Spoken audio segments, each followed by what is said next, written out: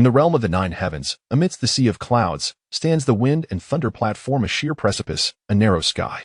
This place, the nine heavens continent, harbors the wind and thunder platform, a location where one can commune with the tempest and traverse the narrow sky. Yet at this moment, the wind and thunder platform is shrouded in a foul and ominous mist. Chu Yang, surrender the nine calamities sword. Spare yourself from death.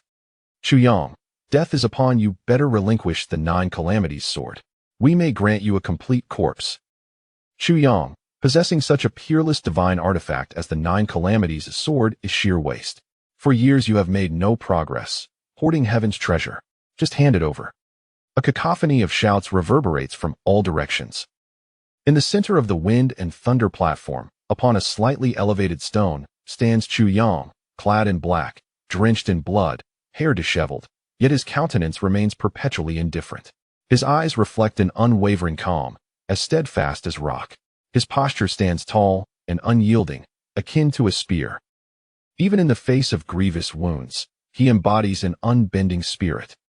Beneath him, within a radius of several hundred feet, lie countless severed limbs, drenched in blood. Observing the multitude of experts around him, who merely shout, yet do not dare to advance, a hint of derision flickers across Chu Yang's face, proud and disdainful. Despite being cornered, he retains an indomitable pride. These individuals calculate their odds well. They are aware that though they are nearing exhaustion, any who dares approach must confront a fatal strike, and none wish to play the sacrificial lamb. They hope for someone foolish enough to charge forth to their doom. Yet, no one is so reckless thus. They simultaneously cease their assault. Such individuals, with such mentalities, regardless of their prowess or numbers, even if they could slay him 1,000 times, they remain unworthy to be his adversary. With a mocking smile, Chu Yang gradually sits down. Although his expression remains placid and he utters not a word, his heart is rife with confusion. How could the fact that the nine calamities sword is in his possession have been leaked? He had meticulously investigated for 3 years to ascertain that a fragment of the ninth calamity sword resided within the wind and thunder platform, enduring countless dangers to arrive here. Yet why, upon his arrival, did he find himself ensnared in such a formidable ambush? Today marks merely the 5th day since he ventured into the upper heavens. He had only just discovered the wind and thunder platform before falling into this trap. The situation is utterly dire. He has always been known for his elusive movements. Who could have discerned his plans? Who understands his habits so intimately? Who is this hidden enemy? This question has plagued Chu Yang for far too long. The gleaming blade of the nine calamities sword reflects the sun above, painting a radiant arc in the sky. All who behold this scene feel an intense yearning, wishing fervently for the divine artifact to be within their grasp. An ancient relic, the supreme artifact of the nine heavens continent. Whoever claims the nine calamities sword becomes invincible. Within it lies the ultimate secret of supremacy. It is said that the sword's power transcends mere legend. 9 calamities, 9 heavens, 1 sword to annihilate the world, enduring for millennia, transcending realms beyond the 9 heavens. This is the solitary verse that has circulated regarding the 9 calamities sword, its origins long lost to time. The 9 calamities sword has always been mere myth, and no one anticipated that one day it would manifest before them. Chu Yang grapples with his doubts. Indeed, he possesses the 9 calamities sword, and has painstakingly gathered 5 fragments. Yet, he is disheartened to discover that the sword's power falls short of expectation. Moreover, a distinct barrier remains between him and the 9 calamities sword. Regardless of how he pours his blood into it or seeks to comprehend it with sincerity, no effect materializes. Why is this? Why? In his pursuit of the sword, he has extinguished emotions, delved into martial paths, and sought heavenly truths, all at the cost of lifelong solitude and the rivers of blood he has shed. Yet he still cannot master the 9 calamities sword or attain the divine skills of the 9 heavens. Is his choice flawed? Or is this path inherently misguided? Or perhaps his lack of emotion fails to resonate with the essence of the 9 calamities sword. An emotionless swordsman is merely an emotionless swordsman if a swordsman possesses feelings. What then is a swordsman? The paths of sword, martial, and heavenly truths are ultimately devoid of sentiment, yet in this moment of life and death, why does he waver so? Oh, 9 calamities sword, what is your secret? As he observes the greedy gazes fixated upon the 9 calamities sword, a bitter smile graces Chu Yang's lips. They believe that acquiring the 9 calamities sword will render them invincible, but do they truly grasp the sacrifices he has made for it? He has lost everything. A fleeting image of a delicate figure flashes in his mind, growing increasingly vivid slowly, the red sleeves flutter, and a haunting melody seems to echo in the air as that enchanting figure dances gracefully amidst the ethereal void. Chu Yang's gaze turns distant and melancholic, filled with sorrow. Blood flows, and Chu Yang senses his life ebbing rapidly. In his lifelong pursuit of martial arts, he has traversed through emotions, shattered them, and sought to extinguish all feeling yet. In this moment of impending death, he had thought his only regret would be his failure to achieve the pinnacle of his lifelong quest. But unexpectedly, at this moment, a figure he believed he had long forgotten emerges in his mind. Mo Qingwu, the woman who challenged his emotions. Turns out, I never truly extinguished my feelings, Chu Yang murmurs, a self-mocking smile playing on his lips. A twinge of regret quietly spreads within him, enveloping his soul like wisps of smoke. In this instant, his heart slips from his control, and he no longer wishes to rein it in. Qingwu, is it possible that in this journey to the underworld, we may reunite? Qingwu, do you know how deeply I regret leaving you to cultivate the three calamities, severing my feelings? Chu Yang's heart is heavy with bittersweet longing. The crowd surrounds him, raising their weapons, converging upon Chu Yang. Yet Chu Yang remains entranced, motionless, his gaze fixed on a distant point, as if lost in timeless desolation, bloodied strands of hair drifting before his brow. The figure in his mind dances with increasing fervor, coalescing into a vibrant red silhouette, ethereal yet vivid, as a hauntingly beautiful song emanates from the depths of the crimson apparition. One life, no light dance, one dance, a lifetime of suffering to dance for you in this life, even if it means suffering throughout. This was a poem composed by Mo Qingwu on the night of their vow. He recalls vividly the tears in her eyes, her gaze filled with sorrow and longing, aware that she used her emotions to cultivate, yet still she leaped into his embrace, willingly embracing the flames of passion. He remembers that fateful moment when Mo Qingwu was last rejected by him. Heartbroken and despondent on her way home, she fell victim to an ambush, and the radiant beauty was lost to the world. Upon hearing the news, he rushed to her side, yet arrived too late. Though he subsequently exterminated the family responsible for her demise, ensuring none remained, the beloved could not be revived. In her final moments, the unparalleled beauty lay softly in his arms, whispering, Chu Yang, if there is a next life should I meet you once more, I hope you will look upon me properly. I am more beautiful than the sword. Chu Yang, to die in your embrace. I find great contentment. These were Mo Qingwu's last words. Qingwu, you are not content, you harbor regrets. Otherwise, why would tears grace your eyes? The lifeless bow tie's face bore two glimmering tears cascading down, contrasting with the forced smile she wore to shield him from sorrow, a sight so tragically exquisite. 2 drops of tears shattered my heart at that moment. From then on, my heart lay sealed in dust, as light as a dream, drifting like a wisp. Amid seas of blood and mountains of bones, a dance of enchantment. With sword in hand, journeying 1,000 miles, do not inquire. Life and death entwined, soaring to the heavens.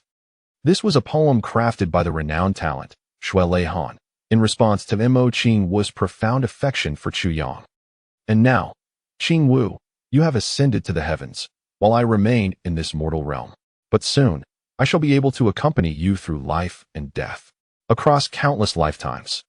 Chu Yang lost in thought. A rare, gentle, and sorrowful smile graced his typically stern lips. His blood-stained hair danced in the wind. Qingwu, wait for me. Qingwu, do you know, if there is a next life, I would forsake the path of swordsmanship, renounce the pinnacle of power, and shun vengeance, just to be with you. In this world, what could ever compare to the joy of your radiant smile? Nothing.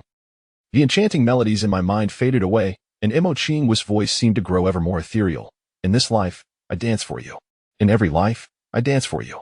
My heart shall remain unwavering. 1,000 deaths are but a trifle, not a burden. With a swift sound, a golden blade cleaved through the air, and in a daze, Chu Yang instinctively raised his sword to block it, still lost in the echoes of Mo Qingwu's voice. This life has come to an end. Qingwu, let me listen to your voice once more before I depart. Not a burden. Qingwu, you suffer, yet remain unaware, while I am in torment. How regretful. As more blades struck, droplets of blood splattered forth, and pain began to converge from all corners of his body, finally interrupting the melodies in his mind. In a fit of rage, Chu Yang let out a wild howl. He suddenly stood, his long black hair billowing fiercely, shattering his hair tie. He unleashed his fury with all his might. In the final moments of life, you dare to disturb our reunion. Cursed be you. With a loud thud, a sword pierced Chu Yang's chest. A sharp pain surged through him as he looked down to see the jade pendant around his neck shatter before his eyes. In the center of the pendant, the character for dance quietly fragmented into pieces. Clutching a handful of dust, Chu Yang's eyes blazed with fury. It was the sole memento of Qing Wu. Kill! Chu Yang roared, his gaze a maelstrom of murderous intent. The 9 tribulations sword erupted in a cascade of light, resembling celestial lightning coalescing into a radiant belt. With a series of sharp cracks, the weapons surrounding him were uniformly severed. His adversaries recoiled in terror, cold sweat trickling down their spines as they beheld the circle of broken armaments at Chu Yang's feet. The 9 tribulation sword's initial strike had been devastating. They had presumed Chu Yang to be spent, a moment of opportune vulnerability. Each had contemplated the sword's fate after Chu Yang's demise, its acquisition, their escape. Yet, Chu Yang had unleashed a sudden, potent attack, defying their expectations. Drenched in blood, Chu Yang stood tall, his gaze piercing, sweeping across the multitude. Each man trembled under his scrutiny, sensing the boundless sorrow, despair, rage, and lethal intent within his eyes. Chu Yang inquired softly, "You desire the 9 tribulation sword?" He surged into the air, defying his grievous wounds. Blood cascaded from his injuries. Yet his countenance remained resolute as he proclaimed, 9 tribulation sword, a glimmering ray of boundless light. The 9 tribulation sword arced through the air, unleashing a torrent of frigid brilliance, imbued with an age-old desolation. 9 tribulation sword, the 9 heavens sword art. A single strike. 9 heavens was the continent's name. No sword art had dared to adopt this moniker, save for the 9 tribulation sword art. Chu Yang, though unable to fully harness its power, had long grasped its essence. Its might, though not absolute, far surpassed mundane techniques. The surrounding experts, aware of the imminent danger, mustered their ultimate defenses. Each shuddered, struggling to maintain their grip. 9 tribulation sword, what matter if the world is laid to waste? Before the first move concluded, the second descended with lethal intent. A surge of light, like a tidal wave, unleashed a boundless wave of murder. Cries of agony echoed as the masters, despite their best efforts, were bloodied and forced to retreat. In that moment, each was gripped by the illusion that Chu Yang was unscathed, at the peak of his power. 9 tribulation sword, gathering clouds to claim the throne. Chu Yang's laughter was laced with anguish as the 9 tribulation sword conjured a spectral crown. Its majestic aura bore down, eliciting screams as blood spurted and heads rolled. Like a cartload of shattered melons. A sovereign's descent, dominion over all life. 9 tribulation sword, severing ties with the sentimental world. 9 tribulation sword, a timeless fragrance amidst mountains of corpses and seas of blood. With 3 strikes, the blood-soaked ground transformed into a scene of carnage. All who had dared to attack lay lifeless. Chu Yang stumbled, his gaze disdainful.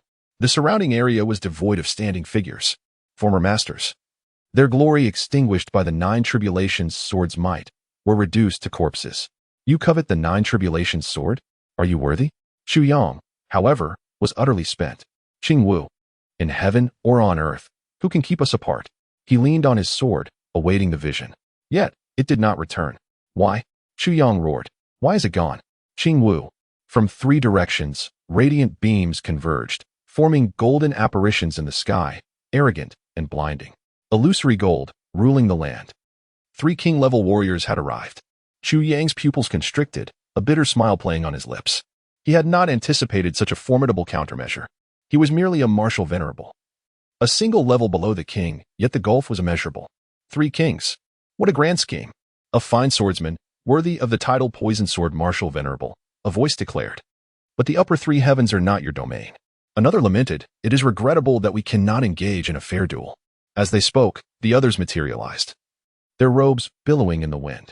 Chu Yang's vision blurred. You 3 kings, desire the 9 tribulations sword? Nay, we seek your demise, they replied. Acquiring the 9 tribulations sword is merely a serendipitous bonus. Chu Yang straightened, his eyes burning with resolve. You misunderstand the 9 tribulations sword. It shall forever elude your grasp. He plunged the 9 tribulations sword into his heart, his gaze devoid of emotion. With my lifeblood, I shatter all tribulations. 9 tribulations sword master, invert the universe. It was the only technique he could fully execute, a self-destructive act. The 9 tribulations sword blazed, unleashing a torrent of power that propelled Chu Yang into the air. The 9 tribulations sword's ultimate technique, a sacrifice of blood and soul to ignite the sword's spirit, a move of mutual annihilation capable of slaying opponents far stronger. Retreat! The kings exclaimed, their composure shattered. They had not foreseen such a desperate act. With a deafening roar, a blinding light erupted, turning the sky silver. The kings, caught off guard, were obliterated. Their golden afterimages lingered, but their lives were extinguished. The 9 tribulations sword's spirit strike, capable of obliterating existence itself, had claimed its victims. Chu Yang chuckled, a sense of absurdity washing over him. Was this the secret of the 9 tribulations sword's invincibility? But he suspected there was more to it. Yet the true secret of the 9 calamity sword would forever elude him. With a sigh, Chu Yang found himself suspended in midair. A casual glance revealed an individual he believed should never be present in this place. In the distance, a figure clad in white stood, eyes wide with disbelief. Mo Tianji. Chu Yang's gaze sharpened, and he finally comprehended why his covert maneuvers had been anticipated, why every assault he launched had been deftly intercepted. It was he. The cunning and calculating Mo Tianji. No wonder his defeat had been so thorough. Chu Yang wished to laugh bitterly, to engage in self-mockery, too. But ultimately, he remained motionless, having lost all semblance of strength, bereft of time to ponder.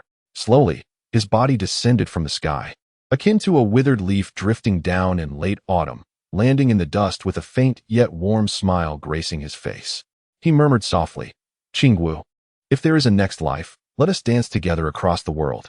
Since death was inevitable, he would embrace it with the greatest fervor and the most profound yearning. For there awaited his beloved. In the depths of the void, amidst a boundless expanse of pristine snow, snowflakes danced through the air, blanketing the earth in silver. A graceful red figure twirled within this wintry scene, seemingly welcoming him and expressing a deep-seated urgency on his behalf. Though her face remained obscured, the clarity of her tender, unwavering gaze spoke volumes of love.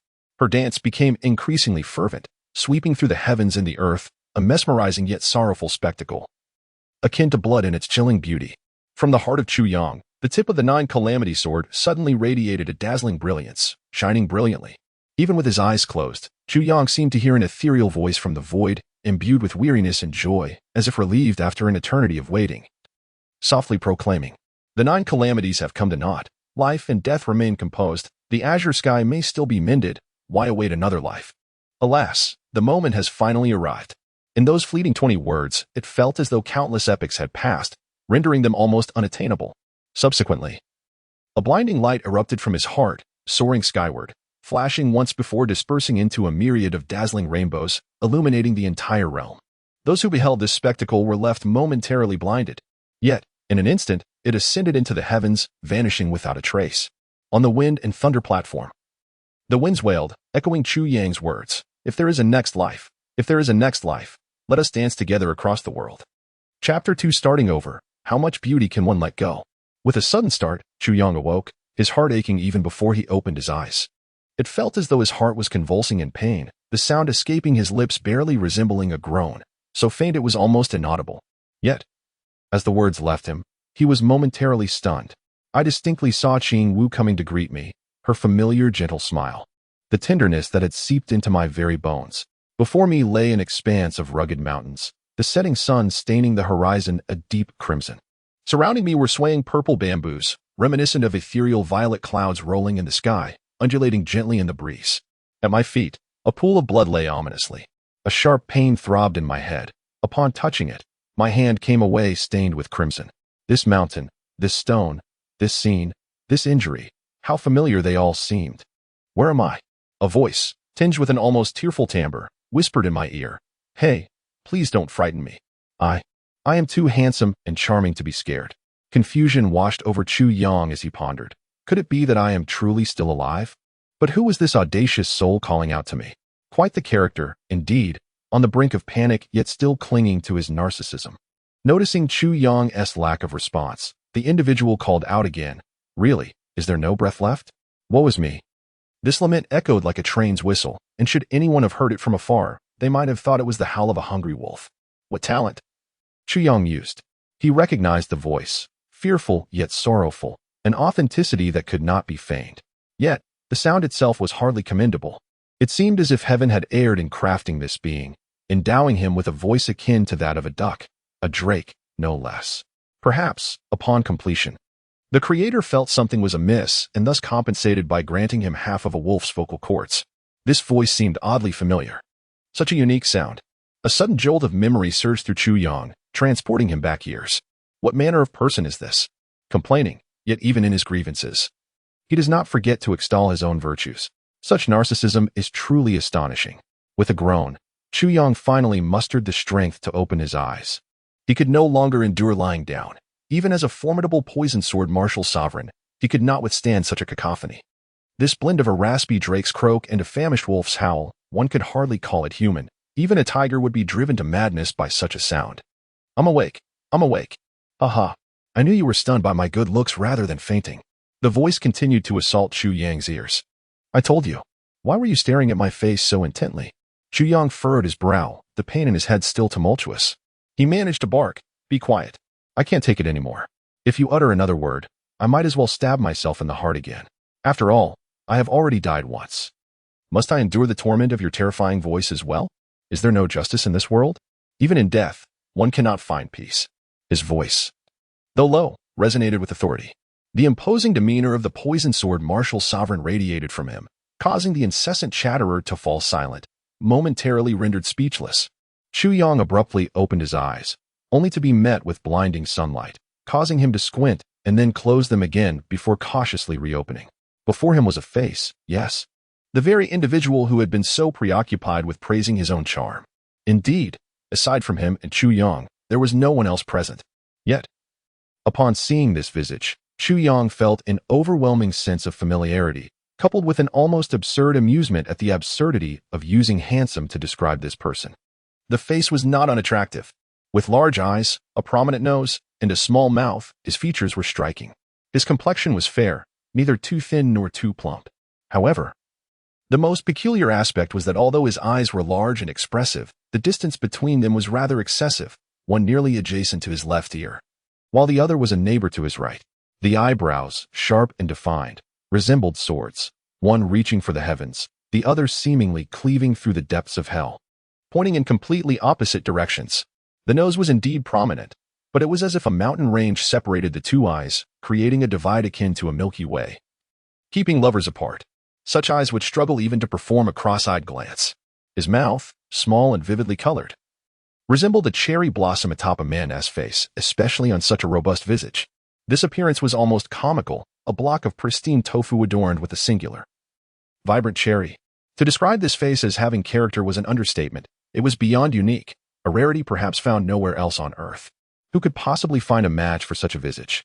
Chu Yang mused that one might as well worship the individual who could find another like him, as the task was nigh impossible. Tan. Chu Yang felt as if his body were in agony, his mind swirling as though numerous blades were churning within, his head threatening to burst. Yet, he fought to maintain composure and offered a gentle smile. Tan, you remain as loquacious and self-absorbed as ever, utterly out of touch.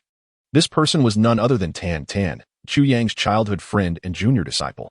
The name, meaning discussion and night blooming serious, had a certain poetic resonance. The impact of Tan's death had left a profound mark on Chu Yang, deepening his already solitary nature into an even more reclusive silence. Having merely listened to that voice with closed eyes, Chu Yang had already reached a conclusion. Upon opening his eyes and casting a glance, he instantly recognized his surroundings. This place was all too familiar. The heavenly tower, the rear mountain, the purple bamboo grove, this very scene was reminiscent of when, at the age of 16, he had sparred with Tan, only to be knocked unconscious by a sudden lapse in concentration. If everything were to begin anew, how much beauty would I hold on to in life? Is it truly possible to start over? Turning back, he scrutinized his long-lost brother with newfound affection. Chu Yang's eyes gleamed with emotion as he spoke, his voice slightly hoarse yet teasing. Tan, I finally understand the truth behind your abandonment. Indeed, if one were to give birth to such a creature, how resilient one's nerves must be to not flee in terror. Tan sheepishly scratched his head, a hint of shyness showing as he replied, the reason must be that I'm simply too handsome, and as for your abandonment, I suppose it's because you are too ugly. Chu Yang rolled his eyes, suddenly overwhelmed by an impulse to both laugh and strike him. In his memory, the injury he sustained had left him bedridden for half a month. The one who poisoned him had far more than just one target in mind. His original plan was to time it perfectly, allowing Tan to deliver a fatal blow thereby ruining Tan Tan's future as well. Within their sect, sparring was common. However, killing someone was a grave matter. It was certain that Tan Tan would be expelled from the sect. Yet, the poisoner had not foreseen that. At this juncture, Tan Tan, while appearing to be on equal footing with Chu Yang, actually surpassed him in skill. In their duel, Tan Tan had held back just enough to ensure that, at the critical moment, although he had been unable to withdraw entirely, he managed to diffuse much of the force behind the strike, leaving Chu Yang with only a minor injury. Under the tutelage of his master, there were 3 disciples in total, including himself, along with Tan Tan. The one who administered the poison was none other than the eldest disciple, Shi Qianshan. A glint of icy coldness flickered in Chu Yang's eyes as he silently repeated the 3 characters in his heart, Shi Qianshan. His expression suddenly transformed, becoming as grim and frigid as a winter's chill, growing ever colder. An undercurrent of latent murderous intent swirled around him, and Tan Tan, standing beside him, inexplicably felt a shiver of bone-deep cold pierce through him on this sweltering summer day, involuntarily causing him to tremble. Chapter 3. The Hypocrite at that moment.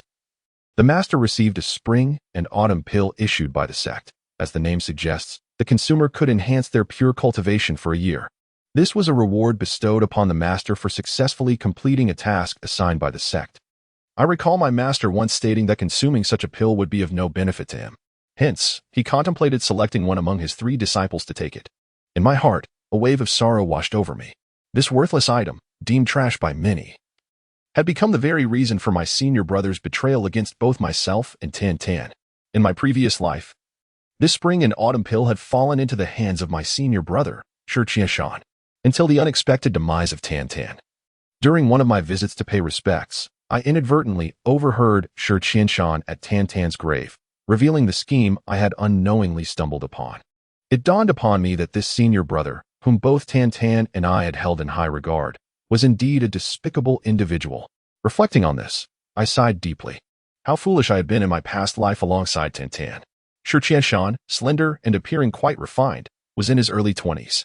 He had always treated both Tan Tan and me with utmost kindness, almost as if he were a brother. Little did I know that this facade was nothing but a ruse. From the very beginning, he had been manipulating both Tan Tan and me, all to eliminate us at a critical moment and monopolize the sect's cultivation resources. I understood well why Shi Qianshan resorted to such treachery.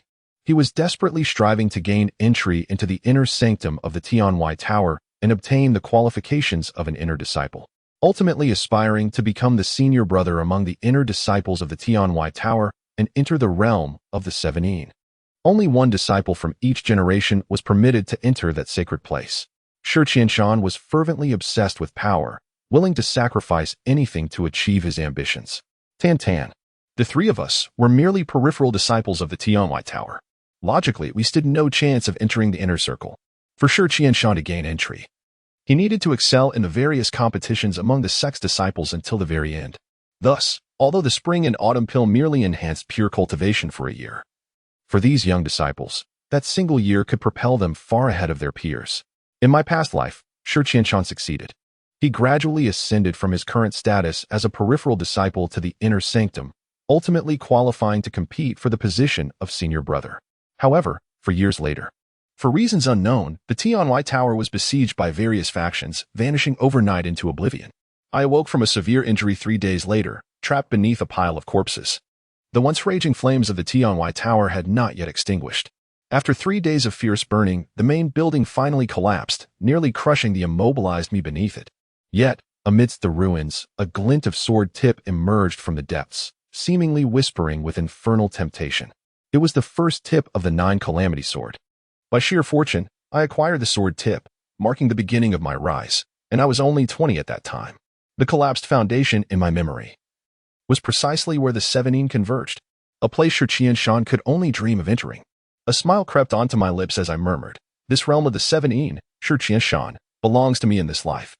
Having been reborn, and with 4 years to spare, how could I allow this time to go to waste? I must obtain the 9 Calamity Sword in advance. To achieve this, I must enter the inner sanctum, earn the title of senior brother, and then access the realm of the 17. There exists no alternative." "What did you say?" My voice was barely above a whisper, but Tan Tan, unaware, merely observed my lips moving and inquired. "I meant, the sky is so blue. The earth is so vast. The purple bamboo, is enchanting. The flowers are fragrant. Tan, you are truly handsome. I leaped up, bursting into laughter that resonated far and wide. In that moment, my heart swelled with fervor. All the regrets of my past life would be redeemed in this one. Qingwu, wait for me. In this lifetime, I shall not let you down. I wish to show you that you are more beautiful than any sword. I want you to know that in this world, you are the fairest of them all. Tan, my dear brother, I shall not allow you to perish again. Mo Tianji, prepare yourself. I, Chu Yang, shall ascend to the pinnacle of the heavenly path. Indeed, I possess a certain charm, but what is so remarkable about the sky? The earth, or the purple bamboo? Truly absurd. Tan rolled his eyes, his brows arching as one shot up while the other dipped down, mumbling. Chu Yang. Tan, are you here? A cheerful laugh echoed as a young man in azure attire emerged from the purple bamboo grove. Slender in build, with a gaunt face and somewhat dark complexion, his small yet spirited eyes caught my attention. Shi Qianshan. I turned swiftly, calmly regarding this gentle smile, and distinctly perceived a flicker of disappointment and frustration within Shi Qianshan's gaze, an annoyance at my survival. Damn it, why is he still alive? Tan looked at Shi Qianshan with a hint of trepidation, his face a mask of shame. He opened his mouth, stammering, "Senior brother, it was my fault.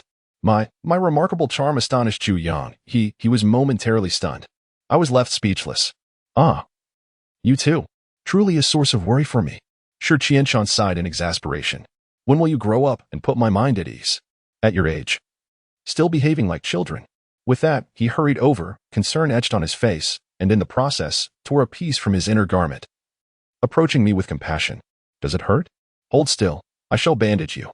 Don't move around for the next few days, lest the wound attracts the wind." With meticulous care, he wiped away the blood with his own fabric, bandaging the wound gently yet firmly. Finally, he inspected it one last time, letting out a sigh of relief. Alas, if the master were to see this, he would surely blame me for not taking care of you too. You both. He lamented, shaking his head. "Senior brother, we were wrong." Tan lamented, "I am sorry. In the future, when I spar with him, I shall wear a mask. What have you to apologize for?" "Ugh, such a large wound. Would you not feel pain if it were on you?" Shi Qianshan exclaimed in anger. "You should be apologizing to Chu Yang." Shi Qianshan's disdain for Tan's vanity was palpable. How could such an unsightly creature possess such self-adoration? It was utterly unfathomable. Every word Shi Qianshan spoke resonated with sincerity, his unwavering gaze penetrating, revealing a heart of integrity. Yes, Tan nodded repeatedly, guilt evident on his face. Under the weight of Shi Qianshan's earnest concern, he felt utterly mortified. With a resigned touch to his face, he sighed, lamenting that his own striking handsomeness was indeed a calamity for the world, an unforgivable sin. No wonder this individual had managed to rise above as an outer disciple in his past life, climbing the ranks until he ultimately contended for the position of senior brother. Had the Tianwai Tower not met its demise, I firmly believe that the position of inner senior brother would have been his for the taking. This ability to present one facade while concealing another was truly remarkable. It was seamless. Others would forever remain oblivious to his true thoughts. It is no wonder that in his previous life, he managed to capture the heart of Wu Qianqian, the daughter of sect leader Wu Yunyang. In a remarkably short time after entering the inner sect, Wu Qianqian was hailed as the most exquisite beauty of the heavenly beyond sect, and her suitors were countless. Yet, the unremarkable Shi Qianshan quietly won the heart of this celestial maiden, a feat that astonished the entire heavenly beyond sect when it became known. Now, however, Chu Yang understood that this was no mere coincidence. Shi Qianshan was capable of such a feat nevertheless, in this lifetime. It would be far more challenging for Shi Qianshan to achieve this again, for Chu Yang stood before him, rendering all his schemes utterly futile. Chu Yang smiled, and as he was about to step forward, he suddenly paused, a profound sensation of hunger surging from his dantian. Or rather, it was a feeling of intense urgency. Chu Yang was immediately taken aback, the sensation washing over him like a tidal wave, his dantian churning as if it were boiling. Even with Chu Yang's composure, it was utterly unbearable. Unable to resist, Chu Yang delved into his inner world, focusing his energy to observe. And what he saw nearly caused him to cry out in astonishment. In the center of his dantian, there appeared a spectral silhouette of a small sword, its color dim, no larger than the tip of a finger, with 8 distinct cracks visible along its blade. The sword's shape was somewhat peculiar, yet it was incredibly familiar to Chu Yang. Despite its dilapidated state, even this illusory shadow exuded an aura of domineering might, capable of devouring the heavens and earth. Could this be the nine tribulations sword? How could it be within his dantian? For a moment, Chu Yang was stunned, his body swaying as he nearly collapsed from the shock. That insatiable summons resurfaced, and Chu Yang meticulously sensed it. As expected, the dim nine tribulations sword within his dantian emitted an intense desire, akin to a famished infant, flailing and wailing for nourishment. Chu Yang was taken aback by this peculiar sensation, unable to fathom its origin. Upon mental contact, the faint sword image displayed a subtle resistance and curiosity, like an innocent babe gazing with yearning, unfamiliarity, and anticipation. A surge of affection welled within Chu Yang, and he gently enveloped it with his consciousness. This time, the sword image offered only a slight opposition before relinquishing its defenses. Through this mental communion, Chu Yang discerned the sword's true nature. It was not the nine tribulations sword itself, but rather its soul or essence. It had been awakened when he impaled himself with the sword while executing the destructive move, his heart's blood serving as the catalyst. This also marked the commencement of the nine tribulations sword's greatest secret. The final move of the nine tribulations sword was inherently a forbidden technique, entailing mutual destruction, first self-annihilation, then the demise of the enemy. Only with such resolute determination could it be unleashed. Unbeknownst to Chu Yang, this was one of the sword's enigmatic aspects. Previous masters had merely followed the path of sword cultivation without gaining the sword's true recognition. They treated themselves as mere swords, and consequently they embraced the ruthless way of the sword. Thus, they were nothing more than sword slaves. Including Chu Yang's past life, they were merely instruments of the sword, not wielders of it. However, Chu Yang had unleashed the final move, sacrificing his own lifeblood to obliterate all tribulations. This desperate act fully activated the sword's soul, lodging it within his dantian. From that moment onward, the paramount artifact of the nine heavens continent had found its true master. Therefore, it readily accepted Chu Yang. Apart from its creator, Chu Yang was the nine tribulations sword's first true master, a veritable sword master. This was a genuine case of rebirth after facing death. From that instant, Chu Yang realized that he was embarking on a path divergent from his previous life. Now, the sword's soul, like a ravenous infant, urgently craved the nourishment of the nine tribulations sword fragments and the spiritual energy of the world. This fervent desire propelled Chu Yang to seek out the sword's remnants and provide it with sustenance. Chu Yang's consciousness delved into his dantian, enveloping the dim sword soul with his mind, wholeheartedly offering solace. After a while, the sword's essence seemed to sense Chu Yang's sincerity, gradually calming down. Although still somewhat reluctant, it ceased its demanding summons. Like a child denied a cherished toy, yet understanding enough not to persist, merely pouting and gazing at their parents with tearful eyes. This sword's soul resembled a lovable child.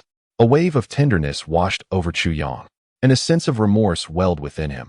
Suppressing his excitement, he exhaled deeply. Opening his eyes, he found Shi Qianshan observing him with a hint of glee, presuming that Chu Yang's abnormality stemmed from an injury. As Chu Yang opened his eyes, the delight vanished, replaced by concern as he inquired, "Junior brother Chu, what's wrong?" Tan chuckled, but realizing the inappropriateness, stifled his laughter.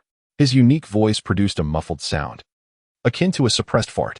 Shi Qianshan felt nauseated, nearly vomiting. Chu Yang chuckled inwardly, sensing a subtle shift in his mentality, a departure from his previous self. With the opportunity to rectify all regrets, his mindset naturally became invigorated and serene. In his past life, he had only obtained the sword tip after 4 years, and he had never known about the sword soul. As he walked towards the residence within the purple bamboo forest, Chu Yang's thoughts underwent a continuous transformation. With each step closer to the familiar house, his soul trembled, and a novel sentiment arose within him, gradually filling his heart with anticipation. Within that house resided his master, the person he revered most in his life. Before he matured, countless individuals in this continent could have ended his life. If he still regarded himself as the martial venerate from his past life, his strength would be mismatched, and he would perish swiftly. Only Chu Yang knew that a martial venerate might be formidable in the lower 3 heavens, but in the middle 3 heavens, they would be somewhat constrained and cautious. As for the upper 3 heavens, they were nothing special, only by forsaking all past glory and starting anew. Step by step, could one ascend to the pinnacle. Therefore, the first step was to become the senior disciple of the heavenly outer sect in the shortest time possible. Enter the 17 lands, and obtain the first fragment of the 9 tribulations sword. He could foresee that this life would be far more exciting than his previous one. The 3 halted simultaneously, having arrived at the purple bamboo garden. Gazing at the few familiar houses, Chu Yang's eyes radiated intense emotion, and he paused, feeling an irrepressible surge of emotions within his heart. Chapter 5. The heavens remain still, the rivers and stones do not shift. In the realm of the Celestial Tower, there lies the 9 peaks and 1 garden. The 7th generation of the Celestial Tower's 10 esteemed disciples governs the peaks: Yunleifeng, Yunwufeng, Yunmiao Peak, Yukai Peak, Jiuyun Peak, Suayan Peak, Mingyan Peak, Henyun Peak, Tanyan Peak, and the Zizhu Garden. Jiuyun Peak, the residence of the sect leader Wanliang, stands as the foremost of the 9 peaks. The Zizhu Garden, where Chuang dwells, is famed for its exquisite scenery but is lacking in resources compared to the other peaks. Meng Chaoran, the youngest among the 10 disciples, is the master of the Zizhu Garden. He is naturally indifferent, avoiding worldly disputes. He has never contended with his 9 senior brothers and has only accepted 3 disciples, Shi Qianshan, Chu Yong, and Tan Tan. Except for Shi Qianshan, who was taken in out of obligation, both Chu Yong and Tan Tan are orphans whom Meng Chaoran has nurtured. With each generation, 10 disciples are chosen from the inner sect to lead the 9 peaks and 1 garden. The eldest among these 10 will eventually become the future leader of the Celestial Tower, reigning over Jiuyun Peak. Jiuyun Peak holds the highest concentration of spiritual resources and energy among the 9 peaks.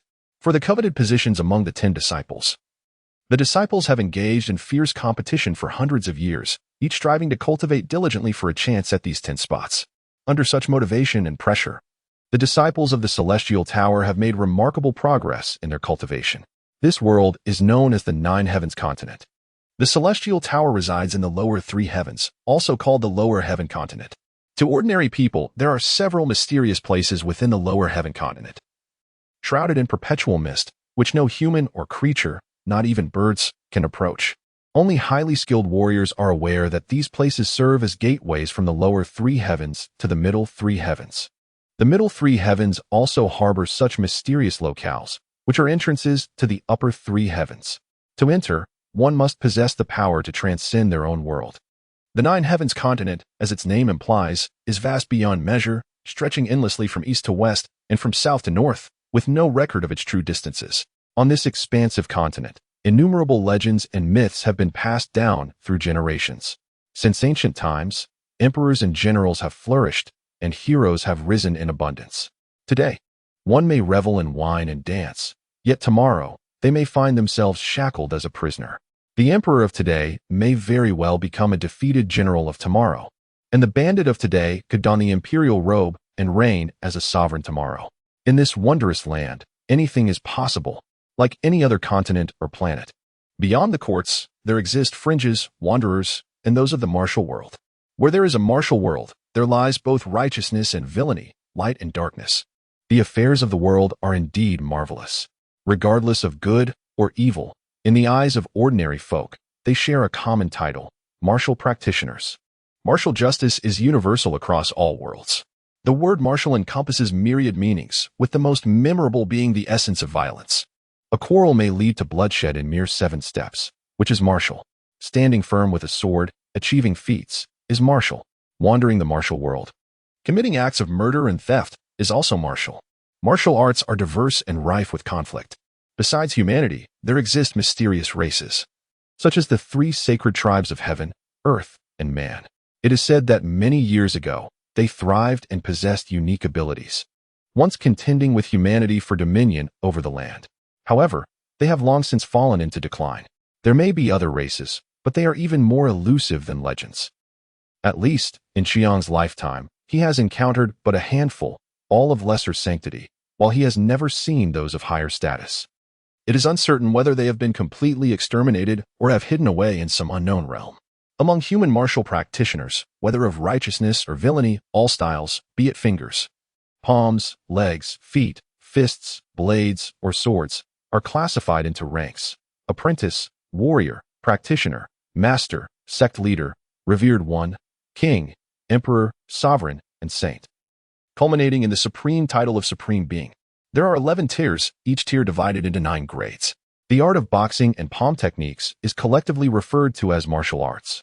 Martial apprentices, martial warriors, martial practitioners, martial masters, martial sect leaders, martial revered ones, martial kings, martial emperors, martial sovereigns, and martial saints. In the realm of blade arts, they are blade apprentices, blade warriors, blade saints.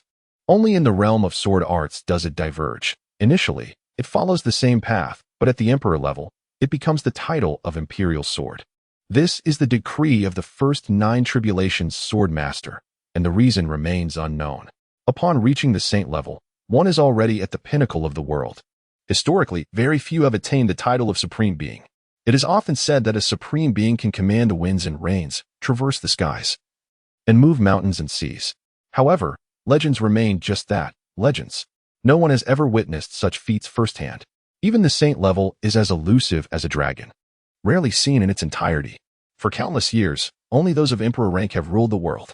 Currently, Chuang resides in the Celestial Tower, the sole establishment within the lower 3 heavens capable of governing this realm through secular imperial authority. In the lower 3 heavens, imperial power reigns supreme. Come in, you 3. Meng Xiaoran, dressed in a purple robe and exuding a serene demeanor, stood at the entrance of the Zizhu garden. Upon noticing the wound on Qiang's head, he merely furrowed his brow slightly before returning to his imperturbable self. Master, my 2 junior brothers had a sparring match that went awry. Chuang junior brother has bled quite a bit. I hope Master can bestow some spiritual medicine to alleviate his suffering, Shi Qianshan said urgently, his face reflecting deep concern. His words brimmed with care for his junior brother, seemingly devoid of ulterior motives or emphasis on sensitive phrases. Yet, this statement served as a sharp reprimand to Tan Tan in front of Meng Xiaoran. There's no need for concern. Whether Meng Xiaoran was unable to discern or simply indifferent, he remarked lightly, it is beneficial for the young to endure some injuries and hardships, as long as it does not endanger one's life or cause serious harm. Why be so anxious? Chu Yang gazed at the refined countenance before him, warmth and affection swelling from within. An impulse surged, almost compelling him to rush forward and embrace his master. Master. Indeed, he is both a teacher and a father, an undeniable truth. As an orphan, Chu Yang was raised by Meng Xiaoran. In his heart, his master is the most respected and significant person in his life, regardless of the achievements he may attain in the future. Even when he reaches the pinnacle of martial sovereignty, his master will forever remain his source of warmth. His master, appearing harmless and indifferent to worldly affairs, possesses an astuteness that is beyond anyone's imagination. Meng Xiaoran, who has always kept a low profile, harbors energy that others could never anticipate. Chu Yang still vividly recalls the calamity that befell the Celestial Tower 4 years hence, when Meng Xiaoran, clad in white and wielding a sword, traversed amidst the raging flames. Countless foes fell beneath his blade, and though he could have easily escaped, he chose to remain until the sect lay in ruins. At that moment, Chu Yang realized that his master, Meng Xiaoran, this man who had been so discreet within the Celestial Tower, was indeed one of the most formidable practitioners. His cultivation had reached the realm of martial sovereign, perhaps even nearing that of a martial saint. In the final moments, Meng Xiaoran discovered the gravely injured Chuang and swiftly knocked him unconscious to shield him. Chuang then felt as though he were trapped beneath a multitude of corpses. It was undoubtedly the sole method for his master to ensure his safety. Yet, thereafter, Chuang never encountered Meng Xiaoran again, nor did he hear any tidings regarding him. Throughout his life, the quest to find his master has remained a mission etched into Chiang's heart. To seek out his master, protect him, and repay him has become his cherished aspiration. Yet, he had been unable to locate it, a perpetual regret in his heart. To behold that familiar, beloved countenance once more stirred a myriad of emotions within him. In 3 months, the grand tournament of the peaks will commence. You 3 must intensify your training, Meng Xiaoran interjected, drawing Chu Yang from his reverie. Let us see who among you can enter the inner sanctum and become an inner disciple. This is a momentous occasion for our heavenly outer tower, and no is permitted. Yes, the 3 responded in unison. Our heavenly outer tower differs from other sections. The masters of the 9 peaks and 1 garden are traditionally chosen from among the inner disciples. I also hope that one of you can become one of the 10 great disciples and inherit the purple bamboo garden. Meng Xiaoran smiled with nonchalant grace, adding, however, if you cannot, do not force yourselves. I will simply lead you away from the purple bamboo garden and find a secluded place to live. Chu Yang inwardly smiled wryly. His master remained as unruffled and detached as ever, seemingly unconcerned about anything. What would be a matter of utmost importance to anyone else was, in his eyes, of little consequence. This disciple will certainly not fail master's expectations, Shi Qianshan declared with fervent zeal. With his strength as a martial grandmaster, he was already a formidable figure in the lower 3 heavens, with few capable of harming him. The only possibilities were to be besieged by numerous enemies or to have ventured into the middle three heavens. Heaven and earth may shift, but the river flows, and the stones remain. Ming Chaoran staggered suddenly, as if a thunderbolt had struck him from the heavens, leaving him momentarily stunned. After a long pause, he turned to Chu Yang, his eyes gleaming with peculiar light. Among the three disciples, Shi Qianshan was consumed by ambition, coveting the position of head disciple in the inner sanctum, while Tan Tan was young and naive, lacking awareness. Only Chu Yang recognized the gravity and potential danger of this journey and spoke with profound meaning. But most crucially, the phrase heaven and earth may shift, but the river flows, and the stones remain seemed to subtly resonate with the bottleneck he had been facing in his cultivation for years. The phrase heaven and earth may shift, but the river flows, and the stones remain was precisely the incantation for breaking through the bottleneck of the martial Grandmaster realm. Once one's strength reached the peak of the martial Grandmaster level, they would face a bottleneck that could only be overcome through enlightenment. And heaven and earth may shift, but the river flows, and the stones remain represented a state of being. Only a martial Grandmaster who had reached such a subtle level could appreciate the profundity of these words. How could Ming Chaoran be an exception? Chapter 6. The twists and turns of the spring and autumn pill. The impact of this single sentence on Ming Chaoran was akin to a magnitude 9 earthquake, utterly shattering his plans. Once the bottleneck loosens, if one cannot muster the momentum to break through in one go, they may find that even doubling their efforts next time may not suffice. In this state of turmoil, even if Ming Chaoran were determined to leave, he found himself unable to do so. For now, he was trapped. I need to enter seclusion, he declared, his gaze fixed intently on Chu Yang. Observing that Chu Yang appeared unfazed, as though the previous remark had been mere idle chatter, Ming Chaoran couldn't help but smile wryly. Having just claimed he would venture out, he then contradicted himself by stating he could not.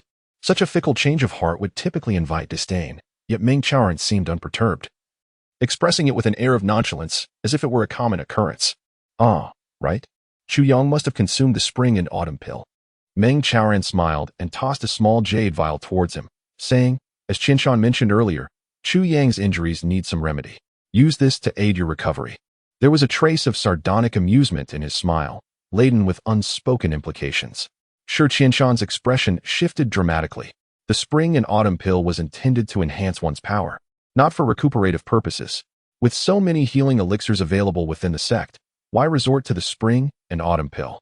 His previous remark had merely been an attempt to instill a sense of aversion towards these two junior brothers and his master, yet it had backfired spectacularly, resulting in the loss of the precious pill. How did this happen? Chu Yang perceptively caught the fleeting hint of mockery at the corner of Ming Chaoran's mouth, leading to an inward wry smile. It seemed that Shi Qianshan's schemes were all too visible to his master. Yet, why did he never intervene? Furthermore, this granting of the spring and autumn pill was undoubtedly to counter his assertion that the heavens do not shift and the rivers do not cease to flow. Yet, his master remained remarkably composed, not posing a single question.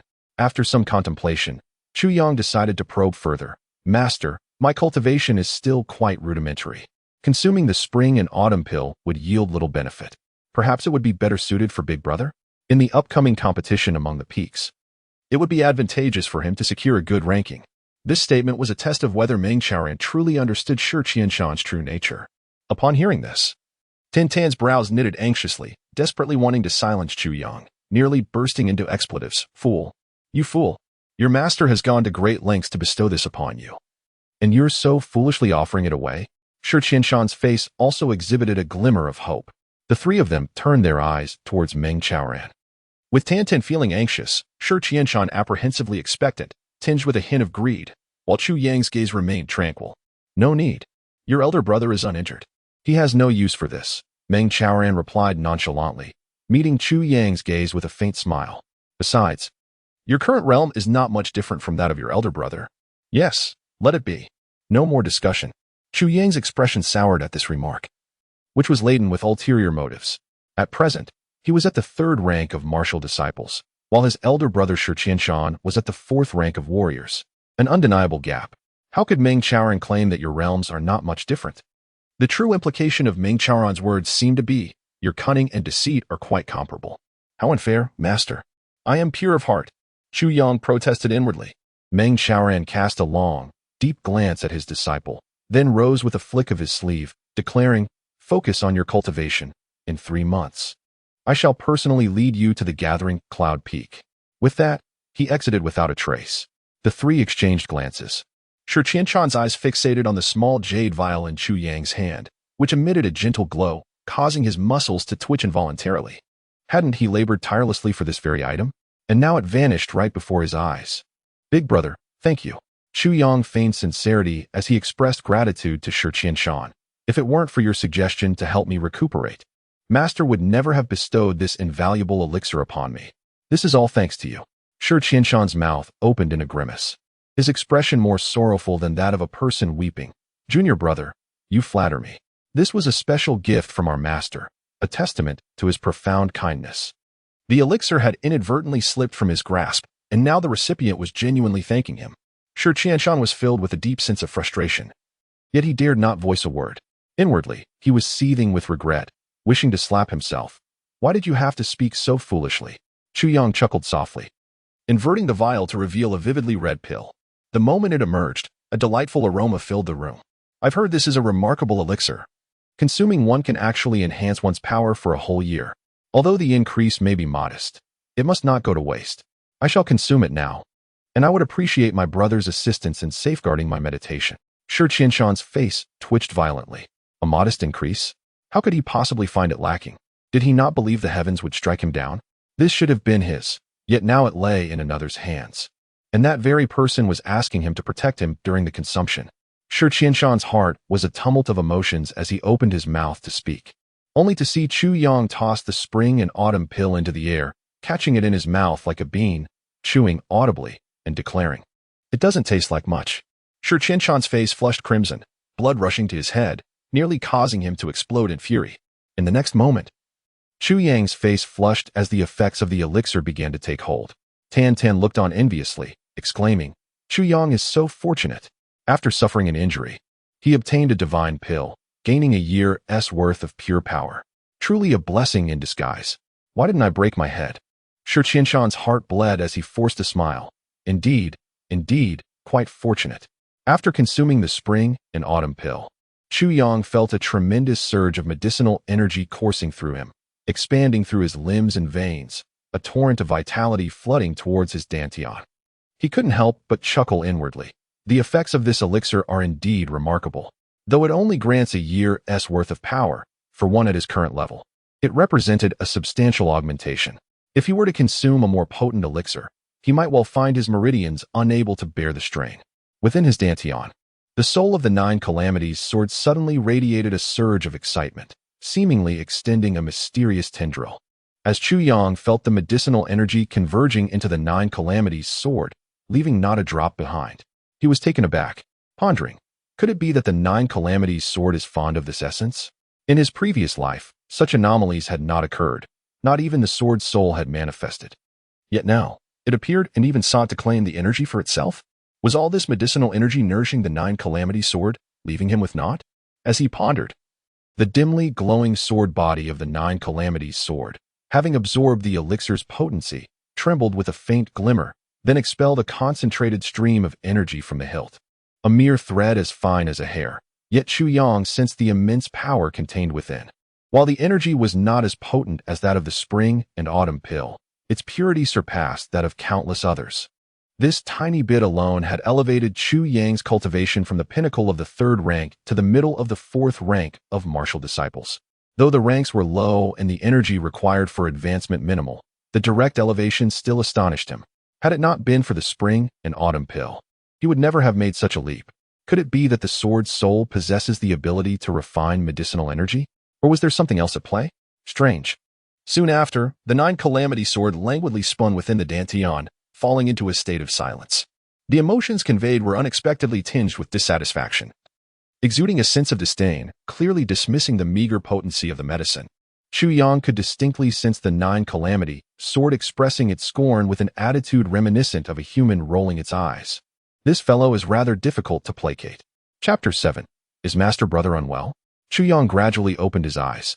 Junior Brother Chu, how do you feel? Shi Qianshan inquired urgently, having noticed no signs of improvement in Chu Yang. Typically, during a breakthrough, even the slightest reaction would result in a significant surge of energy.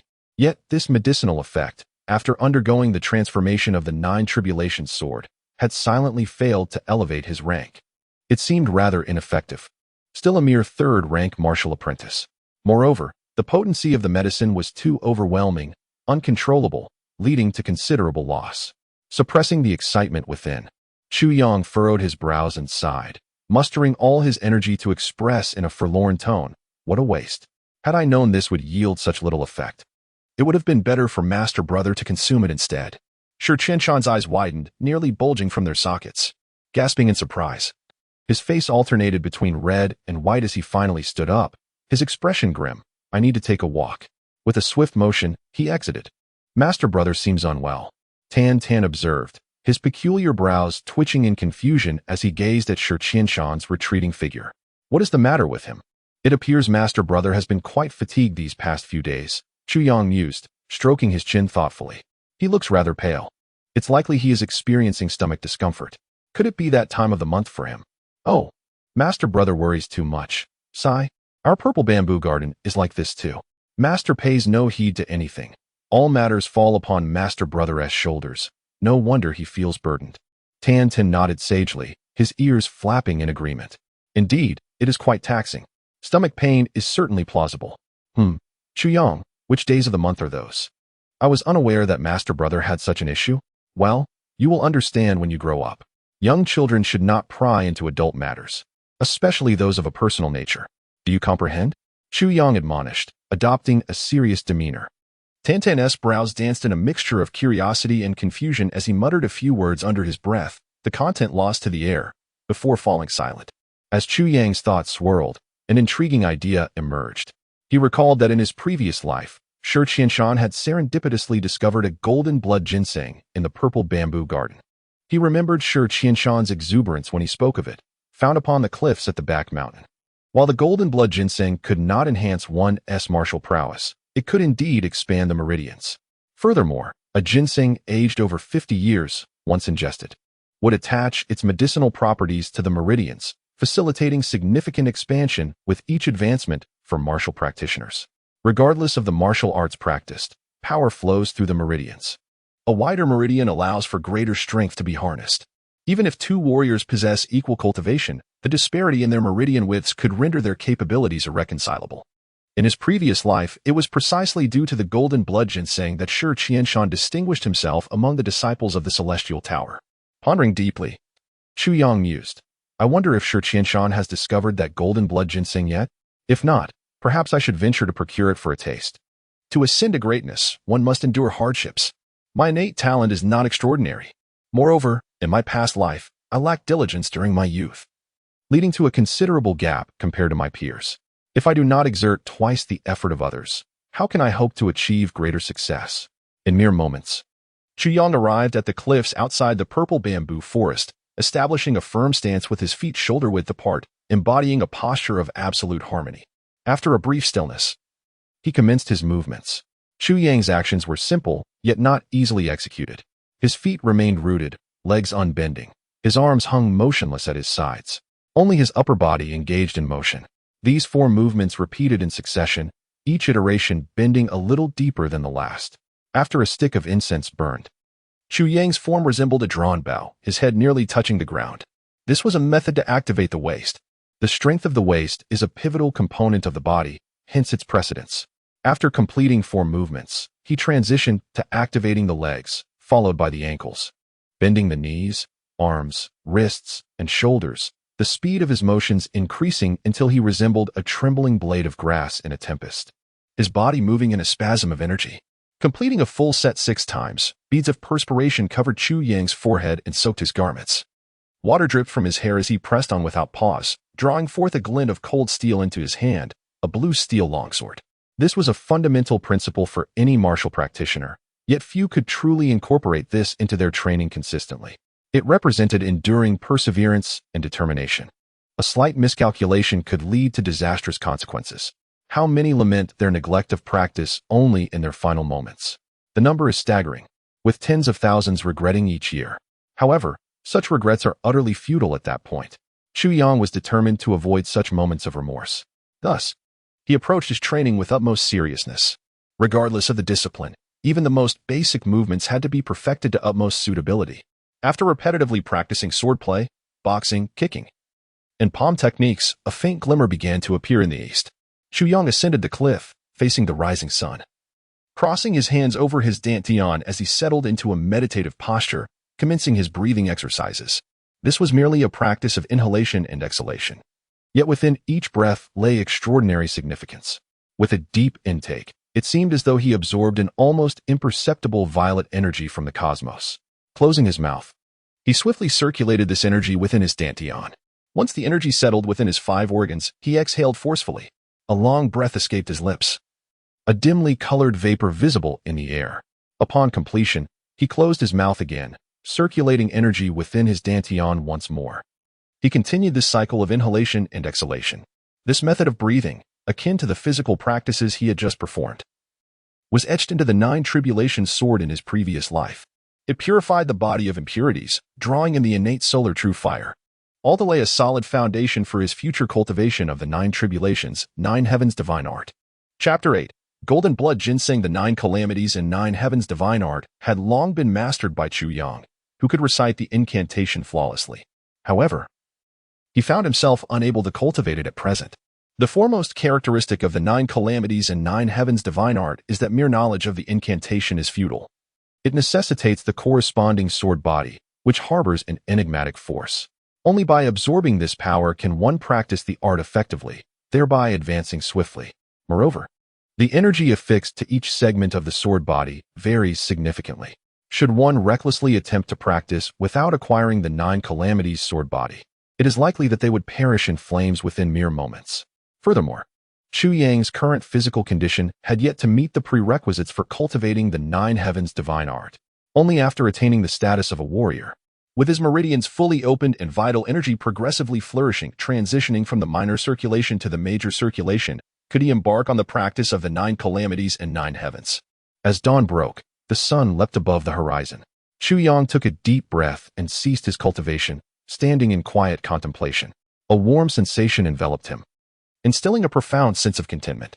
He stood there, squinting towards the direction of gathering cloud peak, where the first segment of the 9 calamities sword lay quietly buried beneath the earth. He must acquire it promptly. After cautiously surveying his surroundings to ensure he was alone, he gracefully descended from the steep rock face, his eyes keenly observing every direction. For if sure Qianshan's words held true, then the golden blood ginseng was thriving upon this very cliff.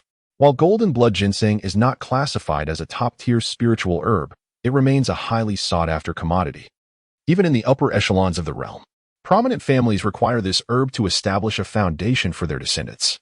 It is not uncommon for offspring of noble lineages to be nourished with golden blood ginseng from the moment of their birth, taking advantage of the mother's innate energy while it remains undispersed, with the assistance of extraordinary masters guiding the infant's cultivation to unlock the herb's potency, potentially creating a martial prodigy of remarkable caliber. Should this prodigy cultivate diligently, their future achievements would be unfathomable, with a significant portion of their success attributable to the golden blood ginseng consumed in their youth. The rapid cultivation speed of these aristocratic youths is predominantly due to the accumulation of such spiritual herbs. In this world, geniuses are never in short supply. Indeed, they often possess a multitude of opportunities for success compared to ordinary individuals. Yet, it is equally undeniable that those gifted souls who fade away or diminish into obscurity outnumber the successful geniuses by an incalculable margin. I may not be a genius, but I aspire to transform myself into a talent surpassing even the most brilliant of prodigies. I will render the notion of genius inconsequential in my presence. As Chu Yang continued his descent, his body adhered to the smooth cliff face, moving with the grace of a great gecko, effortlessly navigating the sheer rock. This technique was one he had acquired from a martial sovereign he had slain in a previous life, known as the Skyward Void technique. Though he had never practiced it in this life, he could manage to utilize it with some effort. Suddenly, a rustling noise echoed, and an ominous breeze swept through. Chu Yang furrowed his brow, his gaze sharpening. With a forceful push against the cliff, he silently shifted his body 7 feet to the side. In a flash, a vividly colored venomous snake darted past him. Had he not moved, its gaping maw would have bitten into his leg. Joy sparked in Chu Yang's eyes. Indeed, there was golden blood ginseng here, and it was over 100 years old. The snake, adorned with iridescent scales and as thick as an arm, bore a fleshy crown atop its head. This was the seven-colored crowned snake. Wild golden blood ginseng over a century old is invariably guarded by such a serpent. Upon seeing the snake, Chu Yang instantly concluded the veracity of the golden blood ginseng's presence. This serpent's scales are impervious to blades, and its body is imbued with a unique venom. The weak point typical of most snakes is non-existent on this creature. Its vulnerability lies solely in the fleshy crown atop its head. Golden blood ginseng over 100 years old emits a faint aroma that irresistibly attracts the seven-colored crowned snake. This scent enables the snake to shed its skin and ascend without experiencing any discomfort. For the seven-colored crowned snake, the ginseng itself bears little utility, but the fragrance is a coveted treasure. The rustling intensified as the seven-colored crowned snake swiftly turned its head, lunging towards Chu Yang. Its tail struck the cliff with a crack, launching it into the air, aimed directly at him. Chu Yang's gaze sharpened, his body perfectly still, waiting until the snake was but a foot away before he suddenly shifted to the right, leaping upward, contorting his body into an unusual arc. The snake grazed past him, and in that fleeting moment, Chu Yang's fingers, poised like a blade, gathered his internal energy and struck forcefully at the fleshly crown atop the serpent's head. A piercing cry echoed. The seven-colored crowned snake writhed in agony, blood of a dark hue mixed with a sickly green gushing forth from its crown, cascading down the cliff. Chu Yang exhaled in relief and cautiously moved in the direction the snake had come from. While he could hasten his pace, he feared disturbing the golden blood ginseng. Over a century old, Chu Yang's heart raced at the thought of acquiring such a treasure. If even a 50-year-old specimen could yield remarkable effects, one over 100 must possess extraordinary benefits. Descending another 10 feet, he caught a faint, delicate fragrance, as ethereal and refreshing as snow-capped orchids, awakening his senses. A thrill surged within Chu Yang. Ordinary golden blood ginseng bears no scent, but those aged over a century emit a subtle aroma. This fragrance, akin to the scent of verdant flora, is nearly undetectable among dense vegetation. Yet here, against the smooth cliff face, it stood out as something extraordinary. Sliding down another half-foot, he carefully positioned himself. Chu Yang extended his hand, silently drawing a sword, channeling his energy as he swung it down with force. Half of the blade embedded itself deep into the rock beneath him. Cautiously, he placed his feet upon the sword, holding his breath to maintain his agility. Then swiftly retrieved another sword, channeling his energy into it, and began meticulously excavating the cliff face. He carried 2 swords, one of which belonged to Tan Tan, surreptitiously taken earlier that morning. He wondered what Tan Tan would feel upon finding his beloved sword repurposed as a digging tool. A peculiar sense of amusement bubbled within him, surprising even Chu Yang himself. He had always considered himself sincere and straightforward, not prone to such whimsical delight. After a brief period of labor, sweat drenched his clothes, and he finally unearthed a cavern barely large enough to accommodate half his body. He squeezed inside, letting out a sigh of relief. Without pausing for rest, he carefully adjusted the crimson leaves of the golden blood ginseng, locating the root while ensuring a safe distance of 3 feet before commencing the true excavation. Each stone he unearthed was meticulously placed aside, ensuring they did not tumble down. When there was no room left, he would slide down the cliff, striving to minimize noise to avoid alarming anyone. Though the area was relatively secluded, caution was always prudent. Avoiding unnecessary troubles was wise. This excavation persisted for a full half-hour, with Chu Yang's garments thoroughly soaked in perspiration. At last, a singular golden blood ginseng, radiant and blood-red, exuding a faint luminescence as though blood coursed within it, appeared in Chu Yang's grasp. The ginseng was pristine, its skin unmarred, roots intact and as thick as 2 fingers. When gently squeezed, it yielded like a ripe peach, plump and remarkably resilient. A splendid find. It appeared to be nearly 2 centuries old. No wonder that fellow, Shi Qianshan, advanced so rapidly in his previous life. Goodness, he had stumbled upon such a tremendous bargain. However, it now belonged to Chu, and it was rightfully his. Chu Yang gasped with excitement, tilting his head as he surveyed the treasure with delight in his eyes. He truly had not anticipated discovering such a remarkable gem. Chapter 9. The True Essence of the 9 Calamities. The golden blood ginseng contains ginseng essence. The older it is, the more essence it harbors, enhancing its efficacy. Only this essence is the true potent substance. If one lacks the skill to extract it, even a minor abrasion will cause the essence to flow out instantaneously, rendering the consumption of the entire golden blood ginseng merely the act of devouring a piece of root. Standing against the stone wall, once his breath settled, he placed the golden blood ginseng into his mouth, gently biting through the skin, and a wave of cool yet spicy liquid surged down his throat. This liquid shimmered with a golden hue, radiant and resplendent. The name golden blood ginseng derives from this very phenomenon. Upon entering his body, the essence flowed effortlessly through his meridians. At that moment, the sword soul of the 9 calamities sword in his dantian suddenly radiated with excitement, stirring vigorously, and transformed into a flash of lightning, darting out of the dantian and rushing towards him, filled with a sense of joy. The unabsorbed essence transformed into a stream of light, wholly consumed by the 9 calamity sword. Though perched on the edge of a cliff, Chuyang could hardly contain his laughter. This entity was remarkably human-like. It resembled a balloon, filled with air, then released, only to be filled again. This cycle repeated 9 times before the sensation faded completely. The medicinal power of the golden blood ginseng essence, transformed by the 9 calamity sword, finally integrated seamlessly into Chuyang's meridians. Chuyang distinctly felt that, while his power did not increase, the speed of its operation had accelerated significantly. And within his meridians, a layer of golden, supple radiance gradually faded, merging into the inner walls of his meridians. He attempted to circulate his energy, sensing the extreme elasticity and flexibility coursing through his meridians, akin to the resilience of an unyielding ball, filling Chuyang with immense joy. This harvest would lay the foundation for his entire life. The gains were tremendous.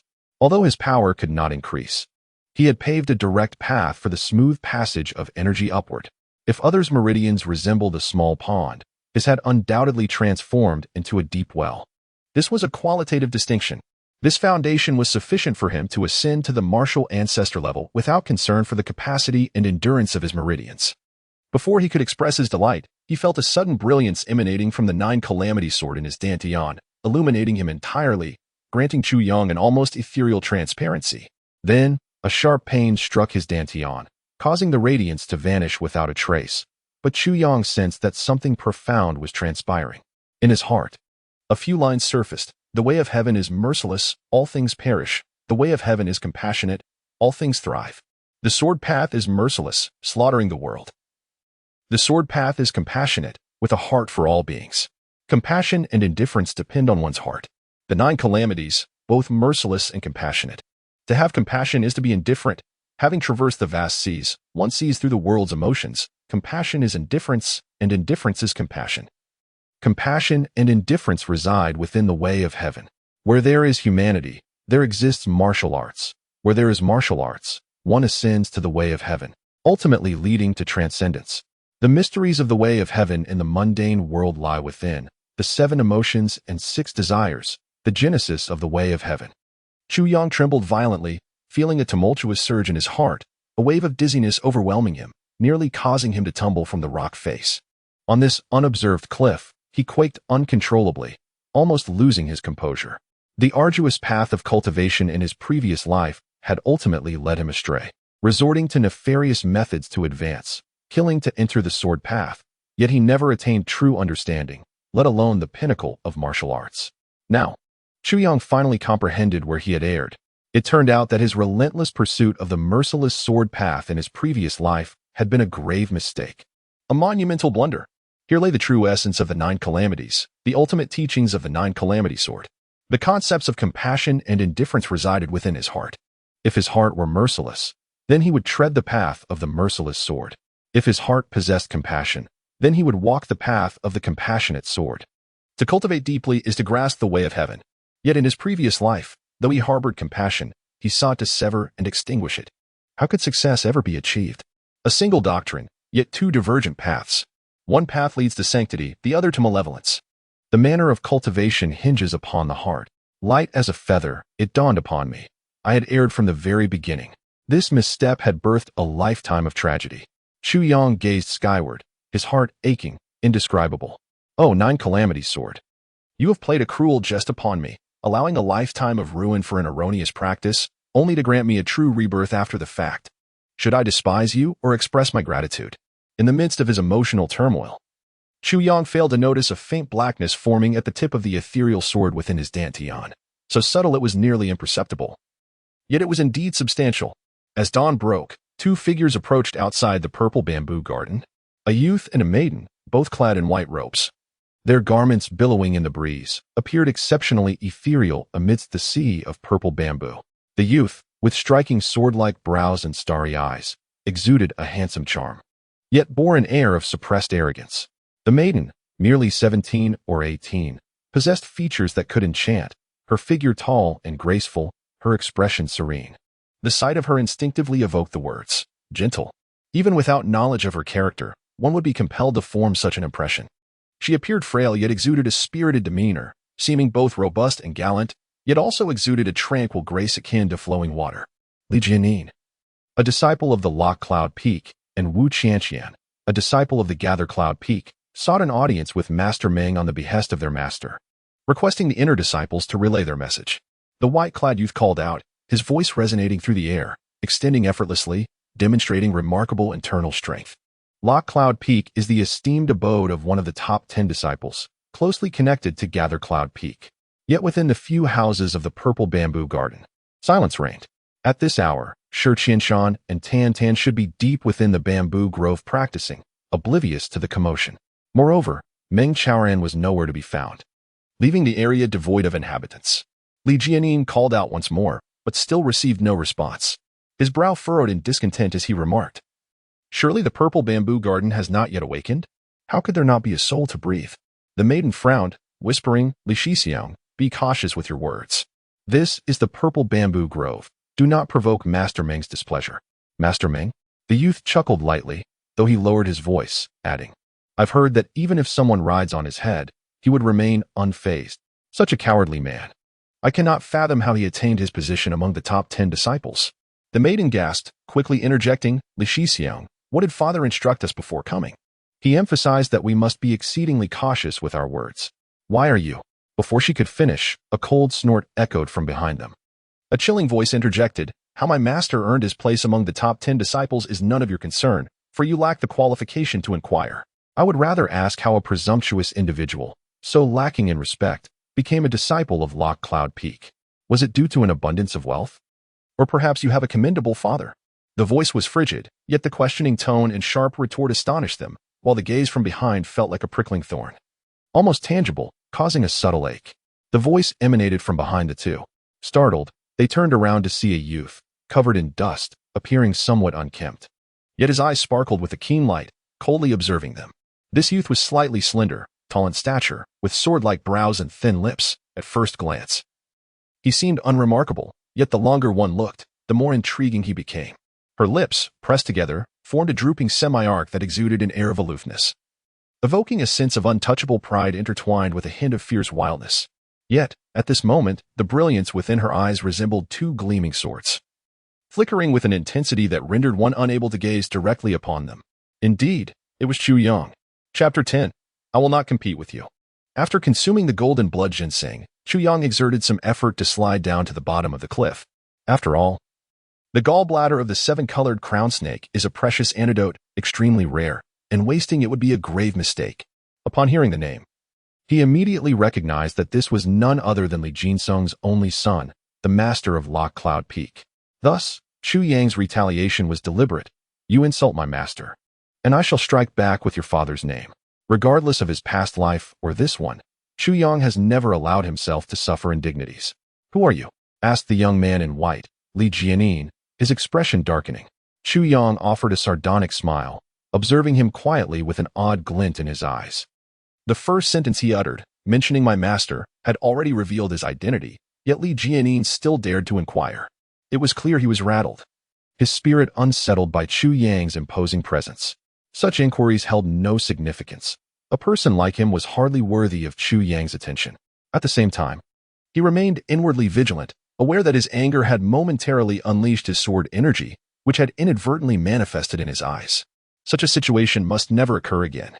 In his previous life, after the destruction of his sect, Chu Yang departed from the Celestial Tower and wandered the world. His inherently solitary nature became even more pronounced after such calamities. Apart from diligently honing his swordsmanship, he seldom concerned himself with worldly matters. His life was marked by a lack of notable experiences, and he rarely engaged with others, often resorting to drawing his sword at the slightest provocation. Over time, this cultivated a personality as sharp and proud as a gleaming sword. Dressed in black, With a sword as white as snow, he traversed the world, unchallenged. This was the Chu Yang of his past life. However, after his rebirth, his mindset underwent a profound transformation. He understood that he could never tread the same path as before, and that every opportunity for redemption existed. Every regret could be revisited. The current Chu Yang was akin to a verse that spoke of the beauty and hope in life. With the spring breeze, the horse gallops swiftly when one encounters joy. The spirit soars, with soaring aspirations and grand thoughts. One loses themselves in poetry and literature. The world was splendid, and life brimmed with promise. How could he afford to remain haughty? Even if he desired to be proud, it was no longer feasible. Yet, he remained cautiously aware that such outbursts of sword energy, like today, could easily incite trouble and raise suspicions. With his present meager strength, it was prudent to act with restraint. Are you a disciple of the purple bamboo forest? Li Jianin, seeing that Chu Yang did not respond, pressed further. Chu Yang shook his head, directing his gaze toward the young woman, not even sparing him a glance. Although his mindset had shifted significantly, the deep-rooted pride within him remained unchanged. To him, Li Jianin, who could not comprehend the conversation, was hardly worth a second thought. Li Jianin, incensed by the blatant disdain from Chu Yang, felt a surge of murderous intent arise within him. Dare I ask, are you Chu Yang, the disciple of Master Meng? The young woman asked with a gentle smile, offering a slight bow. Indeed, I am, Chu Yang replied nonchalantly. Are you perhaps Sister Wu, the esteemed disciple of the sect leader of Gathering Cloud Peak? He smiled lightly, having recognized her instantly. The graceful and poised young woman was none other than Wu Qianqian, the daughter of Wu Yunliang, the leader of the Celestial Tower, widely regarded as the most beautiful woman in the tower. She was also the unfortunate girl deceived by Shi Qianshan in his previous life. Though the marriage never materialized, her plight remained a source of regret. Oh, so it truly is Chu Yang, Wu Qianqian said with a warm smile, but you are quite different from the rumors. I almost did not dare to recognize you. You're jesting, Sister Wu, Chu Yang replied calmly. I am who I am. There is no difference. The rumors are merely erroneous. Wu Qianqian, feeling a twinge of curiosity, pondered the matter. As the daughter of the sect leader and universally acknowledged beauty, all the young disciples of the Celestial Tower were utterly captivated upon seeing her. Yet, this Chu Yang, despite having met her, regarded her with the same indifference as one would a piece of wood. In truth, Chu Yang did not fail to see her beauty. Rather, his heart was entirely occupied with thoughts of Mo Qingwu, leaving no room for anything else. At that moment, even if Wu Qianqian were a celestial being, she would likely appear no different from a mere wooden figure in his eyes.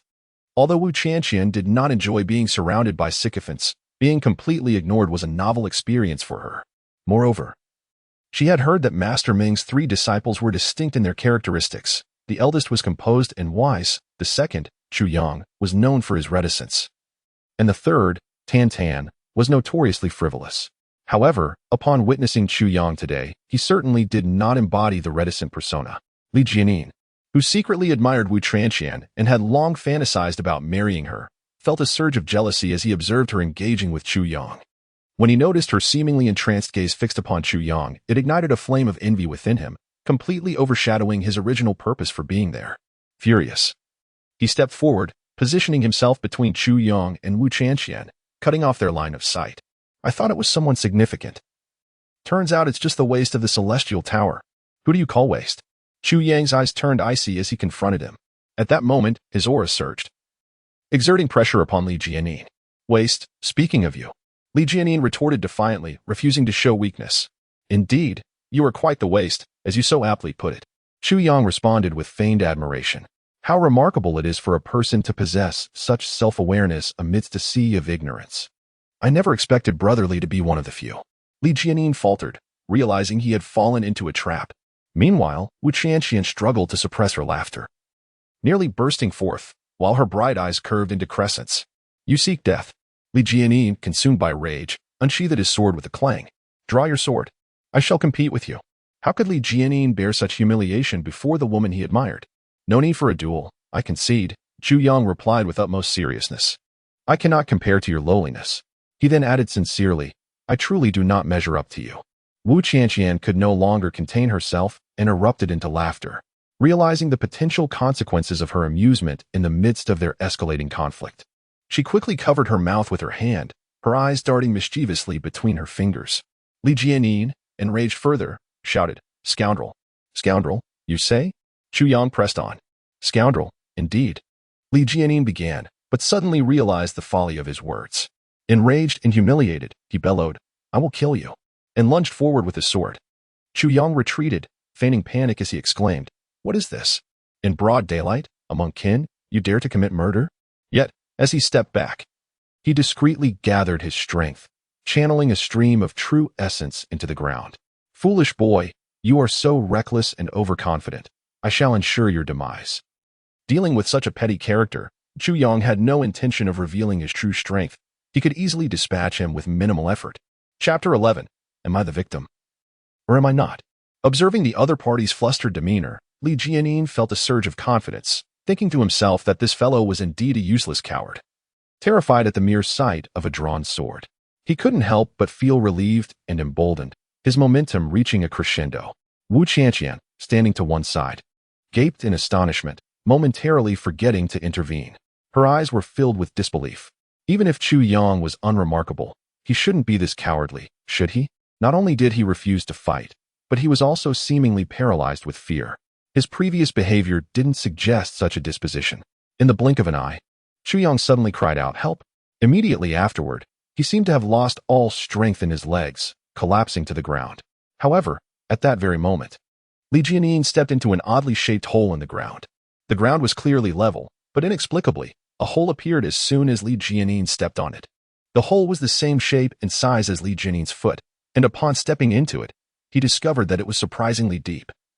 And the direction below was completely opposite to the opening.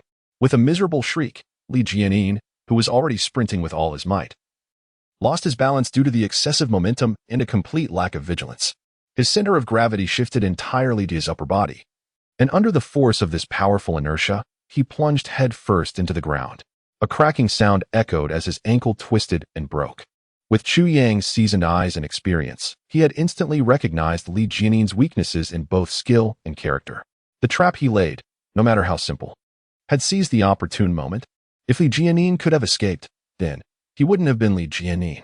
With a soft thud, Li Jianin face-planted into the ground, adopting a classic dog-eating dirt posture, inadvertently ending up directly beneath Chu Yang's crotch. The movement was swift and seamless, and Chu Yang, precisely at that moment, collapsed to the ground in feigned terror. Thus, his somewhat fleshy posterior landed squarely on Li Jianin's neck. Li Jianin let out another stifled scream, his mouth digging fiercely into the dirt with a muffled thud. When people scream in agony, their mouths are usually wide open.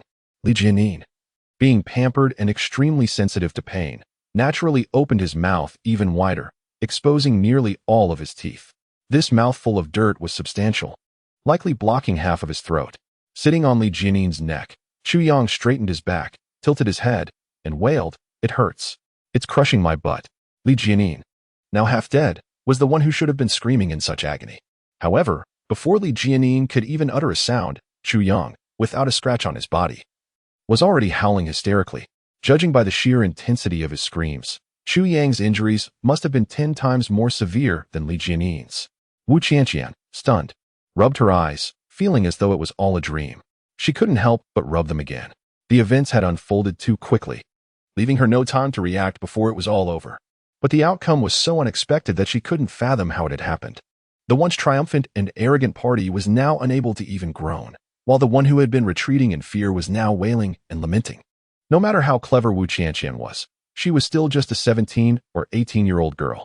Her cherry-like mouth agape, her pretty eyes wide, she extended a slender, trembling finger, unable to utter a word. It was too absurd. How could such a thing have happened? How could such a strange hole appear on such a smooth surface? And how could Li Jianin be so unlucky as to step into it? Judging by the shallow depth of the hole, how could Senior Brotherly, with his skill and agility, have fallen so badly and so pathetically? At that moment, Chu Yang, while still crying out in pain, struggled to stand up, supporting his back. He appeared to be severely injured. She hadn't seen him get hurt. Wu Qianqian was puzzled, but she still rushed over, saying, "Junior brother Chu, don't move. Let me help you up." Before she could finish speaking, Chu Yang let out another long, miserable scream, as if his waist had been severely twisted, preventing him from standing up. He had just managed to lift his buttocks high when he suddenly collapsed back down, back onto the neck, well, in the same spot. This time, it was even more brutal. Li Jianin, who had finally managed to lift his head for a breath of air, was once again slammed into the ground with thunderous force. Thud. Tragically, Li Jianin's head was once again driven deep into the earth, accompanied by a crisp cracking sound. Fortunately, there weren't many rocks in the ground, or who knows what might have happened. Nevertheless, his nose was broken. Wu Qianshan, who had just reached out her hand, froze in place, her body still leaning forward, her eyes wide with disbelief. The poor girl's mind had short-circuited. And so, on the ground, two figures remained. Shu Yang sat on someone's neck, wailing and writhing his hips, nearly twisting Li Jianin's neck into a pretzel. Below, Li Jianin's mouth was filled with dirt, unable to cry out, only emitting muffled groans from his throat, which was clogged with soil, preventing any sound from escaping. One of his right legs, from the ankle down, was still trapped in the narrow hole, while the rest of it lay parallel to the ground. One could imagine how completely it was broken. The ankle was swelling up like a balloon at an alarming rate. The other leg was kicking wildly, twitching and spasming. After a long moment of stunned silence, Wu Qianshan finally rushed over to help Chu Yang up. She saw that Chu Yang's face was pale, drenched in sweat, his body still trembling, and he was constantly complaining. "Senior Sister Wu, you saw it, didn't you? Li Jianin is going too far. The sect strictly forbids disciples from fighting each other. And yet Li Jianin tried to kill me. My life was hanging by a thread just now. Luckily, I was lucky. Senior Sister Wu, did you come here specifically to kill me?" As he spoke, Chu Yang suddenly became vigilant, as if facing a formidable enemy, looking at Wu Qianshan with fear and apprehension. He said urgently, "Senior Sister Wu, I haven't done anything wrong. You can't do this. This is broad daylight, in the middle of a peaceful world." Wu Qianshan's pretty face clearly displayed 3 black lines. The way this guy was shouting made it sound like he was about to be assaulted. How could that be? They were only here on her father's orders to deliver a message to Uncle Ming, asking him to come over to discuss something. Wu Qianshan slapped her forehead, rolling her eyes speechlessly, finally remembering the purpose of their trip. "But I'm so scared." Chu Yang leaned on Wu Qianshan, seemingly weakened by fear, placing all his weight on the girl's body, still whimpering. I have no power or influence. My skills are low. I'm at the bottom of the sect. You from Juyun Peak and Suoyun Peak have so many disciples. What if? I can't afford to offend you." "It won't happen," Wu Qianshan comforted him. "It's not a big deal." The poor girl still didn't know that senior brother Li's leg was broken. His nose was shattered, and he was still lying on the ground waiting for her to rescue him. Then, if the sect investigates, Senior Sister Wu, you must stand up for me and testify fairly. Chu Yang continued to stall for time, determined to maximize Li Jianin's pain, pleading, "You saw everything from beginning to end. This Li Jianin came and insulted my master, didn't he? Then I came out, and he called me trash, didn't he? Then he wanted to duel with me. But I admitted defeat because I was afraid to fight, but he still wanted to kill me, didn't he? He drew such a sharp, shiny, and murderous sword. Oh my God, he chased after me relentlessly, didn't he? I almost got killed by him, didn't I?" Chapter 12. The Victim and the Fool. As the events unfolded, Chu Yang felt a chill run down his spine. He wiped the cold sweat from his brow, grateful that he had stumbled and not fallen victim to the wrath of his fellow disciple. Had it not been for his misstep, he shuddered to think of the consequences. He glanced at Sister Wu, his expression a mix of pity and helplessness. Yet, he had the audacity to claim that he was the one who had fallen. "Otherwise, you would have met your demise at his hands," the innocent girl chimed in, seamlessly completing the unspoken thought. "Indeed," Chu Yang exclaimed, slapping his thigh in a moment of camaraderie. "Sister Wu, your insight is unparalleled, your judgment clear and fair, as if your eyes are lit by a beacon of wisdom." Wu Qianshan felt a twinge of uncertainty but nodded, enchanted by the compliments, her youthful heart soaring with flattery. At that moment, Li Jianin emerged from the depths of the pit, battered but conscious. The pain was excruciating, and he could hardly believe that Chu Yang had twisted the narrative, portraying himself as the victim. The indignation almost caused him to spew blood, but the earth lodged in his throat prevented any such release. He fought through the agony, desperately trying to dislodge the dirt, knowing he would choke if he did not. Chu Yang and Wu Qianshan watched in horror as Li Jianin's neck elongated grotesquely, bulging like a serpent swallowing its prey. They exchanged horrified glances, swallowing hard at the sight.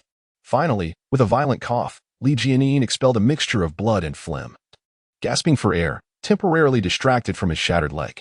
However, the reprieve was fleeting. The pain in his limbs and abdomen surged, leaving him wishing for death itself. "Chu Yang," He snarled, his visage twisted in fury. Prepare yourself. I shall not let this go unpunished. This life, or the next, I will see you pay. He trembled as he spoke, his bravado faltering under the weight of his injuries. Chu Yang, taken aback, turned to Sister Wu. Look, he stammered. Sister Wu reassured him. Fear not, Brother Chu. I witnessed the entire ordeal. I shall ensure you are not unjustly treated. Li Jianin, in his youthful folly, spoke out of turn. There is no need for concern. Li Jianin, incredulous, emitted a series of strange sounds, his disbelief palpable. You witnessed what? I was nearly killed.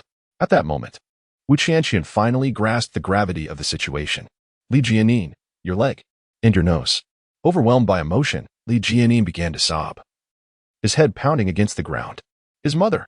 At last, someone noticed his plight, and the reality of his injury sank in, prompting tears of frustration and pain. Just then, a rustle in the bamboo forest heralded the arrival of Shi Qianshan and Tan Tan. Who is causing such a ruckus? Chu Yang, what has transpired? Upon seeing the chaos before them, both were taken aback. Master brother, you must advocate for me, Chu Yang exclaimed, seizing the opportunity to deflect blame. I was nearly slain right here. This scoundrel dared to insult our master and called us worthless. Shi Qianshan's expression darkened. Is this true? His voice was low and menacing. Wu Qianqian, sensing the situation escalated, stood and bowed respectfully. Master brother Shi, we acknowledge our shortcomings. Li Jianin is young and impetuous. Please do not let this disrupt our harmony. Her conciliatory words, though gentle, inadvertently sealed Li Jianin's fate. Shi Qianshan's gaze sharpened as he took in Wu Qianqian's beauty, a flicker of greed crossing his features. Since you say so, I shall overlook this matter. But as he turned, he caught sight of Li Jianin, a pitiful figure, bloodied and weeping. Who is this? Crying. How utterly disgraceful. Li Jianin, fueled by humiliation, erupted. You think you can escape this?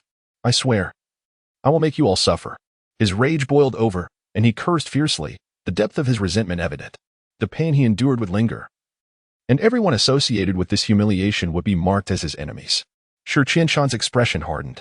You dare threaten me? Do you possess the means to follow through? I await your arrival, and should you gather the courage to confront me, I shall not hesitate to retaliate. His laughter echoed with a chilling finality. The cunning Shi Qianshan, recognizing Chu Yang's weakness, saw an opportunity to elevate his own standing, relishing the chance to display his prowess. Perhaps this matter will escalate, drawing the attention of the elders within the sect. At that moment, if I can manage to meet them, I shall seize the opportunity to leverage our encounter and ascend to greatness. Chapter 13. A river of calamity flows east after Shi Qianshan uttered these words.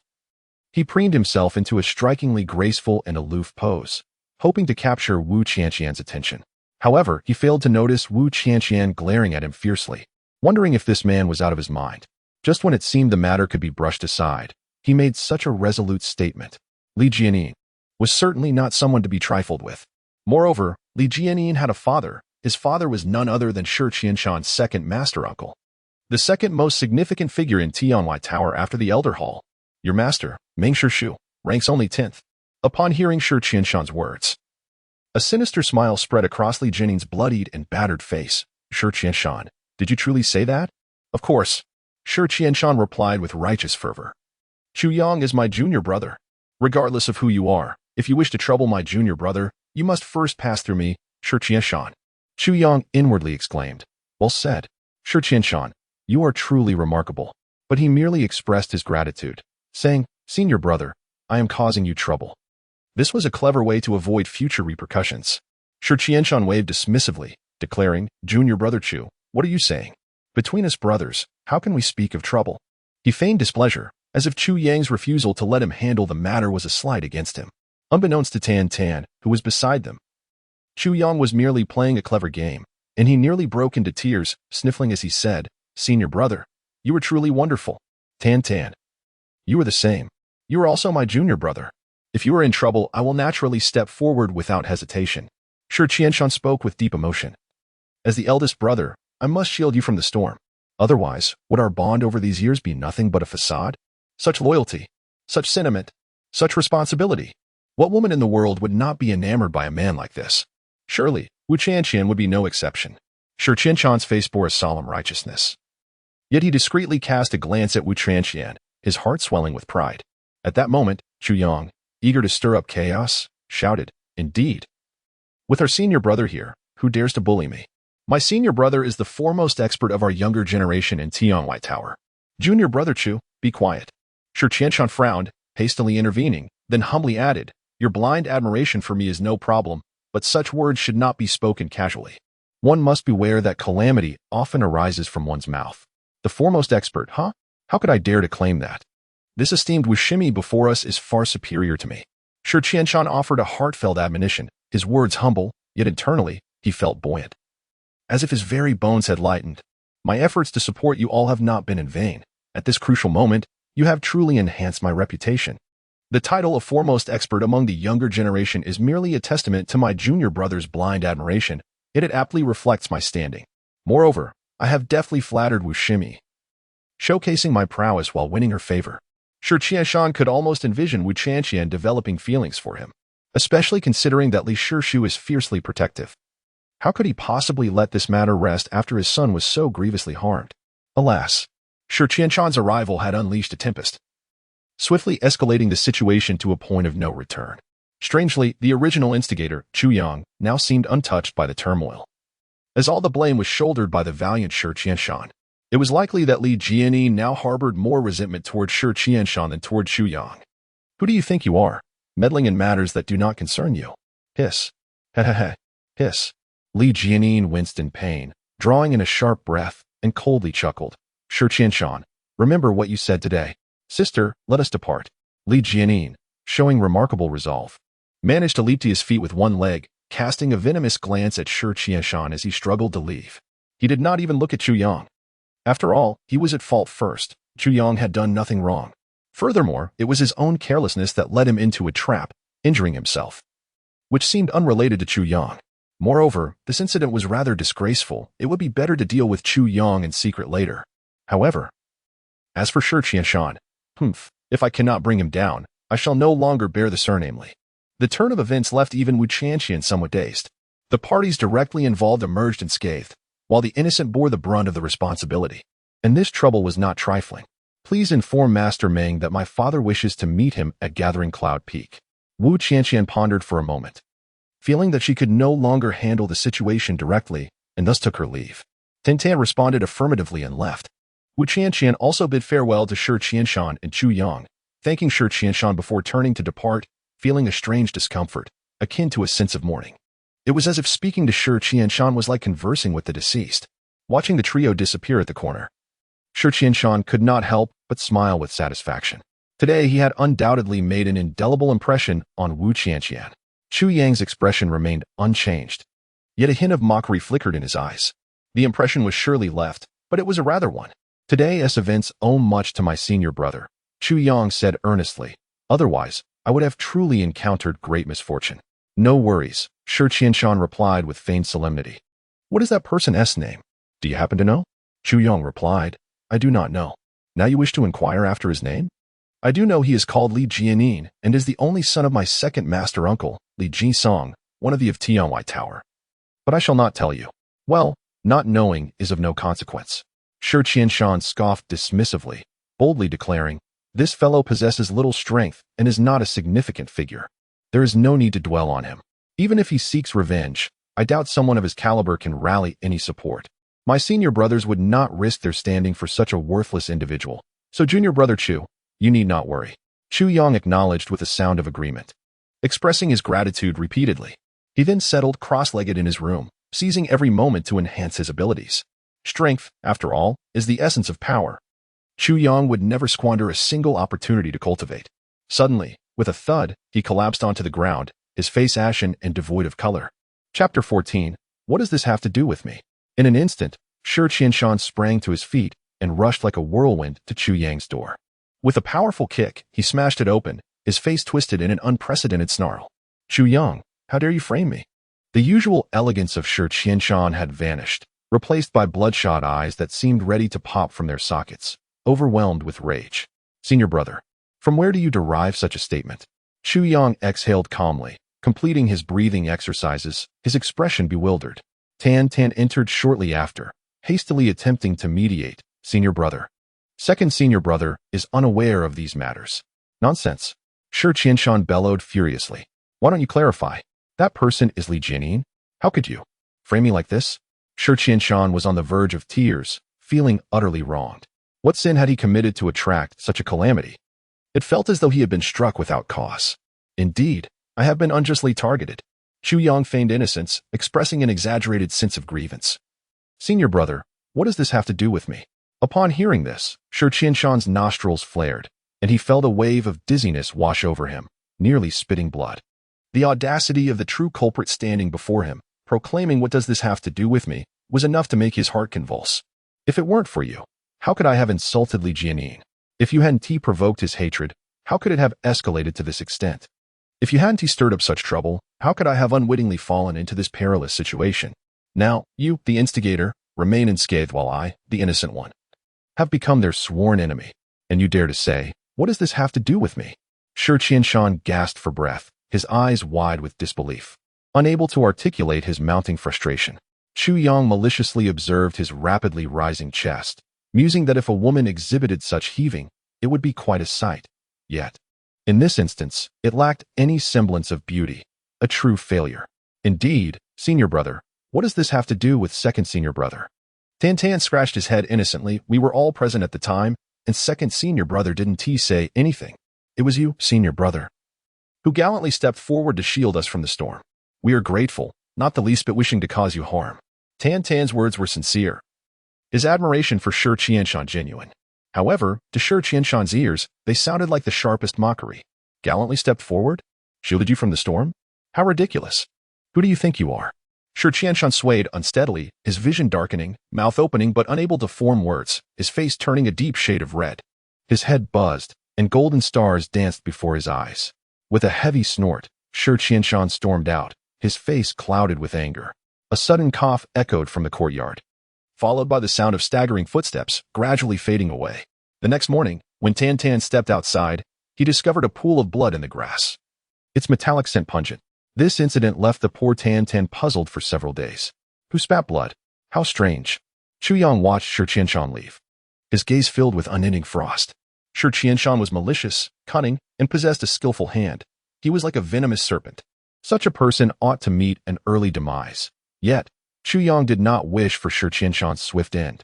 Firstly, from Shi Qianshan, Chu Yang could glean many qualities he himself lacked, such as insidiousness, ruthlessness, patience, cunning, and adaptability. These were traits absent in the former Chu Yang, though often deemed base. In a world where strength reigns supreme, these characteristics are indispensable for survival. After all of this is in service of self-preservation. If one cannot safeguard oneself, then any grand ambitions are merely illusions. Throughout history, renowned figures possess both loyalty and treachery. But one thing remains certain: achieving eternal fame in history is far more challenging than leaving a lasting infamy. Thus, those who etch their names into history must possess a cunning that often exceeds that of notorious figures, requiring a far greater depth of guile. Secondly, certain matters necessitate Chu Yang's discreet involvement. Should his true capabilities be revealed to the sect, it would lead to endless troubles, particularly from those who covet Shi Qianshan's position. If they were to discover an unexpectedly formidable competitor, would he not become their target? Under such scrutiny, no matter how resilient he may be, with his current, yet to bloom strength, his fate would likely be grim. It was better for Shi Qianshan to take the lead, as he did today. With all the blame deflected onto him, what a delightful sensation. Acting is tiresome, it is far easier to observe. Moreover, Chu Yang felt acutely aware of his own deficiencies. This lifetime's path must diverge from that of his previous one. In his past existence, he could retreat to the mountains to contemplate the heartless sword path, but this time, such solitude is unfeasible.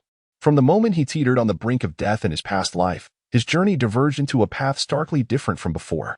All that he had missed or not experienced must be revisited in this life, though he nominally lived again. Aside from memories of sensitive matters or those directly related to him, he was oblivious to everything else. He could no longer afford the luxury of seclusion as in his past. He needed to navigate the complexities of the world. Emerging from the mire of this vast, tumultuous reality is the true pinnacle of swordsmanship, the essence of the heavenly path.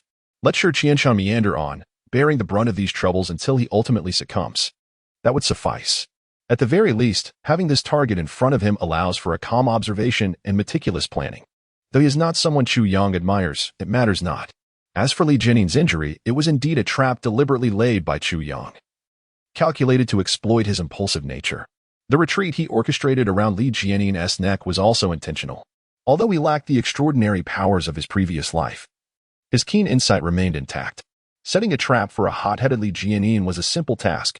At Yuyun Peak, in the study, the master Yuyun Yang, with 3 strands of black beard, sat quietly on his eaten-wood chair, a subtle smile playing on his lips.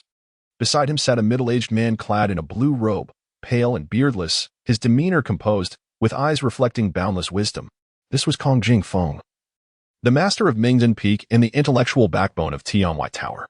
Yu Qianqian stood opposite, recounting the events of their journey. When she mentioned Li Jianing's inexplicable severe injury and the involvement of Chu Yang and Shi Qianshan, both Yuyun Yang and Kong Jingfeng exchanged astonished glances. In your view, what of the 3 disciples from the Purple Bamboo Garden? Yu Yunliang inquired casually, not asking about Li Jianing's condition, but rather about the trio from the Purple Bamboo Garden. Chapter 15, A Crisis. It's hard to say. Wu Qianqian hesitated, her uncertainty evident. Oh, hard to say? What do you mean by that? Kong Jingfeng regarded his niece with interest, a smile playing on his lips. The trio's behavior was markedly different from the rumors that had circulated.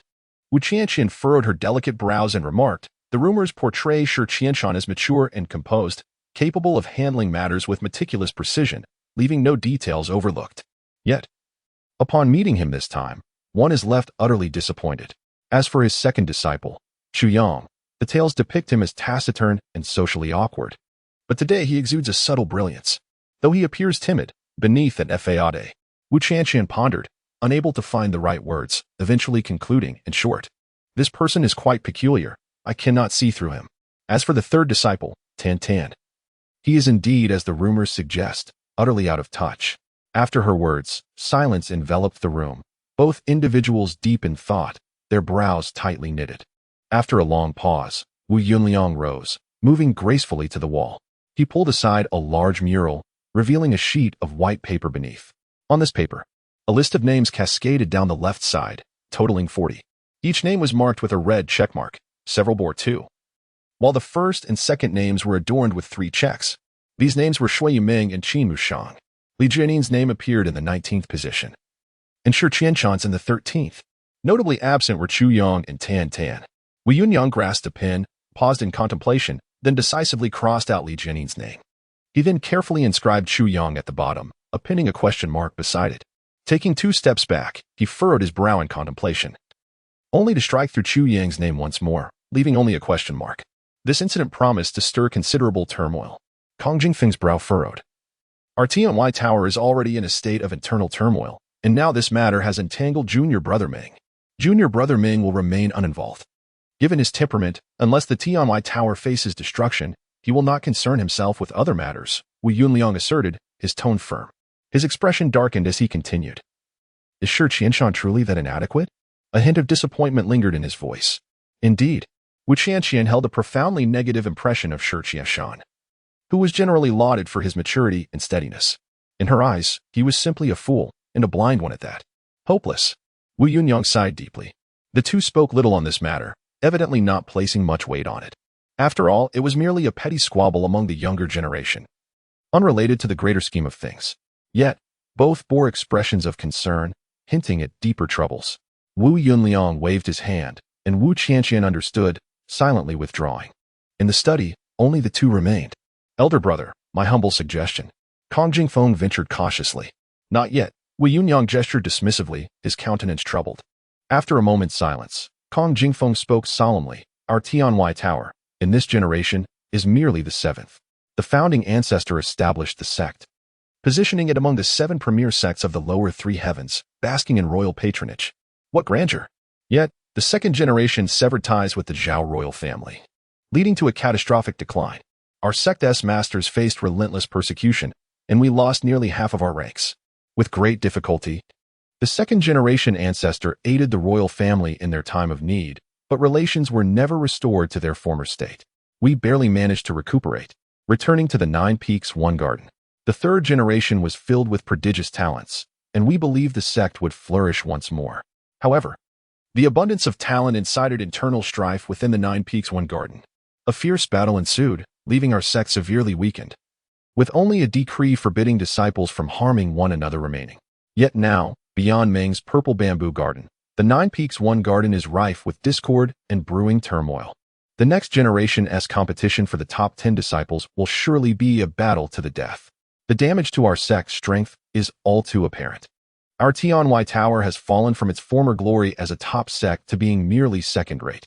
Kong Jingfeng's voice began cautiously, but grew increasingly fervent. Elder brother, the Nine Peaks One garden may seem grand, but each harbors their own intentions. Their presence is more hindrance than help. Such fragmentation breeds treachery. Our Tianhui Tower is beset with crises. Once there were 7 great sects, and now only 6 remain. The last, Hongqian Xian, has long coveted our position, serving as our most formidable rival. Meanwhile, the Shindao Pavilion and Heishui Alliance harbor deep-seated animosity towards us, their desire for our downfall unyielding.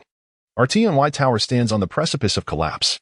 Kong Jingfeng's expression was grave. Elder brother, urgency is paramount. Do you think I am unaware of that which you speak? Wu Yunyang sighed heavily. Yet what you describe are merely the factors of the martial world and external challenges. The true crisis remains unaddressed. In recent years, nearly 600 male disciples have joined the 8th generation of Tianhui Tower, yet only a scant few exhibit potential.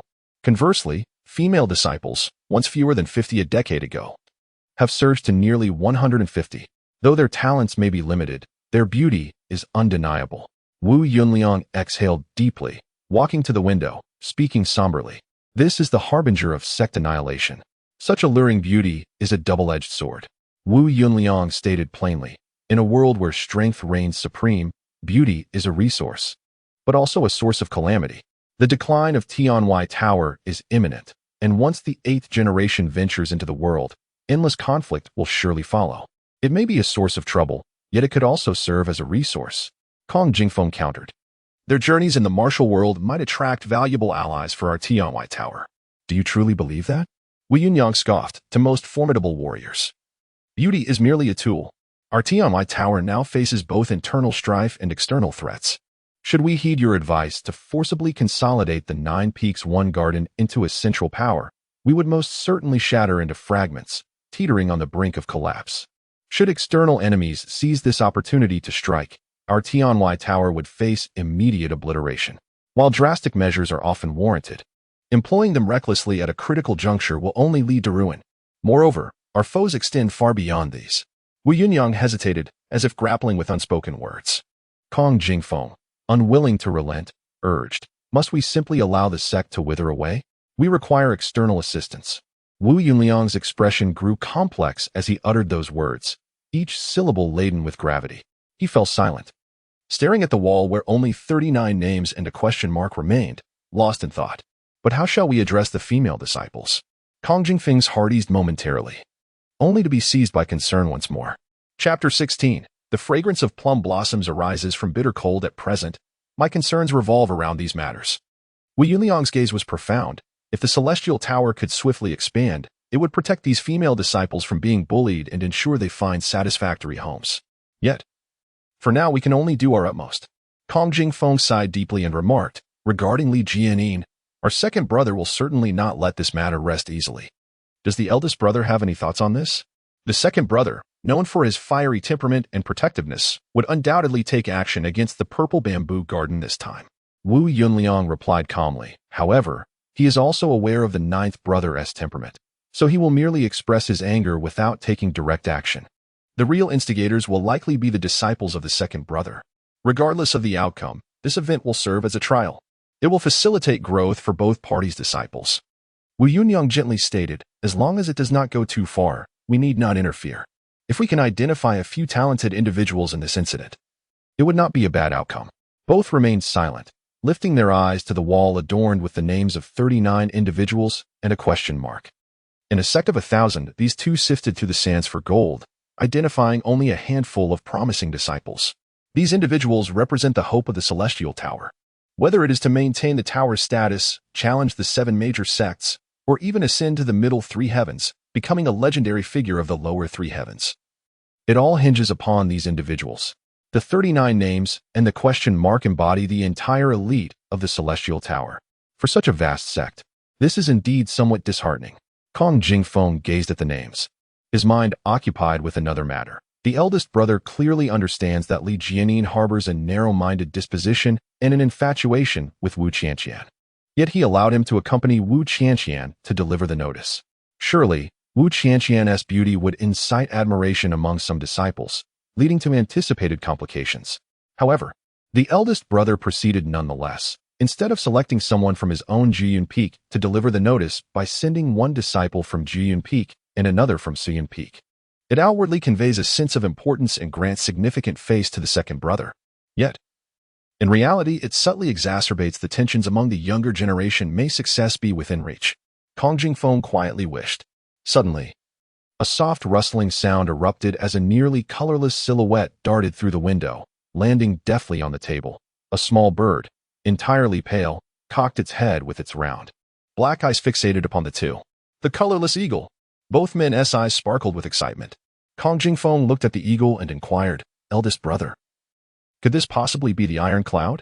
Wu Yunliang's gaze deepened as he nodded, retrieving a small bundle from the colorless eagle. He unfurled it, revealing a narrow piece of paper.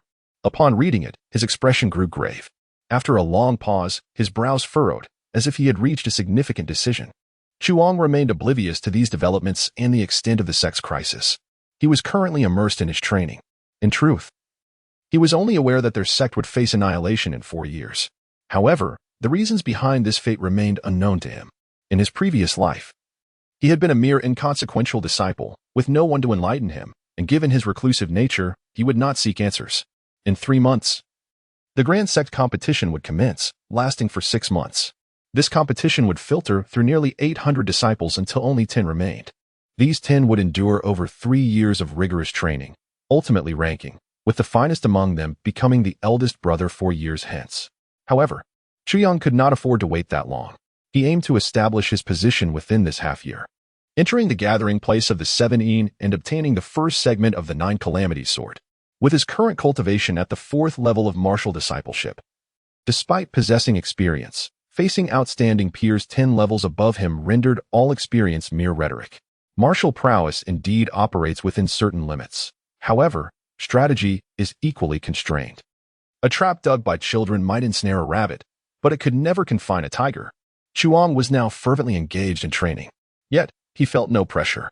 When the sky falls, there are those tall enough to bear it. Currently, Shi Qianshan served as that figure. Let him shoulder the burden. Amidst the swaying purple bamboo leaves, Chuyang stood resolute as a mountain, each foot planted upon a sharp stone, yet his body remained utterly still, maintaining absolute balance in every aspect. Swish, swish, swish. The longsword at his waist repeatedly unsheathed and returned to its sheath. This cycle continued relentlessly. This singular motion consumed his entire morning. The earth beneath him had become drenched with the sweat he had shed. Stepping forward with his left foot, the toe angled outward, while his right foot remained in place. Slightly turned, his gaze remained serene, fixated ahead, his hand resting upon the hilt of his sword.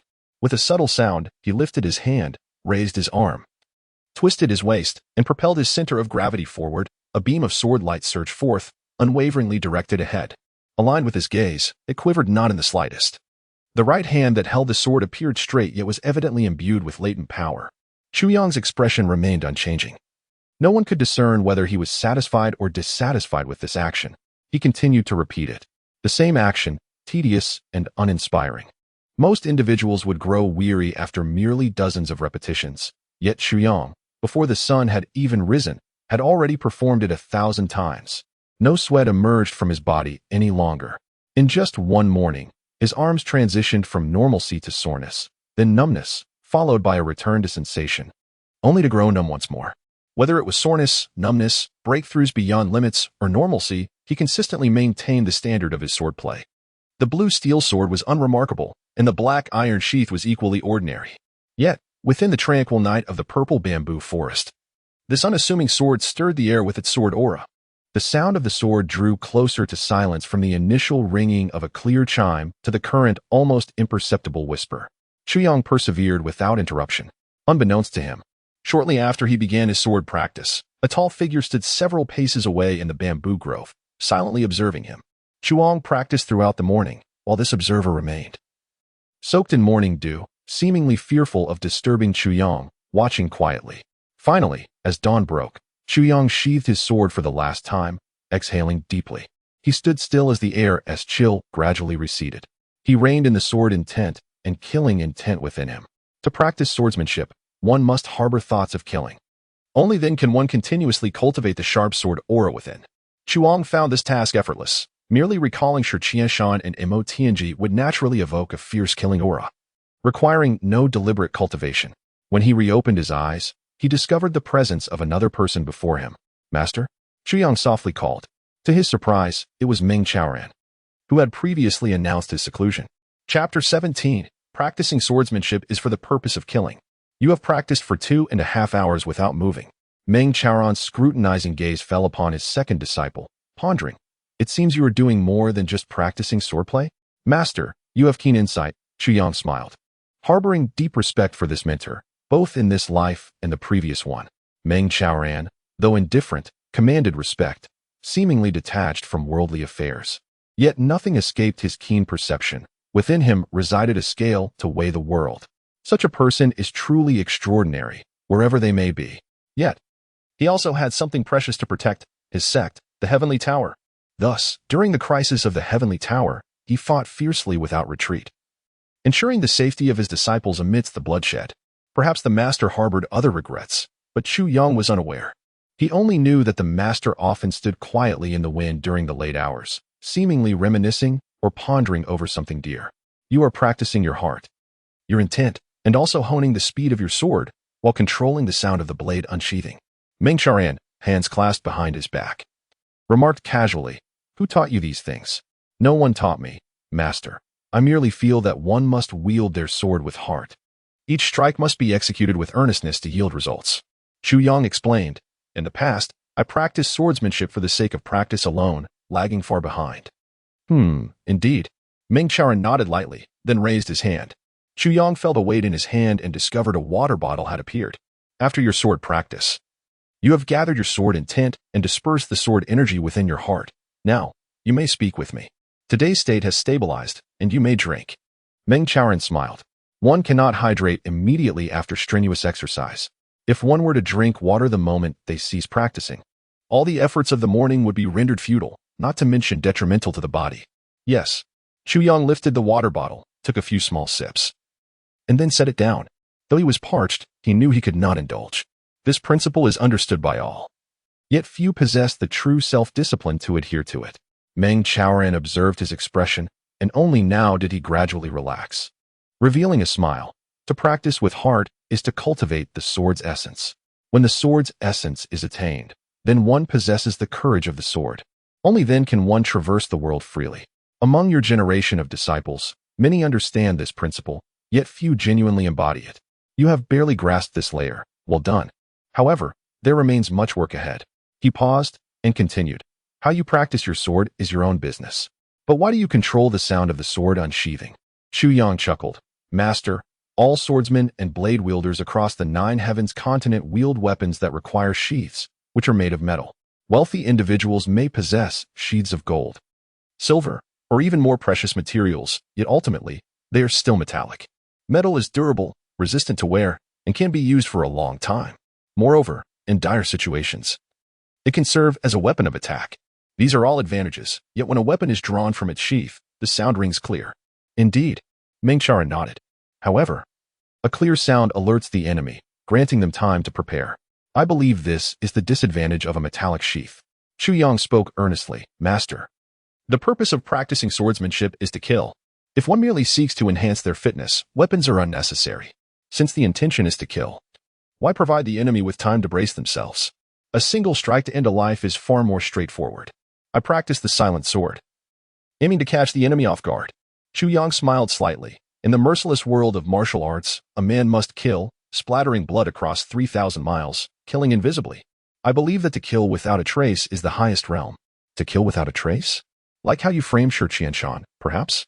Meng Chaoran tilted his head, his gaze suddenly sharp. Xu Yang froze, taken aback that Meng Chaoran was aware of this matter and had seen through his scheme. I must admit, framing Shi Qianshan was the most exhilarating thing I have ever done, Xu Yang admitted with an unrepentant smile, then solemnly added, had he not been blinded by lust and greed, he would not have fallen into my trap. Meng Chaoran regarded him with a deep look, sighed deeply, yet swiftly moved past the topic, hands clasped behind his back as he walked ahead, speaking lightly. You just said that learning the sword is for the purpose of killing. That is somewhat biased. One must understand that in this world, there are many things to cherish and many attachments. Learning the sword is not solely for killing, but also for protection. With one's own sword, one safeguards what they hold dear, be it a person or a matter. Meng Chaoran sighed. Human life is precious. If one can avoid killing, they should. Even the most ruthless criminal, taking a life, inflicts pain upon their own heart, regardless of whether the slain is truly wicked. They are still someone's child, husband, brother, or father. The master has spoken of protection, and I agree. However, when others threaten what we seek to protect, to spare our loved ones from sorrow, Chu Yang followed Meng Chaoran's footsteps, resolutely stating, then we must ensure the enemy's parents grieve. This person must be killed. Meng Chaoran replied, one should show mercy when possible. I show mercy. Others do not show mercy to me. Chu Yang countered, the path of humanity is thus. It is best to swiftly resolve crises and eliminate enemies. You bear too heavy a burden of killing. Meng Chaoran shook his head in disapproval. You must understand. When will grievances ever end? Then one must eradicate the root cause. That resolves the matter immediately. Chu Yang spoke candidly, Master, your heart is too soft. You are unlike a person of the martial world. Practicing swordsmanship without sound is akin to a sneak attack, which contradicts the rules of martial arts in the world. It may provoke controversy, adversely affecting your future. Chu Yang chuckled. Rules are rules, but I am myself. Why must I adhere to those rules? I believe there is but one rule for my actions. To preserve my own life is the greatest rule. Without life, even adherence to rules becomes an absurdity. He paused, mocking. Moreover, how many in the martial world still obey those rules? Those so-called rules have become the cause of honest people meeting their demise. Meng Chaoran remained silent. Neither master nor disciple could convince the other, yet both felt a sense of novelty in their exchange. In his past life, Chu Yang held nothing but respect for his master, never engaging in debate. Now, as they conversed while walking, discussing the grim subject of killing, warmth blossomed in their hearts. Meng Chaoran felt similarly. He did not agree with Chu Yang's views, yet could not deny their reason. He chose silence, for even as a mentor, he had never forced any disciple. Each individual walks their own path. How they choose to navigate it is up to them. Master, there is one matter that has long perplexed me, Chu Yang pondered aloud. Are you referring to Shi Qianshan? Meng Chaoran chuckled lightly. I have long indulged Shi Qianshan's deceitful pretense, allowing him to monopolize the sect's resources without interference. Have I not? Yes. Chu Yang raised his brow, seeking clarity. This matter was a source of confusion for him. Since Meng Chaoran was aware, why did he never intervene? Shi Qianshan is a disciple. Are not the two of us also disciples? Chu Yang was not dissatisfied. He understood that Meng Chaoran must have had his reasons for such actions. His inquiry sought understanding. For the next step involved eliminating Shi Qianshan. Yet, what if this disrupted Meng Chaoran's plans? Chapter 18. The Mystery of Origins. I did not intervene. For it is the skill of Shi Qianshan, and it is also your own foolishness that renders words futile. Meng Chaoran remarked with an air of indifference, devious and cunning. Sweet of tongue yet sharp of blade, though base and vile, such qualities are still a form of ability. Moreover, they are essential for thriving in the world. Shi Qianshan's actions, however, lacked the necessary discretion, allowing you to uncover his true nature. He paused before continuing. Shi Qianshan remains hypocritical, not yet fully adept in his craft. Chu Yang silently followed him for a while before softly saying, I understand. As Meng Chaoran spoke of life and death being your own choices, your own affairs, his expression remained unchanged. Yet his voice grew unexpectedly heavy. This seemingly callous statement elicited a deep sigh from Chu Yang. His master was but a guide. The path ahead must ultimately be traversed by oneself. Meng Chaoran's current inaction, though appearing heartless, was intended to help his disciples experience the trials of the world. Even if it came later, it would still place them ahead of others. This was a personal realization, distinctly different from mere teachings. Although harsh, such cruelty was an inevitable part of existence. A moment sooner could mean a greater chance of survival. It was only after the destruction of his sect in his past life that he gradually comprehended his master's intentions. If you continue in your foolishness, you will inevitably perish at the hands of others once you venture into the world. Therefore, my expectations of you are not high. Do not blame me for being harsh. We at Tianwai Tower seek the strong, not the simple-minded. Shi Qianshan may be treacherous and ruthless, but he is not without merit. Meng Chaoran finally came to a halt, and only then did Chu Yang realize they had reached the stone cliffs of the back mountain. Meng Chaoran continued, "Yet, Shi Qianshan is capable of achieving his goals. His talents are commendable. Thus, I permit his dominance over you. Prior to this, you were exceedingly ordinary, too simplistic. The lesser your accomplishments, the greater your chances of survival. Even if you were bullied, you would still endure. I wish for my disciples to survive. I will not dictate which path you take." Meng Chaoran stated, "Everything is predetermined. Had you not suddenly awakened, I would not have shared these thoughts with you. As a master, I may be deemed unworthy. But from the moment Shi Qianshan first deceived you, and you remained oblivious yet grateful, I charted the course of your lives." He turned to look deeply into Chu Yang's eyes. "Until that day when you began to test me. I understand."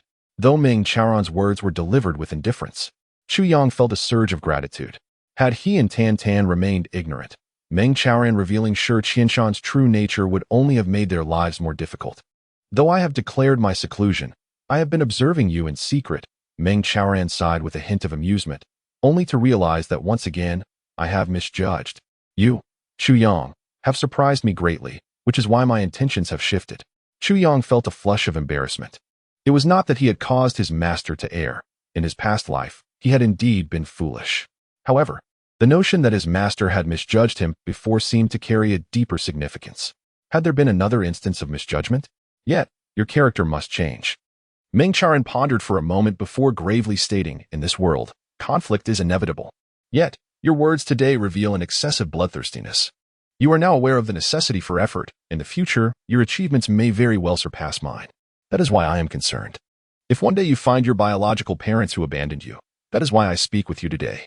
A cold smile appeared on Chu Yang's face, his eyes flashing with intense hatred. In both lives, this was his greatest inner demon. Chu Yang was an orphan, or rather, a discarded child, when Meng Chaoran found him. He was still an infant, abandoned in the harsh winter at the entrance of a dilapidated temple. Upon learning this truth, Chu Yang's resentment became uncontrollable. "You gave me life, yet you cast me aside? Even if you had left me in a common household, I could have survived. But you chose to abandon me on a frigid winter night at the temple's entrance.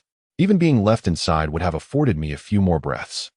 This was clearly an attempt to let me die, unwilling to commit the act of killing your own newborn child, opting instead for a cowardly evasion. But a child not yet a year old. Had it not been for the kindness of a stranger, it would have been a certain death. How could there exist such heartless parents?" Seeing the profound hatred on Chu Yang's face, Meng Chaoran sighed deeply. "Allow me to impart 3 vital pieces of advice that you must keep in mind. First, you survived without them. Second, all things have consequences. There are no parents who do not love their children. Third, the natural order of the universe dictates that your life ultimately stems from your parents." "My master's teachings resonate," Chu Yang replied calmly. Meng Chaoran sighed inwardly, recognizing that Chu Yang's words were insincere. This emotional knot would likely remain unbroken. His saying "my master's teachings" rather than "I will remember" spoke volumes. It is not surprising, for among the 800 disciples of Tianwai Tower, many are orphans. However, only 2 were truly abandoned by their parents, Chu Yang and Tan Tan. The sensation of being forsaken, especially by one's biological parents, evokes an indescribable desolation. As years passed and he witnessed the myriad facets of humanity, his anger intensified. Furthermore, Chu Yang possessed an exceptionally strong sense of pride. His solitary demeanor developed after comprehending the world and discovering his origins. From that moment, he became taciturn, gradually evolving into the person he was now. The resentment he harbored had accumulated over 16 years. Meng Chaoran, with a heavy heart, gazed compassionately at his disciple. Beneath Chu Yang's calm exterior, Meng Chaoran could sense a turbulent undercurrent of sorrowful rage. Should it ignite, it could consume even him. Meng Chaoran knew that Chu Yang's anger had been building for 16 years, but he could never fathom that it was the culmination of grievances spanning 2 lifetimes. "You are already familiar with our sex techniques. You have mastered the arts of fist and blade, and aside from the core techniques of Tianwai Tower, you have acquired them all." Meng Chaoran spoke softly. "From now on, your path lies in your own hands. The remaining core techniques of Tianwai Tower are reserved for the top 10 disciples. Everything now rests upon you." "Understood," Chu Yang nodded. They stood at the summit. And at that moment, a radiant light appeared in the east as the sun leapt abruptly over the horizon. Meng Chaoran's gaze fixated on the east, his eyes glistening with an array of vibrant hues, emanating an inexplicable brilliance. Gradually, it coalesced into a dazzling beam of light. The sky brightened. Chu Yang suddenly felt that his master Meng Charon's silhouette appeared desolate and solitary. The newly risen sun cast slanted rays, stretching Meng Charon's shadow long across the forest. Chu Yang's body trembled. He abruptly looked up at Meng Charon's figure. His lips moved slightly, yet no words emerged. But there is one thing that has altered my intention. With his back turned to Chu Yang, Meng Charon extended his hand, gradually unfurling his fist to reveal a jade pendant no larger than a fingertip. Chapter 19. Amethyst Chalcedony. The jade pendant, entirely enveloped in a rich purple hue, resembled the ethereal violet glow that accompanies the dawn when the sun first peaks over the horizon. At a mere glance, one could discern that this extraordinary shade of purple was not a color meant for the earthly realm. The moment it was revealed from Meng Charon's palm and kissed by sunlight, it radiated an awe-inspiring brilliance. As if all the purple in the universe had converged upon this singular piece. This was a gem of extraordinary worth. Upon first sight, Chu Yang concluded this in his heart. In his past life, he had traversed the world and encountered countless rare treasures, having seen innumerable exquisite jade stones. Yet, few could rival the small piece before him. This gem was amethyst chalcedony. Meng Charon quietly remarked, though it appears diminutive, it is an exceptionally complete piece of chalcedony. Such amethyst chalcedony is a rarity, seldom encountered in a millennium. It takes thousands of superior jade stones to equate to the worth of a single piece of amethyst. Only in the heart of a millennia-formed amethyst mine might there be a minuscule chance of discovering such chalcedony. The value of this amethyst chalcedony is unparalleled. Meng Charon slowly turned, his gaze fixed intently on Chu Yang's face, causing Chu Yang to feel an intense heat radiating from his cheeks. Chu Yang swallowed, suddenly aware of a dryness in his throat. As he reached out to accept the jade chalcedony of immeasurable worth, his usually steady hands trembled slightly. Could this truly be his sole token of identity? At the center of this chalcedony was inscribed the character Chu. Meng Charon continued, the surface of the chalcedony is flawless. Yet within lies this inscription. Such a feat is beyond my capabilities to replicate. The character Chu could signify either your name or your surname. Meng Charon sighed softly.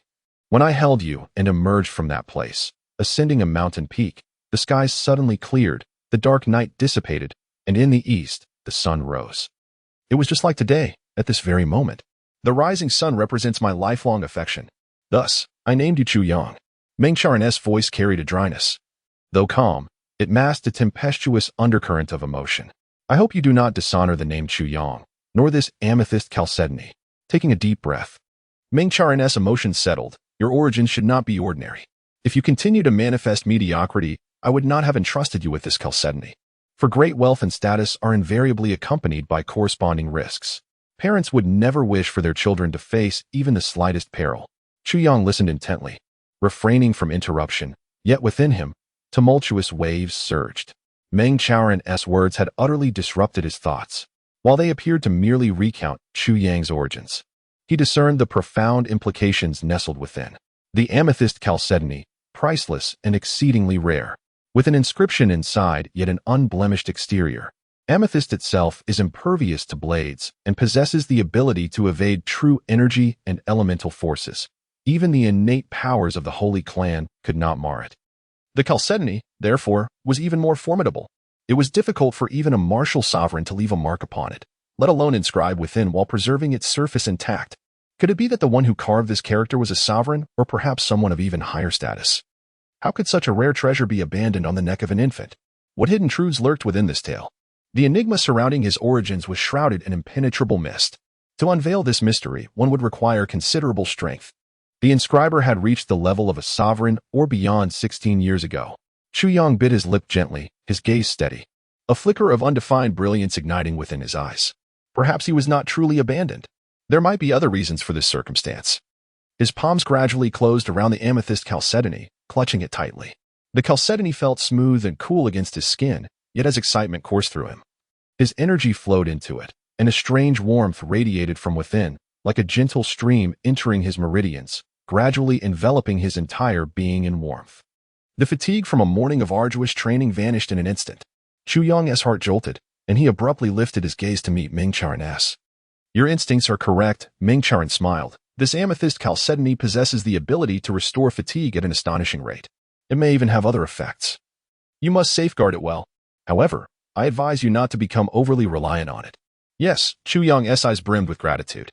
Such a treasure at his disposal meant he could train tirelessly day and night, advancing his skills at an extraordinary pace.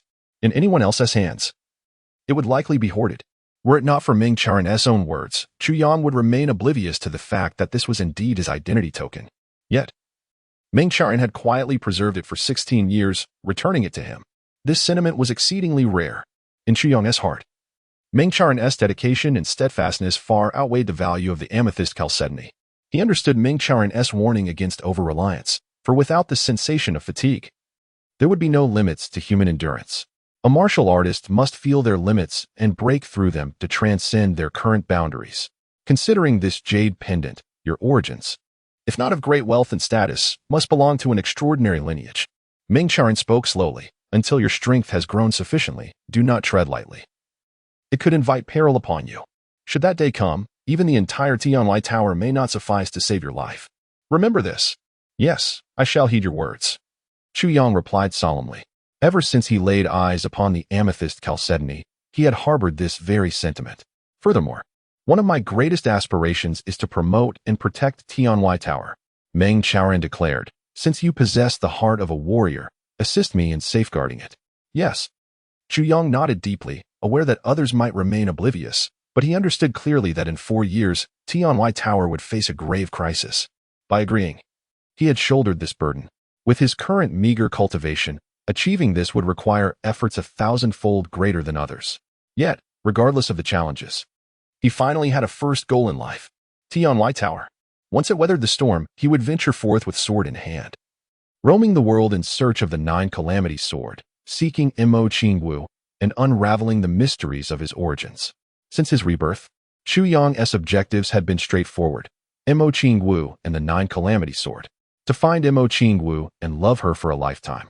To seek the 9 Calamity Sword and ascend to greatness. The enigma of his origins had never afforded him hope in the past life concerning the amethyst chalcedony. As for the sect, his feelings had always been lukewarm, yet in this life, both matters had now presented themselves concurrently. Why does Master share these sentiments today? Chu Yang pondered aloud. You have never mentioned this before. Ming Charan smiled, gazing calmly at the blood-red clouds on the horizon, and softly remarked, I have many disciples at Tianlai Tower. Each practices their swordsmanship or cultivation simply for the sake of practice, nothing more. He paused for a moment, then continued slowly. But I see in you today a practice that transcends mere skill. You practice for the realm. Chu Yang remained silent. Ming Charan gazed at the rising sun in the sky, exhaling a long, deep breath. The breath he exhaled felt interminable, as if it had been suppressed within his heart for decades. As he gazed at the sun, a peculiar expression emerged in his eyes, one that appeared to blend reminiscence with sorrow, or perhaps melancholy. In any case, his countenance was intricate, as if he were ensnared in a reverie, unable to extricate himself. After a prolonged silence, Chu Yang finally inquired softly, Master has mentioned that guarding the celestial tower is merely one of his greatest wishes. Might I ask what other aspirations you hold? If fate permits, I shall endeavor to fulfill them. Upon hearing this, Ming Charan's body trembled as though electrified, his complexion suddenly paling, as if he had unearthed a painful memory from the depths of his soul. He stood there, dazed, his gaze lost and anguished, rendered as silent as a statue. After a considerable time, he began to murmur dreamily. The scars of the heart cannot be washed away by wind and rain. The sorrows of time linger eternally. Do not speak lightly of eternity. Only in separation can the desolation be seen. His voice was soft, akin to a whisper, a dreamlike utterance, or a lamentation. It conveyed a sense of despair so profound that it teetered on the brink of eruption, yet he found himself unable to weep, engulfed in an endless desolation. To Chu Yang's ears, it was unmistakable that within those mere 20-odd words, his master had laid bare his heart, shattering it into fragments. This sentiment evoked memories of his previous life, recalling the moment of hopelessness he faced on the thunderstorm platform, and the heart-wrenching sorrow he felt for Mo Qingwu. The plight of Ming Charan now mirrored the despair he had once experienced. Had his master, too, endured a significant life regret? Perhaps it was this very event that rendered Ming Charan indifferent to all matters, unperturbed by anything that crossed his path. The lines, the scars of the heart cannot be washed away by wind and rain. The sorrows of time linger eternally. Do not speak lightly of eternity. Only in separation can the desolation be seen. Were penned by me 3 years ago during a tempest outside my hospital window, inspired by the moment. They are among my cherished verses. The story of Ming Chaoran was conceived from the inspiration sparked by these lines. Chapter 20 Trouble approaches a jolt course through Chu Yang's heart. And by the time he lifted his gaze again, Ming Chaoran's solitary figure had quietly vanished from sight, hands clasped behind him. Remarkably, he had departed without uttering a single word, leaving behind a lingering, oppressive aura that seemed reluctant to dissipate. Chu Yang stood in a daze for a moment, vaguely sensing the profound bitterness that lay within Ming Chaoran, an anguish so deep it was beyond his comprehension. What could have transpired to transform this once gifted talent of the Celestial Tower into such a state? If given the opportunity, he must unravel the knot in his master's heart. Taking a deep breath, Chu Yang's eyes sharpened, and he drew his sword, unleashing a surge of sword energy that soared into the sky. This time, his sword practice was meticulous, every move and stance honed through relentless repetition. Having mastered the draw and sheath of the sword, he now focused on fluidity and the interplay of techniques in a seemingly random order, savoring the experience in depth. Whether safeguarding the Celestial Tower, locating Imo Qingwu, or fulfilling another unspoken wish of his master, the foundation of strength was essential. Without sufficient power, he would merely become a pawn in someone else's quest.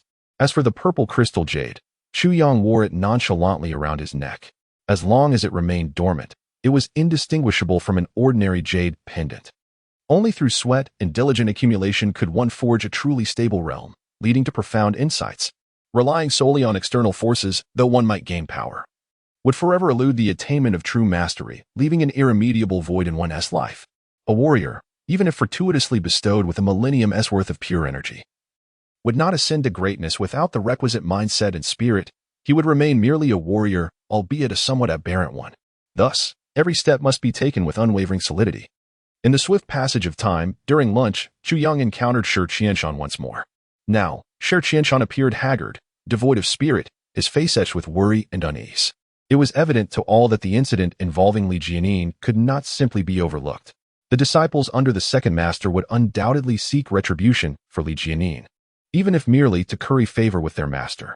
Their absence merely indicated fervent plotting, not the cessation of the matter.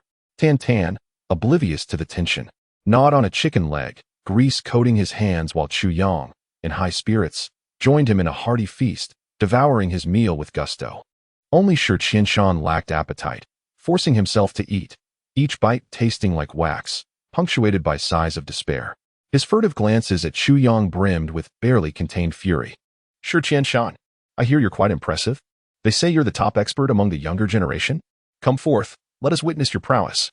At that moment, a raucous clamor erupted from outside, accompanied by raucous laughter. Judging by the sound, there were at least 7 or 8 individuals. Indeed, this Shi Qianshan had audaciously proclaimed himself the foremost expert among the younger disciples of the Celestial Tower, utterly ignorant of the consequences that awaited him. Foremost expert? Shi Qianshan, do you truly believe you deserve such a title? Hurry up and kneel in supplication. The troublemakers had finally arrived. Chu Yang had not anticipated the repercussions of the seeds of discord he had sown for Shi Qianshan to manifest so soon. Shi Qianshan's complexion turned ashen, and he shot a furious glare at Chu Yang. The phrase top expert among the younger generation was indeed uttered by Chu Yang that day. At the time, Shi Qianshan had been brimming with pride, only to later realize he had stepped into a quagmire he could not escape. Now, hearing those words felt like daggers slicing through his heart, an exquisite irony. Moreover, it posed the greatest dilemma for the Celestial Tower. Among the 8th generation disciples, who was not hypersensitive to the term first? The position of the eldest disciple was at stake. The gathering of the 17 was at risk. Although Li Jianin's fellow disciples dared not openly seek revenge, Chu Yang's declaration of the foremost expert among the younger generation provided them with an excellent pretext. Historically, the sect had turned a blind eye to such rivalries among disciples. Shi Qianshan could foresee an endless stream of troubles headed his way. Chu Yang, immersed in his meal, feigned ignorance of the commotion outside and remained oblivious to Shi Qianshan's resentful glare. Internally, he scoffed. You scoundrel, if I do not thoroughly toy with you in this lifetime, it would be a disservice to my rebirth. Outside, 8 young men clad in green attire, their waists adorned with red sashes and red trim on their sleeves, bore the insignia of the Locking Cloud Peak disciples, much like Chu Yang's group, which bore purple sashes. As the 8 glared at Shi Qianshan, their eyes blazed with indignation. This was a golden opportunity for flattery. It was none other than Senior Brother Lu and Senior Brother Chu who had come in person. Shi Qianshan, despite his waning composure, managed a respectful greeting. Shi Qianshan, I am unworthy of calling you senior brother Lu. Lu Yunyan sneered, his tone sharp. You are the foremost expert among the younger generation. How could I, with my meager cultivation, dare to claim kinship with such a distinguished master? Indeed, the phrase foremost expert among the younger generation was being wielded against him. Shi Qianshan's expression darkened further. He realized with a jolt that Chu Yong's words had likely served to provide them with an excuse to provoke him. Lu Yunyan, in his 30s, was the chief disciple under Li Jinsong, while his companion, Chu Ping, aged 27 or 28, ranked second. The remaining individuals were their fellow disciples. At Lu Yunyan's remark, laughter erupted among them. Shi Qianshan, come. Let us see the prowess of this foremost expert. Chu Ping stepped forward, sword drawn, eyeing Shi Qianshan. I am no match for senior brother Chu. Shi Qianshan stammered, desperately trying to backtrack. What folly was this? He dared not engage. The opposing group, with Lu Yunyan's superior rank and the 6 others closely matched in strength, had come with the intent to provoke. He could not afford to grant them an easy victory. A single strike could leave him battered. As for Tan Tan and Chu Yang, their lowly cultivation was of no help. Essentially, he was 1 against 8. Shi Qianshan felt tears welling. His unwillingness to retaliate did not deter Chu Ping, who suddenly drew his sword with a clang, the blade gleaming ominously, and without hesitation, he struck Shi Qianshan with a resounding slap across the face, followed by a kick to his abdomen. The force of both blows sent Shi Qianshan crashing to the ground. Shi Qianshan understood that as long as he did not retaliate, he could endure a beating without dire consequences. But if he fought back, his survival today would be questionable. Thus, he gritted his teeth and bore the assault. This bastard had the audacity to hit me. Chu Ping exclaimed, infuriated by the pain. Damn it, this is painful. Truly deserving of the title first young expert of the Celestial Tower. Brothers, we are in peril. Come to my aid. Oh no, the second brother is in trouble. Go. Quickly. Rescue the second disciple. Lu Yunyan's eyes flashed with alarm as he shouted in panic. A sudden shout ignited a frenzy as 6 individuals rushed forward, unleashing a flurry of punches and kicks upon the prostrate Shi Qianshan, akin to a relentless barrage of sandbags. The air crackled with the sound of wind and the impact of flesh upon flesh, accompanied by cries of indignation. How dare he strike my second senior brother? We agreed to a fair contest. Yet this Shi Qianshan resorts to underhanded tactics. Let us put an end to this shameless fiend. Amidst the chaos, one voice rose above the din, hoarse and frantic. Shi Qianshan, emboldened by the sanctuary of Zizhu Garden, you dare to be so arrogant. You. Stop this at once. Second senior brother, are you all right? The tone suggested that Chu Ping was on the brink of being utterly vanquished. Chu Ping, gritting his teeth, continued to assault Shi Qianshan, delivering kicks with desperate cries of pain. It hurts. It hurts so much. Shi Qianshan, you are truly malicious. Initially, Shi Qianshan's cries for mercy echoed, but as a series of sickening cracks resounded, he curled up and succumbed to unconsciousness. The 7 assailants, still unsatisfied, continued their assault for a while longer before relenting, each panting heavily from exertion. Chu Ping wiped the sweat from his brow, exclaiming, that was close. I nearly met my end at the hands of that scoundrel, Shi Qianshan. Indeed, that Shi Qianshan is truly ruthless. Someone echoed. Tan Tan's eyes brimmed with fury, but just as he was about to charge forward, he was restrained by Chu Yang. With such numbers against him, Tan Tan's intervention would be futile, likely resulting in a fate similar to Shi Qianshan's. Besides, witnessing Shi Qianshan's downfall was a sight most gratifying. How could one tarnish such a moment? In the shadows of the distant bamboo grove, Meng Charan sighed deeply, his gaze fixed coldly upon the unconscious Shi Qianshan, his eyes reflecting an icy chill that pierced to the bone. Chapter 21. Shall I lend you a hand? As Meng Charan, the master of Shi Qianshan, observed the situation, disappointment filled his heart. He held a steadfast principle in teaching his disciples. One must handle their own affairs. While he was willing to assist if they faltered, he could not condone inaction. On this day, had Shi Qianshan shown even a modicum of courage and engaged in a genuine confrontation, Meng Charan would have immediately stepped forward to defend him. He would not hesitate to confront the second senior brother if needed. If your son has been wronged, you seek justice. Should my disciple be struck without reprisal? Meng Charan was prepared for this. However, witnessing Shi Qianshan's cowardice, who preferred to endure a beating rather than resist, filled him with dismay. Such a lack of spirit made one wonder. If a formidable enemy were to arise, would he not bow in submission? Enduring humiliation must have its limits. I can stand up for you, but you must possess the worthiness for me to do so. I can protect you for a time, yet cannot do so for eternity. Ultimately, you must forge your own path and shoulder your own burdens. This was Ming Chaoran's method and philosophy of teaching, though seemingly cold-hearted. It was well suited to the nature of this world of martial arts, valor and courage, though often deemed the folly of youth. It remains undeniable that without these qualities, one could never attain true strength, regardless of the years lived. While lacking in some respects, valor and courage are essential prerequisites for becoming a formidable force. Ming Chaoran felt an overwhelming sense of disappointment in his disciple Shi Qianshan and decided to withdraw his concern. Meanwhile, in the depths of the purple bamboo grove, two figures observed the farcical scene unfolding before them with gloomy expressions. These individuals were none other than Wu Yunyang, the master of the heavenly outer tower, and Kong Jingfeng, the leader of the Dream Cloud Peak.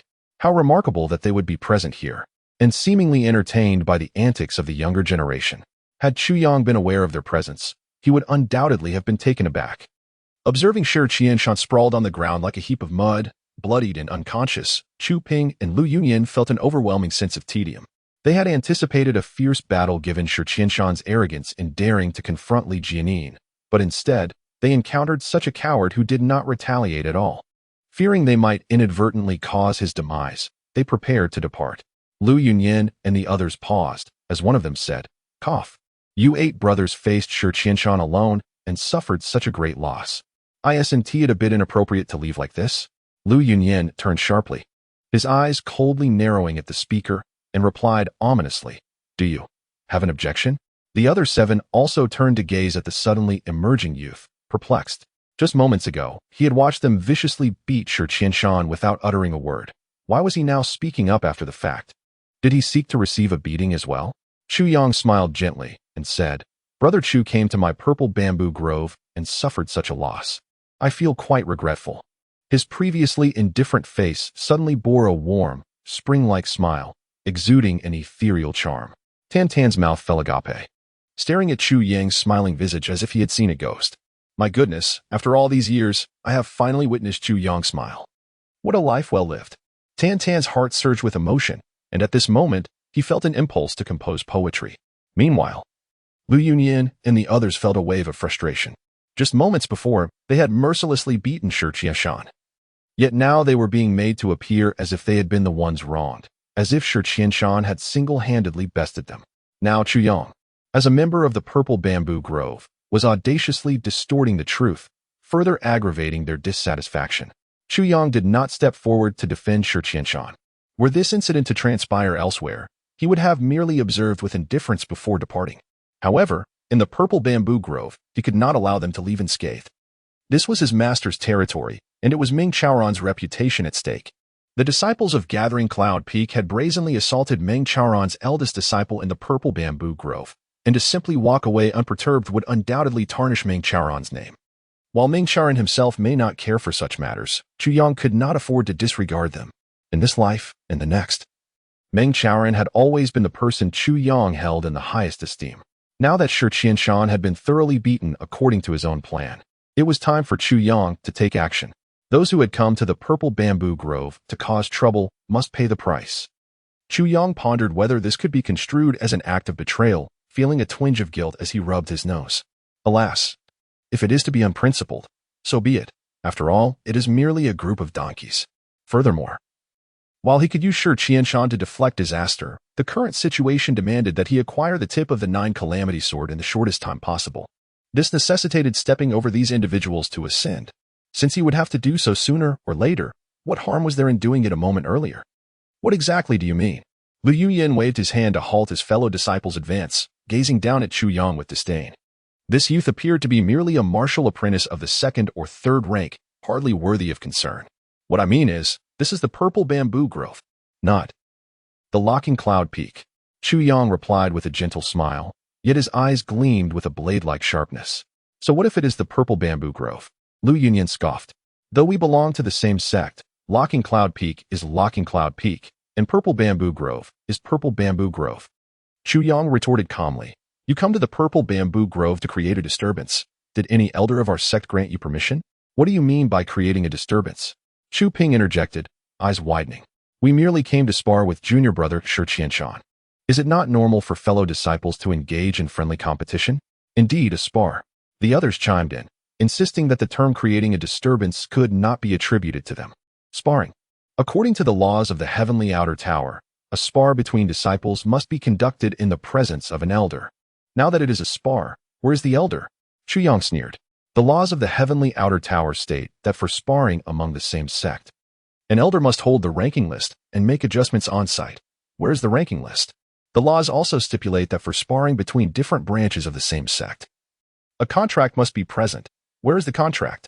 Chu Ping was left speechless. Moreover, they could earn a reputation for being magnanimous. Look. Although we are ostensibly sparring, we are actually avenging our junior brother, yet we chose the purple bamboo grove as our venue, with only the elder Meng as our observer. Everything transpired right before his eyes. How forthright. Yet upon arriving here, they discovered only Chu Yang and two others present. In just a few exchanges, the confrontation had escalated into a physical altercation, and now one of the opposing side was demanding they adhere to the rules. At this moment, with no elders present, it was impossible to justify their actions. Nonsense. Today's events were instigated by Shi, who provoked us by attacking Brother Chu. Brother Chu was merely defending himself. One of the youths chimed in, his eyes darting. Chu Yang regarded him coldly and said, "So, Brother Chu is injured?" "Severely, I presume." Of course. The youth's face flushed, yet he stubbornly insisted. "Look, Brother Chu has injuries on his waist and chest, and his entire body is battered." "Oh, so today was not a spar?" Chu Yang, with an amusing tilt of his head, remarked, "Your face is quite flushed. Have you been up to something shameful?" "Naturally. It was not a mere sparring session," Chu Ping replied with a hint of hesitation. Just moments ago, they had all vociferously claimed it was merely a contest of skills, but under the incisive scrutiny of Chu Yang's words, they promptly recanted, now denying it was a spar at all. "Indeed, we speak only the truth. The kindness our sect has bestowed upon us is as weighty as a mountain. How could we possibly lie?" As he uttered these words, Chu Ping's face betrayed him, flushing momentarily. "Yet, this situation seems rather inappropriate. Look, you have suffered such a significant loss, yet you bear no injuries whatsoever. Doesn't that seem rather implausible?" Chu Yang said earnestly, "Brother Chu, would you allow me to assist you?" "Assist me?" Chu Ping's pupils contracted. "How could you possibly help me?" "Ha ha." Chu Ping burst into laughter, casting a disdainful sidelong glance at Chu Yang. "So you are Chu Yang?" "Before we arrived, junior brother Li repeatedly cautioned us that while we could handle Shi, we must leave you to him." "Huh, that's why we spared you. And now, you dare to offer your assistance? Heh, with your meager skills, how could you be of any aid to me?" "Whether I can assist or not remains to be seen," Chu Yang replied warmly. "Perhaps Brother Chu, in a sudden fit of madness, might stand still and allow me to strike. Would that not be an easy feat?" Chu Ping's smile darkened as he replied slowly, "In our heavenly outer pavilion, among the 8 peaks and 1 garden, there are 796 male and female disciples, each year ranked accordingly. Though I, Chu Ping, may not be particularly talented, I stand at the 19th rank. Pray tell, where do you, Chu Yang, find yourself in this hierarchy?" Chapter 22. The graceful steps of the snowy clouds. When Chu Ping posed his question, the youths behind him erupted into laughter. It was common knowledge that among the disciples of the Outer Heaven Tower, the rankings were dominated by the 8 peaks, with the top 10 positions occupied entirely by them. The senior disciple of the Purple Bamboo Garden, Shi, was only ranked 13th, while the other 2 disciples languished far behind, each ranking over 700, almost at the very bottom. Chuang, a figure of little consequence, dared to challenge Chu Ping, who was within the top 20. The disparity in their rankings was staggering, akin to a cat taunting a tiger, an act of sheer folly. Chuang chuckled, his laughter ordinary yet chilling. In the midst of summer's heat, his smile felt like a gust of icy wind descending from a snowy peak, sending shivers down everyone's spine. His gaze turned frigid as he spoke slowly. "The dignity of the Purple Bamboo Garden is not something you can trample upon. The rules of the Outer Heaven Tower are not to be defied by the likes of you. Chu Ping, today marks your moment to establish your authority. Sooner or later, he would step over these individuals to claim the title of the greatest disciple. Let this day be the beginning of his ascent. This battle would be his inaugural step towards rising in the Outer Heaven Tower." Chuang had always stood at the forefront, welcoming challenges. Though reborn and starting from the lowest rung, his spirit remained unyielded, for his essence was that of the pinnacle, where the chill of great heights could not reach him. It was indeed a tremendous jest for a mere third-level martial apprentice to seek to prove himself against a second-level warrior. Laughter erupted from Chu Ping's companions, their eyes regarding Chu Yang with disdain. Trash, and you think to assert your dominance? You must be out of your mind. Chu Ping, engaged with Chu Yang in battle, Lu Yunyan, who had been observing silently, finally spoke, his gaze fixed on Chu Yang. Do not underestimate him. His cultivation level surpassed Chu Ping's, and his perceptive abilities were significantly sharper. Initially, he felt no threat from Chu Yang's jovial demeanor, but now, as Chu Yang's aura shifted, a chilling pressure surged forth, catching Lu Yunyan off guard. His earlier dismissive attitude vanished like snow under the blazing sun, replaced by a flicker of trepidation. The moment he uttered the words, "Do not underestimate," the laughter around them abruptly ceased. Clearly, Lu Yunyan harbored little faith in Chu Ping's chances against Chu Yang. Lu Yunyan, ranked among the top 10 disciples of the 5th generation at Outer Heaven Tower, though positioned at the bottom, possessed formidable strength. A 4th-level warrior. Such an individual possessed keen insight. Though Chu Ping was merely a 2nd-level warrior, the chasm between him and Chu Yang, a 3rd-level martial apprentice, was insurmountable. It was the elite against the inept. Was there truly any suspense left in this confrontation? Chu Yang smiled calmly, stepping forward. Chu Ping, come forth. Take your chance to justify your deceit without facing retribution. Chu Ping bellowed, charging at him with fists raised, quick as a hunting leopard. Noticing Chu Yang had not drawn a weapon, he hesitated to unsheath his own. Just as Chu Yang prepared to act, a sudden flicker of intuition struck him. He felt as though he were being watched, as if every movement he made was under scrutiny. This heightened sensitivity was a skill honed through countless struggles in his past life, having saved him from life-threatening situations time and again. Today, that sensation resurfaced. Yet no malice emanated from the unseen observers. It appeared they bore no ill intent. As realization dawned upon him, Chu Yang decided to seize this unexpected opportunity to astonish them. Without casting a glance around, his expression remained composed as he advanced towards Chu Ping. His movements appeared utterly normal to the onlookers, yet they were filled with an inexplicable strangeness. Although Chu Yang's upper body remained stationary, Chu Ping felt as if he had charged several paces, yet still could not touch Chu Yang's garments. To everyone's eyes, Chu Yang seemed to be advancing, but in truth, he was retreating. He presented the illusion of being in an offensive stance while executing a genuine evasion. His feet maintained a large, forward stride, moving with remarkable agility. This bizarre phenomenon shattered all preconceived notions. In the bamboo grove, Ming Charan gasped in astonishment, his mouth agape, only to remember himself and quickly snap it shut, causing a painful clash of his teeth. Yet he remained oblivious to the pain, his eyes wide as he observed Chu Yang's effortless and fluid movements, filled with astonishment. Simultaneously, from another side of the bamboo grove, 2 gasps of disbelief echoed, the sound so profound it seemed to create a vacuum around them. Chu Yang's mere act of dodging had incited absolute shock among the 3 hidden observers. Their eyes were glued to Chu Yang, brimming with fervor. In the realm of clouds and snow, he danced between advance and retreat, a spectacle of elegance. Every witness recognized this technique, the graceful steps of the snowy clouds. Each generation of disciples had practiced it. Even the humble servants could manage a few steps.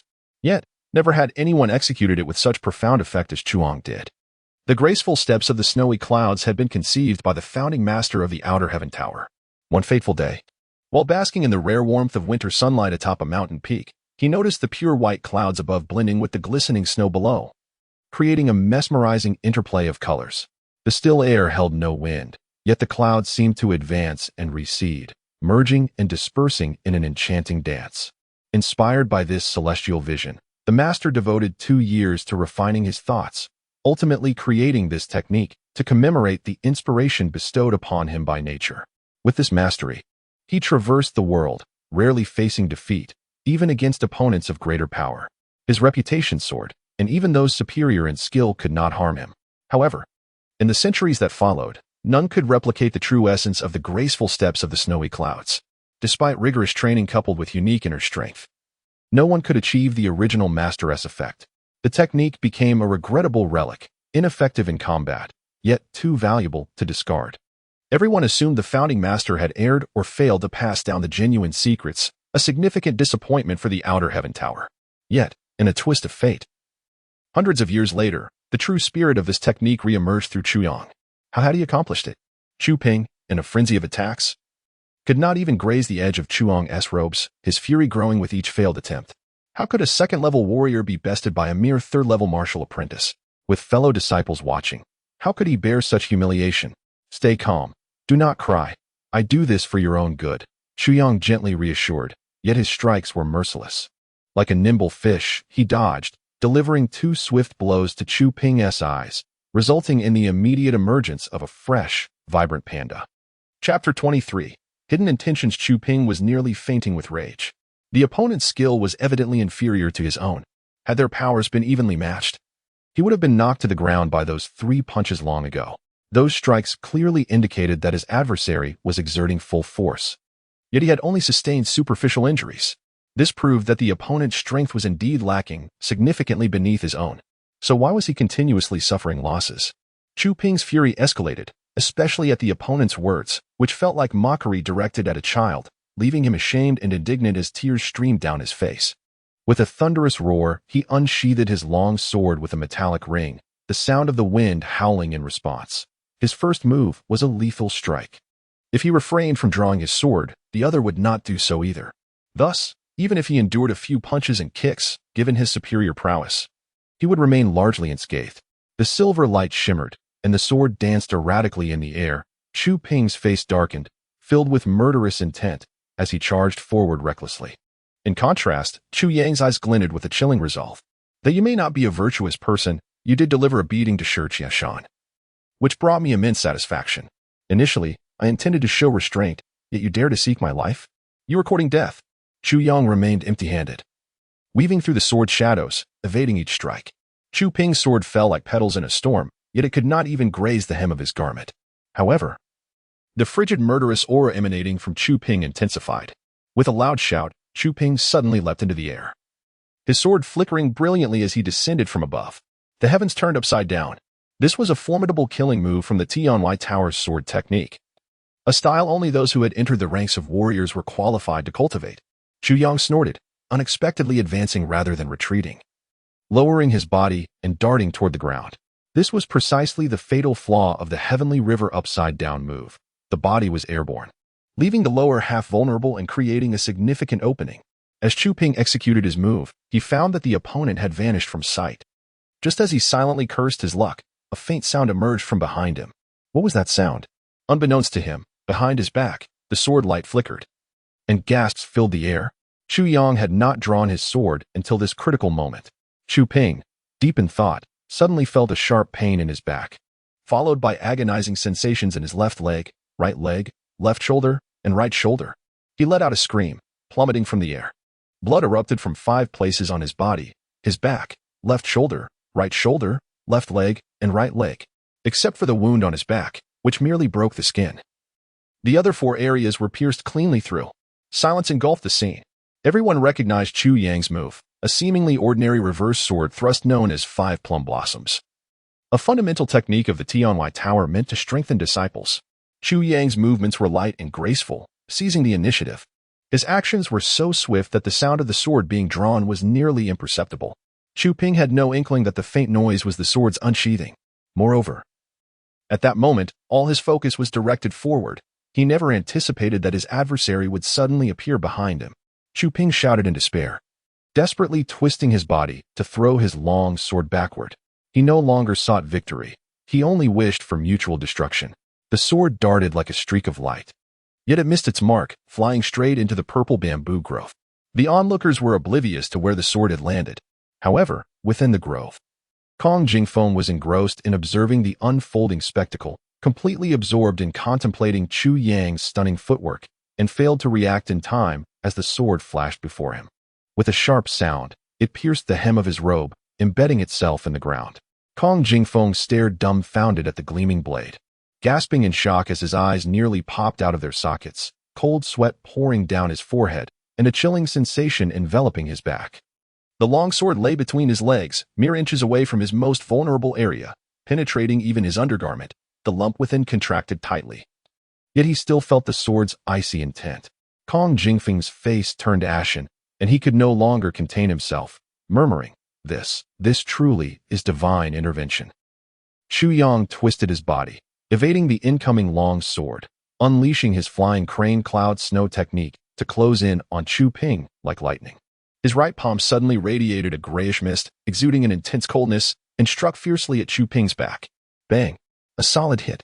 Following the successful strike, he pivoted, standing 3 yards away. In that instant, the 3 individuals in the purple bamboo grove clearly saw the frost emanating from Chu Yang's palm, their eyes widening in astonishment as they nearly gasped in disbelief. Chu Ping fell with a thud, soaring into the air like a deflated ball, then crashing to the ground like a mass of flesh, howling in agony, his body convulsing in pain, drenched in sweat. While still airborne, blood sprayed forth. But upon hitting the ground, a layer of frost visibly enveloped his body, a mysterious coldness sealing his wounds and preventing any further blood loss. Witnessing Chu Ping's pitiful state on the ground, Lu Yunyan and the others were left speechless, as if caught in a dream. No one expected Chu Yang's strike to be so merciless. The earlier palm strike was inconsequential, but that preceding sword thrust effectively rendered Chu Ping incapacitated. A subtle smile flickered across Chu Yang's face. The sword strike was born out of necessity, yet the flying crane cloud snow technique and that palm strike held deeper intentions. The evasive footwork was meant for Chu Ping's eyes, but it was intended for someone observing from the shadows.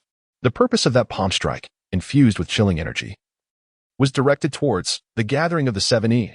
The 7E in absolute divine palm was a closely guarded secret of the Tianwai Tower, and it was the most potent technique in their arsenal. The reason for Chu Yang's palm strike was not to attack Chu Ping. By then, he had already lost the ability to resist. What purpose would there be in delivering another blow? The true intent was to convey a message to those lurking in the dark. I have already taken the lead. As for why he was ahead, Chu Yang was confident that his master, Ming Chaoran, would naturally cover for him. He had absolute faith in this. Chu Yang, you were truly ruthless. Lu Yunyan observed Chu Ping writhing in agony on the ground, his eyes twitching in distress, before looking up at Chu Yang with gritted teeth, exclaiming, "How dare you unleash such a vicious attack on your fellow disciples?" Chu Yang scoffed, tilting his head, the tip of his sword dripping crimson droplets. Following the direction of the blade, one could see Shi Qianshan, oblivious to his surroundings. The crowd fell silent. Chu Ping was a fellow disciple. Was Shi Qianshan not one as well? They had struck the first blow, leaving Shi Qianshan in such a state. The past served as a cautionary tale. So how could they blame Chu Yang for being ruthless? Chu Yang smiled coldly and replied, "Firstly, it was you who came to the purple bamboo garden to stir trouble without the sect's authorization. Secondly, you were the ones who attacked my people. Thirdly, we have previously stated clearly that I was merely assisting Brother Chu. Surely, you all are not so forgetful?" Assisting? Gazing at Chu Ping, who was bloodied and barely clinging to life, the onlookers instinctively shivered. Was this how one offered assistance? Chapter 24. The joy of helping others. Alas, to speak candidly, the events concerning senior brother Li Jianin from the day before yesterday weigh heavily upon the hearts of the 3 of us. Chuang sighed deeply, his emotions visibly manifesting as he expressed, "Thus, regarding your arrival today, our elder brother did not resist. He allowed you to vent your frustrations, which can be seen as a form of accountability for that incident." He lamented, however, "One must not forget that while a solitary man may strike without a partner, you ought not to stir up such chaos in the Zizhu garden with such arrogance. Pray tell, what do you think such actions do to the esteemed reputation of our Zizhu garden? We are all brothers in the same sect. We are akin to flowers of various hues blossoming as one. Why must you press us so relentlessly?" Chu Yang's expression grew increasingly sorrowful and indignant. To have struck someone is one thing, but you choose to masquerade as the victims. How can you be so shameless? At these words, the assembly before him was rendered speechless, nearly choking on their incredulity. The 3 individuals covertly observing from within Zizhu garden felt their blood surge in indignation. Can a person truly sink to such depths of disgrace? To take advantage and then feign innocence is a paradox indeed. Look, I have effortlessly bested Chu Ping in combat. How much greater must be the prowess of my elder brother, Shi Qianshan? His abilities surpass mine by several magnitudes. Chuang declared with indignation and a sense of injustice, "My elder brother's martial skills far exceed yours, yet he did not retaliate, allowing you to unleash your frustrations. What more do you desire? Must it come to bloodshed?" Upon hearing this, Lu Yunyan and the others exchanged wary glances at the unconscious Shi Qianshan. A flicker of trepidation ignited within them. Indeed, if the skills of their junior brother were so formidable, how could their elder brother Shi Qianshan be considered weak? It appeared that in this contest for the position of elder brother, Shi Qianshan would prove to be a formidable rival. Now, you have harmed one of us. Yet I have rendered you a significant service in return. Although we have suffered some losses, I choose to repay grievance with kindness. After all, we are brothers in the same sect. What grievances can truly divide us? Chuyang spoke magnanimously. For the sake of our second uncle, I shall let this matter rest. Lu Yuyin and the others felt stars dance before their eyes, nearly suffocating, collapsing to the ground in faintness. You have reduced a person to a state of near death, and yet have the audacity to suggest let this matter rest.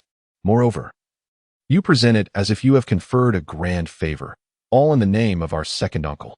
Of course, should you brothers wish for my assistance, I shall not refuse.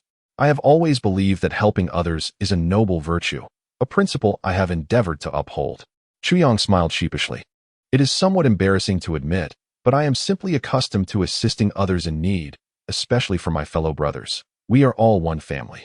Indeed, I would go so far as to lend my utmost support. Lu Yunyin and the others shivered at the sight of Chu Ping lying on the ground. Is this your idea of assistance? Help you with what? We are not fools. The gazes of the remaining individuals turned towards Lu Yunyin, clearly seeking his thoughts. However, Lu Yunyin found himself in a precarious position. Although he ranked among the top 10 and far surpassed Chu Ping in skill. Having witnessed Chuyang's recent combat prowess, he understood he would not stand a chance against Chuyang. Such an unusual fighting style would surely spell disaster for him. If he were to engage and be defeated, it would be an unbearable blow to his reputation. Moreover, he could not afford to lose face. In a conflict amongst peers, who would truly inflict harm? Even in battling Shi Qianshan, the restraint would be palpable. It would not be lethal nor crippling, merely inflicting a few broken ribs or legs to vent frustrations. Chuyang observed the 7 figures retreating, his countenance darkened, his heart weighed down by gravity. This battle had culminated in an unequivocal victory for him. Yet, unbeknownst to all, it was within this combat that Chuyang unearthed his own vulnerabilities. Chuyang's triumph had relied entirely upon technique and experience. It is undeniable that his skills and experience eclipsed those of Lu Yunyin and Chu Ping by decades. He was able to counter each of their moves preemptively, seizing an undeniable advantage. Chuyang had always believed that although they possessed superior strength, his experience and technique would render their defeat a trivial matter. Yet, this battle had revealed his error. Technique and experience cannot encompass all. For instance, when Chu Ping, in a fit of rage, lunged at him with a sword, Chuyang knew that if he merely touched the rear side of Chu Ping's sword tip with a finger, he could deflect it, exposing Chu Ping's vulnerabilities, and subsequently deliver a powerful kick to his dantian. In truth, he executed this maneuver.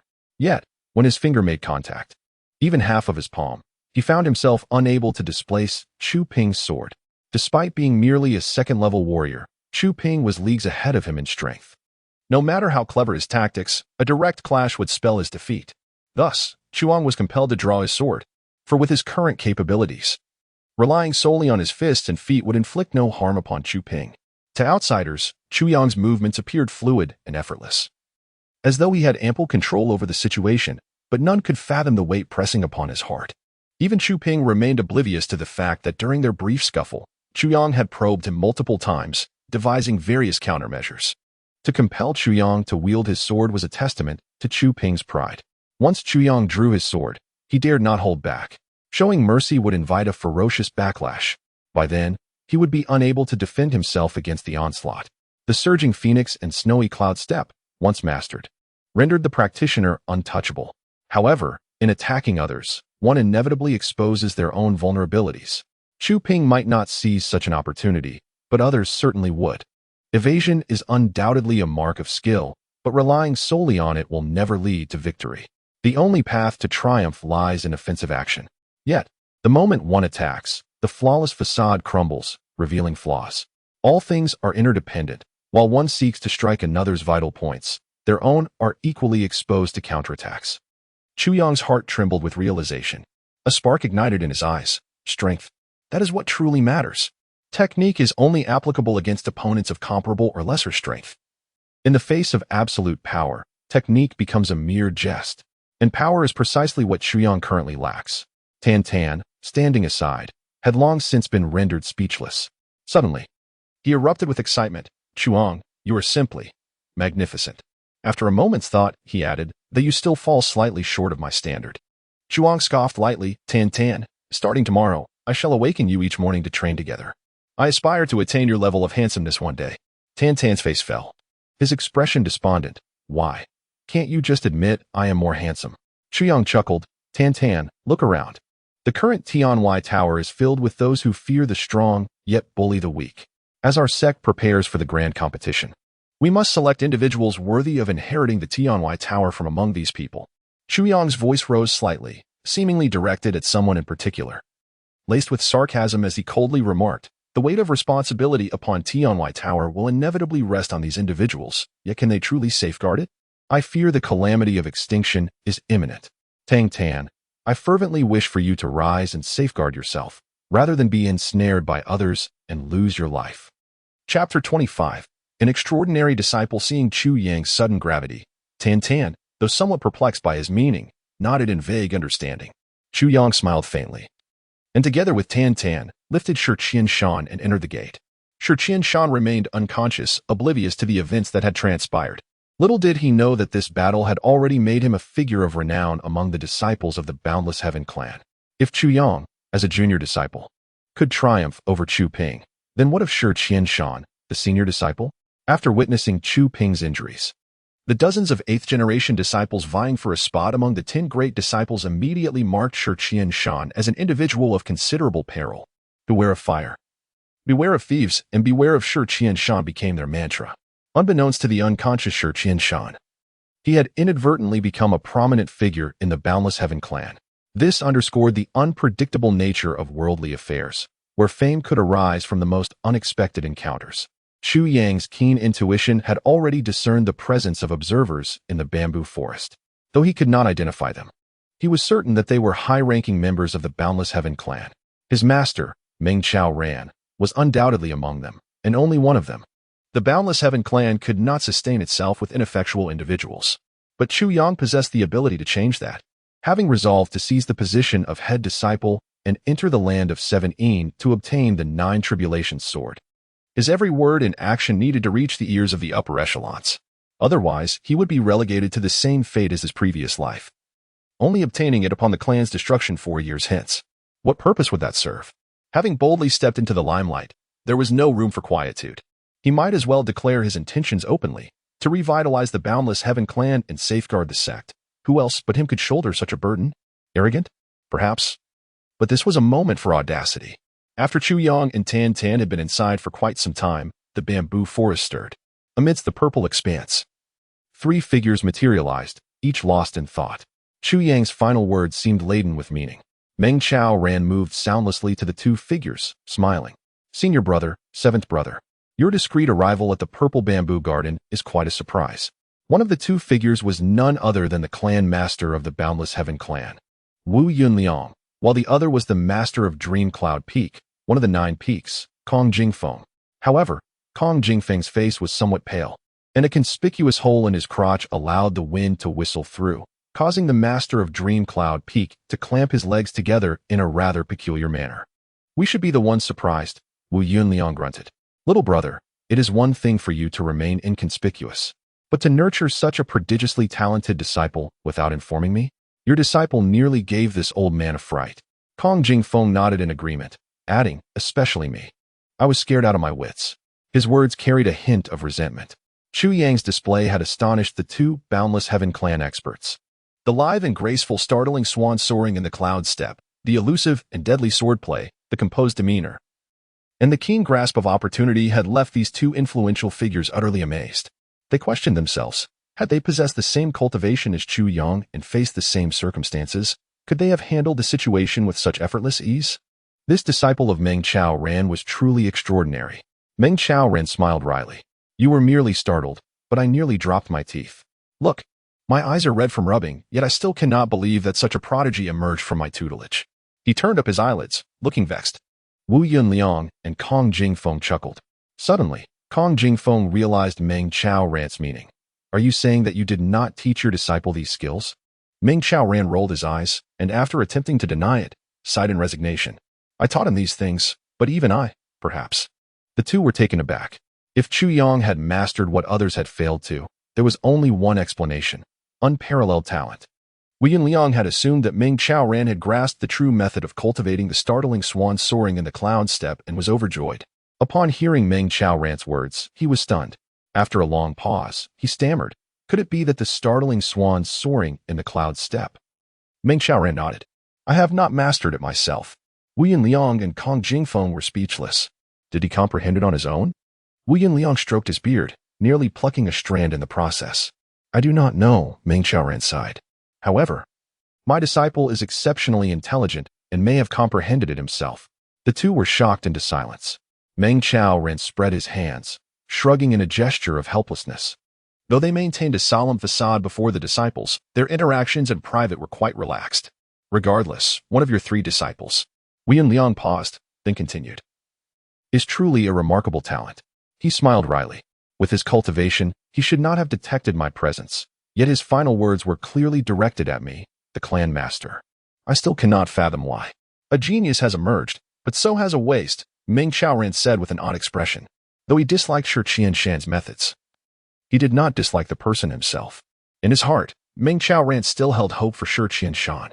While defeating an enemy through honorable means was indeed a victory, was it not also a victory to defeat an enemy through cunning and trickery? The only difference lay in the process.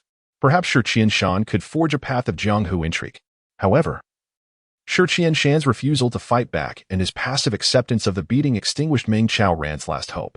A hero may be unassuming, but a coward will never become a strong man. A waste? Are you referring to Shi Qianshan? Wu Yunliang's eyes flashed with disdain. He smiled noncommittally, indicating that he held a very unfavorable impression of Shi Qianshan. Meng Chaoran sighed softly. Among the 9 peaks and 1 garden of the Boundless Heaven clan, with nearly 800 disciples, which master did not have a few unworthy disciples. Little brother, there is no need to dwell on it. After the sifting of the sands, true talent will always emerge. Mediocrity and waste will eventually become mere piles of withered bones. Having heard Wu Qianshan's report, they had suspected that Chu Yang was feigning weakness. Otherwise, how could such a coincidence have occurred? However, they found it difficult to believe that an 8th-generation disciple could possess such keen insight and extensive experience. That was why they had come to investigate. But after witnessing Chu Yang's handling of Chu Ping, they understood there was no need for further investigation. He was the one. This Chu Yang was a dangerous individual. The Boundless Heaven clan was beset by internal and external troubles and desperately needed talent, especially among the younger generation. Hence, Wu Yunliang held Chu Yang in high regard. And that was precisely what Chu Yang wanted, to be valued. Otherwise, what was the point of expending so much effort? Chapter 26. Testing the Jianghu. Meng Chaoran initially felt a swell of pride at Wu Yunliang's praise for Chu Yang, but was soon caught between laughter and tears upon hearing the phrase, "Holding a position does not equate to having reason." He remarked, "Senior brother, your enthusiasm is quite remarkable. At this time, are you still jesting? Surely, you don't wish for me to weep?" Though Wu Yunliang spoke what seemed like a playful jest, his countenance was grave as he slowly replied, "This Chu Yang, you must nurture him well. Such individuals are far too scarce within our Tianwai Tower." Meng Chaoran nodded solemnly and sighed. "It is a predicament we cannot escape. Ever since we lost the title of the national protector of the great Zhao Empire, compounded by our diminished strength, we find ourselves without allies in the court, facing discrimination from officials and oppression from other sections. Even if we possess a few talents, they are either snatched away or exterminated in competitions. Tianwai Tower is already teetering on the brink. If we fail to safeguard our own talents, I fear that after our generation, Tianwai Tower will cease to exist." There was a palpable sense of warning in Meng Chaoran's words. Wu Yunliang's face bore a hint of bitter amusement as he exchanged glances with Kong Jingfeng and chuckled. "You, the youngest, fear that we might sell off your prized disciple?" Meng Chaoran scoffed. "One must be cautious. The current Tianwai Tower is not what it once was." Wu Yunliang exhaled deeply. "I understand your discontent regarding the competitions among the younger disciples. Indeed, with Tianwai Tower in decline, holding such contests would only expose our exceptional disciples to the eyes of our enemies, increasing their chances of untimely demise. Yet, this is a necessity we must endure." Meng Chaoran, hands clasped behind his back, let out a soft hum. "You merely wish to uphold the outdated customs of Tianwai Tower, lacking the resolve to enact change. What use is our discussion?" Meng Chaoran was typically composed, and such a chilling tone was rare for him. Having known him for decades, Wu Yunliang recognized his discontent. With a faint sigh, he responded gravely, "To effect change is merely a matter of my word. The reason I uphold these traditions is to forge true gold in the crucible of fire." Wu Yunliang's expression hardened as he continued. "Among the 800 disciples of the 8th generation, we of the 7th generation number only 70. The 6th generation, comprising our masters and uncles, has dwindled to fewer than 10. As for the 5th generation, only our 9th uncle remains." His jaw tightened as he gritted his teeth. "Should my plan succeed, the total number of disciples that can be preserved from this 1,000 will scarcely exceed 100, and those will form the cornerstone of Tianwai Tower's splendid resurgence. We shall not retain the useless nor the mediocre." Wu Yunyang took deliberate steps, his voice resonating like thunder, compelling and profound. "Even I, Wu Yunyang, must be prepared to make sacrifices when the time comes. The decline of a sect is not merely due to external oppression, but often arises from internal strife. And Tianwai Tower exemplifies this." Wu Yunyang declared solemnly, "Yet the rise of a sect necessitates bloodshed and flames. It requires rebirth through fire." Mengcharan sighed. The exposure of these outstanding disciples to the enemies undoubtedly posed countless dangers, yet it also presented innumerable opportunities. Only by overcoming these challenges can they become the pillars of strength. Wu Yunyang stated quietly, "If they cannot break through, and we suffer total annihilation, then Tianwai Tower shall simply cease to exist. I seek not mere survival, but a dance of clouds and wind." Kong Jingfeng nodded earnestly. "Senior brother speaks the truth. To live in mediocrity is far inferior to a glorious death in battle." Meng Charon's gaze sharpened suddenly. "Senior brother, our sect's decline is intertwined with the great Zhao Empire's court. If you now harbor plans for revival, does that not mean?" "Indeed." Wu Yunliang's expression darkened. "In these past 10 years, while I have been absent from the sect, I have been in the Iron Cloud Kingdom. The great Zhao suppresses us. Yet we need not cling to their leg. The great Zhao is not destined for eternal prosperity." Meng Chaoran felt a tumult in his heart. Observing Kong Jingfeng's calm demeanor, he realized that Kong was also privy to this information. "Senior brother, this is too perilous." Meng Chaoran inhaled deeply, a worried expression crossing his face. "Fortune favors the bold," Wu Yunyang coldly replied. "The first rise of a sect, though difficult, is not impossible. However, to rise again after a fall is infinitely more challenging. We must be prepared for the sect's obliteration." Meng Chaoran sighed deeply, falling silent. 3 days ago, I dispatched 9th junior brother with Qianqian, along with Xueye and Muxiang, on a secret mission to the Iron Cloud Kingdom. Firstly, there are matters to attend to there. Secondly, it serves as their first foray into the Jianghu, a means to test the waters. Kong Jingfeng was taken aback. "Senior brother, how could you allow Qianqian to go?" Kong Jingfeng exclaimed anxiously. "I have no objections to 9th junior brother taking Xueye and Muxiang, but why must you send Qianqian? The journey is fraught with danger, and the other sects already harbor ill intentions towards us. What if? Then it would be her fate." Wu Yunyang replied coldly. "A few days ago, when you spoke to me about the female disciples of our sect, I contemplated this matter. Allowing Qianqian to venture forth is merely to test the Jianghu." "Test the Jianghu?" "Among so many female disciples in Tianwai Tower, many are as beautiful as Qianqian, yet why must you send her?" Kong Jingfeng retorted angrily. "She is your own daughter. My daughter is indeed my flesh and blood. Are the other female disciples of the sect mere orphans? Do they not have parents who raised them? Are they not the cherished jewels of their families?"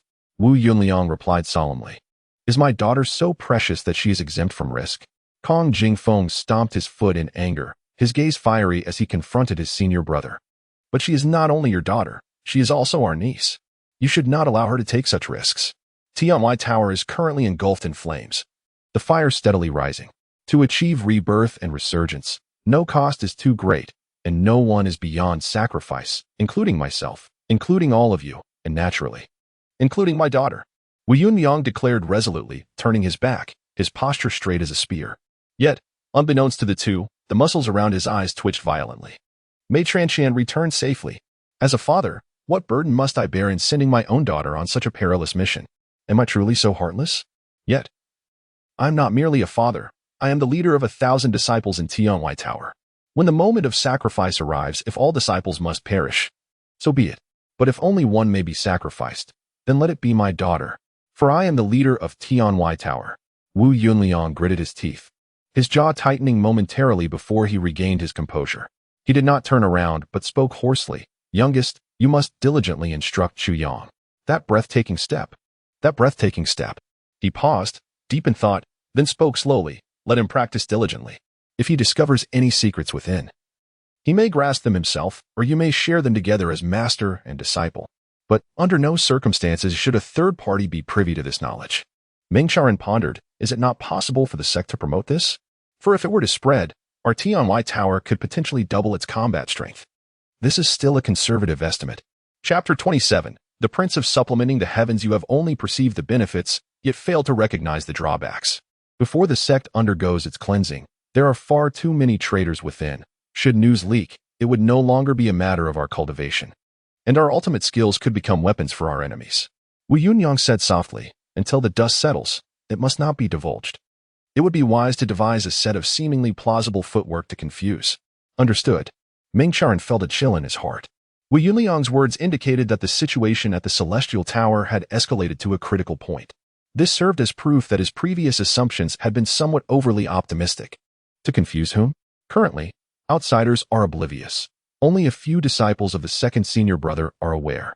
Yet, there remains the necessity to obfuscate. Furthermore, how did Chu Yang cultivate the extreme cold energy with the 17 divine palm? This matter is indeed perplexing. However, he must not be allowed to relax.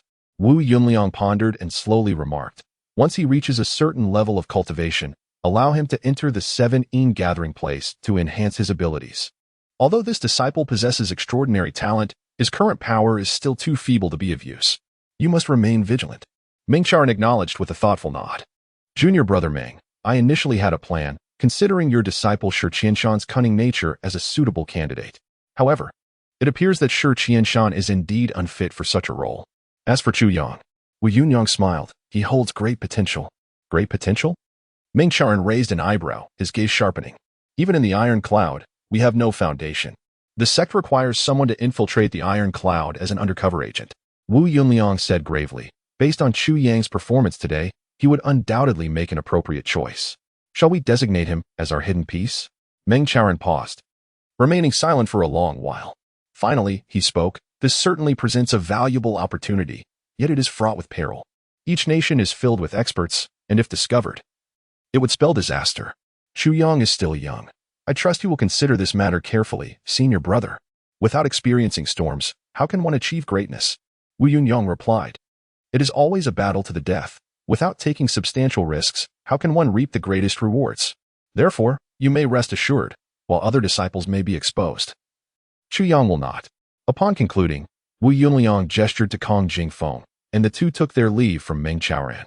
Their elongated figures gradually faded from view. Meng Charan stood pensively before the purple bamboo garden, the three figures appearing somewhat heavy-hearted. With a long sigh, he gazed anxiously and murmured, Senior brother, some matters cannot be accomplished solely by the strength of the Celestial Tower.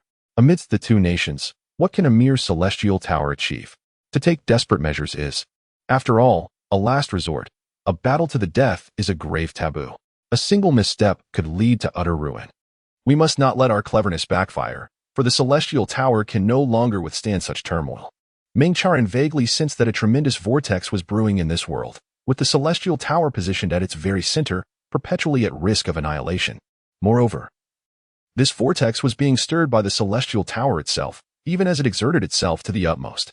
In the 3 days that followed, the three nations stood in a triangular formation, each spanning tens of thousands of miles. Beyond these borders lay lands removed from this struggle. Among these three nations, the great Zhao Empire truly lived up to its name, boasting vast territories. With a formidable national strength and a relatively affluent population, it dominated the region and steadily encroached upon its neighbors, subtly exuding the aura of unification. The other two nations, Iron Cloud and Wajiguo, while also possessing substantial strength, paled in comparison to the great Zhao. They were the very targets of Zhao's expansion. Disputes over territory erupted frequently along the borders of the three nations. At this moment, in the capital of Iron Cloud City, four riders stood resolutely on their steeds, weary from their journey. One was a middle-aged man, accompanied by 2 young men and a girl veiled in black. All four bore traces of blood upon them. Exchanging glances, the middle-aged man let out a long breath, saying, We have finally arrived. Qianqian, how do you fare? His tone revealed a sense of relief. I'm well. Wu Qianqian's eyes reflected fatigue as she shook her head. This journey has been fraught with too many intercepts. Our movements should have remained a secret. Such occurrences are abnormal. This middle-aged man was none other than the master of the ninth peak of the Celestial Tower, Bao Kuanglei. The surname Bao is quite rare. Bao Kuanglei was among Wu Yunliang's most capable disciples, known for his valor and shrewdness, his actions steady yet decisive, always meticulous in his dealings. His character was in stark contrast to the explosive nature suggested by his name. Regardless, we have finally arrived. Wu Chanqian smiled. The four exchanged knowing glances, silently acknowledging there must be traitors within the sect. Moreover, their status likely isn't low. Let us enter the city. Bao Kuanglei's expression darkened momentarily before he rallied his spirits and waved his hand. They mingled with the throngs entering the city and soon found themselves before a palace adorned with silver, upon which 3 golden characters shone brilliantly: Qianqiu Mansion. Qianqiu Mansion was the residence of the Iron Cloud Nation's prince. After announcing their presence, the 4 entered Qianqiu Mansion and followed the servants into the grand hall. At the center, on a comfortable chair, lounged a youth of ethereal grace, clad in a soft yellow robe, seemingly engrossed in a book. His long brows framed a face resembling jade, and a purple jade crown adorned his flowing black hair. This youth appeared somewhat slender, giving off an impression of fragility. Yet there was a subtle strength in his delicate wrist, steady despite its slenderness. His visage radiated a gentle aura, evoking a sense of tranquility and vulnerability that instinctively drew one to protect him.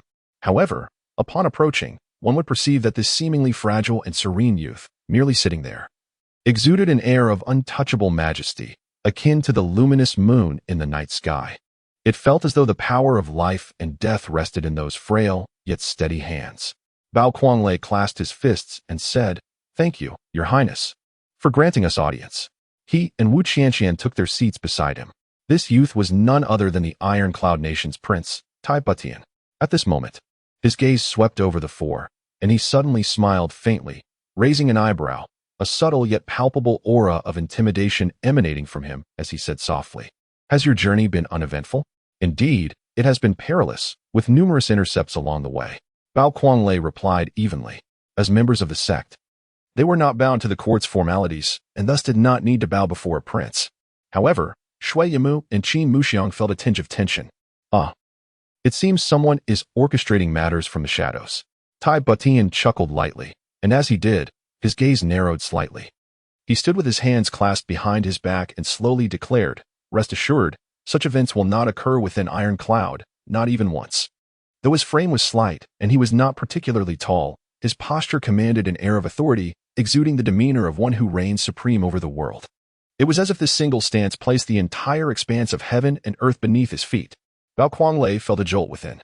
He finally comprehended his senior brother's decision.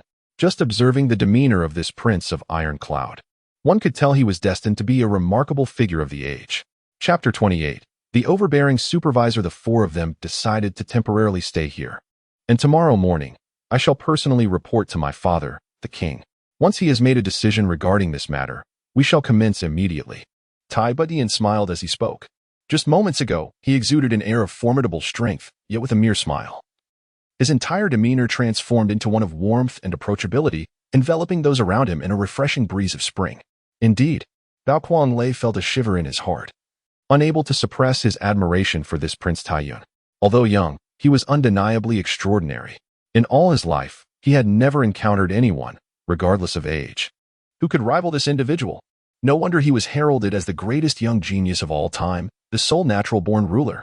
Before meeting Tai Butian, Bao Kuanglei had dismissed such claims. What natural-born rulers exist in this world? It was merely a matter of good lineage, superior education, and years of diligent study in the arts of kingship. As for the title of the first genius, were there not countless geniuses in this world? Yet at this moment, he found himself convinced. The innate elegance and the commanding presence that radiated from Tai Butian's every gesture resonated deeply within Bao Kuanglei. A rugged figure from the martial world, causing his very soul to tremble. At this juncture, the purple bamboo garden of the Heavenly Pavilion was abuzz with energy. In the early morning at Heavenly Pavilion, Tintan lay sprawled on the ground, gasping for breath, rolling his eyes as he exclaimed, Chu Yang, I concede that you are more handsome than I. You've been merciless these past few days. Have you come to work me to death?" Each morning, as soon as Chu Yang began his training, he would drag Tan Tan along, and Tan Tan would emerge utterly exhausted each time. Reduced to trembling at the sight of Chu Yang had mastered the art of timing perfectly. knowing precisely how long Tan could endure before reaching his physical limits. After every session, he ensured that Tan could not stand unaided, all without causing any harm to his body. Each time Tan saw him, it was as if he had encountered a ghost. Initially, he had boasted and indulged in self-admiration. Now, he scarcely had time for even that. Taking a deep breath, Chu Yang concluded his session and stood up. Over the past 20 days, he had not relaxed his own training, having elevated his cultivation to the 9th rank of martial disciple. He was merely one step away from entering the ranks of martial warriors. Feeling the changes within him, Chu Yang smiled faintly.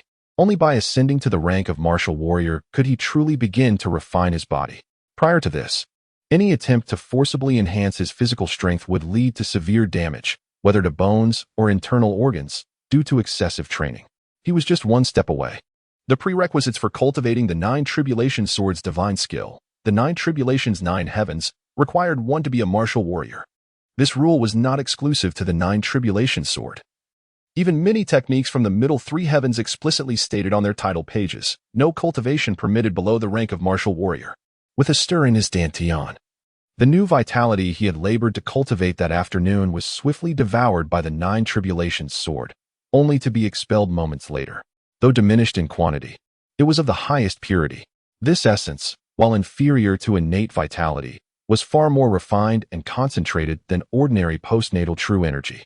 In recent days, with every advancement, Chu Yang felt the 9 tribulations sword stir mysteriously within him. Over time, he had grown accustomed to this sensation. Hanging around his neck was a piece of purple crystal jade, which remained unresponsive. Chu Yang felt somewhat bemused by this purple crystal jade. The first time he used it to restore his strength, the soul of the 9 tribulation sword surged forth, abruptly severing his connection before he could fully benefit from it. Despite several attempts, he was consistently interrupted by the 9 tribulations sword's soul. It was evident that he was to rely solely on his own strength for training, without the aid of external forces. However, during combat, he could utilize it to regain energy, as evidenced when he faced Chu Ping, where the sword's soul showed no reaction. Yet, after the battle, it forbade him from using it. Faced with such a stern and unyielding supervisor, Chu Yang could only acquiesce, extinguishing any thoughts of using the purple crystal jade during training. Turning to observe Tan's disheveled appearance, Chu Yang nearly burst into laughter, saying with a hint of exasperation, "All right, take a moment to rest." Upon hearing this, Tan felt as though he had been bestowed with imperial grace, nearly moved to tears. Struggling to rise, he crawled to the side and sighed with relief. Meanwhile, Chu Yang continued to practice his sword movements, drawing, sheathing, repetitive yet fervent, pouring his utmost passion and focus into each motion. As the sun gradually ascended in the east, sweat glistened on Chu Yang's forehead, each droplet splattering onto the ground. Eventually, Tan recovered somewhat. Yet as he observed Chu Yang's motions, he became entranced. Although Chu Yang repeated the same action, Tan discerned that each repetition was distinct. It appeared as though Chu Yang was continuously refining his technique.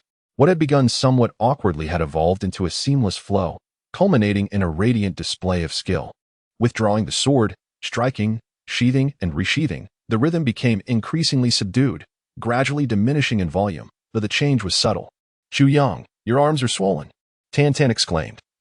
Having watched for some time in admiration, only to suddenly notice the abnormal swelling at Chu Yang's elbow and shoulder. Chu Yang's expression remained unchanged. A mask of indifference as he continued his practice, responding nonchalantly, "Swollen? It will subside with time. Tan, if you wait for it to naturally diminish. It will be too late. But once you acclimate to this exertion, the swelling will resolve on its own. When it subsides, that will be your moment of progress." Tan was momentarily taken aback, feeling a wave of shame wash over him. Realizing he had regained some strength, he stood up and resumed his training. Meng Xiaoran stood quietly amidst the purple bamboo grove, observing the two brothers in practice, a faint smile of satisfaction gracing his lips. From within the room came sounds of groaning. It was sure Qianshan enduring the torment of his injuries. He had been confined to his bed for 20 days. Chu Ping and the others had struck mercilessly, breaking Shi Qianshan's ribs and thigh that fateful day. He would be unable to train for at least 3 months. And for half a year, martial practice was out of the question. Yet, by the time 6 months had passed, the ranking tournament among the disciples of Heavenly Pavilion would nearly be concluded. This injury had effectively shattered Shi Qianshan's prospects within the Heavenly Pavilion. The torment of the body could never compare to the anguish of the heart. Thus, Shi Qianshan harbored a deep-seated hatred. Strangely, he did not detest those who injured him, but rather directed his animosity towards Chu Yang. In Shi Qianshan's mind, had it not been for Chu Yang, he would surely have risen to great heights. Chapter 29. Heart of a wolf, lungs of a dog. It must be said that Shi Qianshan's sentiments are indeed quite accurate. His current plight is entirely the result of Chu Yang's actions. Senior brother, how are you? I have just broken through to the 5th level of martial arts today. Senior brother, I have reached the 6th level today. I am now at the 7th level. Each piece of good news struck Shi Qianshan like 1,000 arrows piercing his heart. In the depths of his despair, his recovery was further delayed. In fact, under the weight of such profound negativity, his injuries even showed signs of worsening. Yet, what Shi Qianshan should not have done was to extend his hatred of Chu Yang to Meng Chaoran and Tan Tan, harboring a deep-seated enmity towards them as well. How could Chu Yang progress so swiftly? Surely, Meng Chaoran had favored him. There must be some miraculous elixir in Master S possession that could rapidly enhance one's cultivation. After all these years without receiving it, he had instead bestowed it upon Chu Yang. Such thoughts ignited a burning jealousy within Shi Qianshan, culminating in an almost palpable desire for revenge. Following that day, although Meng Chaoran's demeanor was somewhat distant, he still showed considerable care for Shi Qianshan, even going so far as to expend his own energy to mend Shi Qianshan's meridians, alleviate his suffering, and tirelessly seek out medicinal herbs for his recovery. Yet, in his bitterness, Shi Qianshan found himself resenting even his own master, gnashing his teeth in hatred. Thus, Shi Qianshan plotted his revenge. Outside his room lay a small pond, merely the size of half a room and about 10 feet deep. The crystal-clear mountain spring from the peak of the Zizhu garden flowed into this pond, filling it before meandering down the mountainside as a small stream. Consequently, the water in this pond remained perpetually clear and pristine, a source of fresh water from which Chu Yang and the others often drank. Now, Shi Qianshan lay in bed, desperately propping himself up as he quietly retrieved a paper package from beneath the bed. Inside was the 5 morning soul-destroying powder, a concoction of 5 deadly poisons that was colorless and tasteless, said to be incurable once ingested. When mixed with food, it would taste like a delicious seasoning, heightening one's appetite. Shi Qianshan's lips trembled slightly, and his fingers shook, yet he resolutely drew the candle closer, slowly breaking off a piece from the bottom. His face alternated between crimson and pale, as if a fierce internal conflict raged within him. Nevertheless, his fingers did not cease their movement, meticulously encasing the entire packet of the 5 morning soul-destroying powder within a wax ball. He then concealed this wax ball within his blanket. Since I am already ruined, how could I allow you to fare any better? Regardless of my grievous injuries, even if everyone here were to perish, suspicion would never fall upon me. If Zizhu Garden were left with only me, the sect leader would undoubtedly show me some consideration for our past ties, and then I would still have a chance. I shall not rely on you, Meng Chaoran. I can still rise again. Let them all die. At this moment, Shi Qianshan's heart was teetering on the brink of madness.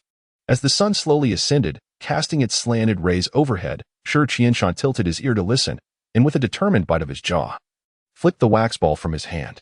With a soft plop, it evidently fell into the pond outside. Finally, he relaxed his body, a fleeting smirk of satisfaction gracing his lips. The water was alive, the poison tossed within would soon be diluted, and if left too long, the wax would inhibit its release. Judging by the usual lunch hour, the timing was just right. After a brief moment, the sound of clattering dishes filled the air, followed by Tan Tan's peculiar voice humming a tune, accompanied by the enticing aroma of the meal wafting through the air. Shi Qianshan smiled wickedly in silence. Meng Chaoran, Tan Tan, and Chu Yang gathered around the table, drawn in by the delicious scent emanating from the dishes. Tan Tan, with eyes wide like saucers, eagerly gazed at his master, his hunger intensifying, waiting for Meng Chaoran to begin eating so he could devour the food ravenously. However, Meng Chaoran frowned at the meal. The colors of the dishes appeared normal, and the aroma was rich, but it seemed excessively fragrant. There was something peculiar about it. Realizing something was amiss, Meng Chaoran fell into contemplative silence. Just as he picked up his chopsticks, he slowly set them down again and turned to glance at Chu Yang, a thought stirring within him. Chu Yang was also tilting his head, lost in contemplation over the food. Meng Chaoran was momentarily astonished. His own discernment stemmed from decades of experience in the martial world, nurtured by countless life and death encounters that honed his acute senses. How could an ordinary person notice the unusual aroma of a meal? Most would only find it more appetizing the stronger it smelled. Yet how had Chu Yang? At merely 16 years of age, and without prior exposure to the world, developed such observational acuity? Tan Tan, you prepared this meal, did you not? Chu Yang said with a calm smile. Yes, indeed. You all must eat. It's so delicious. I can hardly resist. Tan Tan pleaded pitifully. Chu Yang, with a thoughtful gaze directed at the shimmering pond outside, flipped his wrist to reveal a mysterious crystal needle, stirring it through the soup. The needle's tip abruptly changed color to a startling blue. Tan Tan's expression shifted, and he nearly cried out in alarm. Anticipating his reaction, Chu Yang swiftly covered his mouth. His gaze still fixed on the meal as he solemnly declared, Tintin could not have poisoned this. The issue lies with the water. Meng Chaoran's heart jolted, for he had just drawn the same conclusion. Tan Tan, having grown up under his watchful eye, would never resort to poison. He had never even come into contact with any toxins. Taking a deep breath, Meng Chaoran's chest heaved with anger as he suddenly turned to face Shi Qianshan's room. I shall go, Chu Yang said quietly. You? What do you intend to do? Meng Chaoran asked, his face darkening. I will ensure he is satisfied, Chu Yang replied blandly. Meng Chaoran lowered his gaze, a faint smile gracing his lips as he said, Then you may proceed. However, do not go too far. Allow him a chance to explain. It may not be, as it seems. His voice was soft, yet it carried a weight of bitterness and exhaustion, despite Shi Qianshan's unruliness. He had been Meng Chaoran's disciple for 7 or 8 years. By allowing Chu Yang to handle the matter, Meng Chaoran demonstrated his understanding of the situation.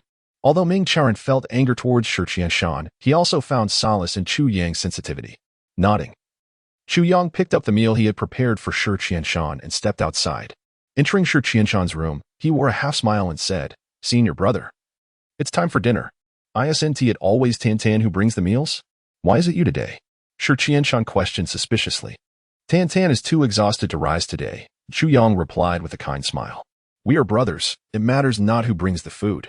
Senior brother has taken such great care of us for so long. It is only right that I repay you. Shi Qianshan scoffed, I am not hungry today. I do not wish to eat. You may set it aside. He was jesting. He was acutely aware of the poison within and would never dream of consuming it himself. On the other side, Meng Chaoran, who had been quietly gathering his energy while listening to their conversation, could not help but snort. He still found it hard to believe that a disciple he had nurtured for 7 or 8 years would attempt to poison him. Thus, despite knowing it was improbable, he allowed Chu Yang to provide Shi Qianshan with an opportunity for explanation, harboring a flicker of hope. Now, hearing Shi Qianshan's words, he felt utterly disheartened. How can you refuse to eat? Chu Yang said with a grin. Food is essential, especially since you are injured. You must replenish your strength. Come now, eat up. And all will be well. Shi Qianshan furrowed his brow and disdainfully remarked, I have already stated that I shall not eat. Please leave at once. Why won't you eat? Is it perhaps poisoned? Chu Yang replied earnestly, Senior brother, we have been fellow disciples for many years. Do you truly believe I would poison you? Do eat, please. Chapter 30. In life, some lines must not be crossed. Shi Qianshan's countenance underwent a dramatic shift. Chu Yang's words had struck a raw nerve, hitting him where it hurt the most. He abruptly lifted his head, fixing Chu Yang with a penetrating gaze, and inquired in a low voice, What exactly are you implying? My meaning will become clear to you after you partake of this repast, Chu Yang responded, his gaze hardening as he slowly enunciated. I am curious to ascertain if the poison within this bowl is potent enough to cause demise. To be candid, this has piqued my curiosity for quite some time. A sense of foreboding washed over Shi Qianshan. He forced a laugh and said, You jest, surely? Chu Yang chuckled mirthlessly, retorting, You find this just unamusing? Then let us engage in something more diverting. Abruptly, he approached the bedside, bowl in hand, and settled himself upon the bed, his posterior making direct contact with Shi Qianshan's fractured thigh. A sickening crack echoed as the nascent bone fusion was undone. Shi Qianshan emitted a blood-curdling scream, his entire being convulsing in agony. Beads of perspiration, the size of soybeans, erupted across his face. His body contorted into a fetal position. Before he could unleash another anguished cry, a wad of cotton, seemingly conjured from thin air, was thrust into his mouth. Chu Yang's movements were swift and efficient, betraying no hesitation. The task was executed in a mere instant, with a fluidity that would put seasoned constables to shame. With one hand, Chu Yang held the bowl steady, while the other clamped around Shi Qianshan's throat. Leaning in close, his eyes met Shi Qianshan's, and he uttered in a chillingly low voice, Shi Qianshan, it was not my intention to dispatch you so prematurely. My thirst for retribution remains unslaked. Alas, your actions today have transgressed my boundaries. Muffled sounds of anguish emanated from Shi Qianshan's throat, his eyes reflecting a mixture of resentment and terror. He thrashed wildly, only to exacerbate his injuries, causing a fresh torrent of sweat to erupt. Chu Yang roared in a subdued tone, "You are utterly devoid of gratitude." A flicker of shame crossed Shi Qianshan's eyes, but it was quickly replaced by a malevolent glare, his eyes burning with an almost cannibalistic intensity. He remained unrepentant. Suddenly, he coughed violently, and a stream of blood gushed forth from his throat, its force so intense that it propelled the cotton wad from his mouth with a soft poof. The crimson fluid splattered across the quilt covering his chest, leaving a macabre tableau. He fixed Chu Yang with a deathly stare, seemingly impervious to the pain. Shi Qianshan gasped for air, his chest heaving. "Were it not for your involvement, Chu Yang, I would not have suffered this broken leg and grievous injuries. Had I not been crippled, I would not have been deprived of the opportunity to participate in the peak's meet. And without that opportunity, my future is shrouded in darkness. All of this is due to you, Chu Yang. I am irreconcilably opposed to you. As for the master, hehehe." Knowing that his demise was imminent, he unleashed all the venom that festered within his heart, finding a perverse satisfaction in his pronouncements. From the dining hall, Meng Xiaoran, who had been listening to the commotion, suddenly trembled, his face flushing crimson. With a resounding crack, the teacup in his hand shattered, the shards cascading through his fingers. Meng Xiaoran's beard bristled as he expelled a forceful breath, which pierced through the thick wooden door, leaving a gaping hole. "Athaha! I have struck a chord. This old codger, with his talk of great benevolence." "Athaha!" Shi Qianshan erupted in manic laughter. Chu Yang roared in fury and brought his palm down with devastating force. Suddenly, a hole appeared in the wall with a soft poof, and amidst the swirling dust, Meng Xiaoran burst through, seizing Chu Yang's wrist. He knew that Chu Yang would be unable to withstand these words and would strike immediately, leaving him no time to enter through the doorway. "You, old codger, what more do you have to say?" Shi Qianshan instinctively recoiled at Meng Xiaoran's arrival, but quickly regained his composure and resumed his vitriolic tirade. Meng Xiaoran grasped Chu Yang's wrist, slowly lowered it, and took several deep breaths, miraculously regaining his composure. His gaze, devoid of any emotion, settled upon Shi Qianshan as he declared in a measured tone, "Shi Qianshan, from this moment forth, I hereby expel you from my tutelage." Shi Qianshan guffawed, choking out, "Meng Xiaoran, do you think this old man still covets the title of your disciple at this juncture?" "Bah!" Meng Xiaoran's eyes flashed with coldness, but his voice remained steady as he stated, "Shi Qianshan, your sister, Shi Chu, is indeed comely, but she has not reached the point where I, Meng Xiaoran, would be consumed by thoughts of her." Shi Qianshan scoffed, taunting, "Then why do you call out my sister's name in your dreams? Are you deranged?" A surge of anger briefly flickered in Meng Xiaoran's eyes, only to be replaced by a wave of melancholy. "I was not calling out to your sister. I am 48 years of age. 8 years ago, I was 40. Your sister was only 15. Although she is attractive, I, Meng Xiaoran, have not sunk to such depravity." He offered a rueful smile, adding, "The name I uttered was Chu Chu, not Chu Chu, Chu Chu. Yi Chu Chun was my beloved, my wife. We have been separated for 20 years, and I yearn for her every waking moment." Meng Xiaoran stated coldly, "One of the reasons I went to the trouble of rescuing your entire family was that your sister's name shared a homophone with the character in her name. Otherwise, in this dog-eat-dog world, I, Meng Xiaoran, would not have bothered with such affairs." Shi Qianshan gasped, a guttural sound escaping his throat as he struggled to speak. Finally, enlightenment dawned upon him, and he lamented, "No wonder the master's pronunciation of my sister's name sounded so peculiar at times." So, that was who he was calling out to. A wave of remorse washed over him. In that instant, his intestines twisted with regret. He had harbored suspicion and resentment for so many years, only to realize that it was all based on a self-serving misunderstanding. Meng Xiaoran inhaled deeply, stating softly, "The reason I went to the trouble of clarifying this was not for your sake, but it is also to bid you farewell."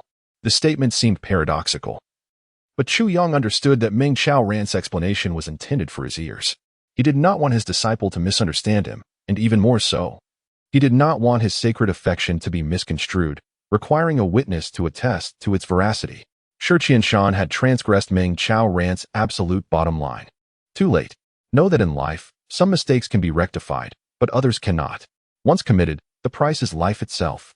Meng Xiaoran shook his head gravely, his hand slowly extending, a flicker of melancholy in his eyes, but disregarding Shi Qianshan's pleas for mercy, he brought his hand down with resolute finality. Chapter 31. Breakthrough. With remarkable agility, Chu Yang struck first, delivering a powerful palm to Shi Qianshan's chest. The sound of cracking bones echoed as Shi Qianshan's body jolted, his eyes bulging in shock, followed by a gurgling torrent of blood from his mouth and nose as he collapsed backwards, lifeless. Meng Charan observed the scene and quickly grasped its implications, letting out a deep sigh. "Master, it is better that I take action," he remarked. "He has oppressed us for far too long, and today, we finally have our reprisal." Chu Yang spoke with a calm demeanor. Meng Charan regarded him intently, placing a hand on his shoulder, yet hesitated to voice his thoughts. Ultimately, he said nothing and walked away. To take the life of a disciple he had nurtured for 8 years weighed heavily on Meng Charan's conscience.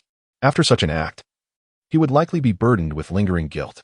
Yet, for Chu Yang, the experience was different. Although the death occurred before him, it was not his own hand that dealt the fatal blow, which tempered the emotional impact considerably. Chu Yang understood Meng Charan's intentions behind naming him Chu Yang. The name derived from the character Chu on the jade pendant, as well as from the character Chu in early morning. Thus, Chu Yang symbolically represented the morning sun, while early morning mirrored the essence of his own name. The character Tan in Tan's name reflected the fleeting nature of a flower's bloom. Was Meng Charan lamenting the brevity of love? Suddenly, Chu Yang comprehended the depth of his master's inner turmoil. The most profound suffering in life stems from separation. And the phrase life and death indicates that the anguish of separation precedes that of death, signifying its greater burden. Death brings momentary sorrow, but separation inflicts a lifelong torment that lingers as long as one lives. Night, early morning. Chu Yang silently recited, focusing his gaze on the direction Meng Charan had departed, vowing in his heart, "Master, I shall remember this name." Turning to the lifeless body of Shi Qianshan. With his eyes wide open, Chu Yang was engulfed by a complex emotion. He finally felt the undeniable truth. He had indeed altered the trajectory of someone's life. In his previous life, Shi Qianshan was destined to live for another 4 years, yet in this rebirth, he had met his end by Chu Yang's hand within a month. To his surprise, Meng Charan did not vanish but remained seated in his usual place, seemingly awaiting Chu Yang's return, as if nothing had changed. Upon entering, Tan noticed Chu Yang and, with a slight tremor in his brows, nervously inquired, "So, senior brother, what about Shi Qianshan?" "He is dead. I killed him," Chu Yang replied matter-of-factly, then took a seat. Tan lowered his head, a sudden loss of appetite washing over him. He had heard Shi Qianshan's final words and felt that his demise was justified, yet an undercurrent of sadness lingered. After all, they had spent many years together, and Tan had never truly seen Shi Qianshan's true nature until now. Meng Charan broke the silence, picked up his chopsticks, and said, "Let us eat." His expression was calm, as if the incident had never occurred, as if Shi Qianshan had never existed in the purple bamboo garden. The atmosphere among the three was thick with tension. Chu Yang remained silent. At this moment, Meng Charan required no consolation, although he felt a tinge of sorrow and injustice. He knew that in a few days, he would find his balance again. Yet, the final desperate cries of Shi Qianshan had stirred Meng Charan's emotional scars, and the turmoil within him would likely persist for a long time. After finishing his meal, Meng Charan observed Chu Yang devouring his food ravenously, raising an eyebrow as he remarked, "Chu Yang, this is your first kill, isn't it? I recall you had never even harmed a chicken before." Chu Yang paused, indeed. He suddenly realized how unnaturally calm he had been after taking a life. To someone like Meng Charan, a seasoned veteran, this was indeed remarkable. Despite being a martial artist, it is common for even the most notorious villains to display some abnormality during their first kill. Yet, Chu Yang had taken the life of a senior brother, a companion for 8 years, without any apparent effect on his appetite. How could this not be curious? Your psychological resilience resembles that of a natural-born killer, Meng Charan remarked with a faint smile. This thought led him to consider the possibility of Chu Yang undertaking that perilous task proposed by Wu Yunliang. Such calmness, bordering on coldness, would surely prevent any slip-ups. Nevertheless, Meng Charan felt a twinge of unease. It was a chance, but equally a treacherous path fraught with peril. A natural-born killer. Chu Yang let out a self-deprecating laugh inwardly. While this was indeed his first kill in this life, in his past, he had already guided countless souls to peace. How could he not be composed? He had long since become desensitized. The act of taking a life paled in comparison to the emotional weight of slaughtering a mere chicken. Shi Qianshan's death was justified. A disciple avenging himself upon his oppressor was only natural, devoid of pressure, and indeed, it felt exhilarating. Chu Yang asserted with conviction. Meng Charan regarded him, a subtle smile breaking across his face, excellent, and chose not to speak further. 3 hurried days passed. That evening, Chu Yang found himself alone in the depths of the purple bamboo forest, attuning to the energies of heaven and earth. He sensed that tonight, he might finally break through to the rank of a warrior. Ever since the day he killed Shi Qianshan, a surge of aggression had awakened within him. Chu Yang felt the tumult within his dantian, as if a bloodthirsty emotion was stirring, struggling to emerge. This ferocity was a remnant of the ruthless swordsmanship he had practiced in his previous life. With great effort, he suppressed this tumultuous feeling, continuing his tranquil cultivation. However, from that moment, the true qi within him surged violently, as if it were on the verge of breaking through some barrier. Chu Yang narrowed his eyes, cautiously controlling the spiraling energy within him, nurturing it in his dantian.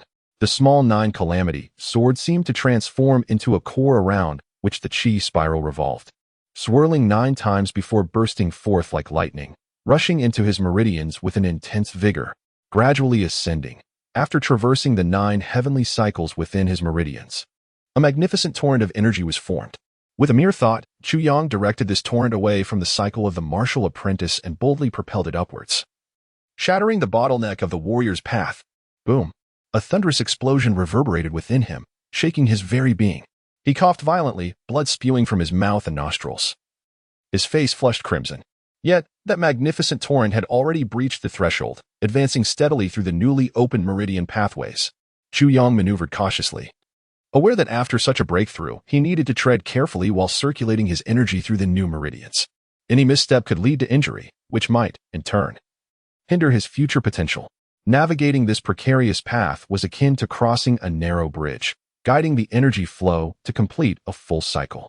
Chu Yang was drenched in sweat, but he did not relent. He pressed on. 1 cycle, 2 cycles, 9 cycles. Upon completion, Chu Yang exhaled forcefully, feeling utterly drained yet enveloped in a comforting warmth, akin to being immersed in soothing water. The breath he exhaled, even in the pitch darkness of night, shimmered with an eerie black sheen before dissipating into the air. In a concealed part of the purple bamboo forest, Meng Charan stood resolutely, his body adorned with frost, wholly focused on safeguarding his disciple. At the moment of Chu Yang's breakthrough, Meng Charan let out a long breath of relief, finally achieving success. Chu Yang's journey of cultivation had taken another significant step forward. Purging the meridians? Meng Charan suddenly froze, his gaze fixated on the dark, lustrous vapor exhaled by Chu Yang. His eyes widened in shock as he exclaimed, This is the impurities of the meridians. Chapter 32. Cleansing the meridians. Chu Yang had merely broken through to the warrior level. How could he possibly expel the impurities from his meridians? What kind of prodigious disciple have I taken on? Meng Charan was utterly astonished. For someone as composed and indifferent as Meng Charan to be shocked to this extent was an unprecedented occurrence at Tianwai Tower. If Wu Yuliang and the others were to find out, they would surely be left speechless.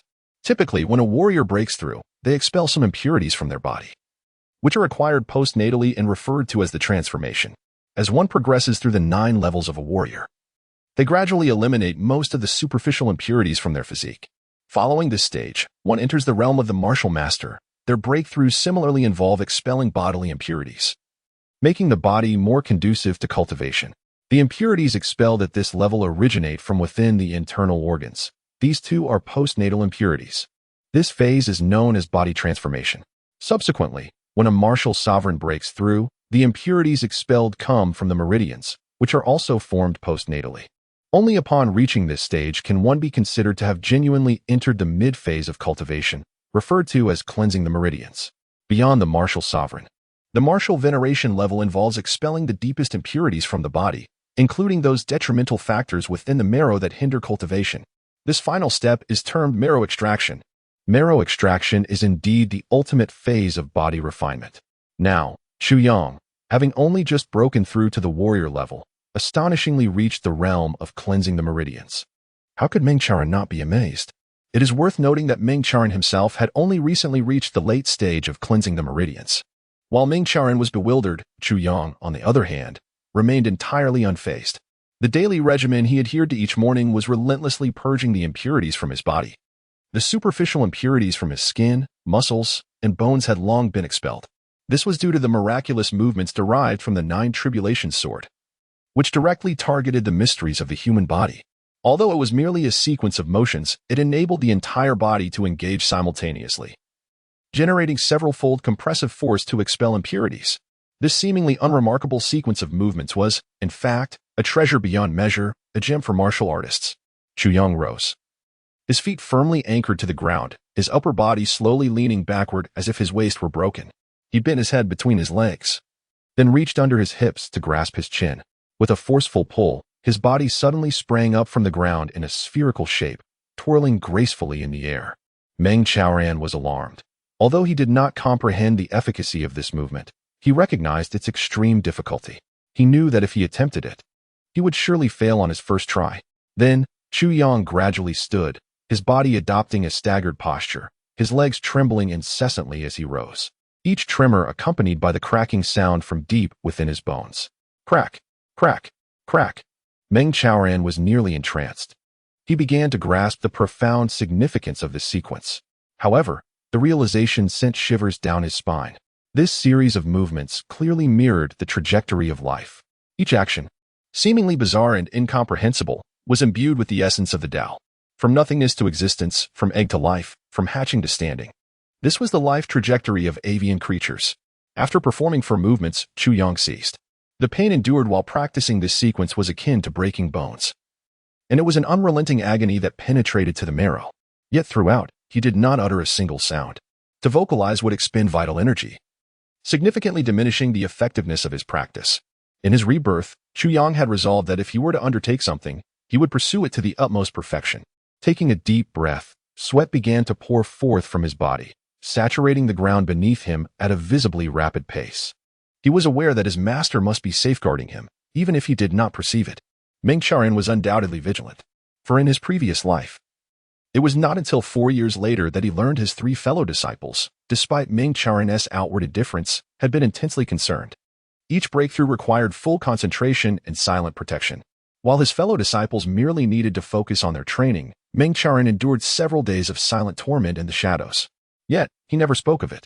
He was a man of action, not words. By the time Chu Yang understood his master's benevolent intentions, it was already too late. In this life, he would not allow such an opportunity to slip by. Meng Chaoran chuckled as he emerged from the purple bamboo grove, inquiring, "How did you know I was here?" Chu Yang smiled, his eyes reflecting profound emotion. "When has my master not been present during my breakthroughs? We have always practiced undisturbed. And during breakthroughs, not even a single insect dares to intrude. It is utterly serene, let alone any other creatures. Is it not astonishing in this bamboo grove teeming with them?" Meng Chaoran smiled with satisfaction. "Your breakthroughs are your own achievement. I merely observe from the shadows." Although Meng Chaoran did not articulate it, he was deeply moved.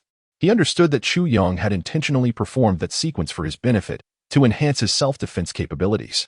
Such a sequence, rich with traces of the Tao, would undoubtedly be immensely beneficial for his comprehension of martial arts. He chose not to voice his thoughts, but silently committed them to memory. This sequence was undoubtedly a treasure, and he wondered where Chu Yang had learned it. Yet, Meng Chaoran refrained from asking. Each individual harbors their own secrets, and he respected his disciple's privacy. Chu Yang is my disciple. That is all that matters. However, having just broken through, Chu Yang found himself wide awake. The night had deepened, and he sat alone at the mountain's peak, embracing his knees. Gazing into the dark abyss of the night, his heart surging with emotion. "Qingwu, I have become a warrior. Soon, I will cultivate the 9 tribulations 9-fold heaven, acquiring the strength to protect and cherish you. I will not allow you to suffer any harm." At this moment, where are you? You must be only 10 years old now, he thought, unable to suppress a gentle smile. What might little Qingwu look like? Perhaps she has her hair in braids? In his previous life, he had encountered Imo Qingwu after 9 years. At that time, she was 19, and he was 25. Reflecting on that Imo Qingwu, Chu Yang's thoughts drifted far away. He recalled that she too loved the purple bamboo. Due to the warmth of their childhood, he had chosen a secluded area for training, often seeking out such a grove of Shaxiang purple bamboo. Thus, it was in the purple bamboo forest of the Nirvana Mountain Tianwu Peak that he and Imo Qingwu first crossed paths. Ultimately, it was also near this grove that she was ambushed. There were even a few bamboo huts she had constructed herself, with several young bamboos that she had thoughtfully planted along the path to greet him. He remembered that Imo Qingwu once said, "Chu Yang, if one day I die, please turn my body to ash and scatter it along this path, planting my heart and soul here, so that when you walk by, you can tread upon me. I would rather you trample all of me, even if you are not coming to see me, but merely to admire the purple bamboo. Just allow me to sense your presence. Qing Wu, Qing Wu. Chu Yang called out softly in his heart, a bittersweet smile adorning his face, filled with anticipation. The first update is delivered, now off to sleep. For those with tickets in hand, feel free to cast a few. Yesterday was my birthday, and after indulging in a drink at home, I was unexpectedly dragged out for more revelry. Following the festivities, I found myself coerced into a karaoke session. As I exited the KTV, a sudden downpour caused me to tragically slip and fall. To make matters worse, a gentleman behind me stumbled as well, landing squarely upon me. The most unfortunate part of this ordeal was that I fell into a puddle on the ground, drenching the new outfit I had purchased just that morning. Chapter 33. The Traitor. As the night deepened and approached the third watch, Chu Yang sat like a steadfast rock, his thoughts drifting far away. His garments fluttering gently in the night breeze, yet he remained utterly still. The fourth watch arrived, plunging the world into the deepest darkness. To his left lay a narrow path leading into the sky beyond tower, a secretive route branching from another mountain range. Under Chu Yang's watchful gaze, several shadowy figures suddenly appeared at the cliff's edge, swift as the wind, vanishing like phantoms into the inky night. Their direction leading into the depths of the sky beyond tower. Chu Yang's eyes narrowed. The fourth watch was indeed the most favorable time for nocturnal movements. Moreover, this pitch-black hour lasted for less than half an hour. These individuals had clearly been concealed here for some time, waiting for this precise moment to act. Their intentions were undoubtedly sinister. Recalling Ming Chaoran's words about guarding the sky beyond tower, Chu Yang's gaze sharpened as he sprang to his feet, leaping down the cliff with the swiftness of a shooting star. Utilizing the cliff face for leverage, he descended swiftly, seeking cover among the rocks and trees as he raced towards the location where the three figures had vanished. Although he was merely a first-tier warrior, he felt no fear. Even if he were outmatched, he was confident in his ability to escape. Should these individuals harbor any malicious designs, he felt capable of causing sufficient disruption. He pursued relentlessly, covering several miles with a swift and graceful stride. To an observer of exceptional skill, his every movement would surely evoke astonishment. Each step he took was in absolute blind spots, and amidst his flight, he consistently utilized various references to obscure his form. It seemed as though he was merely seeking temporary cover, yet each maneuver was executed with impeccable precision. After traversing 5 or 6 miles, Chu Yang finally caught sight of the mountain gate of the sky beyond tower from a distance. Suddenly sensing something, he halted, shifting into the shadows. He then lay flat against the rocky surface, inching forward silently. Although his pace had slowed, he made not a sound. 3 shadowy figures awaited quietly at a bend in the mountain path. Not far from them stood the mountain gate of the sky beyond tower, where disciples stood guard day and night, their numbers considerable, one from each of the 9 peaks, keeping watch over one another. These individuals clearly dared not force their way through. Though they could easily overpower the gatekeepers, it would inevitably raise alarm. They appeared to be waiting, or perhaps rendezvousing here. Chu Yang pondered, cautiously inching closer. Now within less than 10 zhang of the 3 figures, clad in black and masked, they concealed themselves behind a large rock. Chu Yang admired their hiding place. These 3 were evidently seasoned practitioners. They had chosen a location with 3 sides as dead angles, and the one exit had 2 routes, one of which was rather concealed, indicating that even in case of an emergency, they could swiftly escape without being ensnared by the enemy.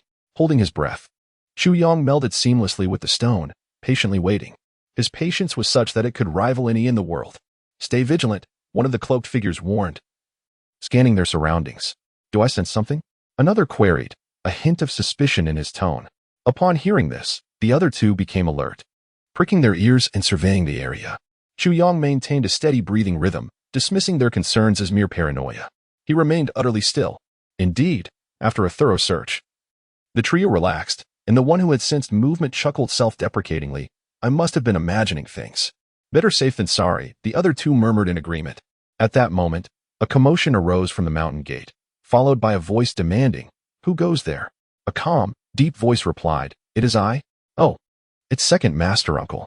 My apologies for the oversight. Is Second Master Uncle going to practice?"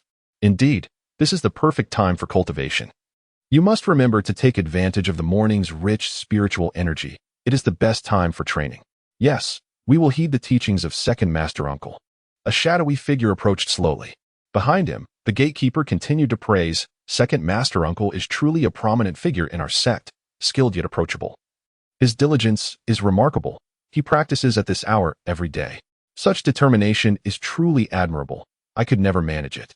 Another voice chimed in. Indeed. Second Master Uncle is a person of great stature, far beyond your reach. Chu Yang's heart raced.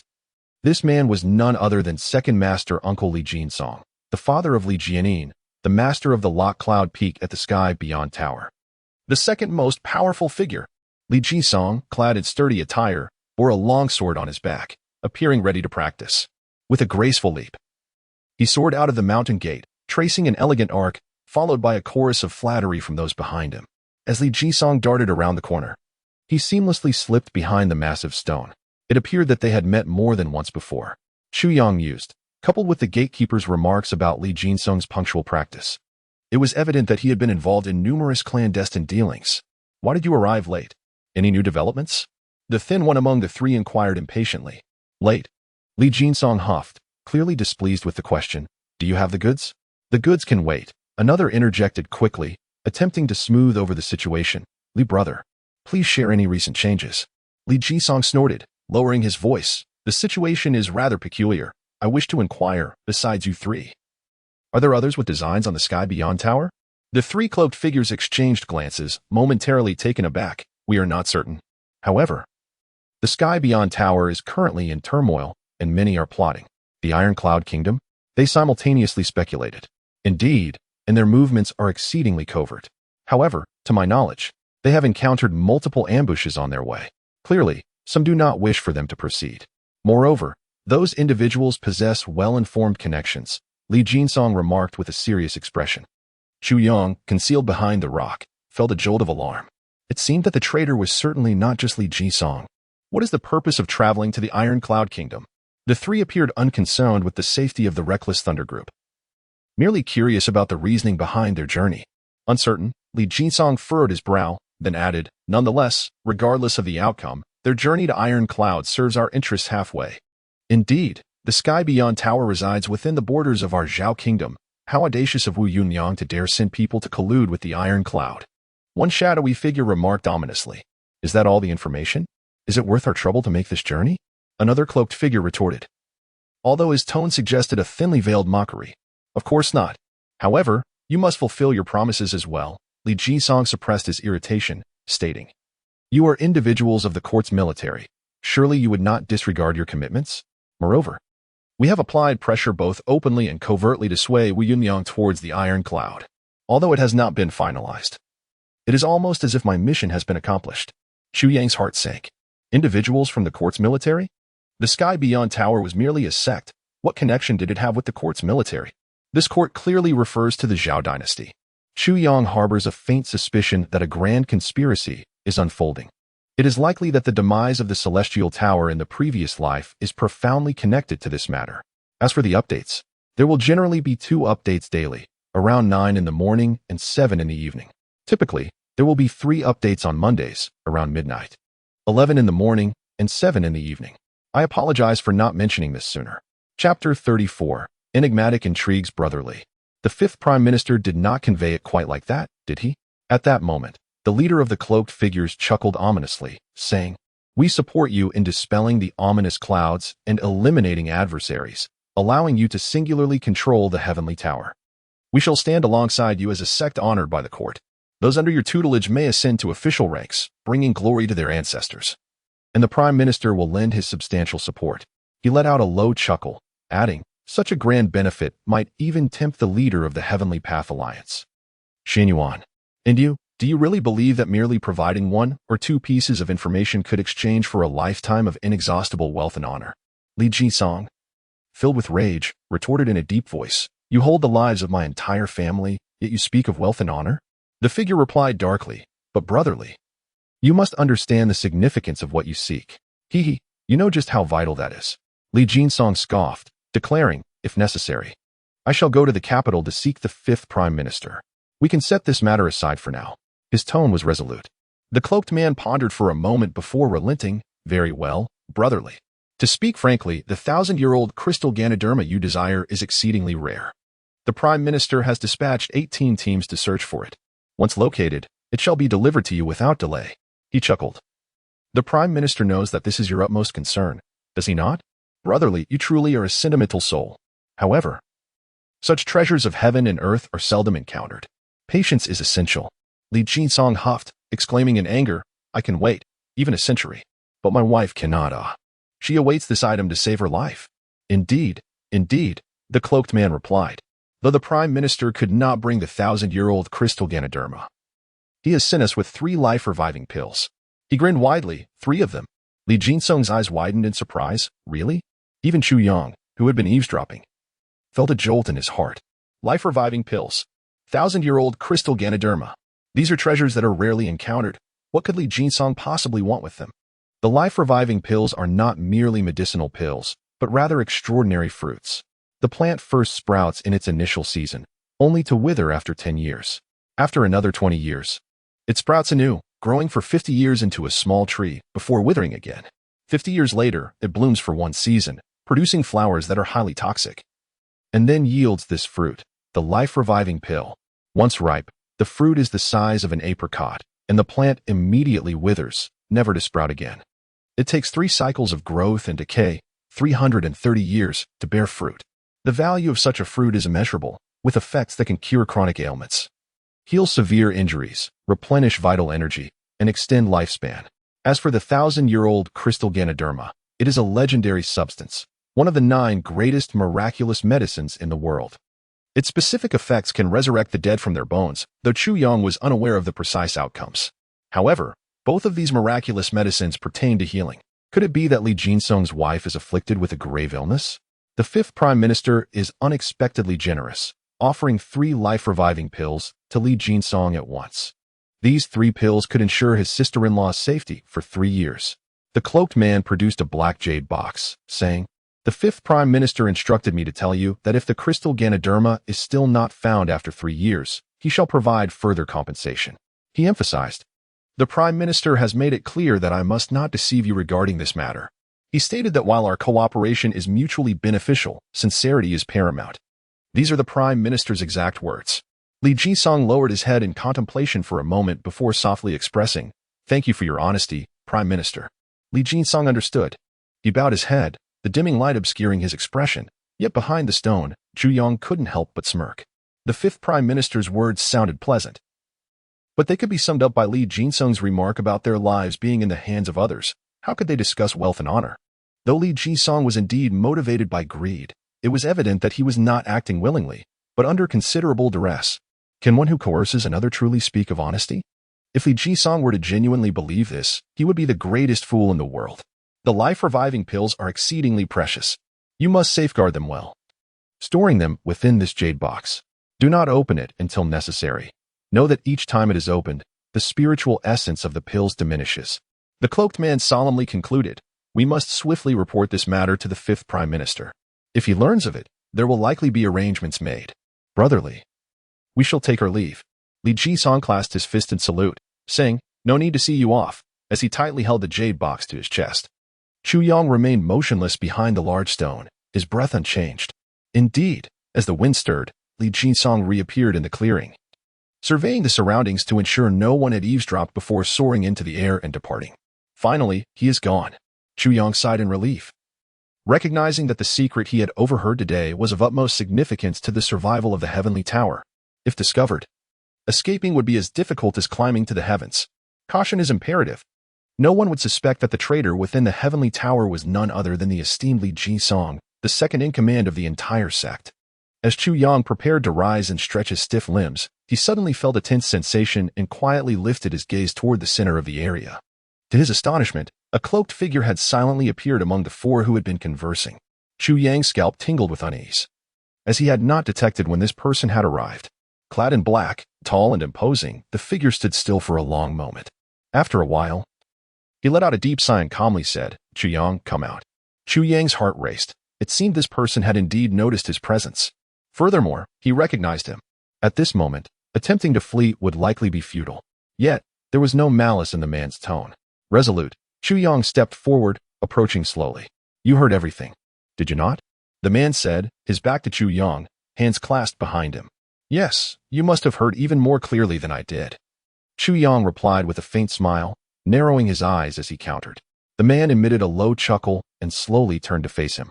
As the darkest hour receded, the sky gradually brightened, and the faint starlight illuminated his face.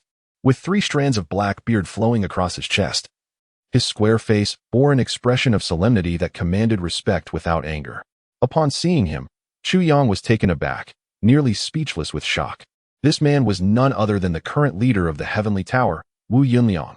"Follow me," Wu Yunliang said, glancing at the lightening sky before suddenly grasping Chu Yang's sleeve and leading him swiftly through a series of turns into a secluded hollow not far from the purple bamboo garden. Although this hollow was not especially remote, it was desolate, devoid of any life, thus rarely visited by others. Within, a collapse in the rock wall formed a natural cave, barely 2 yards deep. "Come inside," Wu Yunliang said as he stepped into the cave first. Chapter 35. The fifth softness. Chu Yang entered and discovered a small, smooth stone platform, seemingly fashioned as a seat, indicating frequent visits. Indeed, Wu Yunliang gracefully brushed her sleeve and seated herself, raising her head to scrutinize Chu Yang with a subtle smile, exuding an air of familiarity. "You are quite impressive," she remarked. "The 3 individuals you encountered are from the Jinma Knights Hall of the Great Zhao Court. This hall is an exclusive and clandestine institution governed by the current Prime Minister, the fifth softness." Without waiting for Chu Yang's response, Wu Yunliang began her explanation. The names Jinma Knights Hall and Fifth Softness echoed in Chu Yang's mind. They were renowned in his previous life, infamous for their notoriety. In reality, the Jinma Knights Hall served as the secret weapon of the Great Zhao Court. Although the name Fifth Softness may seem gentle, the individual behind it is a formidable and ambitious figure. It is said that he lacks martial prowess, yet he enrolled at the age of 3, excelled by 5, and gained widespread acclaim for his literary talent by 13. By 16, he was an official managing a county with remarkable efficiency. At 20, he became the inspector of the southeastern region of the entire Great Zhao Empire. At 25, he officially entered the cabinet, overseeing the vast empire, and by 30, he ascended to the position of prime minister. Now, at just under 35, he wields unparalleled power, commanding respect and authority across the realm. Such accomplishments are unparalleled throughout history.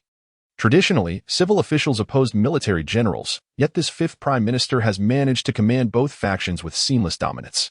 He possesses not only the ability to govern, but also the ambition to expand territories. His greatest aspiration is to unify the world. In his previous life, the name Fifth Softness cast a shadow over the entire lower 3 heavens continent. No conspiracy seemed to lack his influence. It was under his intricate design, orchestrated by the Jinma Knights Hall, that the renowned Prince Tyabushin of the Iron Cloud Kingdom was assassinated, leading to the great Zhao cavalry's swift conquest of Iron Cloud. In a flash, they seized absolute dominance, further absorbing the Wujigyo, establishing their supremacy across the lower 3 heavens. What made Fifth Softness particularly formidable was his ability to manipulate not only the political sphere but also the various martial sects, exploiting their conflicts and interests to create chaos or alliances, thereby facilitating the great Zhao's achievements in ways the court could not have accomplished alone. Remarkably, no one seemed to notice his machinations. Had he not revealed them himself, the sects would have remained oblivious. As Chuang departed for the upper 3 heavens in search of the 9 tribulations sword, the great Zhao cavalry had already vanquished Iron Cloud and Wujigyo, commencing further conquests, with the Jinma Knights Hall's name resounding throughout the world due to their victories over these 2 nations. Unbeknownst to Wu Yunliang, who elaborated on the Jinma Knights Hall, Chuang had already been informed of these matters. "I merely wish to understand why you did not intervene." Chuang furrowed his brow. "Why should I intervene?" Wu Yunliang smiled enigmatically. "For the past few years, I have been accompanying the second brother, rising early to practice in that place." Her tone was laced with sarcasm, though he remains unaware. "I have been fully aware since their contact began 5 years ago." Chuang was taken aback, feeling a chill as he regarded Wu Yunliang's composed and authoritative demeanor. In his previous life, he had harbored disdain for this sect leader, as his own sect had been destroyed without his involvement. What worth was a leader who allowed their sect to be annihilated? Yet he now realized Wu Yunliang possessed profound cunning. Anyone who underestimated her would be a true fool. Upon reflection, who among those capable of leading a sect could be considered naive? Wu Yunliang had tolerated a conspiracy developing under her very nose for 5 years. Why? Chu Yang contemplated her steady expression, gaining insight. Their first step is to incite internal strife within Tine Weitang. I will take charge, and my brothers will initially resist, while the elders will form factions. The inherent discord must be cleansed for growth, Wu Yunliang stated solemnly. Thus, I allowed this to unfold. If it fails, it will be destroyed. There is nothing more to discuss. By the second year, their true intentions began to surface, to exploit Tian Weitang's diminished status to incite war between the Great Zhao and Iron Cloud. Seizing the opportunity to annihilate Iron Cloud at minimal cost and subsequently unify the realm. How could this be possible? Chuyang exclaimed. Tian Weitang, no matter how powerful, is merely a sect. What capability do they possess to instigate a war between two nations? There is nothing impossible in this world. It hinges on whether one dares to act and how they choose to proceed, Wu Yunliang replied coldly. Master, why are you sharing this with me today? It seems this is our first meeting, Chuyang remarked, increasingly uneasy, sensing he had stumbled into a quagmire of intrigue. Be patient, I have my reasons for speaking. Sit down, Wu Yunliang commanded, her gaze sharp. Reluctantly, Chuyang rolled his eyes and moved a stone closer to him, finding it remarkably taller than Wu Yunliang's. Initially, he stood while she sat, establishing a dynamic of authority, but now, seated, he matched her height, inversely creating a sense of superiority. Wu Yunliang raised an eyebrow, half smiling, yet disregarded his rudeness, continuing her discourse. Chuyang chuckled inwardly. If only Wu Yunliang expressed any discontent, he could promptly excuse himself from this vortex. Yet she remained silent. Curiosity had indeed led him into perilous waters. Why did I pursue those three individuals? Was I not just tightening the noose around my own neck? He lamented. The Iron Cloud Prince, Taibushan, though young, merely 17 or 18, was exceptionally talented and placed great importance on the power of the grassroots, especially on the strength of assassins. He established the Butian Pavilion, gathering heroes from across the 3 mountains and 5 peaks. Notably, he was both ambitious and magnanimous, a rare young leader. The Iron Cloud Monarch. Paisher Ching lay bedridden. The entire nation relied on Taibushan's strength, though he had not ascended the throne. He was effectively the sovereign of Iron Cloud and the moral backbone of its military and political spheres. It could be said that Taibushan's demise would result in the kingdom's collapse. Chuyang sighed listlessly. What does it matter if he is young and powerful? In just over 3 years, he will be killed, and the nation will fall. He recalled how, in his previous life, the assassination of Prince Taibushan required the deployment of over 500 elite warriors and substantial monetary incentives to various assassin organizations, ultimately resulting in the success of the mission. Yet none of those involved survived. The incident reverberated throughout the world, and the subsequent retaliation from Iron Cloud was devastating, leaving entire regions of the Great Zhao's borders desolate. With no survivors, it is evident the esteemed reputation of the Iron Cloud Prince. Chapter 36, Can History Be Changed? Yet the Great Zhao Empire seized upon his vulnerability, encapsulated in the phrase to honor the worthy and lower oneself to the humble. Wu Yunliang remarked. To honor the worthy and lower oneself to the humble is undoubtedly a virtue, but it is precisely because of this humility that one becomes vulnerable. Without the pretense of superiority, one invites the assassin's opportunity. Many people are approachable before their success, yet become aloof after achieving fame. This is not a degeneration of character, but rather a measure of self-preservation. On the surface, Chuyang appeared lethargic, yet internally he resounded with agreement. The Great Zhao had dispatched over 20 waves of assassins to eliminate Tai Butian, but all had returned empty-handed. Thus, they sought to leverage Tianwai Tower. Wu Yunliang chuckled coldly. Chuyang sighed. So, upon hearing their plans, you resolved not to expose them but rather to turn their scheme against them? Indeed. Wu Yunliang stroked his beard. Since they wish to exploit us, why should we not capitalize on their intentions to rise in power? At last, Chuyang comprehended the reason behind the downfall of Tianwai Tower in his previous life. It seemed Wu Yunliang had intended to seize the opportunity of the war between the two nations to ascend, but it had backfired. However, it was clear that the situation was laden with complexity. After all, they were contending with the enigma that was Fifth Qingru. No one could claim certainty against her. Even Motng, once hailed as a master strategist, could only yield before the chancellor of the secular state. Fifth Qingru was acclaimed across the lower 3 heavens as a single individual capable of rivaling 1,000,000 troops. Even her adversaries could not help but acknowledge her unparalleled prowess throughout history. She was, without doubt, a born schemer, politician, and military strategist, encompassing all wisdom and knowledge. It had been said that even if Fifth Qingru possessed no martial skills, she could still become a dominant force in the upper 3 heavens. Such an extraordinary appraisal was indeed astonishing.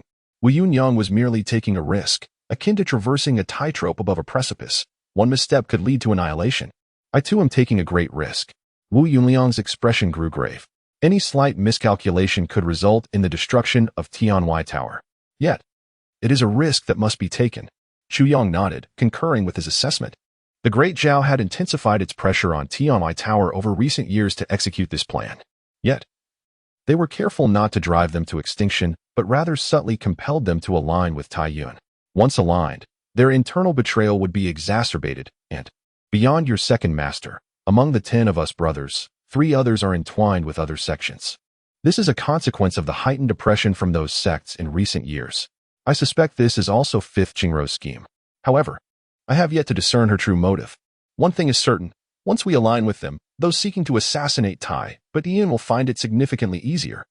Wu Yunyang expressed his concern. 5th Qingru desired nothing more than Tai Butian's death. She cared little for Tianwai Tower. However, once Tai Butian perished, the inevitable conclusion for Tianwai Tower would be utter annihilation.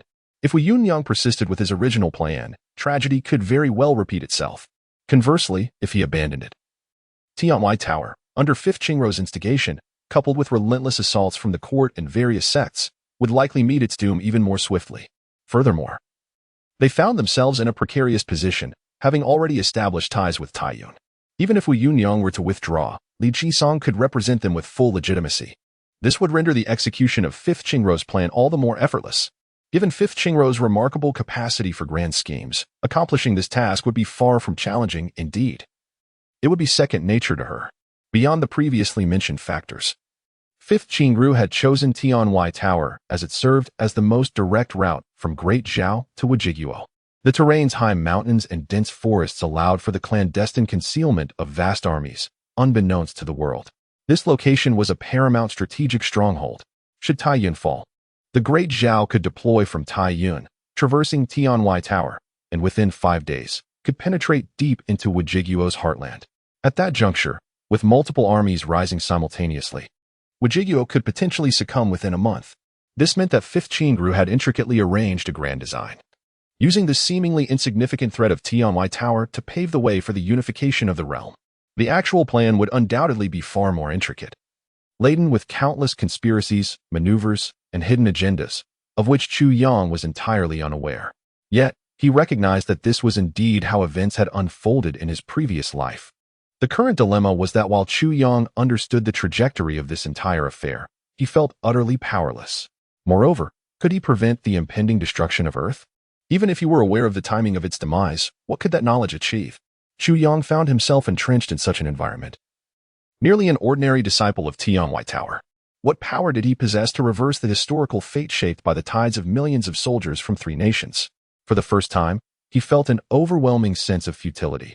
History cannot be reversed. Even with his rebirth, it remained a solitary affair, disconnected from others. History is immutable. What then of Qinwu? What should be done? At that moment, Chu Yang experienced a profound yet enigmatic realization. As his spirit ascended to an extraordinary state, if this event remains unchanged, it signifies that history indeed cannot be altered. Those destined to perish will inevitably meet their fate. Even if one were to live through countless reincarnations, every individual remains tethered to their own inescapable destiny. If this event cannot be altered, then even Mo Qingwu's fate is likewise unchangeable. At most, it may shift by a few years, just as Shi Qianshan is destined to die in 4 years. Now merely 4 years earlier. Regarding Mo Qingwu, Chu Yang's rebirth may grant her a few additional years, yet it could also precipitate her misfortune sooner. Such outcomes remain uncertain. However, as long as the overarching historical momentum remains unchanged, Mo Qingwu can never be united with Chu Yang for eternity. This is destiny. There exists an inherent order in the universe. No one can alter it. This realization is both enlightening and a profound understanding of the heavenly principles. In that moment, Chu Yang achieved sudden clarity. History is the trajectory of heavenly law. Yet, this insight ignited within him a surge of agitation and fury as bloodlust surged forth. If history cannot be reversed, then does that mean Qingwu is still destined to die? No. I refuse to accept this. Chapter 37. Reversing the Heavens. Across from him, Wu Yunliang's eyes widened in astonishment. Just moments before, Chu Yang had been calmly listening to his words, but now, he seemed to have entered a profound state. Though close, Wu Yunliang could no longer sense his presence. Then, suddenly, an intense, frenzied killing intent erupted from Chu Yang. Wu Yunliang rose abruptly, staring at Chu Yang in disbelief, unable to maintain his composure. Such savage bloodlust gave Wu Yunliang the feeling that Chu Yang could slaughter millions without hesitation. Chu Yang's killing intent surged like a tide as he clenched his fists, radiating a dangerous aura. Within his meridians, a bloodthirsty ferocity surged like a rising ocean. The torrent of homicidal energy flowed into his dantian, churning and roiling within, like waves crashing against the shore. At that moment, Chu Yang let out a low, guttural laugh, forcibly wrenching his consciousness from that ethereal realm, the realm of heavenly Dao, a realm coveted by all martial artists. Yet Chu Yang withdrew without a trace of reluctance. A violent backlash surged forth, and Chu Yang's body shuddered. A tsunami of energy crashed against the depths of his mind, causing blood to seep from his orifices.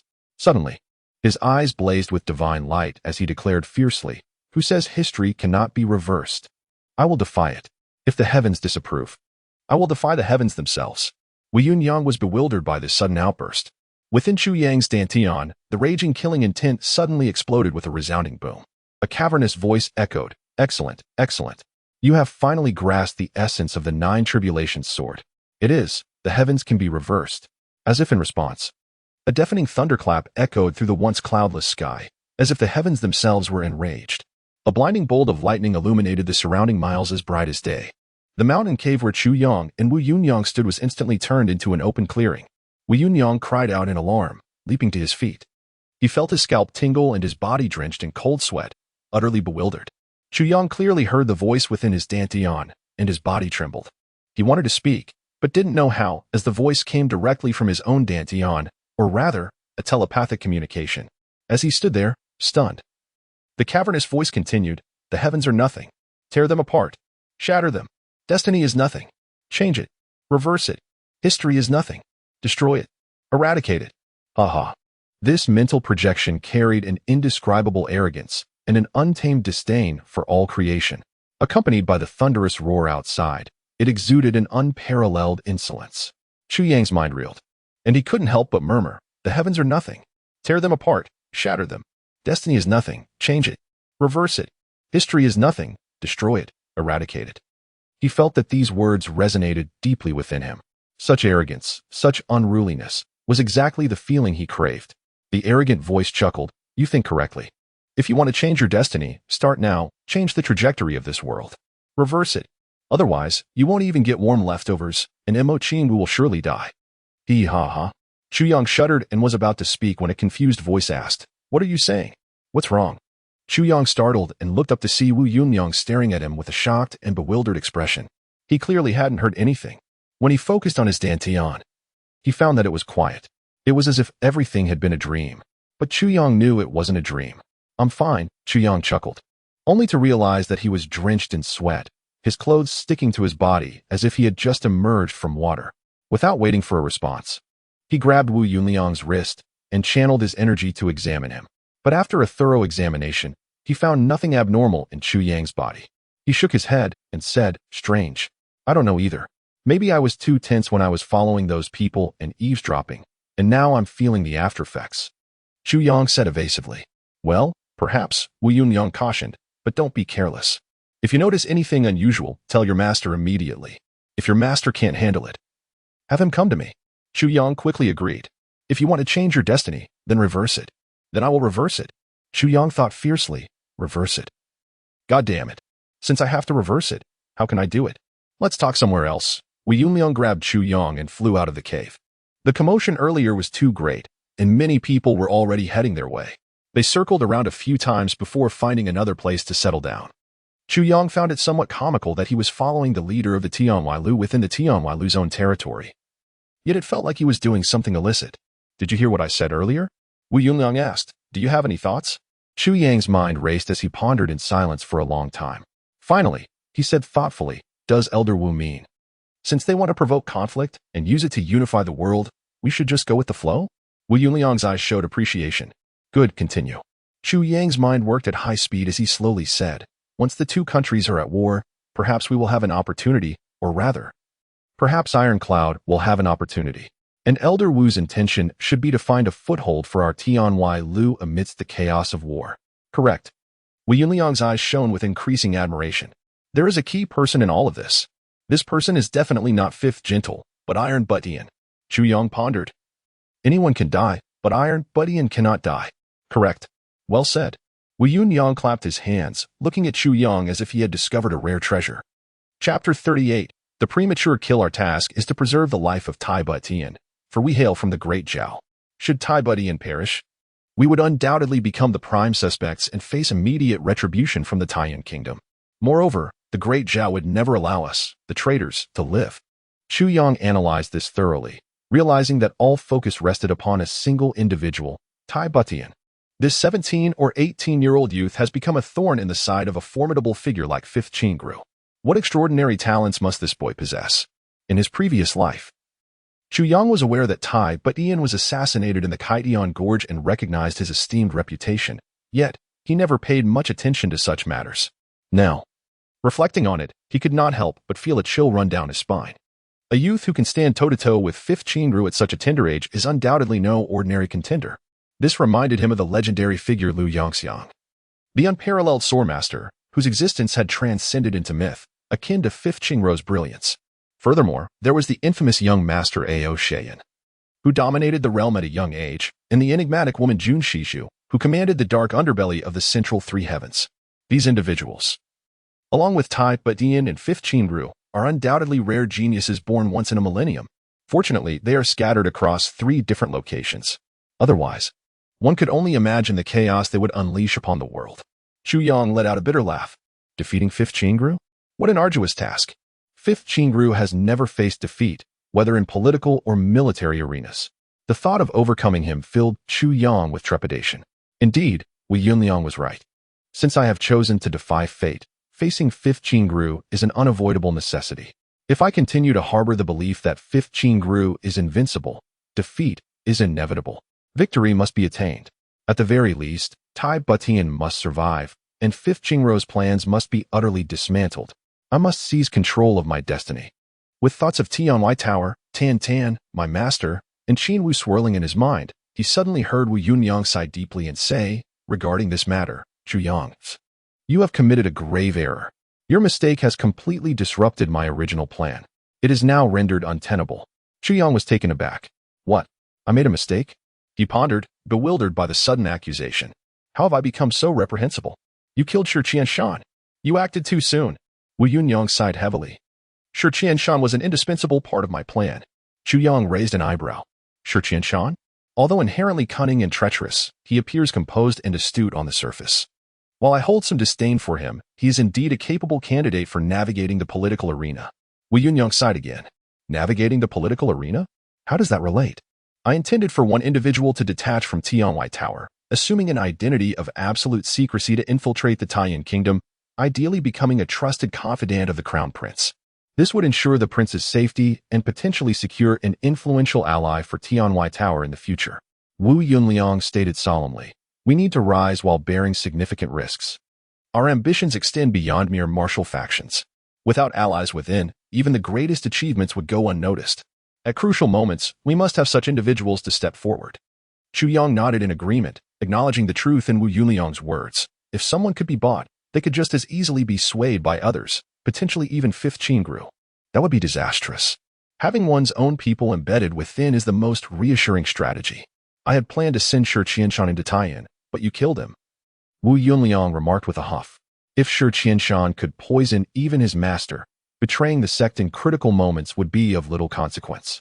I believe his death has removed a potential threat. Chu Yang retorted sharply, this is a negotiation. I am aware of your intentions, and I won't capitulate easily. While our goals align, I will not squander this opportunity to leverage my position. I initially planned to send 2 elite individuals, one to the Great Zhao and the other to Taiyuan. The one heading to the Great Zhao would gather intelligence and be prepared to rescue lives during crises, ensuring the survival of our legacy. However, I ultimately abandoned this idea, as having a fallback option would prevent total commitment. Shi Qianshan, you acted too soon, Wu Yunyang sighed, reiterating his sentiment. Indeed, too soon, Chu Yang thought, sharing this sentiment. I have been observing you these past few days, Wu Yunyang continued earnestly. You, Chu Yang, are cunning, far-sighted, ruthless, and possess a thick skin. You act decisively without hesitation. Such traits are characteristic of a person destined for greatness. In every regard, You surpass Shi Qianshan by 100-fold. Yet, he possesses 3 virtues that you lack. Excellent. Wu Yunyang clapped his hands. Do you think these are flaws? Should they be considered vices? Absolutely not. Chu Yong replied solemnly. While I would never act in such a manner, I have my own methods of operation. True, if these 3 traits reside within a single person. They may resemble a pile of refuse, but they are essential qualities in the political sphere. Wu Yunyang chuckled derisively. Ever since your encounter with Xu Ping, I have visited every few days to observe your progress. You have performed admirably. You recognize your shortcomings and have been attentive to Shi Qianshan, seeking to rectify your flaws. I am quite pleased. Wu Yunyang sighed once more. Regrettably, Shi Qianshan was ultimately led astray, dooming himself. However, you killed him a bit prematurely. Had you allowed him to plead for mercy, he would have surely wept and offered various justifications. In the end, you would have had to eliminate him. But you might have found some merit in his arguments. This is a crucial lesson. By striking without hesitation, you missed an invaluable opportunity for growth. Wu Yunyang elaborated. Life is fraught with adversity. Navigating the turbulent waters of politics while bearing a covert identity carries the constant threat of annihilation. At such critical junctures, the act of seeking mercy can sometimes be the greatest wisdom. Only by preserving one's life can one engage in other pursuits. After a moment of silence, Chu Yong quietly inquired, Master, can you practice what you preach? Even if you could, would you be willing to? Wu Yunyang was taken aback. A few days ago, he had mentioned an update schedule, yet now, after an all-nighter, he realized that rising at 9 to update was simply impossible. It was a true test of his laziness. Chapter 39. The conditions of Chu Yong. After a long moment, Wu Yunyang let out a bitter smile and said, I cannot do it. He sighed, realizing that if he himself could not achieve something, how could he demand it from others? After a brief silence, Wu Yunyang continued, However, since you have killed Shi Qianshan, you shall take his place. You must complete this task, or rather, you must strive to carve out your own future. Additionally, lend a hand to the Tianwai Tower. Chu Yong fell into silence. To undertake this mission would mean a complete farewell to his past life. Moreover, he would confront one of the most terrifying figures in the world, Fifth Qingru. Yet, this seemed to be a fated enmity. If he wished to alter his destiny and save Imo Qinwu, he must defeat Fifth Qingru. To reverse his fate, with his current status as an unknown, how could Chu Yong possibly hope to vanquish a formidable powerhouse like Fifth Qingru? He had believed that having been reborn, he would grasp some semblance of understanding regarding the events of his past life, allowing him to navigate through dangers and seize opportunities with ease. But in this moment, he realized that his life had once again plunged into the vast unknown. Regardless of whether peril or opportunity awaited him, it would be magnitudes greater than in his previous life, to single-handedly alter the course of the entire world, facing death and countless ambushes, opposing fate, defying the heavens, contending with history, and challenging the natural order. Yet, Chu Yong could not waver.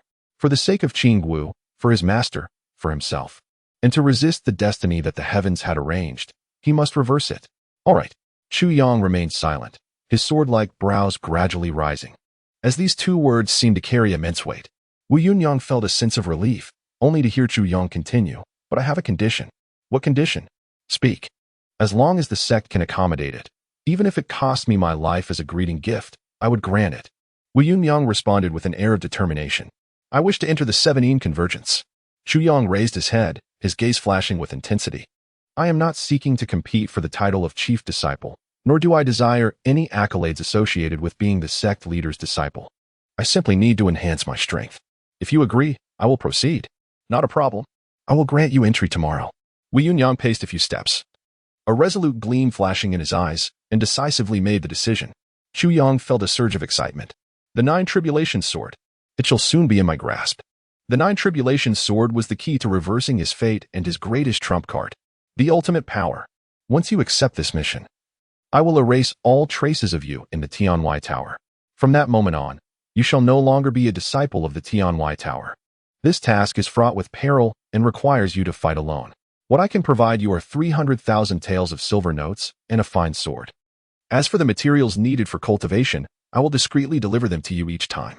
Chu Yong nodded solemnly. Currently, Qianqian is in Taiyan City, while your other disciples, Jiao Shishu and Shui Mushang, do not know you. I will inform Qianqian of how to adapt. No, I will handle it myself. Chu Yong firmly refused. It was absurd. Since he sought to change his identity, no one could know of it.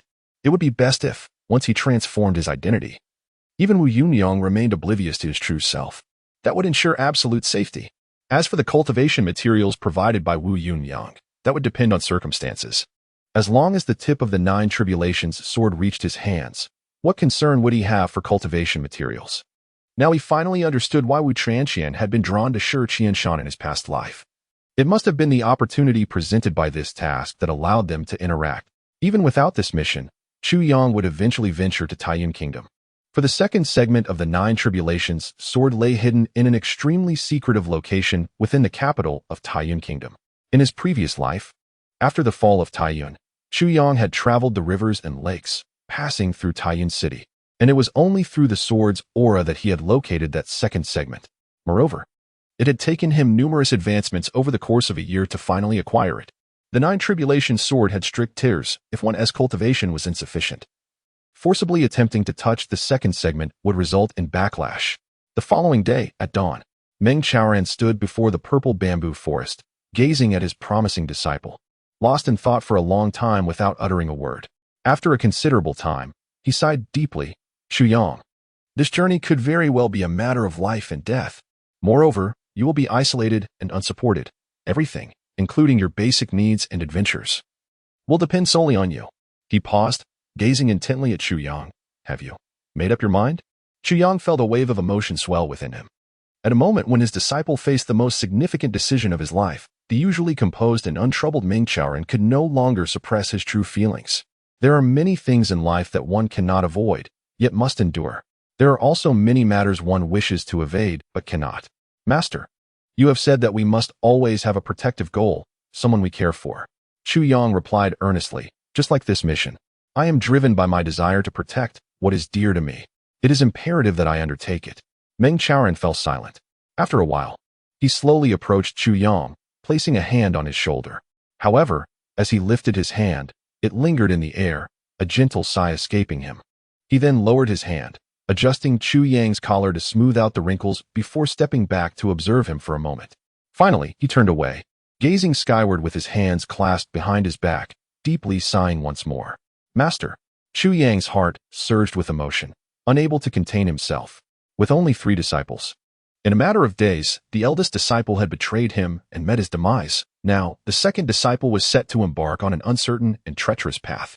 This journey would be fraught with countless challenges and dangers. How could a master bear such worries? The emotional weight was unbearable. The master and disciple walked in silence towards Gathering Cloud Peak. Meng Chaoran led the way, with Chu Yang following closely. Neither spoke as they traversed the mountain path, feeling the oppressive atmosphere of the weather weigh heavily upon them, almost suffocating. After some time, as they neared the mountain gate, Chu Yang finally spoke. Master, Tan is still unaware of this matter. Do not worry. I will keep a close watch over him, Meng Chaoran replied coldly. I will treat him with the utmost care, as if he were my only child. After all, if you were to perish, he would be my sole support in my old age. Chu Yang stuck out his tongue, daring not to speak further, yet feeling a sense of relief. Chapter 40. The Convergence of the 7 Yin. Chu Yang understood that although Meng Chaoran's words were somewhat brusque, he grasped the underlying meaning. With his statement, it was assured that Tian Yin would remain unharmed. As they passed the mountain gate, the disciple on watch glanced at Meng Chaoran, whose face was as frosty as winter and whose demeanor resembled a volatile powder keg. He did not dare to utter a word and simply let them pass. Wu Yunliang was already waiting outside. Upon seeing him, Meng Chaoran's eyes turned cold, yet he remained silent. Wu Yunliang offered a wry smile, uttering no further words, and said, "Follow me." He led the way. Upon entering the grand hall, they passed the ancestral shrine, after which Wu Yunliang extended his hand and opened a hidden passage, guiding Chu Yang and himself into its depths. The path twisted and turned downward, seemingly leading to profound depths, ultimately arriving at a spacious underground hall. At the front of the hall stood a jade green stone door. Here, the temperature was already frigid. Your master and I will wait for you here. The convergence of the 7 Yin can only accommodate one person at a time. You must enter alone. The extent of your fortune depends solely on you. Proceed straight through this jade door, passing through 7 such doors, and you will reach the convergence of the 7 Yin. Remember, if you cannot withstand this intense cold, retreat immediately. Do not attempt to be brave. Chu Yang nodded in agreement. He lifted his gaze to the towering jade door, his eyes glinting with sharp brilliance. A surge of energy stirred within his dantian. As if he sensed something, the nine tribulations sword began to stir vigorously, akin to a child rejoicing in exuberance. As Chu Yang pushed open the jade door and stepped inside, Wu Yunliang and Ming Chaoran stood side by side, neither uttering a word. After a long pause, Ming Chaoran spoke gravely, "Elder brother, do you know who Chu Yang truly is?" Wu Yunliang remained silent. "I named him, Chu Yang, the early sun. Represents my greatest hope in life. Do you understand, elder brother?" "I understand." Wu Yunliang sighed deeply. "You do not understand." Meng Chaoran stood desolate, suddenly turning and, without warning, delivering a heavy punch to Wu Yunliang's face. With a muffled sound, Wu Yunliang leaned back, but did not cry out. Meng Chaoran showed no mercy, swiftly following with a kick that struck Wu Yunliang's abdomen, sending him crashing to the ground. He then leaped onto him, raining down punches like a torrential downpour. The sounds of their blows echoed dully, and both remained silent, engaged in a fierce exchange beneath the earth, far from the surface. Ming Chaoran relentlessly struck his elder brother, the master of the heavenly tower, until his face was swollen and bruised. "Ah, this is your temper, little brother. After 20 years, I finally witness you unleash your fury. Your repression over the years has pained me," Wu Yunliang said, lying on the ground and coughing lightly. "For this moment, to endure your beating, even if it were harsher, would be worth it. I am truly glad. If anything were to happen to Chu Yang, I would ensure you felt the weight of it every day." Ming Chaoran stood up from him, speaking calmly. "Little brother, not just Chu Yang, but you and I as well. None of us are guaranteed to survive this great vortex. This is the fate of our heavenly tower."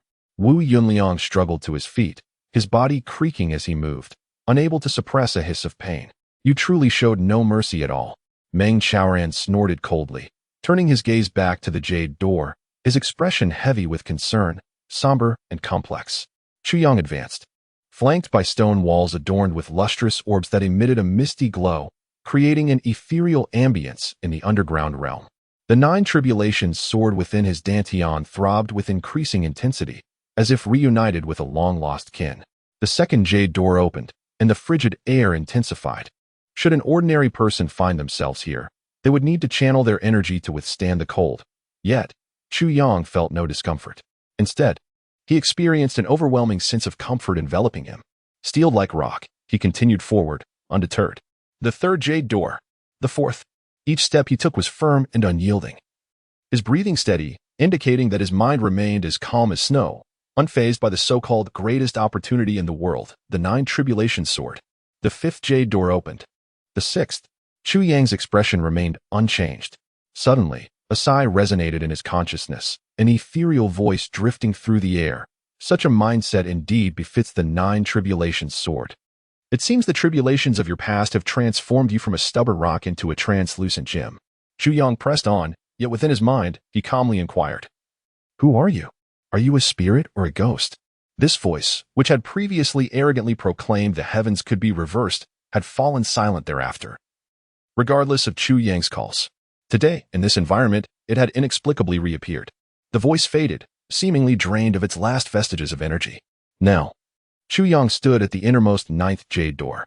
Inside, emptiness reigned, yet a chilling aura surged forth from all directions, capable of freezing a person solid and then shattering them. Frost began to form upon Chu Yang's body.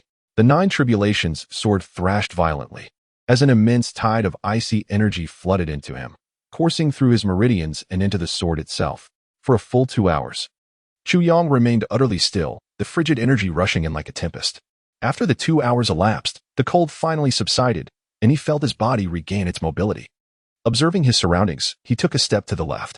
The sword within stirred, seemingly attempting to deter him from proceeding. It persisted in its resistance. To the right, however, the nine tribulations sword radiated delight. After taking several steps, he arrived at the stone wall. The sword fell silent, but its silence was charged with excitement. "This is the place. It was Monday once again, and I seek your support and recommendations, striving for the top. The long-lost fervor for battle has suddenly reignited. At this moment, I wish to fight alongside you. Come, let us charge forth." Chapter 41. The sword tip returns to its place. Second update. Chuang gazed at the seamless stone wall, a furrow forming on his brow. How could he excavate the sword tip, which lay buried deep beneath the earth? At that moment, the nine calamity sword within his dantian emitted a powerful call. a summons so intense that it felt as if his heart was about to leap from his throat. Gritting his teeth, he resolved to act. With a swift motion, Chuang drew his longsword, and as he channeled his energy, the chilling aura consumed by the 9 calamity sword surged forth from his dantian, enveloping the blade.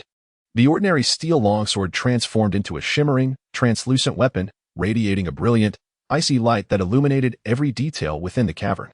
With a flick of his wrist, Chuyang attempted to pierce the stone wall with the sword tip, intending to gauge its hardness before making further plans.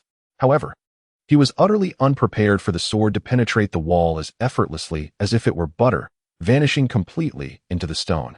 Elated, he wondered why it was so soft. He then tried to squeeze the stone wall with his hand, only to find it utterly unyielding, leaving his fingers bruised. Suddenly, he realized that only this peculiar chill was the wall's nemesis. With the cold energy coursing through the longsword, Chuyang angled the blade inward and exerted force, carving a deep groove into the stone, measuring nearly 3 feet in length.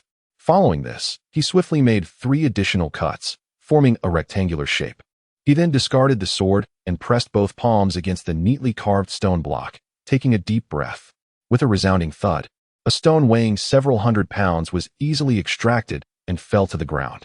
Without pausing to catch his breath, Chuyang continued, methodically chipping away at the stone wall, stacking the neatly squared stones on the ground. Before long, he was drenched in sweat, having unearthed nearly 100 stones of similar size. As he plunged the sword into the wall once more, a sharp clang resonated through the chamber. Suddenly, the 9 calamity sword within him buzzed, soaring into the air, swirling excitedly in his dantian. The sword tip. Upon unearthing the final large stone, Chuyang's eyes narrowed. Beneath it lay a gleaming sword tip, resting quietly. It was about the length of a palm, its sharp end glistening with a faint white light, while seemingly shrouded in a layer of rosy hue. The unique bloodlight of a weapon that had taken countless lives. A fierce aura billowed from the sword tip. Unprotected and unwrapped, this sword tip had lain here for an unknown number of years, yet it still shimmered with cold light. Surrounded by a faint halo, Chuyang felt a dryness in his mouth, his heart racing. He steadied himself and reached out to grasp the sword tip. As he held the sword tip, a frown crossed his face, and beads of sweat streamed down his brow. Though it appeared to have no warmth after being buried for so long, once in his grasp, he discovered it was scalding hot. Upon contact with the cold energy that filled his body, a violent clash of temperatures erupted, engulfing the stone chamber in a thick mist, rendering visibility non-existent. Moreover, a fierce aura suddenly erupted, causing the sword tip to tremble in Chuyang's hand as if it might sever his palm and fly away. Chuyang exerted all his strength to maintain control, perplexed, for when he had acquired the 9 calamity sword tip in his past life, such an extraordinary phenomenon had not occurred. Why was everything different in this reincarnation? The struggling force of the sword tip intensified, and Chuyang found himself growing weaker. Finally, the sword tip leaped, and with a frown, he noticed a deep gash forming in his palm. The sword tip seemed poised to escape, and if it did, he might never find it again in this lifetime. At that moment, a surge of furious energy erupted from his dantian, and the spirit of the 9 calamity sword darted forth, racing through his meridians until it reached his palm. Immediately, a peculiar energy flowed from Chuyang's hand into the sword tip. Upon contact with this force, the struggling sword tip suddenly became docile. Chuyang felt the chill within him dissipate, the heat vanishing in an instant. The sword tip in his hand radiated a brilliant blood-red glow that shot upwards before vanishing with a swift motion. He then sensed that the sword tip had inexplicably become gentle in his grasp. In the next moment, an even stranger occurrence transpired. The dazzling sword tip vanished mysteriously from his palm. Meanwhile, within Chuyang's dantian, the ethereal form of the 9 calamity sword quivered with excitement, and the tip solidified into a tangible form. The sword tip had returned to its rightful place. In that instant, a vast, profound essence arose within Chuyang's heart, and he seemed to hear a voice echoing in the void. A single glimmering ray of cold light, slaughtering the world. What harm is there? Deeply buried, yet unyielding in ambition, when the winds gather, it becomes the emperor. Suddenly, a series of incantations and erratic postures surged forth in Chuyang's mind. Startled, he delved deeper into his consciousness, and to his astonishment, he discovered that these were the very incantations of the 9 calamity, 9 heavens divine art he had memorized thoroughly. A peculiar energy streamed from the sword tip of the 9 calamity sword in his dantian, infusing itself into Chuyang's limbs and bones. Unbeknownst to him, his power surged dramatically, leaping from the first rank of a warrior to a formidable third rank, lingering at its peak with a hint of further potential yet stalling at the summit. Simultaneously, in the realm of his consciousness, a figure clad in feathered garments, crowned with a high hat, wielded a sword, gracefully unfolding the sword's momentum. Each movement flowed seamlessly, captivating Chuyang's very soul. These sword techniques had been familiar to him in his past life, yet he had never comprehended their true essence. Now, however, it seemed as though a miraculous force was guiding him, revealing the secrets he had long sought. In his previous life, he had drawn strength and incantations from the sword tip, and the present circumstances mirrored that experience perfectly. Yet the sensation he felt in this life was distinctly different. In his last existence, there had been a barrier, an insurmountable veil that obstructed his understanding, akin to a thin layer of paper that he could never pierce despite immense effort. This was the acknowledgement of the Nine Calamity sword, the privilege of its master. Chuyang closed his eyes, immersed in this extraordinary essence. Unbeknownst to him, at the very moment the sword tip entered his dantian, and those 4 lines of verse emerged, an invisible light surged from the center of the gathering cloud's peak in the heavenly tower, shooting skyward, erupting with brilliance. Suddenly, the sky over the lower 3 heavens darkened, engulfed by thick, inky clouds that swarmed in from all directions, blanketing the entire firmament in mere moments. The continent was plunged into an abyss of darkness. Visibility was utterly obliterated. Panic swept across the land. In the Daja Empire, within the Prime Minister's residence. From the outside, the Prime Minister's abode appeared to be an ordinary official's dwelling, neither particularly large nor ostentatious, and the guards were hardly imposing. Yet this was the residence of the formidable Fifth Chinger. As darkness suddenly enveloped the world, chaos erupted around, yet within the Prime Minister's residence, there was an eerie silence, devoid of any signs of disturbance. In the following moments, the entire Prime Minister's residence was illuminated. It was morning, and the sudden celestial phenomenon had come without warning. Yet the occupants here seemed to have been prepared for this moment, moving with remarkable calm. As the lights flickered to life, in the study sat a middle-aged scholar in his 30s, poised and dignified. Clad in simple garb, he exuded an air of understated elegance. His face bore a scholarly grace, his gaze deep and profound, as if it encompassed the vastness of the sea. It appears that everything in the world is scrutinized under these watchful eyes, with nothing escaping their gaze. When darkness descends, he seems to possess an uncanny premonition, standing before the window, gazing upward at the sky in silence. The second update has arrived. With the acquisition of the Nine Calamity sword's tip, this book truly embarks on its exhilarating journey. What follows is the protagonist's gradual ascent to the pinnacle of greatness.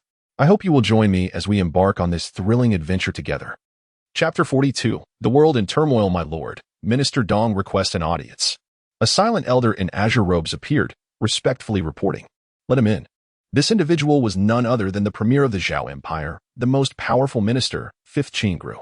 In a moment, a tall and slender figure entered. Greetings, my lord. Please, take a seat. Fifth Qingru gently gestured, his gaze fixed on the flickering candlelight on the table as he quietly inquired. Minister Dong, what brings you here? I have come regarding the unusual phenomena in the heavens and the earth. Dong Wufa's towering figure, with hands like large fans, bore a gaunt face with high cheekbones. His eyes, sharp as a hawk's, evoked thoughts of a fierce vulture in the desert to anyone who met his gaze. This man represented the foremost military general of the Zhao Empire, signaling that both military and political leaders had gathered here. Typically, military and political heads were at odds. Yet here, they stood united.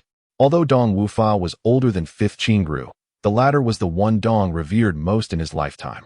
Indeed, these celestial anomalies are unprecedented. Fifth Qingru's lean face betrayed a hint of concern as he spoke. After a moment of contemplation, his fingers lightly tapped the table, producing a subtle sound. The study fell into a profound silence. Dong Wufa sat upright, not daring to disturb his thoughts. After a while, the dark clouds above began to disperse, revealing a clear sky once more. Fifth Qingru, with hands clasped behind his back, strolled to the window, gazing upward as he murmured, "Half an hour has passed. From the arrival of the clouds to their dispersal, the strange occurrence has lasted a full half hour. Such an event is truly a sight unseen in millennia. My lord, does this portend a significant event?" Dong Wufa's expression changed. Fifth Qingru, still gazing at the sky, seemed momentarily taken aback, though Dong Wufa, positioned behind him, did not perceive it. In an instant, Fifth Qingru regained his calm demeanor. Even with your profound celestial insights, could you not foresee this? Dong Wufa suddenly rose. Anxiety etched across his face. Regardless, the unification of the Zhao Empire is an inevitable tide. Fifth Qingrou's voice, though soft, resonated with unwavering confidence. We shall proceed as planned.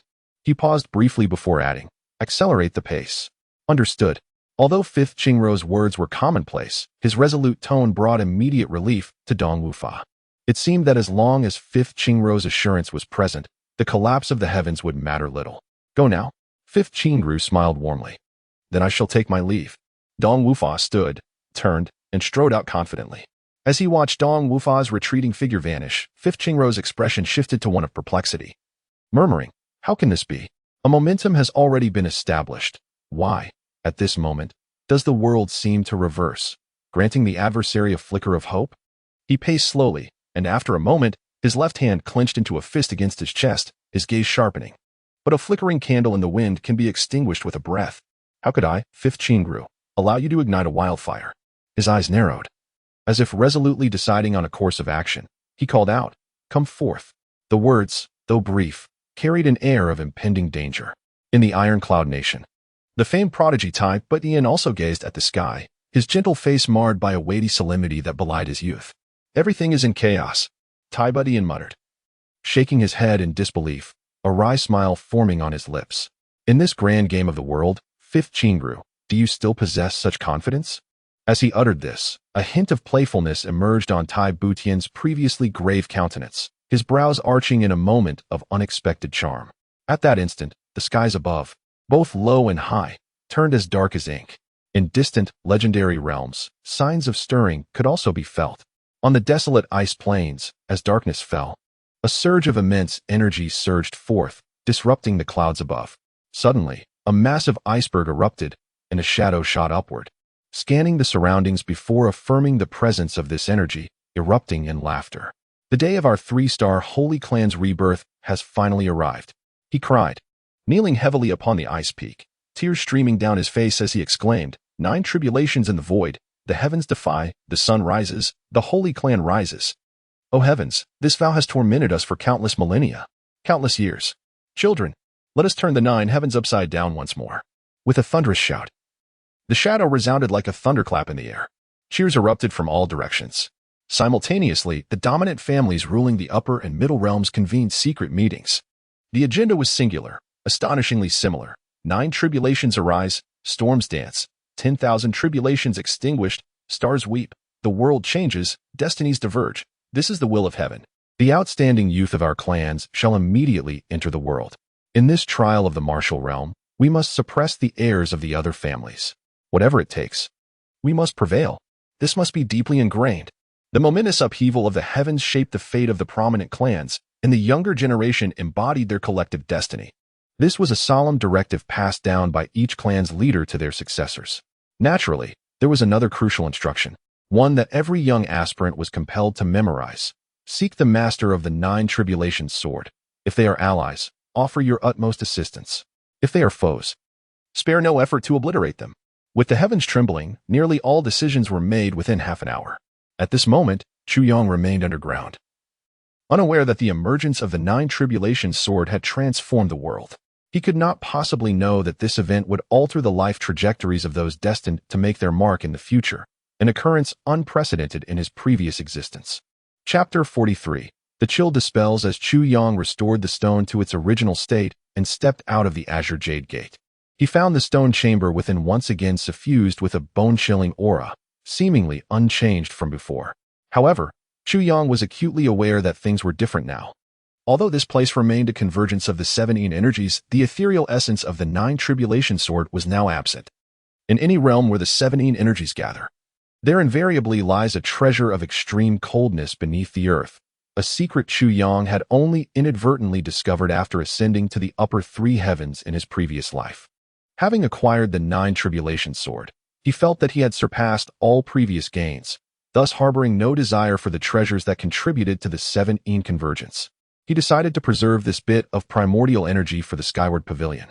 Yet, the chill he absorbed was nearly a culmination of decades of cold energy from this realm. Though it was the 9 tribulation sword that drew it in, Chu Yong could manipulate it, as if it were his own power. This was a unique privilege bestowed upon the master of the 9 tribulation sword. Of course, should the Skyward Pavilion ultimately face destruction in the future, Chu Yang would definitely return to seize the unknown treasure responsible for the 7 convergence, ensuring it would not fall into anyone else's hands. Upon stepping outside, he was taken aback. Meng Chaoran stood there, his demeanor unchanged. Yet why had the master become a masked figure? He was wrapped tightly, revealing only a pair of eyes, which seemed to have narrowed into mere slits. As Chu Yang emerged, both Meng Chaoran and Wu Yunyang turned their gazes toward him. In that instant, they felt an inexplicable sensation. Chu Yang was undeniably different from when he had entered. Yet, what exactly had changed remained elusive. A mere whisper of a feeling in the air. Simultaneously, Wu Yunyang sensed Chu Yang's curious appraisal of him, causing a flush to rise on his face. "What's up?" They both inquired in unison. Chu Yang had spent a full 3 hours inside. The two were utterly astonished. Generally, the longest any disciple could endure within the 7 convergence was hardly half an hour. Otherwise, they would be frozen to death by the extreme cold. When they emerged, they were typically shivering, covered in frost, and appeared on the brink of death. Yet, Chu Yang had casually walked out after 3 hours. The two stared at Chu Yang, both feeling as if they were witnessing a ghost. Noticing their unwavering gaze, Chu Yang instinctively touched his face, wondering if he had sprouted a flower. For their expressions were too bizarre. "What's wrong? Are you okay?" they asked in unison again. "I'm fine," Chu Yang replied, increasingly perplexed.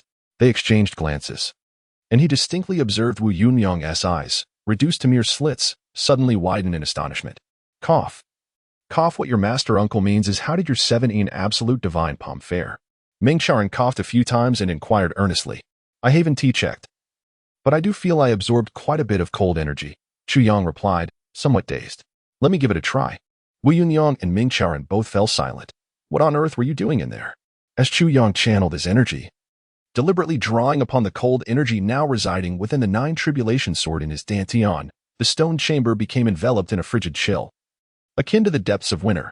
His outstretched right hand transformed into a silvery hue. When he clapped his hands together, the cold energy dissipated entirely. He had only utilized 30% of it. Yet, Meng Chaoran and Wu Yunyang's eyes were already wide with disbelief. "How is this possible?" they exclaimed. This was nearly equivalent to the 5th level of the 7 absolute divine palm. It was utterly unfathomable. When they had last witnessed him employing the 7 absolute divine palm, he had barely displayed any cold energy, clearly just beginning his journey into the 1st level. Now, this cold energy represented a meteoric rise to the 5th level. This was akin to the accumulated power of a sect disciple training for decades. If they knew that Chu Yang had only tapped into 30% of the cold energy, they could only imagine their astonishment. Both rubbed their eyes in disbelief, with Meng Chaoran startled by his own disciple's prowess, discreetly pinching Wu Yunyang's thigh. Wu Yunyang yelped, his already bruised leg now pained to the core, causing him to hop around in agony. Realizing this was no dream, Meng Chaoran smiled with satisfaction, delighted by his disciple's remarkable achievement. "You," Wu Yunyang glared at him. "Does your leg hurt?" "Not at all," Meng Chaoran replied nonchalantly. "I merely wish to ascertain the reality of the situation." "But you pinched my thigh," Wu Yunyang retorted angrily. "For us brothers, what's the difference between pinching yours or mine after all these years?" Meng Chaoran chuckled heartily, stepping forward to clap Chu Yang on the shoulder. "Well done. You've brought honor to your teacher." Meng Chaoran, typically composed, was uncharacteristically jovial. Wu Yunyang, though outwardly fuming, felt an immense sense of pride inside, reminiscent of the lively younger disciple who had once stood before him many years ago. "I feel more at ease knowing you can absorb such a significant amount of cold energy and venture out on your own," Meng Chaoran said with a smile to Chu Yang. "However, once you reach Iron Cloud, do remain low-key. Do not let your newfound abilities lead you into unnecessary trouble, especially in heroic rescues. If you can avoid them, please do. Remember, beauty can be a source of chaos." Chu Yang nodded solemnly in agreement.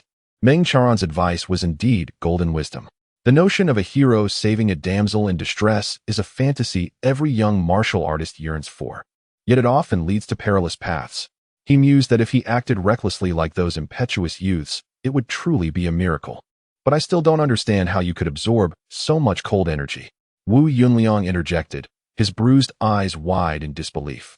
"You're only a level 1 warrior. Wait, level 1 warrior?" Chu Yang blinked innocently. "What's the matter?"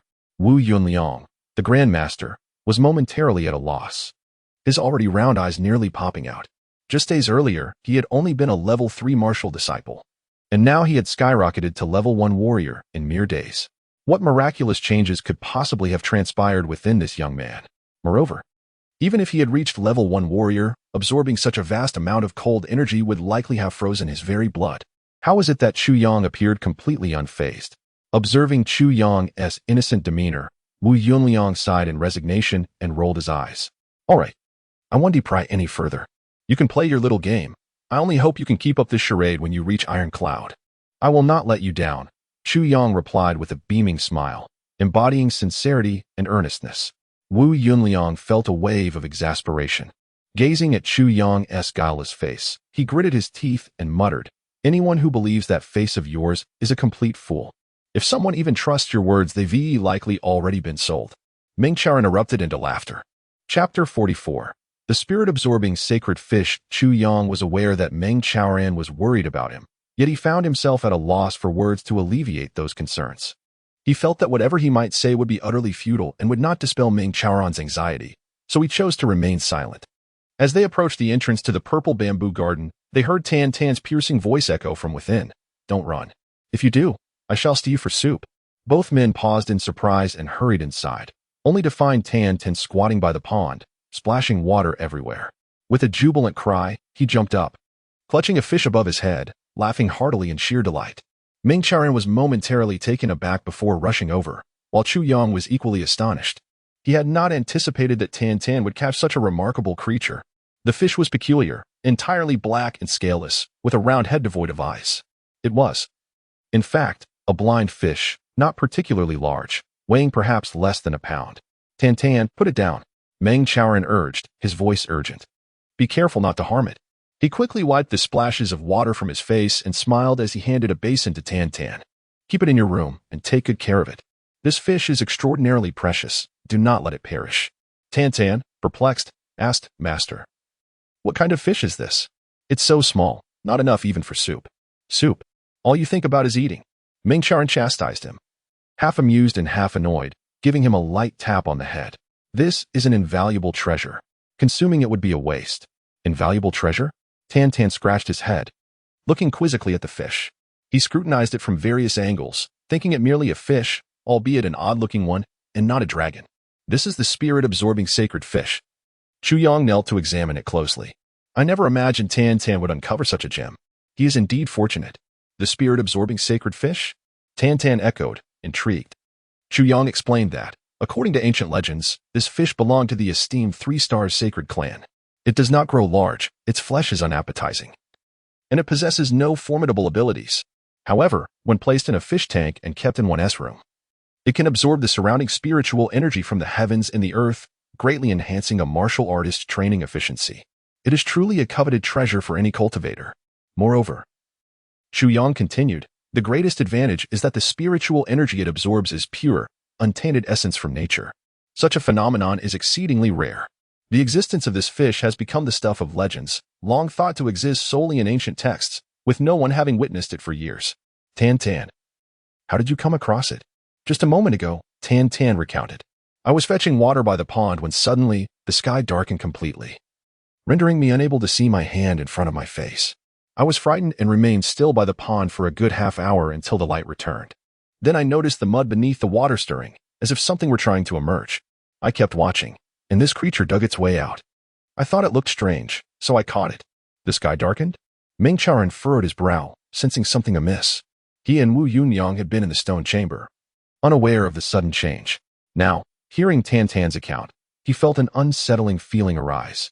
The sky was dark for half an hour, and then this fish appeared from the earth. He gazed upward, worry flickering in his eyes. It has been ages since anything from the sacred clan has appeared in this world. Why would this spirit-absorbing sacred fish suddenly emerge? And why did the sky darken so unexpectedly this morning? Could it be that a significant change is upon us? Meng Chaoran pondered deeply, ultimately relinquishing his thoughts, though the furrow in his brow suggested an added burden on his mind. Chu Yang, too, blinked in confusion, equally uncertain about the astonishing events that ensued after he fused with the tip of the 9 Calamity sword. Tan Tan, since you discovered this fish, you should keep it in a fish tank in your room. Meng Chaoran's expression returned to calm. Yes, master. I share a room with Chu Yang. This way. We can both benefit, Tan Tan replied joyfully. From this day forth, Chu Yang shall sleep apart from you, Meng Charan declared sternly. Why? Tan Tan protested. Disappointment evident in his voice. For no particular reason, Chu Yang has other important matters to attend to. Then, let us keep this fish in Chu Yang's room. Tan Tan's face fell, his reluctance palpable. Though I also need it, Chu Yang is going out on a perilous mission, and he requires it more than I do. Even if it only offers a slight enhancement, it is still worthwhile. Ideally, Chu Yang should take it with him, so he can absorb the spiritual energy at all times. Meng Charan had clearly elucidated the benefits of the spirit-absorbing sacred fish, and while Tan Tan was somewhat whimsical, he was no fool. He understood perfectly. Yet, astonishingly, he had never considered hoarding such a priceless treasure for himself. Even as he hesitated, he was prepared to give it away. Why? Meng Charan's eyes sparkled with appreciation. I am safe here. Beside my master, there is no danger. Chu Yang needs it more than I do, Tan Tan replied earnestly. Silly child, Meng Charan said, ruffling Tan Tan's hair. If you wish to protect Chu Yang, you must first enhance your own strength. Only then can you assist your brother when he needs your help the most. If Chu Yang carries this with him, it may invite peril upon him. Do you understand? Tan Tan's mouth fell open in realization. Then, let's leave it here. He turned to Chu Yang, a hint of embarrassment coloring his cheeks. Chu Yang. It's not that I'm being stingy, it's just that. I understand, Chu Yang said, embracing him warmly. Good brother. Tan Tan. How did you know I was going out? Chu Yang inquired. You've been preparing for a few days without telling me. I'm not foolish. We've been together for over a decade, and whenever you keep something from me, it typically involves danger, Tan Tan replied sagely. Moreover, these past few days, Master has been noticeably spending more time with you. If I didn't realize it, I would truly be a fool. Chu Yang laughed heartily. Tan Tan, suddenly serious, said. Chu Yang, I do not know where you are headed, but I will diligently practice my skills so I can assist you in the future. Very well. I shall await your arrival. Together, let us unite our strength and turn this world upside down. Chu Yang proclaimed with fervor, a surge of unwavering belief swelling within him. With such a loyal companion, how could he not strive to succeed? He understood that this endeavor was not merely about altering his own fate, but also about transforming Tan Tan's destiny alongside his own. Such a brother, how could he ever bear to see him perish? By the way, there is one more thing. I seek your support. Chapter 45. This departure will surely shake the heavens. In the following 3 days, Meng Charan provided Chu Yang with comprehensive training. During this period, the master and disciple resided in the same room, allowing Chu Yang to rehearse every skill repeatedly. Meng Charan diligently imparted his experiences from the martial world and essential precautions into Chu Yang's mind. Although Chu Yang was already well aware of these teachings, he relished the feeling of being cared for by his master. Thus, he listened intently to every word Meng Charan spoke, savoring the warmth of the moment. This warmth was something he had missed in his previous life, and in this life, Chu Yang was determined not to let it slip away. He understood that if he chose to disregard Meng Charan's words, his master would remain silent but would feel deeply hurt. Chu Yang wished to spare his master any sorrow. 3 days swiftly passed. On this day, Chu Yang stepped outside, gazing at the morning mist swirling gently in the air, inhaling deeply. His gaze lingered with nostalgia. Today, he would be departing from this place. A heavy downpour the previous night had left the entire Zizhu garden spotless. Meng Charan had mentioned early in the morning that he was heading up the mountain to gather herbs, leaving without a trace. Chu Yang understood that this was his master's way of avoiding the heartache of parting, so he chose to hide. A sudden scream erupted from the restroom, followed by Tan Tan bursting out, a thick stench trailing behind him, his entire being in a state of disarray. Chu Yang was taken aback to see that he was still clutching the spirit-sucking sacred fish. Tan Tan, visibly embarrassed and frustrated, dashed past Chu Yang and hurried into the room, where he unceremoniously tossed the fish into the fish tank. Moments later, he emerged stark naked, carrying a wooden bucket, dousing himself with water from the basin in a desperate attempt to cleanse himself. After several buckets, the foul odor began to dissipate somewhat, while Chu Yang was lost in thought. He was bewildered by Tan Tan's antics. What on earth was this fellow doing? Had he fallen into a cesspool so early in the morning? After finally managing to clean himself, Tan Tan rushed into the room, swiftly throwing on a garment, and then he carelessly tossed his soiled clothes outside. He emerged looking exasperated, his face contorted in a grimace, and before he could speak, he let out a deep sigh. What's wrong? Chu Yang squinted, curious. Don't even mention it. Tan Tan lamented, on the verge of tears. It turned out that ever since he had acquired the spirit-sucking sacred fish, he had treasured it like a gem, feeding it various foods and aquatic plants. However, after just one day, the fish had floated belly up in the tank. No matter how he enticed it, there was no response. It remained lifeless, drifting without a hint of vitality. Upon discovering it today, Tintin realized the fish had become stiff and lifeless. With a mournful sigh, he decided to take the fish to the restroom, thinking it would be best to dispose of it there since it was dead. Yet, upon throwing the fish into the cesspool, the most unexpected event occurred. The fish animatedly floundered in the filthy water, vibrant and lively. Tan Tan was utterly helpless and had no choice but to jump in and retrieve it. The most tragic part was that after last night's downpour, Tan Tan had practically swum in the cesspool. Ha ha ha! Upon hearing this tale, Chuyang doubled over in laughter, gasping for breath, utterly amused by the absurdity of Tan Tan's misadventure. What? Why didn't you say so earlier? Tintin exclaimed, his mouth agape in shock. You fool, Chuyang scolded. Exasperated. This spirit-sucking sacred fish can survive buried underground, yet you let it die in a fish tank? Use your brain for once. It thrives on the essence of heaven and earth. Feeding it is futile. You actually threw it into a cesspool. How could you do that? If others find out you had a spirit-sucking sacred fish and treated it this way, every martial artist in the world would come for you. Tan Tan sighed heavily, lamenting. It hasn't been easy for me. I ruined my clothes. Look at my hands. He extended his hand, curiously sniffing it, only to grimace as if he might retch. I still need to eat with these hands later. How am I supposed to do that? You deserve it. Chuyang mused, unable to suppress his laughter. Hurry and change the water, he commanded. Tan Tan hastily complied. After changing the water 7 or 8 times, the spirit-sucking sacred fish finally settled down. Lying lethargically at the bottom of the tank, its belly gently rising and falling. As if harboring a hint of grievance, it seemed this time it would need a thorough recuperation. Chuyang was unexpectedly moved to tears as he prepared to leave. It was only after he had walked quite a distance that he heard Tan Tan's hoarse voice calling out, Chuyang, take care. I will find you. I will come to help you. As his voice cracked, tears streamed down his face, and he suddenly crouched down, sobbing. He was uncertain of Chuyang's exact purpose, but knew that this mission was perilous beyond measure. Otherwise, his master would not have reacted so. In the distance, atop the mountain, Mengcharan bathed in the first light of dawn, his eyes intently following his disciple's every step away. Unbeknownst to him, his hands had clenched into fists.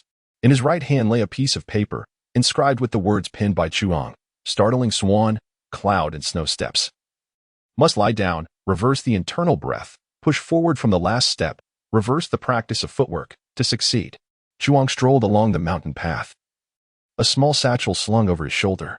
A solitary figure emerging from the Tianwai Tower, he embarked on his journey, facing a destiny that had become bewilderingly uncertain.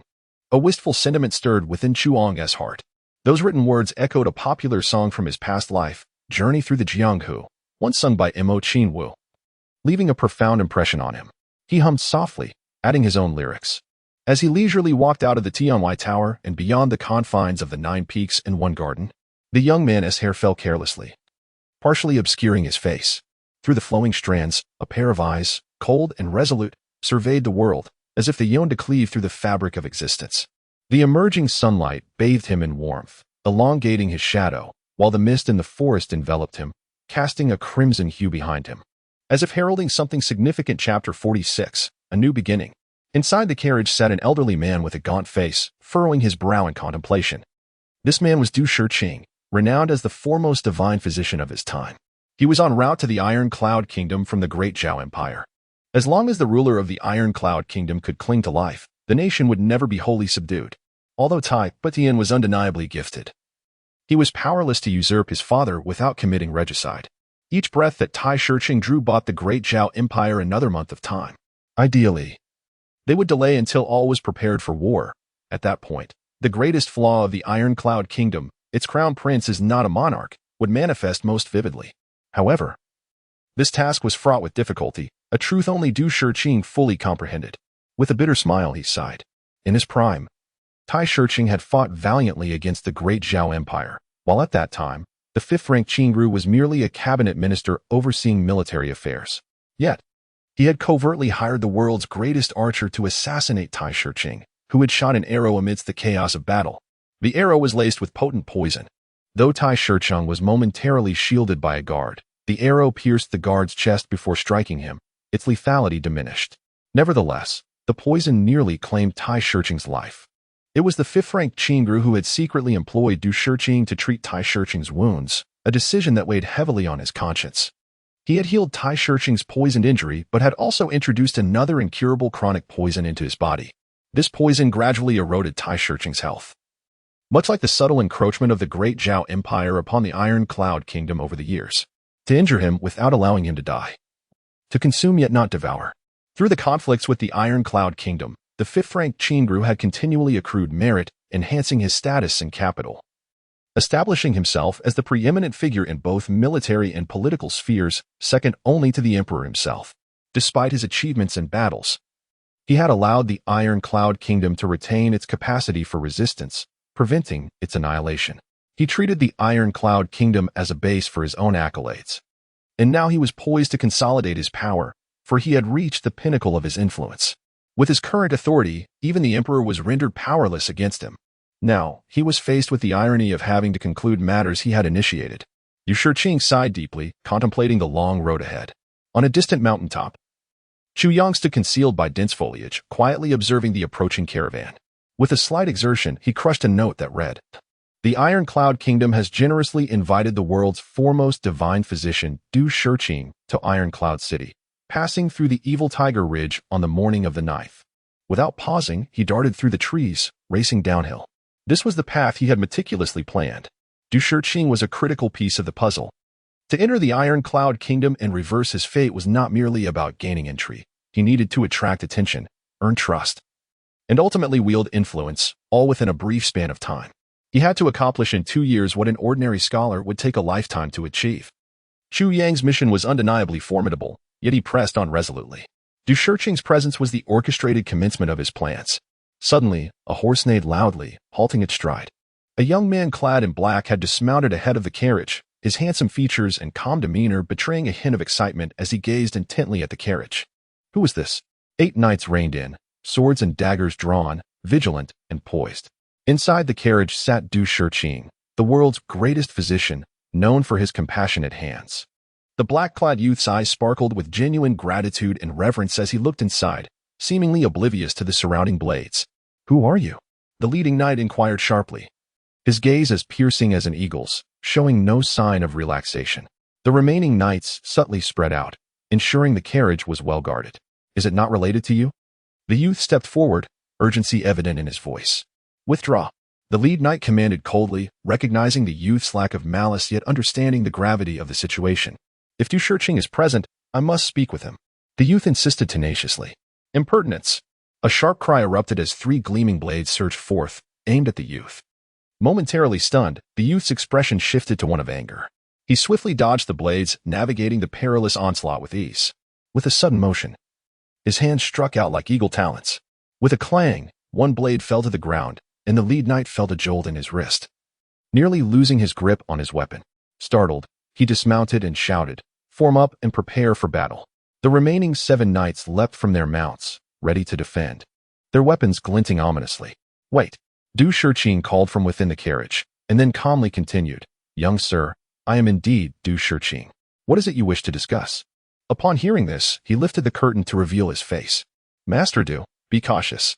This person is of unknown origin and may harbor ill intentions." 2 guards immediately positioned themselves before the carriage, swords drawn and ready. "Indeed, it is the divine physician Du." The black-clad youth's face flushed with excitement, and he seemingly disregarded the surrounding weapons, stepping forward unguarded, his gaze fixed intently on Du Shicheng. As he approached, he felt the cold steel against his skin. The lead knight had no intention of retracting his blade. The youth sensed the sharpness and, with a sheepish smile, bowed deeply to Du Shicheng. This peculiar gesture left the onlookers bewildered. "Master Du, do you recall 8 years ago when you traversed these lands, during the conflict between our 2 nations?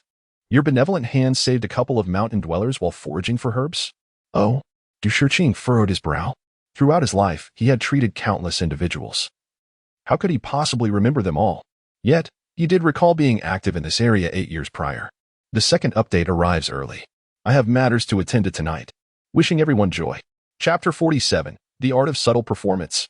Mr. Du not only rescued my parents but also, upon witnessing our family's dire circumstances, left without taking a single penny and even bestowed upon us a piece of silver before his departure. The immense kindness and grace of Mr. Du are forever etched in our family's memory. The young man in black, noticing that Du Shiqing seemed to be in deep thought, could not help but display a joyful expression, his tone growing more fervent. At that time, my parents were gravely ill, and our household was on the brink of collapse, relying solely on that piece of silver left by Mr. Du for our survival.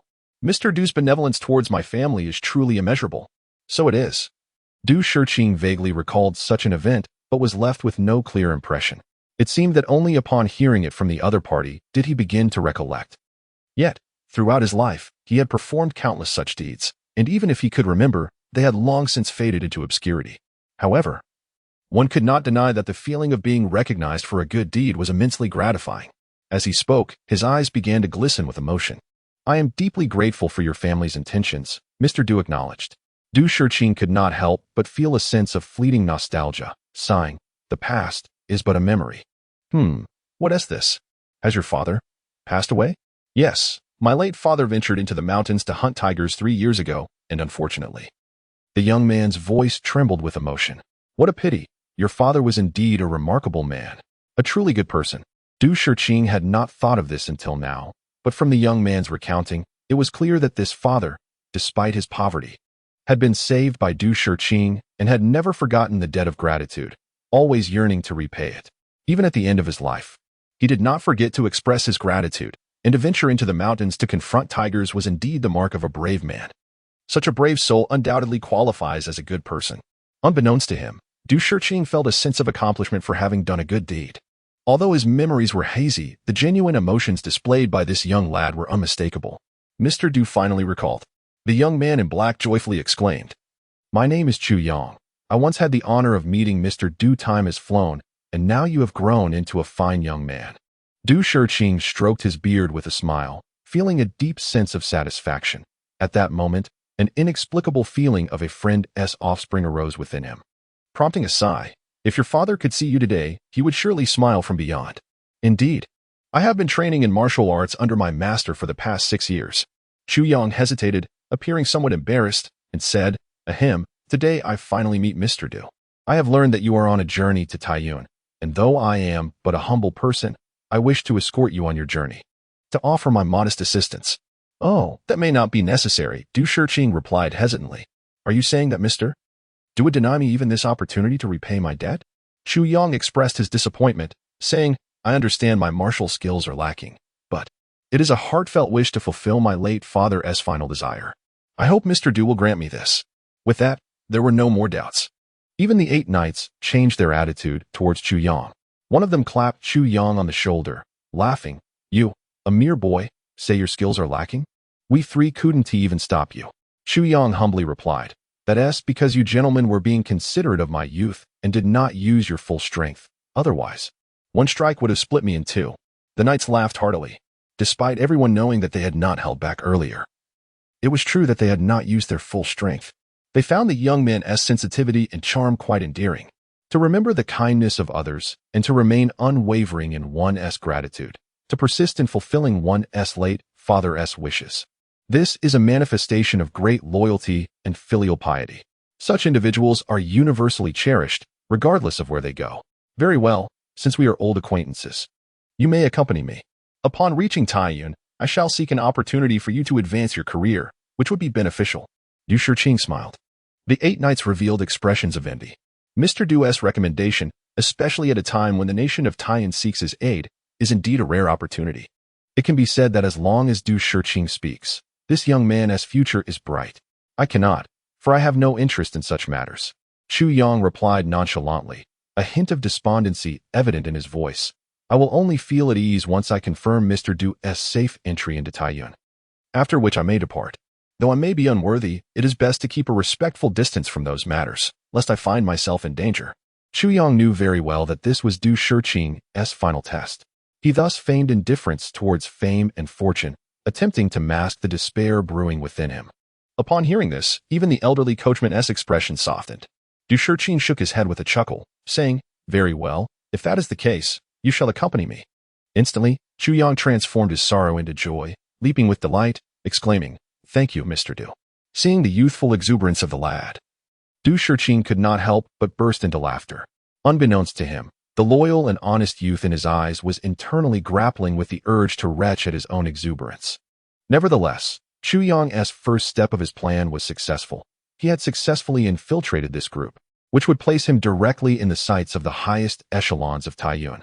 Chu Yang had his own ulterior motives, but this group was a crucial element in his plans. At the very least, before Du Shiqing's plot against Tai Shiqing was made public, this group held significant importance to Tai Butian. Leaving a deep impression in the minds of Du Shiqing and his companions was of utmost importance. He had initially considered changing his identity, but upon reflection, he realized that he still had many traces to follow. If he were exposed, it would be rather unfortunate. It would be better to enter Taiyuan under his true identity, openly and honestly. Tian Tower's disciple, Chu Yang. A day later, Chu Yang had grown quite familiar with the 8 knights, enjoying a lively camaraderie over food and drink. Yet, he always felt a pair of piercing eyes scrutinizing him ceaselessly. He knew that these eyes belonged to the elderly coachman. Though the old man's exact capabilities were unknown, his hidden sharpness indicated that he was no weakling. Comparatively, even against the elders of Tianwai Tower, he would not be far inferior. He was indeed the true bodyguard of Du Shiqing. Having such a person was worth more than 1,000 soldiers. Du Shiqing harbored no doubts about himself, nor did the 8 knights question him. However, the elderly coachman remained skeptical of him. 2 days later, in the afternoon, as the caravan passed through a town, they finally heard the news. Tianwai Tower had publicly announced that Chu Yang, a disciple of the Zizhu Garden, had acted improperly, killing the senior disciple Shi Qiashan, and had been expelled from the sect. Upon receiving this news, Du Shiqing and the others were taken aback. "Chu Yang, is this the same Chu Yang mentioned?" During lunch, one of the knights inquired. Chu Yang's countenance darkened, becoming sullen, filled with a sense of grievance, yet unable to voice it. He gazed vacantly, lost in confusion. "What has transpired? How could you be expelled?" Du Shiqing frowned, saying, "With your disposition, you should not have committed such an act." With a cold expression, Chu Yang unconsciously grasped a handful of grass from the ground, mindlessly crumpling it. After a long silence, he gritted his teeth and said, My senior sister and I were mutually in love, but..." He left his sentence unfinished, lacking clarity.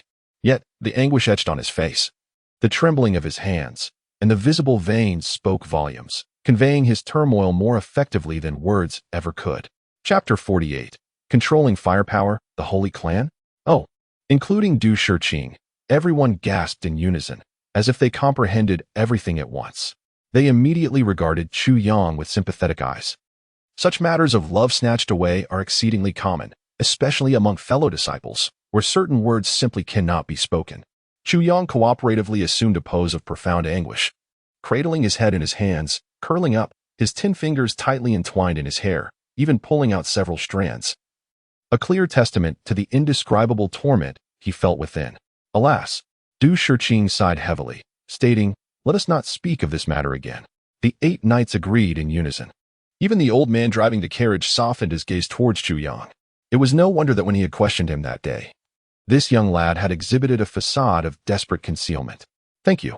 Chu Yang buried his head deeply, expressing gratitude in a hoarse voice, lamenting, "Once I fulfill my late father's dying wish and repay Mr. Du's immense kindness, I shall vanish from this mortal realm, retreating to the solitude of the mountains." A man must not lament the absence of a wife, Du Shiqing consoled, patting his shoulder. "There is no need to dwell on it." Chu Yang nodded gravely, sighed, yet remained silent, his mood evidently heavy and difficult to alleviate. Following this incident, the attitudes of several individuals within the group towards Chu Yang underwent a significant transformation, hinting at a burgeoning camaraderie. His profound emotional depth, filial piety, and unwavering loyalty presented a rare and admirable youth.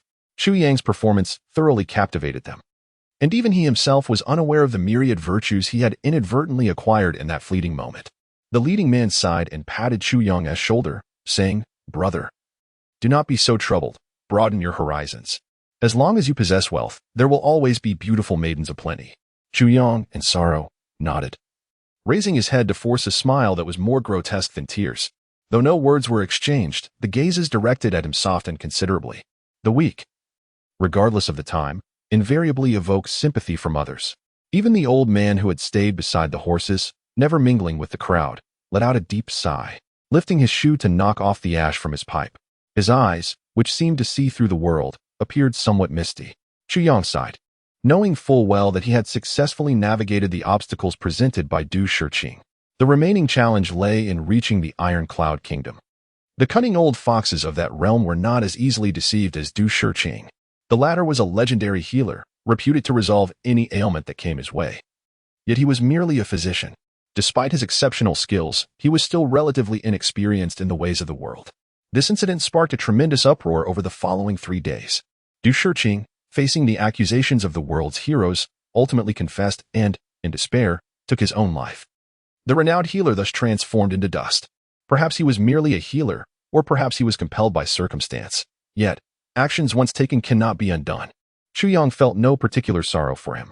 Throughout this journey, he had deceived and exploited Du Shiqing without guilt. However, in these few days, it became evident that this benevolent healer was not a villain. Perhaps it was merely a case of 2 nations clashing, each serving its own interests. After all, he was a man of the great Zhao. In the end, he may have simply become a sacrificial pawn, a tool to pacify the populace following the 5th Lightness's conquest of the Iron Cloud Kingdom. As for the 8 knights, after careful observation, Chu Yang concluded that none of them were affiliated with the Golden Horse Knights Hall. They appeared to be straightforward warriors, devoid of intricate schemes, and their cultivation levels seemed to hover around the 5th or 6th rank. Such individuals would fare well against minor thieves, yet they would prove utterly inadequate against true masters. It appeared that Du Shiqing had merely served as a facade. The only real expert among them was the old man driving the carriage. Nonetheless, it was possible that Du Shiqing himself was a master. Yet neither in this life nor the last had Chu Yang ever heard of the martial prowess of this benevolent healer. Chu Yang, how old are you? During Chu Yang's silence, the enigmatic old man approached, pipe in hand, asking this question. 16. Chu Yang dreaded any conversation, for his sorrow was but a facade. If he spoke too much, he risked revealing the truth. 16, you say? It seems you are quite knowledgeable about matters of love at such a young age. The old man revealed a lewd grin, his yellowed teeth glistening. Yet, a fleeting spark of keen insight flickered in his eyes, making Chu Yang acutely aware that this old fellow was not merely engaging in idle chatter. Indeed, the old man pondered, falling silent for a moment before faintly smiling and saying, "It is only in the calmness that one experiences the most profound memories. It is late, time to rest." Having uttered these words, he settled beside the fire, staring blankly at the flickering flames, not uttering another word. The flames danced, casting an enchanting glow in his dim eyes, momentarily rendering him lost in thought. This unexpected behavior startled Chu Yang. The old man had come to probe him one last time, a fact he recognized. But why had he given up after Chu Yang's single remark? After some contemplation, Chu Yang sighed. It is in the tranquility that one finds the most lasting memories. This statement, it turned out, was not merely said in passing. It resonated deeply, transcending the trivial matters of life. Who among us has not experienced youth? Chu Yang mused, when suddenly he heard the old man mumbling a phrase that echoed his own thoughts. He was taken aback, exchanging astonished glances with the old man, who turned to him, a hint of mirth now evident in his gaze. "Old man, spare us your youthful musings. Winter has already arrived for you." The knight leader burst into laughter, raising a wine pouch for a hearty drink. The other 7 knights joined in, their laughter ringing out. The old man huffed, flicking his pipe, causing a spark to fly out and land directly in the wine pouch that the burly man had just pulled away from his lips. With a loud pop, the flame leapt several feet high, singeing half the knight leader's hair. The scent of charred flesh filled the air. Unable to contain himself, he shouted angrily, "Old man, were you serious?" The old man merely snorted, leaning on his pipe as he ambled away. The knight leader spat in frustration, glaring at the old man's retreating figure. Yet he dared not utter another word. Chu Yang's gaze narrowed as he observed the old man's hunched silhouette disappearing into the distance, a hint of trepidation evident in his eyes. The old man's seemingly simple act belied its complexity. A half-full wine pouch contained at least 3 to 4 pounds of alcohol. Even a torch would have been extinguished upon contact. How much more difficult was it for a mere spark to ignite it? Such a feat required keen perception, impeccable timing, and formidable skill. None of these were what Chu Yang feared most. What truly unsettled him was the unmistakable ability to control fire. Such a skill was the hallmark of the 3-star Holy Clan. Holy Clan? returning to his homeland to cultivate wheat. He found himself inexplicably amused by a joke that surfaced in his mind, laughing foolishly for half the day. If I plant wheat in the ground, I will reap a bountiful harvest next year. If I plant corn, I will harvest a great deal of corn. But if I plant my girlfriend.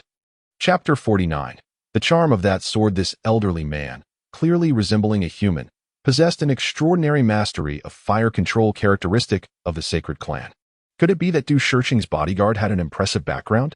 Moreover, the journey had been unnaturally tranquil thus far. Suddenly, a piercing whistle pierced the air as a massive stone slab, several yards wide, plummeted from the heavens, hurtling directly towards Du Shirqing's position with uncanny precision. At that moment, Du Shirqing found himself squarely within the lethal range of the descending stone. With a fierce shout, the old man transformed, his frail form becoming as agile as a leopard. Leaping forward. Yet, it seemed he was already too late. Just then, Chuyang appeared beside the stone, as if conjuring a sword from thin air. Striking forth with the swiftness of a venomous serpent. The tip of the sword jabbed at the edge of the stone with the precision of a venomous dragon.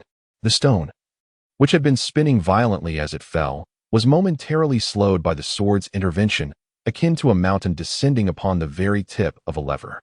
This fleeting moment was indescribably delicate, yet it had bought a precious sliver of time. Although it was but a minuscule delay, barely perceptible to the untrained eye, the old man, with lightning speed, slipped between the stone and the ground, roaring as he unleashed a punch imbued with a blinding white light. The colossal stone shattered into fragments, raining down like a deluge of stone. Du Shirqing remained unharmed. Whoosh, whoosh, whoosh. A flurry of dark arrows rained down from the mountaintop, enveloping the area from all directions. Form ranks. Prepare for battle. The knight commander bellowed as 8 men rolled with remarkable agility to their steeds, each now wielding a round shield. Despite their swift evasions, one knight suffered arrows piercing both his shoulder and calf, iron arrows tearing through flesh and blood, flying into the void. Before the anguished cry could escape his lips, 3 shields from his comrades shielded him entirely. The sound of arrows striking the ground resembled rain on a sandy pit. The terrain transformed into a vast, spiky fortress. The cacophony of arrows shifted direction, pelting the carriage like a torrential downpour, the immense force shaking it violently, yet not a single arrow penetrated its defenses. This carriage was astonishingly specially crafted. In the next instant, the old man emerged, his visage shadowed with a pallor of blue. His first instinct was not to retaliate but to cast a deep glance toward Chuyang. Only he comprehended the extraordinary difficulty of that sword strike. Had it not been for that unforeseen intervention, the consequences would have been unfathomable. The timing, positioning, and strength employed were all exceedingly rare. That sword strike was nothing short of divine intervention. This youth, merely possessing the prowess of a warrior, faced a colossal stone descending from the mountaintop. Even a peak martial master would find it utterly futile to counter such an assault. Yet, through sheer will and that fateful sword, Chuyang had managed to momentarily halt its descent. Though the gap was infinitesimal, it had secured precious time. The ordinary blue steel sword emerged unscathed, the only cost being a single spurt of blood. Such an occurrence was utterly inconceivable. The assailants had chosen a bizarre moment to strike. They had traversed deep into the territory of Iron Cloud without incident, only to be ambushed here at dusk, rather than under the cover of night. Everything felt abrupt, as if a band of rogue bandits had stumbled upon a plump target and made a sudden decision to strike. Even the old man, a seasoned veteran of the world, was caught unawares. Yet, in that moment of urgency, Chuyang had managed to deliver that extraordinary strike, imbued with an otherworldly aura, as if it had been rehearsed 1,000 times in advance. The old man realized that no one could have orchestrated such a performance. It was neither coincidence nor premeditated. As he glanced toward Chuyang's location, he discovered that the youth, who had rolled away moments ago, had vanished without a trace. The 8 knights formed a shield wall, gradually advancing to surround the carriage, providing it with protection. The old man contemplated pursuing the attackers but ultimately refrained, instead directing the carriage to retreat slowly. The horses that had pulled the carriage had transformed into 2 massive iron hedgehogs, with half of the knight's steeds having been struck down. As the old man swayed, the sound of thuds echoed as he tossed the bodies of the fallen steeds, quickly creating a barrier to obscure the view from the forest beyond. He then clasped his hands to his chest, remaining vigilant, his gaze scanning the surroundings as he retreated step by step. Their mission was solely to safeguard Du Shirqing, not to engage the enemy. During this time, the hidden assailants remained eerily silent, their attack devoid of further communication, aside from the initial cries of anguish. Everything unfolded like a silent film. The rain of arrows abruptly ceased. Silence reigned once more, as if nothing had transpired at all. The transition from intense chaos to profound stillness occurred without any intermediary. As the arrows faded, an all-encompassing twilight descended upon the land. The atmosphere grew heavy with an oppressive tension, making it difficult to breathe. But who were the assailants? Were they from the Great Zhao, Iron Cloud, or the Boundless Kingdom? Or perhaps another faction entirely? All remained shrouded in mystery. Yet regardless of their allegiance, it was evident that they had long schemed for this moment. Only after retreating 10 paces did the forest finally respond. A series of strange rustling sounds preceded a piercing crack that shattered the air. As a dark figure burst forth from the woods like an enraged dragon, exuding an unstoppable force, reaching the carriage in the blink of an eye. An arrow. Yet this arrow spanned an astonishing 3 yards, emanating a deathly aura as if it had emerged from the depths of hell. It hurtled toward the carriage with relentless force, aimed directly at the heart of the carriage's compartment. Should anyone be inside, a direct hit would guarantee their demise. Chapter 50, Into the Dense Forest Attack with the Siege Crossbow. You scoundrel! The old man Gao roared hoarsely, and in the next instant, faint flames flickered to life in his hands as he delivered a powerful punch. Control the fire. With a resounding bang, the enormous shadow resembling a black dragon shattered at its tip, sparks flying in all directions. Yet, the arrow's momentum remained unyielding, continuing its relentless advance. Following that punch, Gao's furious shouts echoed as he unleashed 18 consecutive strikes. Each punch bore the extraordinary power of fire control, striking fiercely at the tip of the siege crossbow. He resembled a hammer, incessantly battering the massive arrowhead. Or perhaps, that arrow was a hammer, constantly pummeling Gao's fists. The force of his strikes reverberated through the night, illuminating the dark void like 1,000 fireworks blooming simultaneously. Splintered wood flew like darts, and with each punch, Gao bellowed. Until after 18 strikes and 18 roars, the 3-zhang-long siege crossbow was reduced to merely 1 zhang. With a jolt, Gao staggered back several steps, his back colliding heavily with the cart. Yet, the siege crossbow before him finally exhausted its power, thudding to the ground against his chest. The air was thick with the acrid scent of burning flames. Gao's chest heaved as he gasped for breath, his eyes fiercely fixed on the forest. In the next moment, he turned his head and spat out a mouthful of crimson blood. As the blood left him, a dark red hue swept across his face, quickly vanishing. And his breathing abruptly calmed. He had never anticipated that his adversary would install a siege crossbow in such a location. Caught unprepared. Even with his mastery in the blade sect, he had sustained internal injuries from the powerful impact of the siege crossbow. The siege crossbow was a military device, specially crafted to breach city gates. Typically over 3 zhang in length, it was constructed from a black ironwood trunk, its tip covered with a massive, sharp iron casing. It usually soaked in a vat of black oil, only to be used during an assault. A single shot required at least 100 able-bodied men to work together to draw the immense bow, unleashing a decisive arrow of fate. After a moment of silence, a crisp applause echoed from the direction of the forest. A voice remarked, "Truly commendable, blade sect of the blazing fire. 1 siege crossbow strike could breach the city gates. Yet you alone stood against it. Impressive." With this voice, 8 figures emerged silently from various positions, clad in black, their faces concealed. Their gazes cold and piercing as they advanced toward the old man Gao. Gao's pupils constricted as he spoke in a deep voice. "Who are you?" One of them coldly snorted.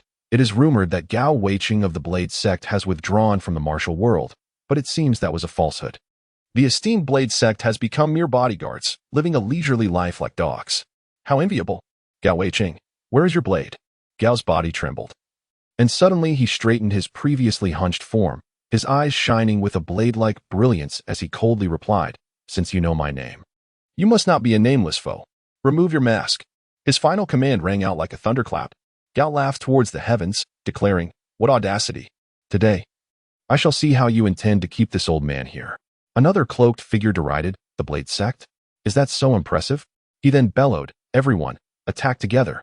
6 of you restrain Gao Weiqing. The other 2, immediately eliminate Du Shiqing." With a unified shout, the 8 figures drew their blades simultaneously and charged forward. Gao had already discerned that although these individuals may not possess exceptional skills, their abilities were evenly matched, likely all martial masters, still a considerable distance from his prowess.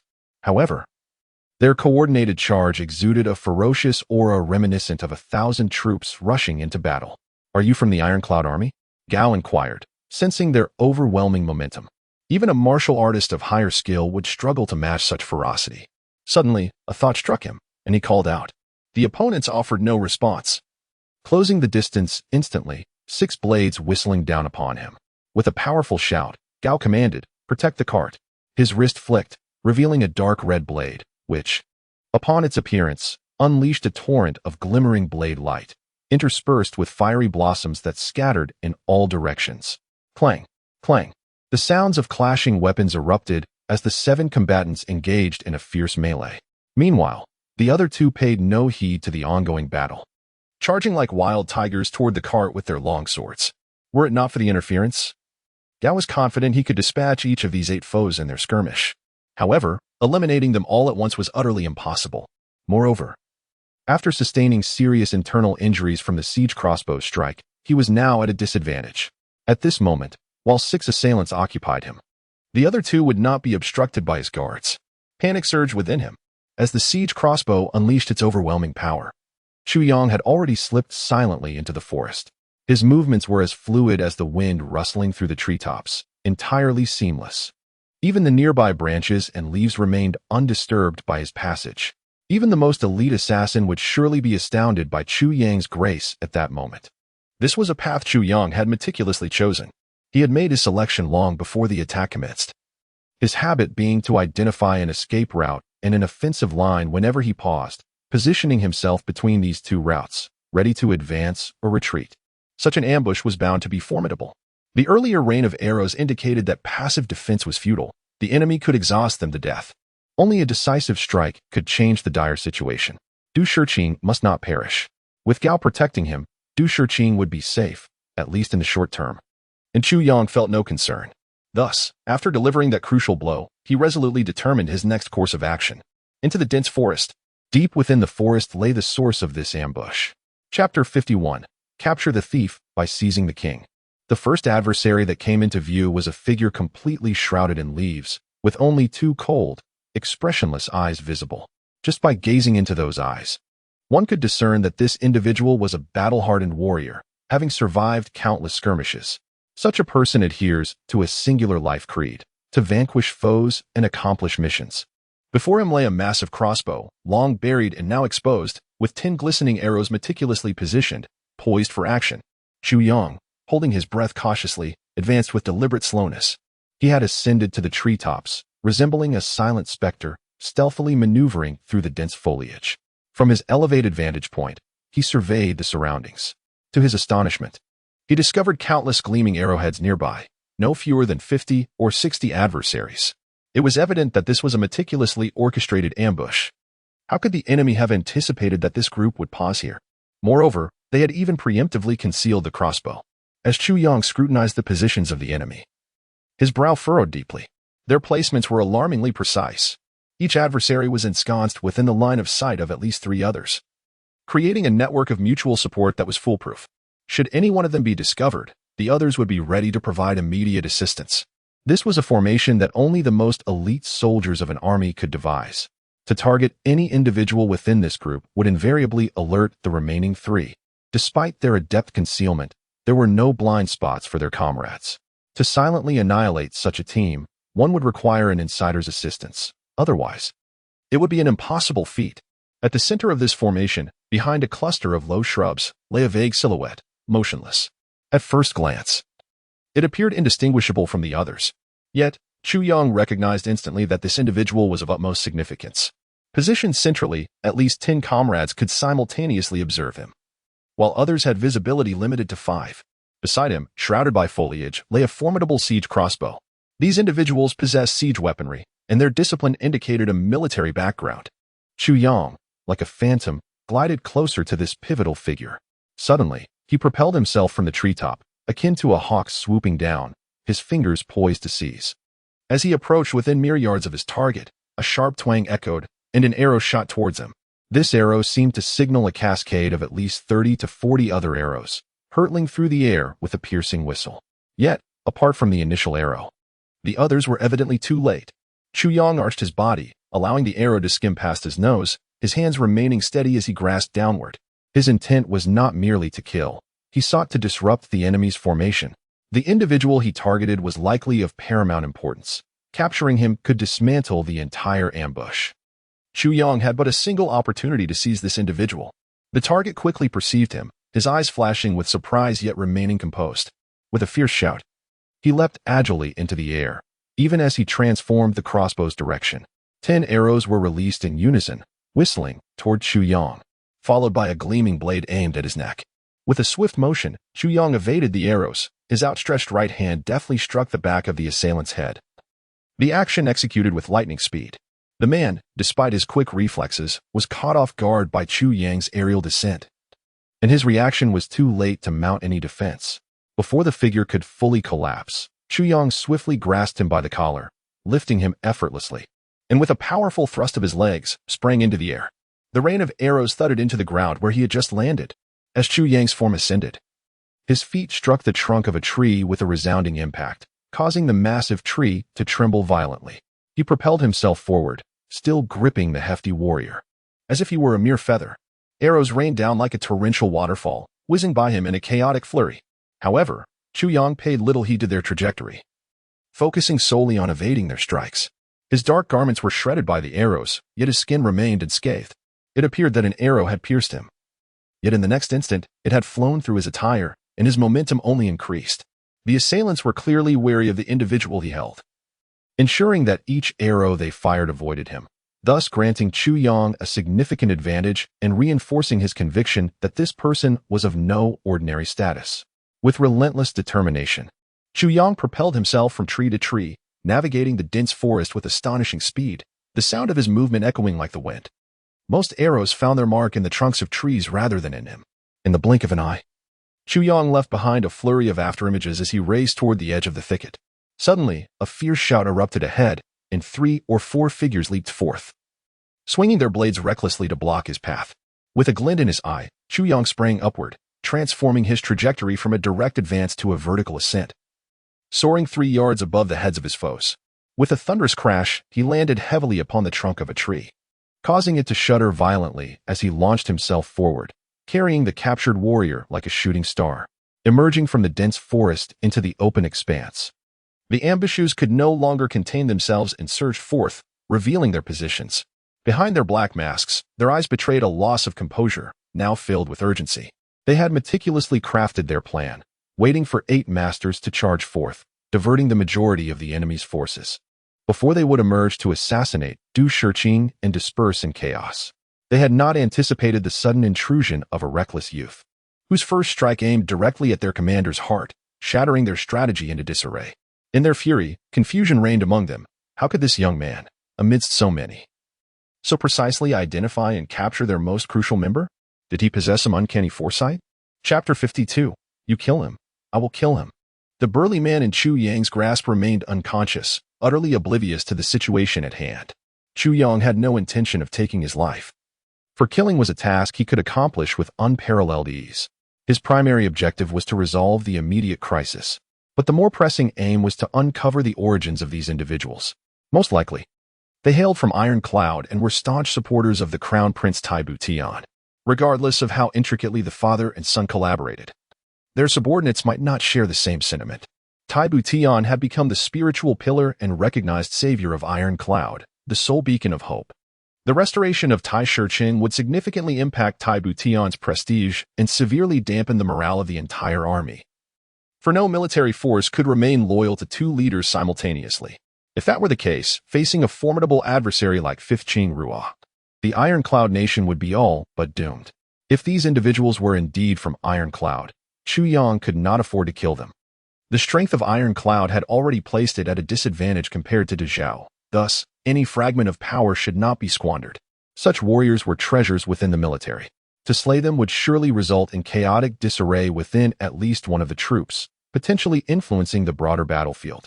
Therefore, since Chu Yang intended to reverse fate and ensure Taibu Tian's victory over Fifth Qing Ruo, he could not bring himself to eliminate these individuals. With the speed of a shooting star, Chu Yang dashed forth from the dense forest, pursued relentlessly by a throng of black-clad men, paying them no heed. He swiftly positioned himself between the 2 opposing forces. As he leaped into the air, he bellowed, "If you wish to take his life, cease your actions at once." Upon landing, he stumbled slightly, rolling on the ground with the man in his grasp. As he regained his footing, he faltered once more, collapsing to the ground.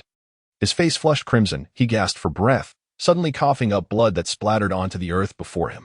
All the while, he had held his breath, enduring immense internal turmoil. Now that he finally exhaled, his body felt utterly drained of strength. Yet, his first act was to press the blade of his sword against the neck of the man he held. The gleaming edge radiated a chilling light. There he knelt on the ground, dragging the unconscious man along, panting heavily and appearing disheveled. Yet his gaze remained as composed and icy as winter's chill. It was clear that should they fail to heed his words, he would not hesitate to sever the man's head in an instant. The situation in the field had grown exceedingly perilous. Elder Gao, caught in the encirclement of 6 adversaries, held his ground but found it impossible to extricate himself to rescue Du Shiqing. The 6 opponents, aware of their inferiority against Elder Gao, fought with reckless abandon, desperately attempting to restrain him. Though each bore wounds, they fought fiercely without retreat. Meanwhile, 2 of their number had already lunged toward the carriage. Among the 8 accompanying guards, 4 lay lifeless on the ground. It seemed they were but moments away from breaking into the carriage and seizing Du Shiqing. Yet, at that instant, the tide of battle shifted dramatically. All combatants appeared as though they had been struck by a spell, staring dumbfounded at the youth who had suddenly emerged, momentarily speechless. This boy appeared disheveled, his clothes tattered and his breathing labored, blood staining his lips, giving him the appearance of imminent collapse. Had he merely stepped forth to shout, it was likely that the next moment would have seen blades drawn against him. However, the man he held firmly in his grasp indicated that he was not to be trifled with. Though he gasped for breath, the sword in his hand remained unwavering. His eyes were filled with a fierce determination. Release him. The masked leader immediately recognized the man Chu Yang had captured and let out a furious roar. In that moment, he felt as if he were in a surreal dream. How could this be? Wasn't he the general under tight protection? 100 iron-blooded warriors, including 8 martial masters and 20 martial artists, with the rest being martial apprentices. Even the weakest among them had achieved a certain rank. Furthermore, they were armed with siege crossbows and 50 skilled archers. Such formidable power was equivalent to depleting an entire battalion. They had anticipated crushing the first divine doctor here. How had the general ended up in enemy hands? In the pitch-black night and amidst the dense forest, the general stood at the very center, surrounded by a protective formation. How could he possibly be here? Release him? Chu Yang gasped, then chuckled. If you were in my position, would you let him go? You've merely captured an inconsequential figure among us, and you dare to threaten us? How laughable. Though the leader of the black-clad men felt urgency, his tone had calmed. Inconsequential? Chu Yang laughed heartily. So he is merely a minor character? With a sudden movement, he slashed the edge of his sword across the man's shoulder, causing blood to spurt forth. You. The masked men's eyes widened in shock, one stepping forward with concern. What are you doing? The leader of the black-clad men roared in anger. Chu Yang, holding the sword, shot a sidelong glance at him and retorted. Your declaration of him as a minor character has left me quite disheartened. I can barely hold my sword steady now. Moreover, since he is but a minor character, you may proceed as you wish. Let us be clear about our roles. You kill him, and I will kill him. As he spoke, he twirled his sword, the tip slowly yet resolutely piercing the man's arm. Chu Yang's eyes sparkled with mockery as he provocatively gazed at the masked leader, allowing the blood to flow down his sword and onto himself. Hold on. The leader of the black-clad men could no longer contain himself, stepping forward to inquire. What do you want? Very simple. Retreat. Let us pass. Chu Yang's breathing finally steadied as he slowly rose with the unconscious man in hand, swaying slightly as he spoke. As long as we are safe, I will release this minor character. When he uttered the words minor character, he deliberately emphasized them, slowing his tone to convey mockery. You should first withdraw your sword. The leader of the black-clad men exclaimed angrily. What kind of hero tortures another? I am neither a hero nor a good man. Chu Yang coolly withdrew his sword, stating coldly, at this moment, I possess but one objective, to reach Iron Cloud City safely and quietly. Beyond that, I wish to see nothing more. I agree. The leader of the black-clad men responded decisively. But how can I trust you? Chu Yang replied icily. As of now, I have yet to remove his mask. Is that not sufficient? The black-clad leader's body trembled. Indeed, that is sufficient. The unremoved mask indicated that the other party did not wish to escalate matters, allowing both sides a means of retreat. This opened the door for potential resolution. Should the mask be removed, given the general's identity, it was inevitable that he would be recognized. At that point, only the path of murder and silence would remain. Moreover, it would cost the life of the general. The most critical factor was that as long as Li Hua Daozong's Gao Weiqing sought to flee, there was absolutely no stopping it. Du Shiqing had been invited by the Crown Prince of Iron Cloud, Taibu Tian, with the approval of Dezhao. Once Gao Weiqing escaped and publicized the incident, it would be disastrous. This could easily escalate into a severe diplomatic crisis between the two nations, with their group branded as traitors of Iron Cloud. The consequences were simply unimaginable. Chapter 53. The contempt of the 9 catastrophes soared with a swift gesture. The imposing figure of the leader summoned a cadre of nearly 100 masked men, who promptly arranged themselves into a formidable formation. An impenetrable wall of bronze and iron that radiated an aura of undeniable prowess. Gao, the elder, along with the remaining 4 guards, found themselves engulfed in a surreal sense of disbelief. Astonishingly, their adversaries had indeed ceased their advance. Only upon hearing their discourse did they realize that the individual they had captured was, in fact, the commander of this formidable force. What an incredible twist of fate. It seemed almost beyond the realm of possibility. The gazes of the onlookers shifted significantly as they regarded Chu Yang. I wish to converse with him, the leading masked figure stated, fixing his gaze upon Chu Yang. I must ascertain whether he still draws breath. Certainly, Chu Yang replied with alacrity. Placing a palm against the back of the captured warrior, a chilling wave of energy coursing through him. The man shivered violently, awakening to the harsh reality of his predicament, and immediately erupted in fury. What are you waiting for? Slay them. But you, do not concern yourself with me. The warrior bellowed. In this moment, why do you still consider my life? Your mask remains unremoved, Chu Yang gently reminded him. Moreover, you have already been defeated. Under these circumstances, do you truly believe that even if you commanded your subordinates to perish alongside you, they would comply? The warrior fell silent, his anger boiling over. Who the hell are you? Defeated? What right do you have to declare my defeat? My right is simply this, Chu Yang declared with haughty confidence. You are now in my grasp. I am the blade, and you are but the meat. Gasping with indignation, the warrior's eyes were alight with a fierce humiliation and defiance. Suddenly, he twisted his neck violently, charging towards the blade's edge. A gasp echoed through the crowd. Chu Yang sneered, effortlessly pivoting the man's body before delivering a sharp kick to his backside. Should you continue to defy me, even in death, I shall unmask you, strip you bare, and hang your wretched form from the flagpole of Iron Cloud City. You may test my resolve. The warrior trembled, finally subdued, though unafraid of death. The prospect of such a disgrace was utterly intolerable, especially given his esteemed reputation within the Iron Cloud Kingdom, along with the honor of his family and the military. With a long sigh, he relented. What you seek is merely safe passage to Iron Cloud City. I shall agree to cease my pursuit of you. But I do not trust you, Chu Yang retorted coolly. Thus, you must personally escort us. You. The warrior whirled around, glaring at Chu Yang. A flicker of realization crossed Chu Yang's mind as he beheld the commanding gaze filled with the authority of life and death, coupled with an icy disdain for mortality. This individual undoubtedly held a position of great power. Do not glare at me. Once we are safe, I shall grant you your freedom. I understand your concerns. Rest assured. I will not make your journey difficult, nor will I expose your identity, not even to myself, Chu Yang stated calmly. I do not believe your promises. Yet you have no choice but to believe in me. He paused, his tone carrying an undeniable weight. You have no alternative. The warrior stared at him for a long moment before letting out a huff and waving his hand dismissively. You may all depart. I shall accompany them for a while. Big brother. The foremost masked man from the opposing side stepped forward, throwing down his weapon with a loud clatter. Allow me to take my brother's place. I assure you, I shall heed your commands throughout the journey. Rest assured, though my stature differs from my brother's, we shall honor our commitments. Gather your weapons. Damn it. Those are still needed. The warrior barked. Get out of my sight now. Under his vociferous reprimands, the crowd finally retreated, albeit reluctantly. As they departed, Chu Yang, utterly drained, collapsed onto the ground. His hands trembled as he fumbled within his robe for the amethyst essence, seeking to replenish his energy. Suddenly, a commanding presence surged forth, and the spirit of the 9 catastrophes sword emerged, thwarting his attempts at recovery. Chu Yang was momentarily speechless, cursing under his breath. What the hell? You did nothing during the battle, and now you won't let me recuperate.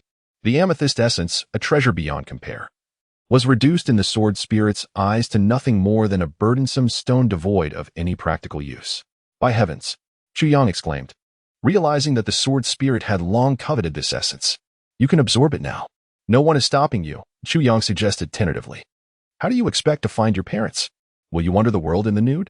The sword spirit roared in outrage, muttering, "After thousands of years without a suitable host, I finally find one, and he turns out to be such a dense fool. Who are you calling a fool?" Chu Yang's anger flared, his small universe erupting as he bellowed, his brows furrowed in rage. "In both my past and present lives, no one has dared to call me a fool, and you, a mere sword, dare to speak thus. Enough is enough. I did not insult you." A bewildered voice interjected. Elder Gao approached, his expression a mix of gratitude and confusion, but before he could express his thanks, Chu Yang's eyes flew open, and he thundered, "Who are you calling a fool?" The elder was utterly flabbergasted. "Did I insult you? I have yet to utter a word." Chapter 54. A breakthrough. Once more Chu Yang suddenly sensed something amiss and awkwardly chuckled, saying, "I wasn't referring to you." It turned out this individual was mentally unstable. The burly man, slumped on the ground, rolled his eyes and sighed deeply in despair, lamenting, "To think that I, a hero of my time, renowned and commanding, would end up in the hands of a madman. How utterly frustrating." "You are the mad one," Chu Yang retorted, rolling his eyes. Suddenly, a thought struck him. This self-absorbed individual seemed familiar. Could he possibly share the same disposition as Tantan? At that moment, the remaining 4 guards approached, their gazes directed at the masked man tinged with hostility. "Keep your distance. Don't disturb my enjoyment," the burly man boomed. "If you dare to make a move, go ahead and try me." This fellow, even as a captive, exuded arrogance. Du Shiqing emerged from the carriage, his expression surprisingly calm. He nodded at Chu Yang and said, "Chu Yang, I owe you my gratitude this time." After a pause, he continued with a note of solemnity, "If it weren't for you, I might have met my end here. Regardless of the past favors I have received from your family, we are now even." Du Shiqing smiled and added, "So, you need not dwell on it any longer. The heart of a healer is one of compassion. To treat and save lives is not merely a debt of gratitude, but a professional duty. However, your act of saving me is indeed a profound favor." A surge of respect welled up within Chu Yang. Du Shiqing's words were deserving of his title as the foremost physician. "You are too kind, Mr. Du. I hope you and Mr. Gao, along with all the brothers, can understand my unilateral decisions and not let our commitments be ruined." "Of course," Du Shiqing nodded, smiling. "The safety and identity of this man are directly tied to our own security. I will certainly keep the greater picture in mind." The burly man snorted. "I doubt you would dare." He then turned his piercing gaze towards Chu Yang and challenged, "Why have you captured only me among so many?" Chu Yang replied with a smile, "Because you are the most significant. If I had seized someone else, would you all have retreated?" The burly man laughed heartily, his voice brimming with an unrestrained bravado despite his masked visage. "But how do you know I am the most important? That is what perplexes me."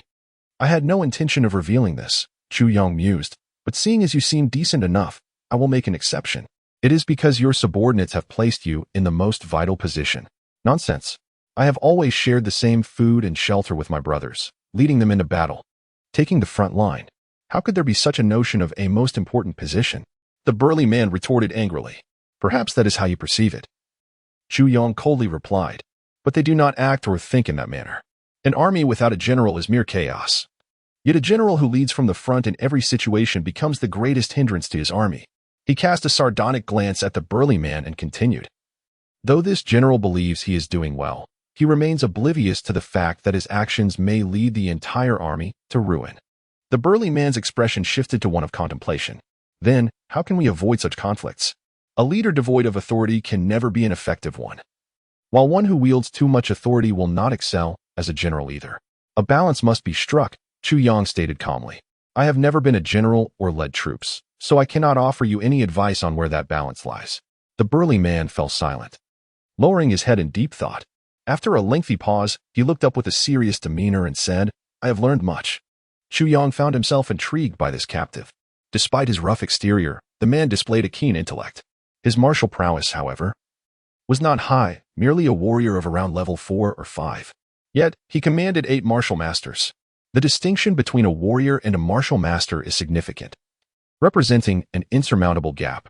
Leading subordinates who vastly surpass one in cultivation presents numerous challenges. Yet, this man managed to earn the respect and loyalty of such skilled warriors, demonstrating his remarkable qualities. Moreover, he exhibited a strong sense of loyalty and strict discipline, indicating high esteem within his ranks. Such leaders are rare in the Iron Cloud Kingdom and must be preserved. Reflecting on the 4 guards who lay slain and the expressions of anguish on the faces of the remaining few, Chu Yang sighed.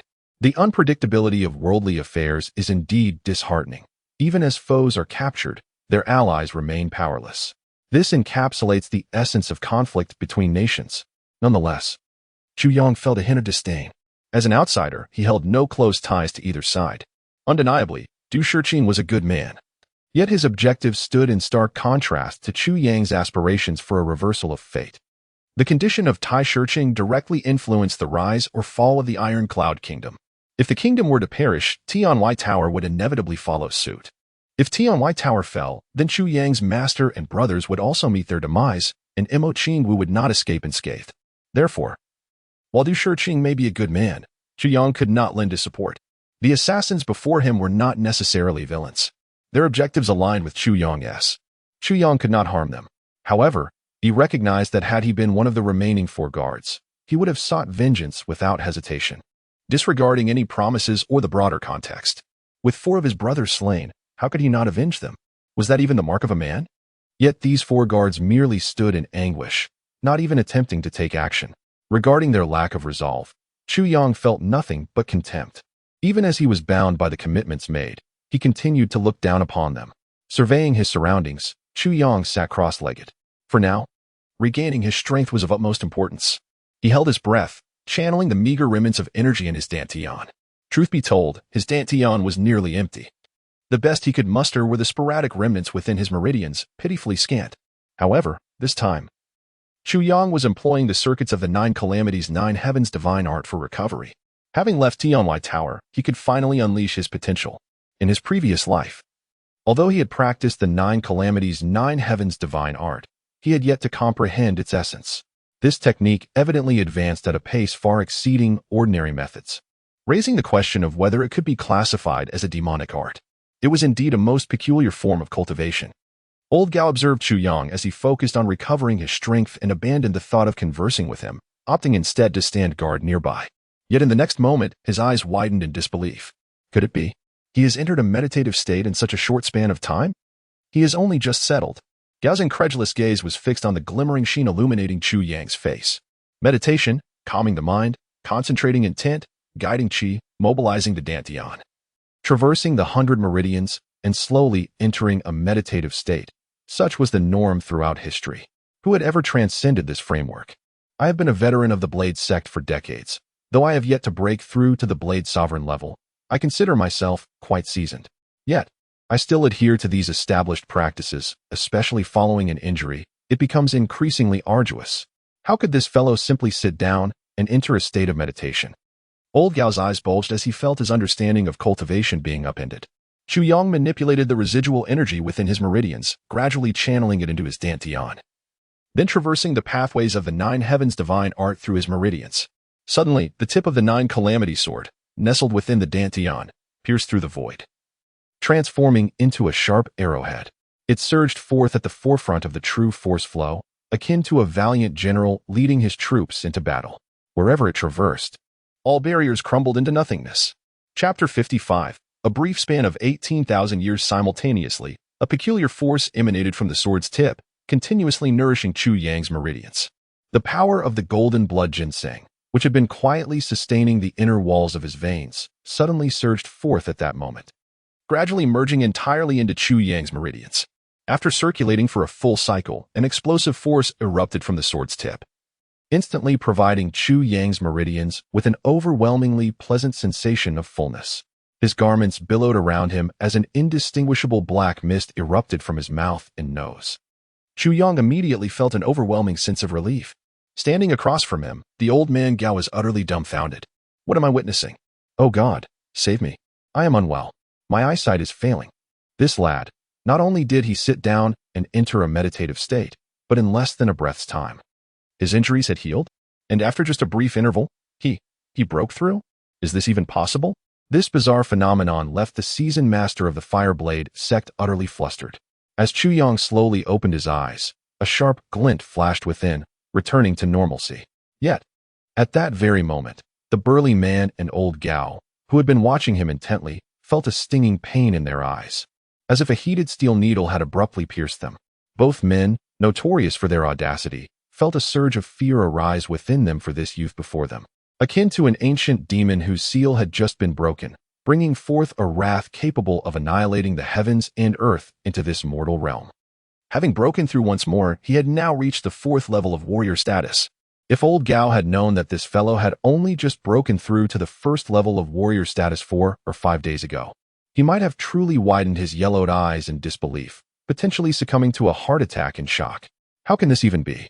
This is simply outrageous. Despite this, old Gao was still wide-eyed, trembling hands betraying his confusion. His gaze toward Chu Yang was filled with envy. How infuriating it is to witness such disparity. Every time I break through, it feels as though I'm being skinned alive, struggling for days. This guy seems to revel in his breakthroughs. How does it feel? Old Gao asked, his heart in turmoil. I've only just broken through to the 1st level, Chu Yang replied, smacking his lips and furrowing his brow. Why is it taking so long? This doesn't seem right. Old Gao stumbled, trembling as he inquired, when was your last breakthrough? He wondered if this fellow had been trapped in this bottleneck for several years. If that were the case, it would somewhat justify the situation. Chu Yang scratched his head, rolling his eyes uncertainly. It should have been 4 days ago? Or maybe 5. This gap seems too lengthy. Something feels off. Old Gao rolled his eyes, trembling lips pointing a bony finger at him, before suddenly collapsing onto the ground. His wrinkled face flushed red as if all the blood in his body had surged to his head. After a long while, he stood up, dizzy and disoriented. His complexion pale as he turned to leave, his steps unsteady. Chu Yang, perplexed, asked, Old Gao, what's wrong? Old Gao moved his legs as if in a dream, murmuring, I'm going to sleep. I haven't rested in days. I must be hallucinating, and staggered away. The masked man shook his head in disbelief, internally lamenting. Previously, in Iron Cloud City, I saw a few pretty boys posing in restaurants, acting as if they regarded money as mere dirt. I thought they were simply pretentious. But today, I have finally understood what true pretentiousness is. They should be the ancestors of those little brats. Chu Yang fell silent. I spoke the truth, didn't I? In my previous life, it was merely a single level increase. Often, it felt as if I were rocketing upwards, leaping several levels at once. However, the insights and sensations during such ascensions were entirely different. Progressing steadily and methodically is the true path. Each step requires its own understanding. Only through such accumulation can one reach the pinnacle. Do you think the rapid ascension in my past life felt pleasurable? If I hadn't been suppressing you, you would have already ascended long ago. The reason you never reached the pinnacle in your previous life is precisely because you lacked the gradual insights. Attempting to achieve everything in one go will only lead to one's downfall. Do you understand? A haughty voice echoed in his mind, dripping with disdain and a hint of frustration. Chu Yang was taken aback, suddenly comprehending. Indeed, martial arts practice mirrors life itself, from childhood to adulthood. One must gradually learn and accumulate knowledge. This is the proper path. Would giving a 3-year-old child medicine to accelerate their growth to 30 truly endow them with the wisdom of a 30-year-old? No wonder such immense power only allowed for a single level increase. It turns out the 9 Calamities sword had deliberately restrained him to grant him the time for understanding. Why are you still dawdling? Hurry and find some supplements. The voice urged. At this snail's pace, when will you ever grow strong? Supplements? Chu Yang pondered. What kind of supplements? Things like 7-star white jade orchids, 9-leaf spirit ginseng, or something like ethereal purple mushrooms, or perhaps 10,000-year-old Huangjing would suffice. If all else fails, I could settle for purple crystal jade, Xianjin iron, star steel, or nightmare silver. A mere 10 or 18,000 pounds of each would do. Chu Yang trembled, falling to the ground in shock, suddenly cursing, what the hell are these things? Do you think they're cabbages? These are legendary items. Finding 1 or 2 is an immense fortune, and you speak of thousands of pounds? Have you lost your mind? The burly man opposite him erupted in anger, shouting, nonsense. I only wanted a few pounds of beef.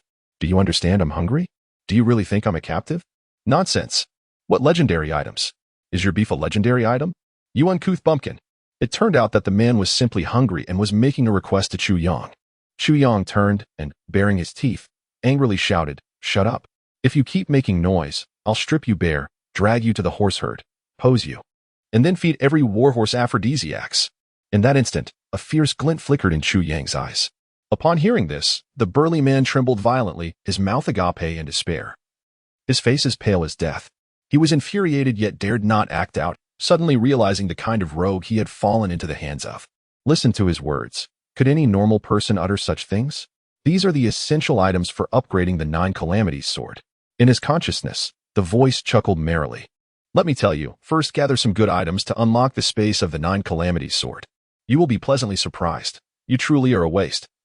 Taking so long and still Haven T activated the Nine Calamities sword's innate functions. The space of the Nine Calamities sword? Chu Yang was taken aback. Indeed. The space of the Nine Calamities sword. Wait a moment. So, you are not the sword spirit? Chu Yang inquired, puzzled. Correct. I am the Nine Calamities sword. However, at present, I am unable to merge with the Nine Calamities sword, the voice lamented. Damn it, testing the sword master is one thing. But why must the sword and soul be separated? Damn it. Who? Chu Yang felt his heart race. Realizing that the one the sword spirit was cursing might very well be the mysterious creator of the Nine Calamities sword. I can't even recall who he is now. The voice sighed in frustration. Only when you obtain the 7th broken sword can the sword spirit merge as one. Once I obtain all 9 fragments, I shall fully restore everything. Be patient in your search. Those items are not difficult to find, for they abound in this world.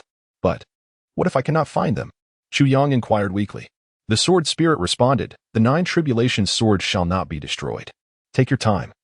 Even if it takes 10 or 18,000 years, how could you possibly fail to find it? After uttering those words, the sword spirit fell silent. 10 or 18,000 years. Chu Yang felt an overwhelming headache, and his vision was filled with swirling golden stars. Furthermore, it is Monday.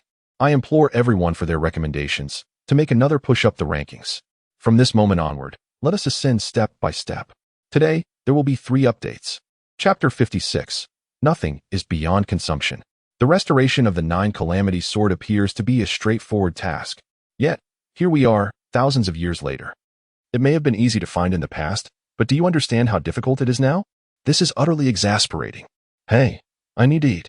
The burly man exclaimed, his tone considerably softer this time.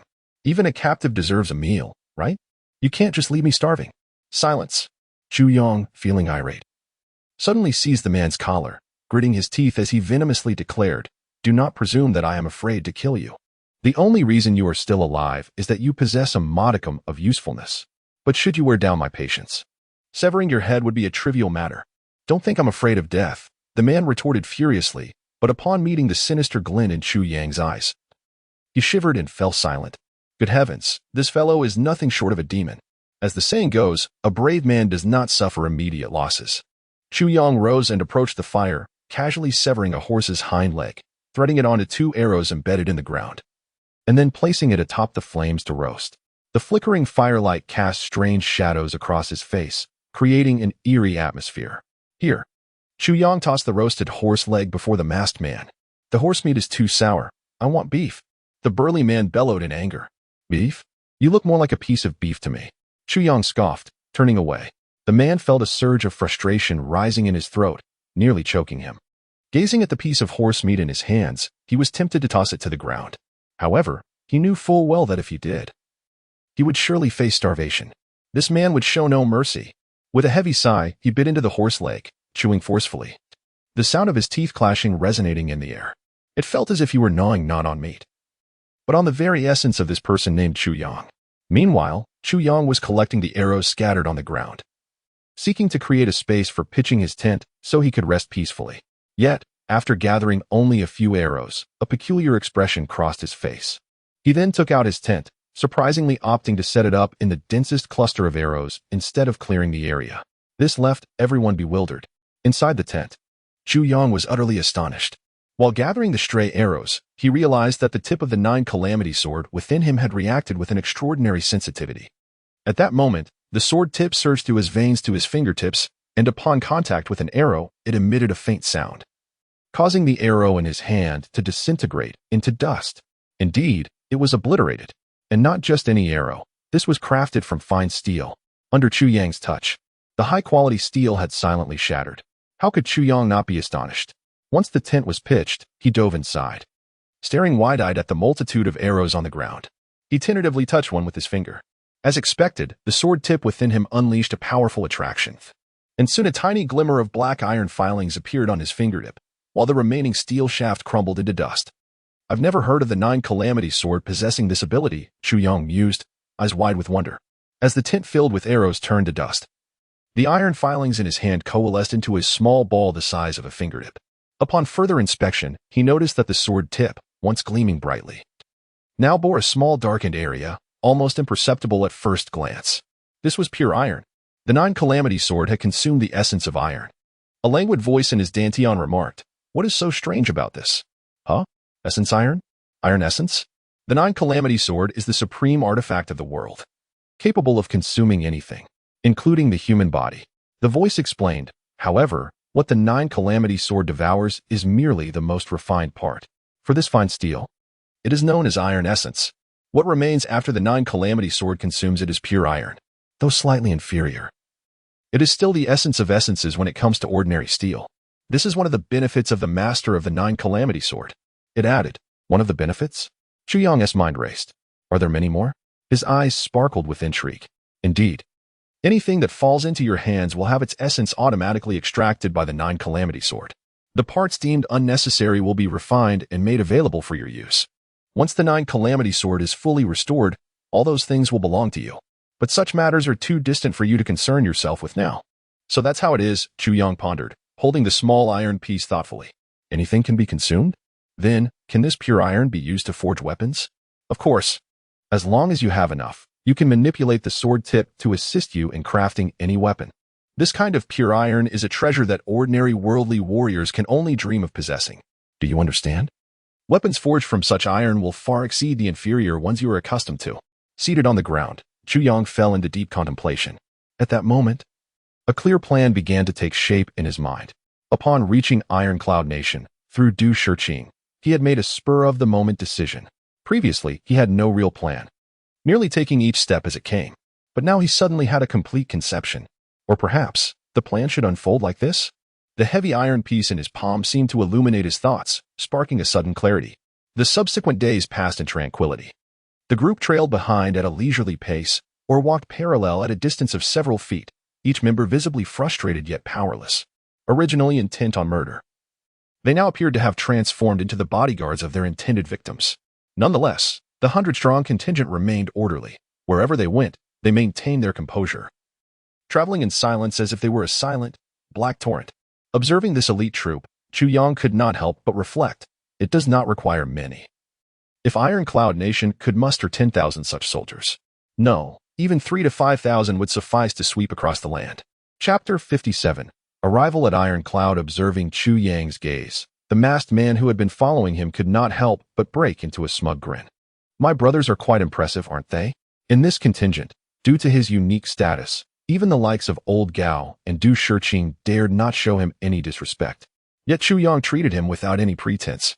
Nevertheless, he insisted on remaining by Chu Yang's side, engaging him in conversation. Even though at times Chu Yang's irritation could nearly drive him to madness, he understood very well that, despite Chu Yang's brusque manner, he was the only one in the entire group who genuinely wished to see him survive. The others, while courteous, secretly harbored intentions of murder. Should they find themselves safe, it would not be inconceivable for one of them to strike him down. But Chu Yang would never do that. "A good soldier," Chu Yang remarked, his eyes fixed on the dark throng nearby, his tone somber. "Indeed a good soldier," the man replied proudly. "Otherwise, how could we defend Yang?" How dare you twist my words?" Chu Yang rolled his eyes in exasperation, responding helplessly, "Do you truly believe I would stoop so low as to manipulate your words? If I wish to know something about you, a simple dose of spring medicine would reveal all." The man shivered, staring dumbfounded at this beast-like youth. Wisely choosing not to speak further, he suddenly recalled Chu Yang's earlier threat. "I will strip you bare, lay you among the horses, and feed them spring medicine." The thought sent a chill down his spine. If it were to come to that, he might indeed find himself yielding. That morning, they finally beheld a grand city ahead. Du Shiqing and Old Gao exhaled in relief simultaneously. They had reached the heart of the Ironcloud Kingdom, where the population began to thicken and government offices lined the streets. At this point, the possibility of assassination had all but vanished. Should Du Shiqing perish in such a place, Tai Butian would surely unleash his wrath. The officials along the route would likely suffer dire consequences. Thus, each of them would treat Du Shiqing with utmost respect. As expected, at the city gates, banners fluttered, and a cavalry unit emerged to greet Du Shiqing. Over 100 individuals turned to look, including Old Gao, who suddenly pivoted, his eyes ablaze with murderous intent. Should he kill the masked man here? The opposing 100 would likely have no means to intervene. The atmosphere between the two groups became palpably tense and eerie. You should let me go. The man sensed the ill intentions of old Gao and the others. But before he could finish his sentence, Chu Yang flicked his wrist, lifting the restrictions placed upon him, and with a swift motion, sent the man's hefty body soaring through the air. Old Gao, a moment too late, glared at Chu Yang in anger. You. With a whoosh, the man flew several meters, and a swift horse galloped forward. A mounted warrior reached out and caught him, allowing him to settle securely on the saddle. Over 100 cloaked figures cheered, and at the man's command, they halted their horses, then circled around Du Shiqing and the others, their masked eyes glinting with a chilling ferocity. As the ironclad throng made a sweeping arc, the man laughed heartily, exclaiming, "You little bastard, we shall meet again. Next time, I'll strip you bare and feed you to the horses." He spoke with such pride, seemingly unashamed of his capture, reveling in it. Chu Yang could not help but be taken aback by the man's audacity. He felt somewhat inferior in terms of shamelessness. "Let us go," he declared, casting a sidelong glance at old Gao and the others, his intentions far from benevolent. With a wave of his hand, he turned his horse around, spurring it forward, leading the charge as the riders closely followed, creating an iron tide upon the road. As they galloped, a plume of yellow smoke trailed behind them like an enraged dragon, swiftly vanishing into the distance. The sound of the man's boisterous laughter echoed. "Damn it, have my boys prepared any fine wine for me? I've been thoroughly tormented by that fellow these past few days. I haven't changed clothes, and I've become all white from the sweat." Laughter erupted, followed by a cacophony of whistles and cheers, a scene of utter chaos. Clearly, this band did not regard their capture as a disgrace. They bore no significant resentment for failing to assassinate Du Shiqing. "Why let him go?" Old Gao inquired, looking at Chu Yang. "A man without trust cannot stand." Chu Yang replied coldly, refusing to yield. "Furthermore, it is Du Shiqing who has shown me kindness. I am here to escort him, and that is none of your concern." He continued disdainfully, "Had you been willing to act without hesitation when I captured him, I might have praised your bravery. But now, you only wish to kill him? Old Gao, is the reputation of your Fireblade sect truly built on such foundations?" His words left the remaining 4 knights blushing and speechless. Old Gao nodded slowly, repeating, "Good, good, good," with growing intensity in his gaze. Chu Yang snorted contemptuously, declaring, "What? Do you plan to burn the bridge after crossing it? To turn on your savior?" He was solely focused on his ultimate goal, indifferent to their thoughts. Old Gao, momentarily taken aback, stared at him for a long moment before turning away. Behind him, Du Shiqing sighed and remarked, "Old Gao, Chu Yang has committed no wrongdoing. A true man must keep his word." Chu Yang was genuinely astonished. This was the first time he had witnessed old Gao speak to Du Shiqing with such respect. The attitude was akin to that of a servant addressing a master. Given old Gao's esteemed reputation, this was quite extraordinary. Feigning indignation, Chu Yang reflected inwardly. Could it be that Du Shiqing possessed some extraordinary quality? After 2 more days of travel, they finally arrived at Iron Cloud City. The towns and counties they passed through warmly welcomed Du Shiqing and his entourage. However, the demeanor of old Gao and his companions toward Chu Yang gradually grew cold, eventually turning to disdain. This fellow seemed like a lone wolf, detached from the pack. Chu Yang remained unfazed, indifferent to their sentiments. Each day was spent discussing medical matters with Du Shiqing, making the journey quite fulfilling. Chu Yang's keen understanding and unique perspectives often provided Du Shiqing with fresh insights, and the two engaged in endless conversation with great enthusiasm. Moreover, Chu Yang seized the opportunity to deepen his understanding of this previously unfamiliar field, regardless of whether he faced battles or roamed the world in the future. This invaluable knowledge would undoubtedly prove useful. Du Shiqing's whereabouts were diligently reported to Iron Cloud City 3 times daily.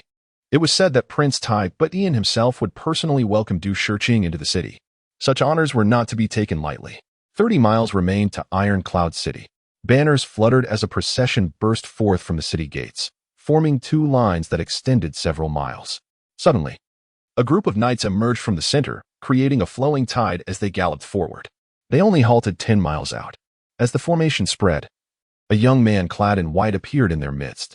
Dressed in white robes atop a white horse, he resembled a blooming snow lotus before the city gates. Ethereal and majestic, embodying grace and valiance.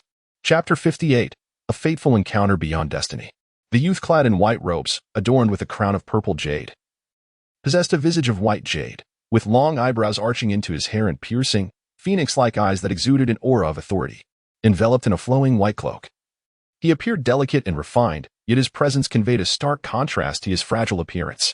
Mounted upon his steed, he emanated an undeniable sense of dominance over the world. This was Prince Tai Yun Tai Butian, who had personally ventured outside the city to greet Du Shiqing. At this moment, he sat astride his horse, his right hand gently resting on his forehead, squinting as he gazed down the road ahead, patiently awaiting the arrival of his guests, his expression calm and composed. In the distance, a plume of dust arose, and the faint sound of wheels grew audible. A troop of figures emerged on the horizon. They have arrived. With a swift motion, Tai Butian dismounted, his white cloak still draping around him. Though not particularly tall, he exuded an air of stature that belied his height. Meanwhile, Du Shiqing found himself engulfed in bewilderment. "Mr. Du, you have safely reached Taiyan, and I must take my leave now," Chu Yang stated with a cool formality. His tone serious, akin to a hero who had fulfilled his duty. Du Shiqing was taken aback, unable to fathom that Chu Yang would choose this moment to depart. Had he truly accompanied him solely for the sake of escorting him, merely to repay a debt of gratitude, without ulterior motives? Old Gao and the 4 guards beside him were equally startled, lifting their heads to regard Chu Yang. With a resolute gaze, Chu Yang locked eyes with Du Shiqing, disregarding his pleas, and turned to leave. His solitary figure appeared remarkably carefree, as if he had accomplished something of utmost importance and was now liberated from a heavy burden. As they watched him fade into the distance, a subtle sense of shame arose within the hearts of the onlookers. They had indeed misunderstood him. His unexpected presence and unwavering support had ensured that their party reached Taiyan safely. Had it not been for him, they would have perished in the depths of the forest. Yet, at this moment of triumph, he chose to depart resolutely. Just 2 days prior, they had nearly clashed with him. What a profoundly ungrateful act this seemed. Chu Yang's departure left a lasting impression as a selfless hero in the minds of Du Shiqing and his companions. They gazed at his retreating form, which quickly diminished into a mere speck before vanishing entirely, leaving them entranced. It was clear to all that Chu Yang had come to repay a debt of gratitude, a notion that had been thoroughly discussed and established among them. Yet, amidst their speculations, they believed he must harbor other intentions.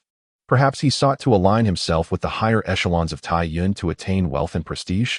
However, at this moment, Chu Yang's actions shattered their assumptions, inciting a sense of shame for their petty thoughts. What they did not realize was that his departure was a strategic move to advance his own plans. Old Gao and the others had not wronged him in their judgments.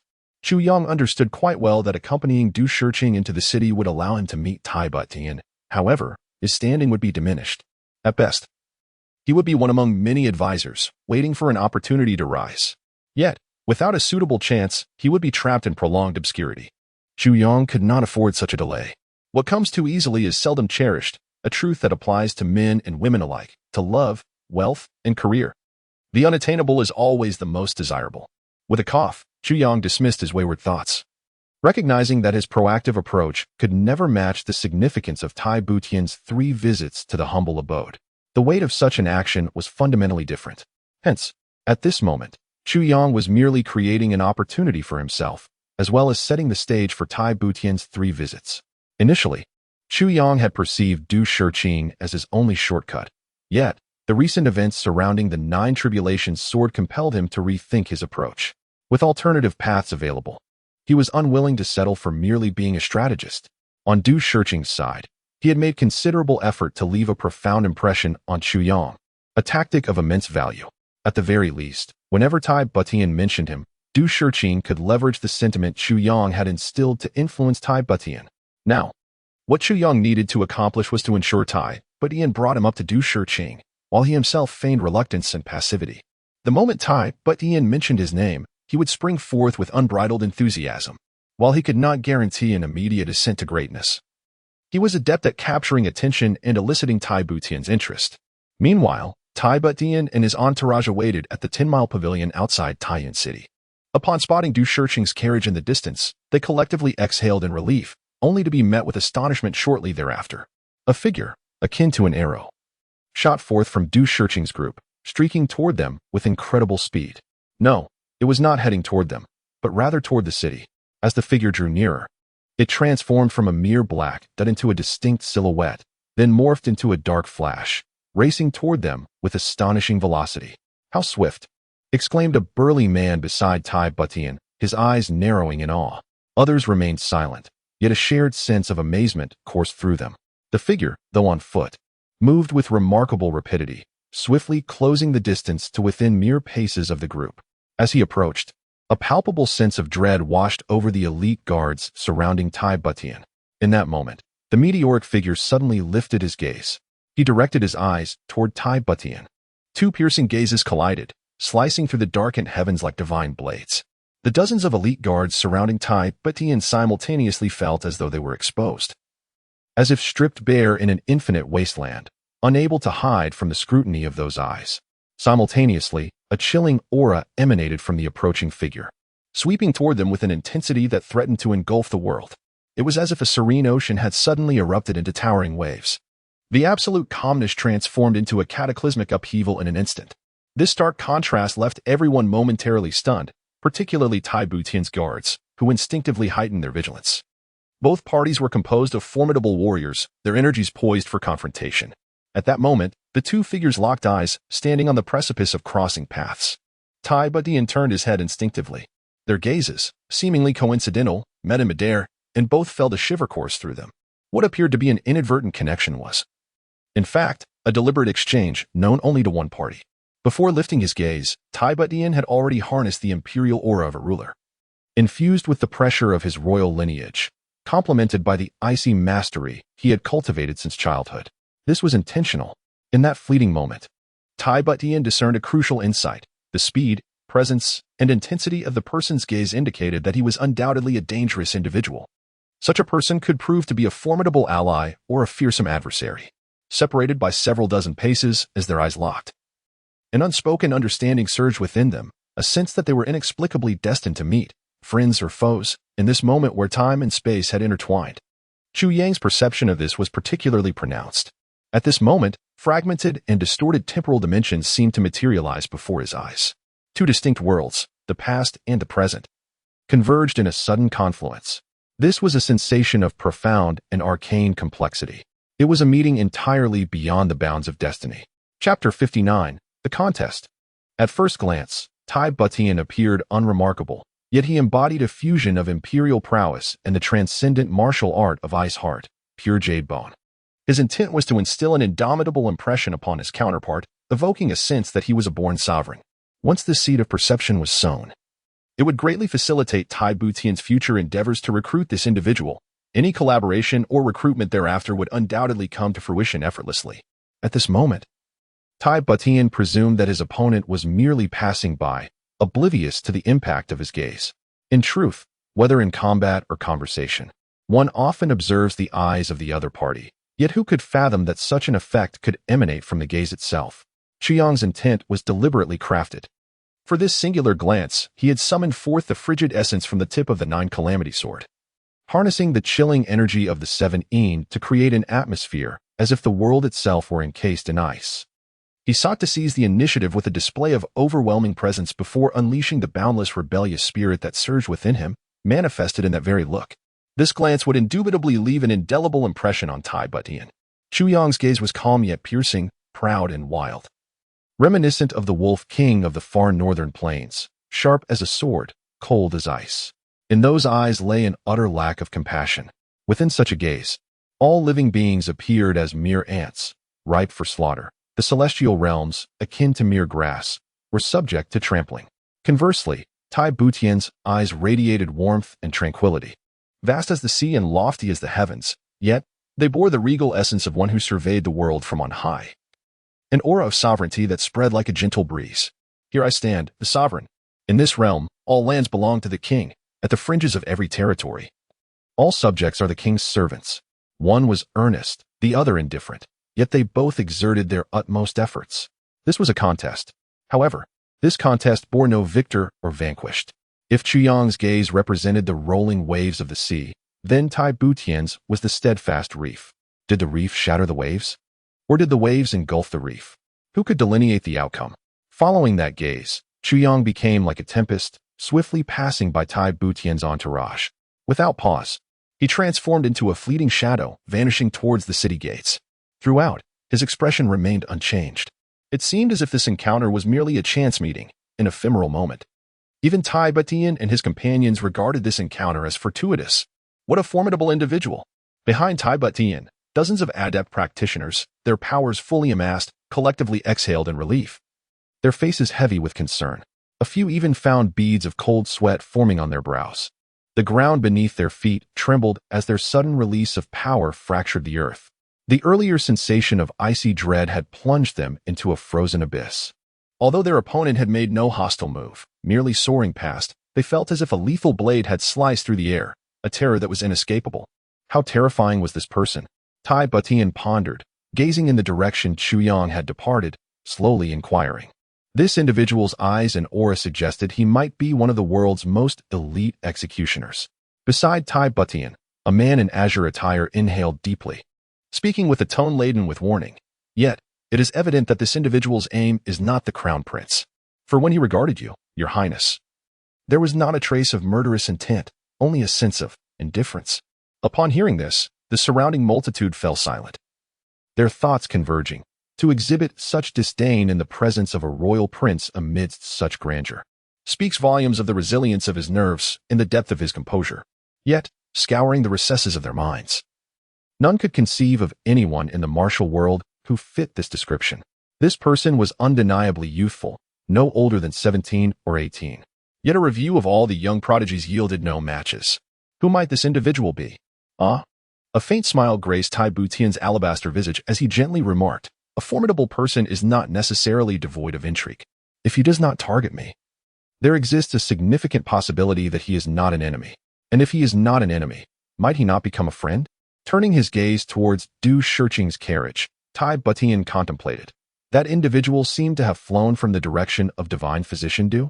Prior to this, there was no indication of such an aura, suggesting he must have originally been among Du Shurqing's entourage. The crowd exchanged glances, nodding in agreement. This was quite evident. If such a master were present within Du Shurqing's ranks, then Du Shurqing must certainly be aware of him. Tai Batian reassured himself. Moreover, the direction he headed was within Iron Cloud City.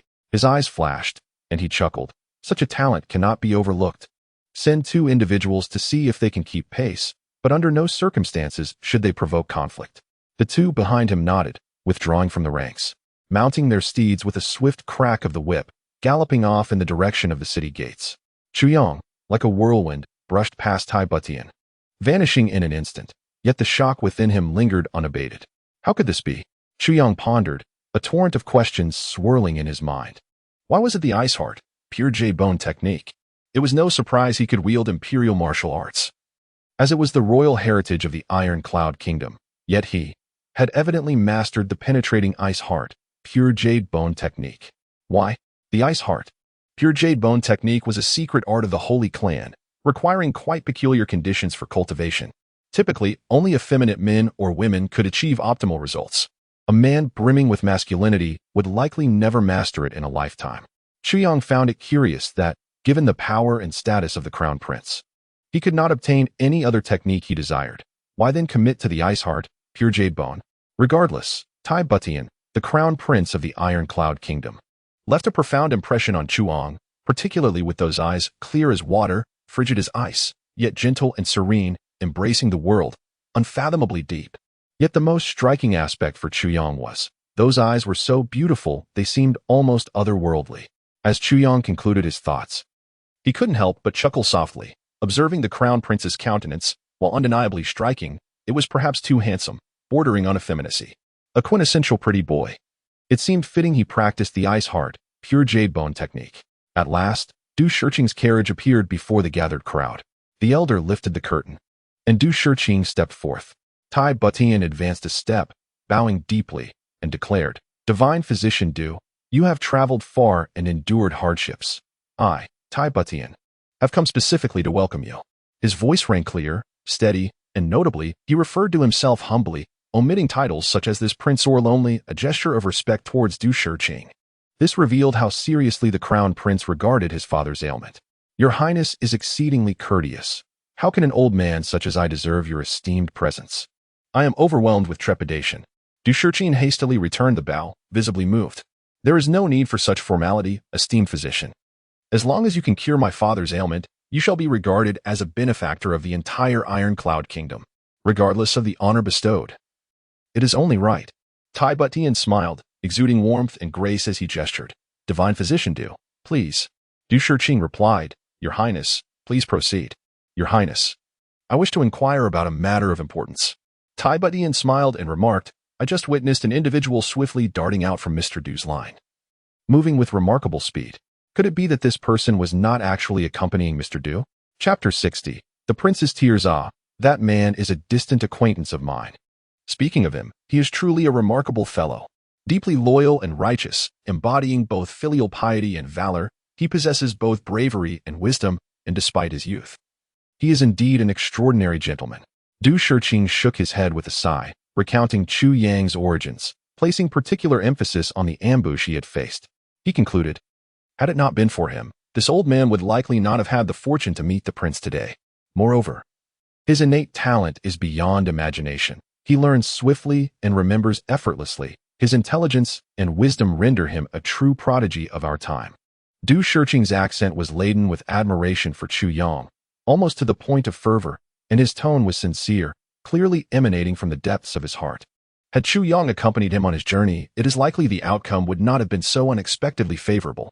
Du Shiqing harbored a slight regret. Throughout their travels, he had expressed his desire to take Chu Yang as his disciple and impart his medical knowledge. In fact, upon arriving at this destination, Du Shiqing had lamented, Chu Yang, I have a vague premonition that this journey to Taiyuan may be my last. If you cannot accept, then my medical expertise shall vanish with me. Despite such earnest words, Chu Yang had still declined his offer. Du Shiqing sighed sadly. Although his hopes of taking on a disciple were dashed, he still entrusted Chu Yang with his lifelong work, the immortal medical arts, along with a tattered volume of herbal compendium. This compendium is the foundation of my medical practice. In my lifetime, I have only comprehended about 60% of it. As for the immortal medical arts, it embodies my greatest dedication. If you can learn it, that would be ideal. If not, please ensure its legacy endures. This was Du Shiqing's solemn charge to Chu Yang. These two texts became Chu Yang's most unexpected treasures on this journey. In Du Shiqing's heart, although Chu Yang had not formally accepted him as a master, it was akin to having passed on his legacy. He spared no effort in praising Chu Yang. At the same time, the elder Gao let out a snort. He sensed that since Chu Yang intended to depart, he ought not to enter Taiyuan City. Yet, feeling somewhat guilty for having misunderstood Chu Yang, he remained silent. After all, the young man's demeanor seemed genuinely indifferent to fame and fortune. Mr. Du is indeed a benevolent healer, spreading his grace to the world, Tai Butian remarked, his eyes glinting with a sharp light as he quietly noted the name Chu Yang. Presently, the nation of Taiyuan was in desperate need of talent. Were it not for Prince Butian taking charge of the military and political affairs of Taiyuan and establishing the Butian Pavilion to bolster its strength, 5th Qingru would likely have already marched north. For Tai Butian, every talent was invaluable, especially one as formidable as Chu Yang. His expression turned cold as he whispered to a figure in green beside him, sent a message to Wu Kuangyan, instructing him to come to Taiyuan City. Inform him that if he cannot elucidate the circumstances surrounding the ambush on Divine Dr. Du, he need not come in person, just his head will suffice. Wu Kuangyan, the formidable leader of the Iron Blood Cavalry of the Taiyuan Empire and a fierce general along the southwestern borders with the Great Zhao, ranked 10th among the continent's renowned generals. Although his position was near the bottom of the list, it was not merely his bravery in battle that earned him this recognition. Tai Butian's mention of Wu Kuangyan indicated that, based on the timing and nature of the incident, he had already concluded that it was undoubtedly the work of Wu Kuangyan. The figure in green nodded in acknowledgement, unable to suppress a smirk, thinking to himself, old Wu, you're in for trouble this time. Though I would have done the same. Turning back, Tai Butian's smile became warm and inviting as he gently addressed Du Shiqing. Mr. Du, you must have been startled. Du Shiqing repeatedly expressed his humility, yet somehow, under the gentle gaze of the Butian prince, he felt a chill creeping up his spine. As if the misdeed he committed years ago in violation of medical ethics was now under scrutiny. Each person bore their own thoughts as they unconsciously quickened their pace toward the city. Upon entering Taiyuan City, Du Shiqing's carriage proceeded directly to the palace. He understood that the successful invitation of Du Shiqing was likely part of 5th Qingru's schemes. Allowing Du Shiqing to come was undoubtedly a maneuver with ulterior motives, perhaps to have him employ his skills to heal his ailing father, thus allowing 5th Qingru to vie for power. However, despite being aware that this was a trap, Tai Butian willingly stepped into it, for that was his father. Not only the emperor, but also his father. Have you located that individual?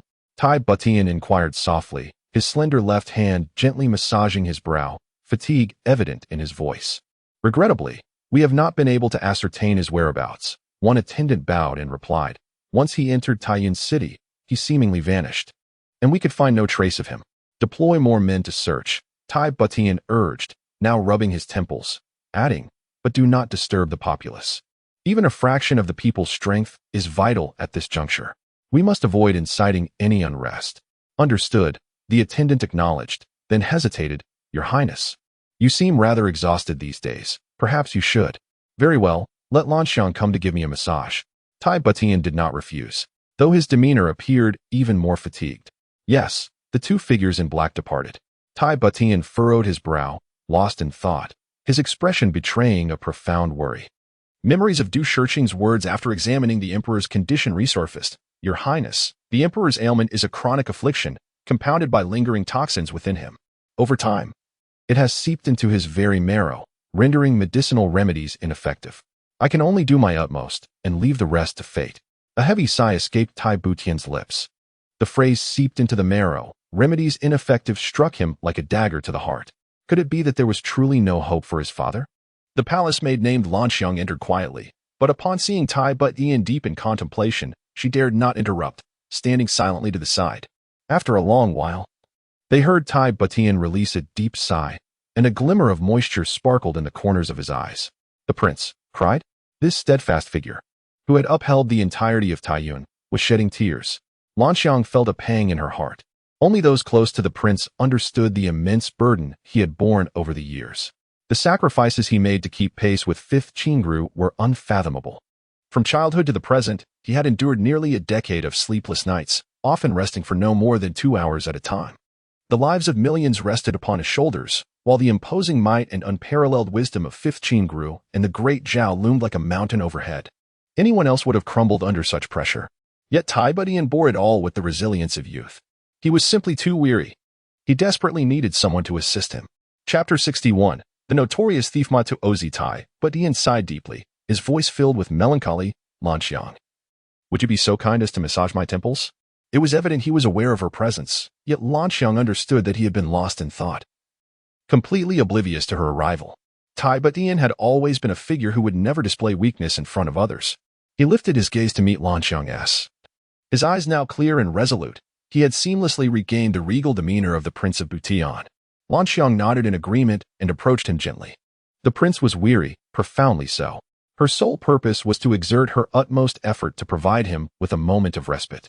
However, after just a brief moment of massage, Tai Butian suddenly recalled something and sat upright. Frowning in contemplation, he instructed.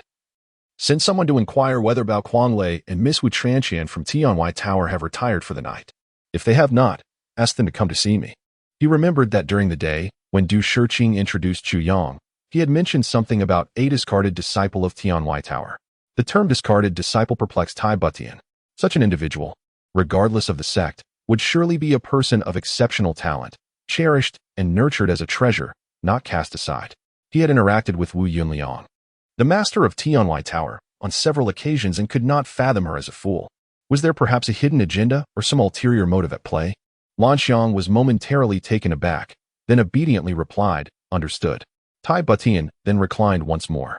Even while lying down, his pristine cloak enveloped him completely, revealing not a hint of his form.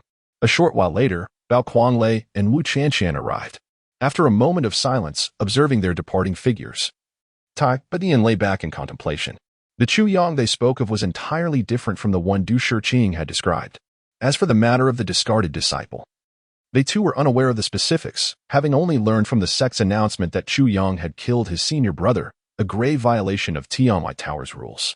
That he had not been executed on the spot was already a display of extreme leniency.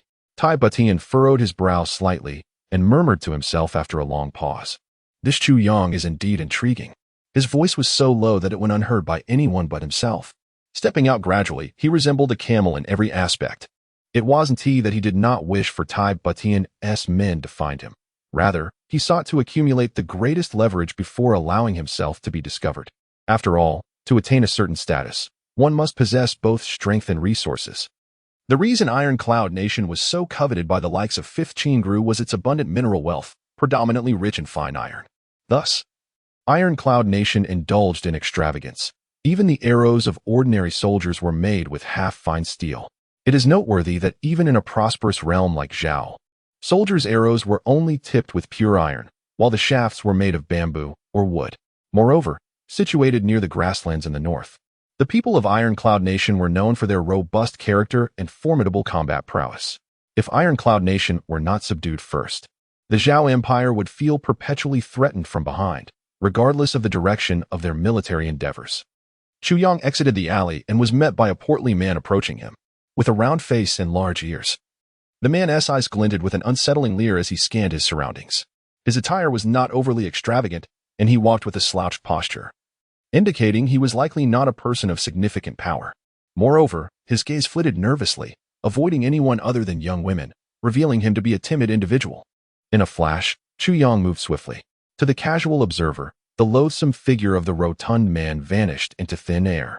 The man, taken by surprise, trembled uncontrollably, begging for mercy in a hushed tone. "Master, I have an elderly dependent and young children." "Enough with your excuses." Chu Yang glared fiercely. "I am Ma Tuozi from Wuhua Mountain, here to conduct business in the city, and I find you to be a worthy guide to a path of wealth." Wuhua Mountain. Ma Tuozi? The portly man quaked at the sight of Chu Yang's feigned hunch, nearly fainting from fright. In an unexpected burst of courage, he stammered, "Master, there is no Wuhua Mountain outside the city." "Curse it." Chu Yang slapped him across the face. "I care not for the existence of Wuhua Mountain. I only ask you, do you wish to live or die?" It was imperative for Chu Yang to ascertain the situation in Ironcloud City. The man's body went limp, collapsing to the ground like a sack of flour, his face marred by tears and snot. The stench of soiled trousers filled the air as he trembled, overwhelmed. Half an hour later, Chu Yang emerged from the alley, pinching his nose and hastily inhaling fresh air once he was far enough away. "Heavens, I nearly suffocated. It was unbearably foul." In the aftermath, the portly man, whether due to shock or a sudden gastrointestinal distress, could not cease passing gas, all the while trembling and providing information to Chu Yang. This left Chu Yang in a state of utter exasperation. Nevertheless, it must be acknowledged that despite his lack of education, the man was relatively knowledgeable about Ironcloud City. He provided Chu Yang with an intricate overview of the city from north to south and east to west, detailing which streets held the most charming maidens, which houses boasted the most beautiful daughters, and which establishments featured particularly alluring servants. He elaborated on the wealth and influence of various families, the delineation of power in the city, and the distribution of mines outside its borders. He warned Chu Yang of families to avoid and those to steer clear of. Ad infinitum, Chu Yang's head spun from the deluge of information. Ultimately, he followed the portly man's advice and purchased a map. Only after he had walked a considerable distance did the man finally emerge, trembling as he leaned against the wall, his trousers still damp, and departed in a daze, leaving behind a trail of odor reminiscent of a public restroom, drawing incredulous glances from passers-by who covered their noses in disgust. Chapter 62. The Great Thief. Whoever claims that there are no bandits in the city is utterly mistaken. It is absurd to distinguish between urban and rural brigands. Look at that man, his eyes gleaming with greed, clearly intent on discovering which family possesses wealth. The portly fellow was on the verge of tears. That despicable scoundrel not only frightened him half to death, but also made off with several meager silver notes from his possession, leaving him with not even a few coins. He had the audacity to justify his actions, claiming he was acting for the greater good, helping to alleviate misfortunes. As he departed, he even said, "I am using your money to dispel your troubles. Please do not take it to heart. I am a kind-hearted person. If kindness were defined by his actions, there would be no one left in this world. My dear fellow, I have paved the way for you, so go find your own path to righteousness. Even among those charming young ladies, but do not come to me. I am truly not affluent." As he walked, the portly man prayed fervently. That afternoon, Chu Yang left the city and headed to the nearby mines, intending to procure some steel. Upon arrival, he realized that the 30,000 taels of silver given to him by Wu Yunyang sounded substantial, but acquiring steel? Regrettably, our Ironcloud Kingdom enforces strict regulations on steel. Chu Yang reluctantly spent 10,000 taels to establish connections and managed to purchase a significant quantity at exorbitant prices, depleting more than half of his funds. After just one night, he gazed mournfully at a mere chunk of fine iron, no thicker than his arm, and felt tears welling up. With no alternative, he invested the remainder of his money into the venture. In the blink of an eye, he had transformed from a wealthy magnate with 30,000 taels into a destitute man, yet it was still insufficient. With a furrowed brow, rage ignited within him, and his resolve hardened. Money? Where is the money? Can a single coin bring down a heroic figure? That is a joke in Chu Yang's world. A coin may indeed ruin a fool, but to think it could ruin me? Ha! The next night, several affluent households in Iron Cloud City were suddenly raided. The thief was remarkably skilled, moving stealthily through the dark night, truly a specter of the shadows. By morning, several wealthy merchants gazed upon their empty vaults, gasping in shock and collapsing from the realization. Dust swirled in the air. All the gold, all the silver, all their treasured possessions vanished without a trace, so thoroughly that even a mouse would emerge in tears. The audacity of the thief was astonishing. Not a single guard had heard a sound, yet everything had disappeared. In the dimness, a hunched figure was barely discernible. Each wealthy merchant's warehouse bore a message left by the audacious bandit, proclaiming his gallant intentions. I do not change my name or alter my nature. I rob the rich to aid the poor. I am the infamous bandit, Matoozi. There was a boldness in his proclamation that resonated with a sense of accountability. The following morning, the courthouse was a cacophony of despair, with the relentless beating of drums echoing through the air. Dozens of plump, tear-streaked merchants frantically pounded the drums, each strike accompanied by a wail. The scene soon descended into a chaotic uproar, the lamentations echoing like the cries of monkeys in the mountains, drawing tears from onlookers. Yet, within Iron Cloud City, officials and commoners alike observed with detached amusement, some even igniting firecrackers in celebration. The primary reason for this schadenfreude was the despicable nature of these merchants, who, with their airs of superiority, had long oppressed the common folk, showing no compassion. When the Crown Prince sought donations to fund the military earlier that year, these miserly individuals had not contributed a single coin, claiming they were on the brink of starvation. Yet now, they had lost tens of thousands of taels of silver and gold overnight? What a remarkable contradiction. They could have contributed to the army's coffers. However, the news of the hunt for Matoozi spread like wildfire. Regardless of his reputation as a ruthless and greedy brigand, he must be brought to justice. In a single night, he had looted dozens of affluent households. How many accomplices could he possibly have? If left unchecked, the consequences would be dire. Consequently, the law enforcers of Iron Cloud City sprang into action, and within a few days, while Matoozi remained at large, they apprehended numerous petty thieves. Outside the courthouse, in a distant corner, a flamboyantly dressed, portly man trembled as he watched the distraught merchants. His eyes bulged in horror, his lips quivering, his face drained of color, resembling a bloodless figure seated on a hard bench for far too long. Heavens above, this must be the work of Matoozi. I swear. All those he robbed were the very ones I had informed him about. Not a single one escaped his notice. The audacity of the thief was overwhelming. Fortunately, I had been captured beforehand. Had it been someone else caught, I would have been among the unfortunate. To be truthful, Chu Yang's precision in targeting these misers was largely due to this portly man's indiscretion. This fellow was shameless enough to associate with the most unscrupulous of individuals. Under Chu Yang's threats, survival took precedence over loyalty to friends, and naturally, he spilled the names of those he knew best.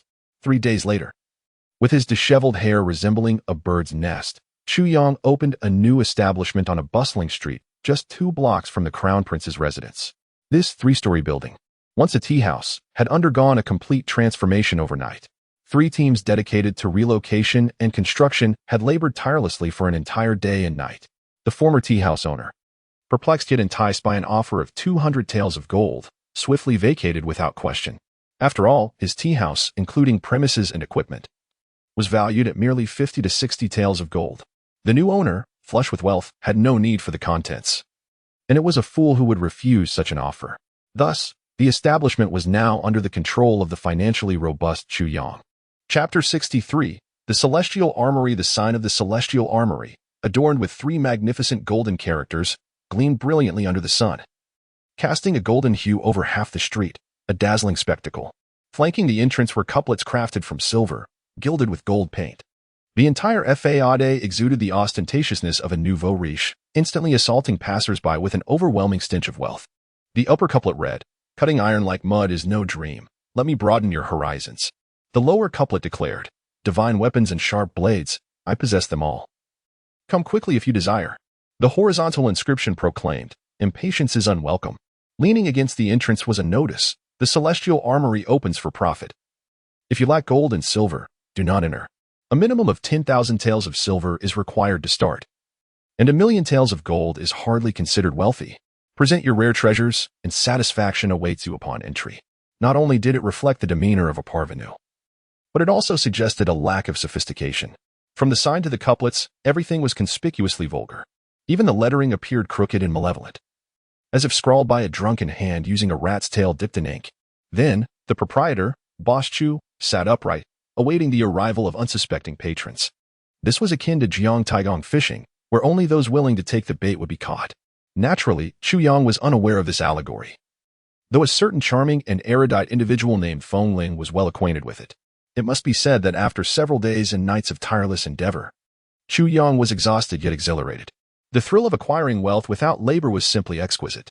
No wonder so many were drawn to thievery. With a mere reach, one could grasp gold or silver, a delight beyond compare. Robbing the rich to aid the poor. Indeed, there was a certain logic to it.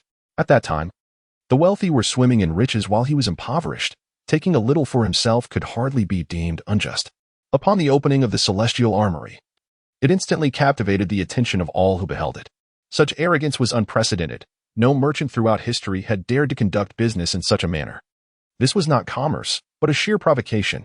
Moreover, it was a self-deprecating affront to others. In an instant, the celestial armory became the subject of ridicule, swiftly spreading throughout the Iron Cloud Kingdom as the first grand joke since its establishment. Come and witness. A lunatic has set up shop on the most prosperous street of the imperial city. In a sudden commotion, a crowd quickly gathered outside the celestial armory. It was a dreary day, and with nothing else to do, people were intrigued by this fool. However, they were puzzled. Why would a fool choose to embarrass himself in the bustling heart of Iron Cloud City? Was his mind unhinged? Yet, if he were indeed a fool, how had he amassed such wealth to open a store? Boss Chu lounged with his legs crossed, the counter before him devoid of any divine weapons. Only a cup of tea rested there. The steam and fragrance wafted gently from the cup, and Xu Yang found himself nodding off amid the aromatic haze. On the left wall near the inner door hung a sword, a knife, a short sword, and a short dagger. These 4 items seemed to be the foundation of his grand opening, the so-called divine weapons he had prepared for display. Outside, the crowd buzzed with speculation, laughter, and awe, yet Xu Yang remained oblivious. The clientele he sought was not among these onlookers. Furthermore, his memories from a previous life clearly informed him, while the Iron Cloud Kingdom might not care much about other matters, the term celestial would undoubtedly strike a sensitive chord among its elite. Make way, make way. Good dogs did not block the road, shouted a raucous voice from the distance. A few burly men, swaggering with their collars open, approached with a gait reminiscent of crabs. As they passed, the crowd scattered like leaves before a storm. What is this celestial armory? How audacious! Exclaimed a man with a large mole on his face, the mole sprouting a tuft of hair. He squinted at the sign. Nostrils flared in indignation. What do you mean? If you lack silver, do not enter. I may have little silver, but I will enter regardless. Big brother. One of the flunkies exclaimed, suddenly excited. Look, it's all silver, pure silver. He pointed at the sign, jumping with glee, his behavior bordering on the ludicrous. Silver? The burly man questioned, pinching the sign, his tone shifting dramatically. What the hell? It really is silver. His gaze turned greedy and malevolent as he looked at the sign. Are you here to buy something? Chu Yang said, nonchalantly stepping forward, arms crossed. After all, he was the sole proprietor and attendant of the celestial armory. Upon seeing the intruders, Boss Chu's patience wore thin. I was expecting big fish, and instead, I've attracted a bunch of ruffians? How unfortunate. This shop belongs to you. The burly man sneered, looking down his nose. What's it to you? Chu Yang retorted, his mood souring. What's it to me? You seem to have quite the attitude. Do you know who you're dealing with? The burly man reached forward, intending to grab Chu Yang by the collar and deliver a beating. Get lost. Chu Yang barked, his eyes narrowing. He thrust his arms outward, unleashing a palpable wave of dark energy that surged forth like a tempest, infused with an icy chill. This thug was merely a street-level troublemaker, lacking even the strength of a martial apprentice, relying only on brute force to intimidate. How could he withstand such a soul-shattering presence? Before the man could finish his taunt, he was engulfed in a sudden, bone-chilling dread. as if he had plunged into an endless nightmare. Countless vengeful spirits shrieked and swarmed from all directions, their bloodied visages striking terror into his heart. In a panic, he turned to flee but stumbled, crashing to the ground, blood pouring from his wounds. He writhed helplessly, attempting to crawl away, his pants gradually becoming soaked. The two henchmen, bewildered by the sudden transformation of their leader, felt a chilling fear seep into their bones. Unable to contain themselves, they shouted and scattered like birds startled from their roost. Chu Yang gazed at the fleeing figures, scratching his head in confusion, seemingly unaware of the chaos that had just unfolded. After a moment of contemplation, he mused, it appears that the divine weapons possess a certain malevolence. These men, with their ulterior motives, have provoked the wrath of the divine. With a chuckle, he called out, "Ladies and gentlemen, who else wishes to come in for a visit? Please, do not hesitate." With a thunderous roar, the crowd dispersed in a frenzy. The celestial armory had indeed become remarkable. The divine weapons were said to possess a spirit of their own, meting out punishment to those with ill intentions. This rumor spread like wildfire, fueled by the astonished accounts of witnesses. Who would dare to disbelieve? Had they not seen how that gang of ruffians was driven to madness? What? You don't know who they are? They are the local extortionists. Thus, the tale grew ever more fantastical, evolving into various versions that cloaked the newly opened celestial armory in an air of mystery. Chapter 64. The eccentric young man. That night, Chu Yang was still somewhat perplexed. On the first day of its opening, the audacity of the Heavenly Soldiers' Pavilion had already attracted a multitude of onlookers, many of whom were martial artists. Among them were also individuals clad in splendid attire, their expressions haughty, likely members of some prominent family in the city. Why, then, could these individuals suppress their curiosity and refrain from entering? It is well known that possessing a divine weapon could significantly elevate one's combat prowess. Whether traversing the martial world or engaging in battle, such a treasure is a coveted lifeline. To wield a weapon far superior to ordinary quality is akin to having an additional life. Was this allure not sufficient for both noble families and armies? Surely this enticement was adequate. On the second day, spectators continued to gather, yet the atmosphere was even more subdued, lacking even a single individual daring to step inside. The previous day had at least seen a local ruffian causing a stir. By the third night, there was finally some movement. Chu Yang was engrossed in the immortal medical art, a gift from Du Shiqing. Upon opening the first page, he encountered a preface stating, "In this world, who can escape death? None. Therefore, a physician can only treat ailments that do not lead to death." Yet, what constitutes an ailment that does not lead to death? I believe that any harm or pain inflicted by external forces or beyond one's own essence falls into this category. A fatal ailment, then, is one's destiny. Chu Yang's spirits lifted. The meaning of these words was clear. As long as one was not at the brink of death, any injury or illness could be treated. Of course, this was merely theoretical. Yet, the boldness of the claim was remarkable. Knock, knock. The sound of knocking interrupted him. Chu Yang, still absorbed in his reading, impatiently inquired, "Who is it?" "I have heard that divine weapons are for sale here, and I have come to pay a visit," came a weary voice from outside. Chu Yang's heart stirred. Though the voice was fatigued, it carried an air of arrogance, as if the speaker regarded no one with much esteem. Such a tone could only belong to someone who had long occupied a position of privilege. Furthermore, the voice was remarkably youthful. Upon opening the door, Chu Yang beheld a young man clad in resplendent garments, his countenance calm yet weary, with an unshakable hint of melancholy etched across his brow. He displayed no peculiar expression upon seeing Chu Yang. Although his attire was extravagant, the hem was caked with dust, as if he had traversed a long distance without rest. How could such an arrogant individual appear so disheveled? At that moment, a rumble emanated from the young man's stomach, betraying his hunger, yet his face bore no trace of embarrassment. With the lamp lit, casting a solitary glow, Chu Yang gestured, "Please, have a seat."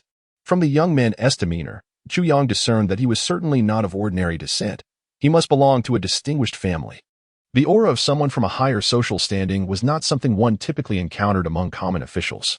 While wealthy families often produce their share of wastrels, they also have the greatest potential to yield talented individuals, for their starting point is far superior to that of mere heroes. Chu Yang felt a flicker of confusion. Why would a treasure from such a prominent family venture out at midnight without any attendants? Furthermore, why did he appear in such disarray? The young man smiled slightly, surveying the interior of the shop before stepping inside and taking a seat across from Chu Yang. "What is your name, my good sir?" he inquired. "Are you here to purchase a weapon or to forge a friendship?" Chu Yang replied with a faint smile, lifting his gaze. Excellent. The young man studied him for a moment before offering a gentle compliment. As he spoke, he unsheathed a sword from his waist, placing it onto the table, gazing at it with tender reluctance before slowly pushing it towards Chu Yang. Since you specialize in divine weapons, please examine this sword. Chu Yang was momentarily speechless. Here he was, attempting to sell weapons, having not made a single sale in 3 days, and now a late-night visitor arrived. Speaking as if he were a vendor himself. Could he be a rival? What terrible luck! Nevertheless, he took hold of the sword. After all, it was better than doing nothing. The moment he grasped the sword, its weight surprised him, and he could not help but exclaim, "A fine sword. How do you know it's a good sword without even unsheathing it?" The young man replied, a smile dancing on his lips. Though his attire was ragged, his every word and action exuded composure, indicative of a well-bred upbringing. Typically, a long sword measures around 3 feet, and with the sheath, it extends to 3 feet 3 inches. Yet, your sword, with the sheath, measures 3 feet 5 inches. A sword is the emperor among weapons, Chu Yang explained. The saying "an inch longer, an inch stronger" pertains specifically to swords, not to other weapons. Many mistakenly believe it applies universally. A sword is a delicate instrument of death. If it is long, it lacks durability. If it lacks durability, it becomes brittle, and brittleness leads to breakage. Thus, shorter swords are easier to forge, while longer swords present a greater challenge. Yours, with its extended length, certainly adds to the difficulty of its crafting. Furthermore, the sheath and hilt exhibit an ancient, weathered quality, with a hint of vitality, suggesting it has seen many years and much bloodshed, yet remains intact. It is undoubtedly a fine sword. Well said. The young man laughed, his voice brimming with admiration. You truly understand swords. Moreover, Chu Yang continued, the typical longsword weighs between 6 to 9 pounds, with the ideal weight being 7 pounds 7 ounces. If other specific metals are mixed in, it becomes difficult to ascertain. This sword, along with the sheath, weighs over 30 pounds, Chu Yang declared. A heavy sword, yet its form remains unaltered. It must be an exceptional weapon. The young man's eyes glimmered with increased admiration. With a flick of his wrist, Chu Yang drew the sword with a resounding clang, reminiscent of a dragon-esque roar or a tiger-esque growl. Instantly, a cold light radiated from it, reflecting the lamp-esque glow and casting vibrant colors throughout the room, nearly illuminating the entire space. A fine sword, Chu Yang marveled, scrutinizing it closely, becoming increasingly impressed. The blade resembled autumn waters. Even in stillness, it seemed to quiver endlessly. Viewing a beautiful woman under candlelight is a great pleasure in life. Yet, those who cherish swords understand that appreciating a renowned blade under such light is the greatest fortune. The young man sighed. A sword possesses spirit and heart. To gaze upon a sword is to witness the violence of battle and the essence of the martial world. In the presence of a renowned sword, one envisions the iron steeds and icy rivers of countless autumns in the martial realm. Indeed, Chu Yang echoed. To admire a sword is to glimpse the martial world. He raised his head to look at the young man before him and remarked, however, we are strangers. Your visit cannot solely be for me to admire this sword and glean the essence of the martial world. With that, the sword emitted a flash of light. And without even glancing at it, Chu Yang sheathed it with a satisfying clang, as if the blade itself possessed awareness. Indeed, I did not merely wish for you to view the sword. I seek someone who loves swords, the young man confessed, a shadow of pain crossing his features. Since my departure, I have been without a single coin. After traversing 8,000 miles, I have arrived here, but all my previous possessions have been sold. This sword is all I have left. Chu Yang fell silent, pondering in confusion. This sword was clearly worth a fortune. To pawn it for 100 taels of gold would be more than sufficient. Yet, he could not fathom why such a fortuitous opportunity had come to him. Desperately seeking votes. Chapter 65. Investigating Chu Yang in this world, the number of professional pawnshops is countless. Yet, here I am, merely a half-hearted fisherman, running this establishment solely to serve my own interests, to draw attention and enhance my own stature. Once my purpose is fulfilled, I shall close the doors for good. To my astonishment, since opening, I have not conducted a single transaction, yet in the dead of night, someone hastens to me to pawn an item, and such a fine sword at that. This situation reeks of the bizarre. It is far from ordinary. Surely, there must be some underlying intrigue. In the depths of the night, within the imperial palace, the imposing figure of Wu Kuangyun walked in a state of utter disarray. He approached Tai Butian, but had scarcely uttered a word before Tai Butian cut him off. No need for explanations. I know it must be you. And then, He left him standing there, rigidly exposed for the entire afternoon and half the night. This illustrious general, renowned for his feats in the Taiyun kingdom and unmatched on the battlefield, found himself sweating profusely in the presence of his subordinates, who were bustling in and out, each one hurriedly attending to their duties. Only Wu Kuangyan stood in the middle of the hall, motionless as a statue. What a disgrace this was! As he caught sight of the curious, astonished, and mocking gazes directed his way, he felt an overwhelming urge to find a hole to hide in, especially from those familiar faces who regarded him with the look typically reserved for a circus monkey. Countless times, he cast pleading glances at Tai Butian, silently beseeching, "Even if you must take my head, please don't leave me here like this." But Tai Butian refused to acknowledge him, avoiding eye contact and remaining silent. The young prince's authority was daunting, but it was his accumulated reputation over the years that commanded Wu Kuangyan's utmost respect, and consequently, fear. Had it been anyone else, the notorious hot-headed general would have already slammed his fist on the table and cursed aloud. Yet before Tai Butian, he hesitated to even breathe loudly. In a moment of salvation, Tai Butian finally spoke, his gaze fixed on the documents before him, without lifting his head. "Go to the military law office and receive 100 lashes. Your salary will be docked for a year. And all those involved in this matter will face the same punishment." He continued, "I trust you will not cause further trouble. Now leave." Tai Butian's tone remained calm. Yet it was this very calmness that sent shivers down Wu Kuangyun's spine, as it signified that Tai Butian was truly angered. Had it not been for the current crisis in the Taiyun kingdom, his head might very well have been on a pike by now. Oh, were it not for the dire circumstances, I would not have acted so foolishly. Upon hearing the terms of his punishment, Wu Kuangyun felt as if a great weight had been lifted from his shoulders.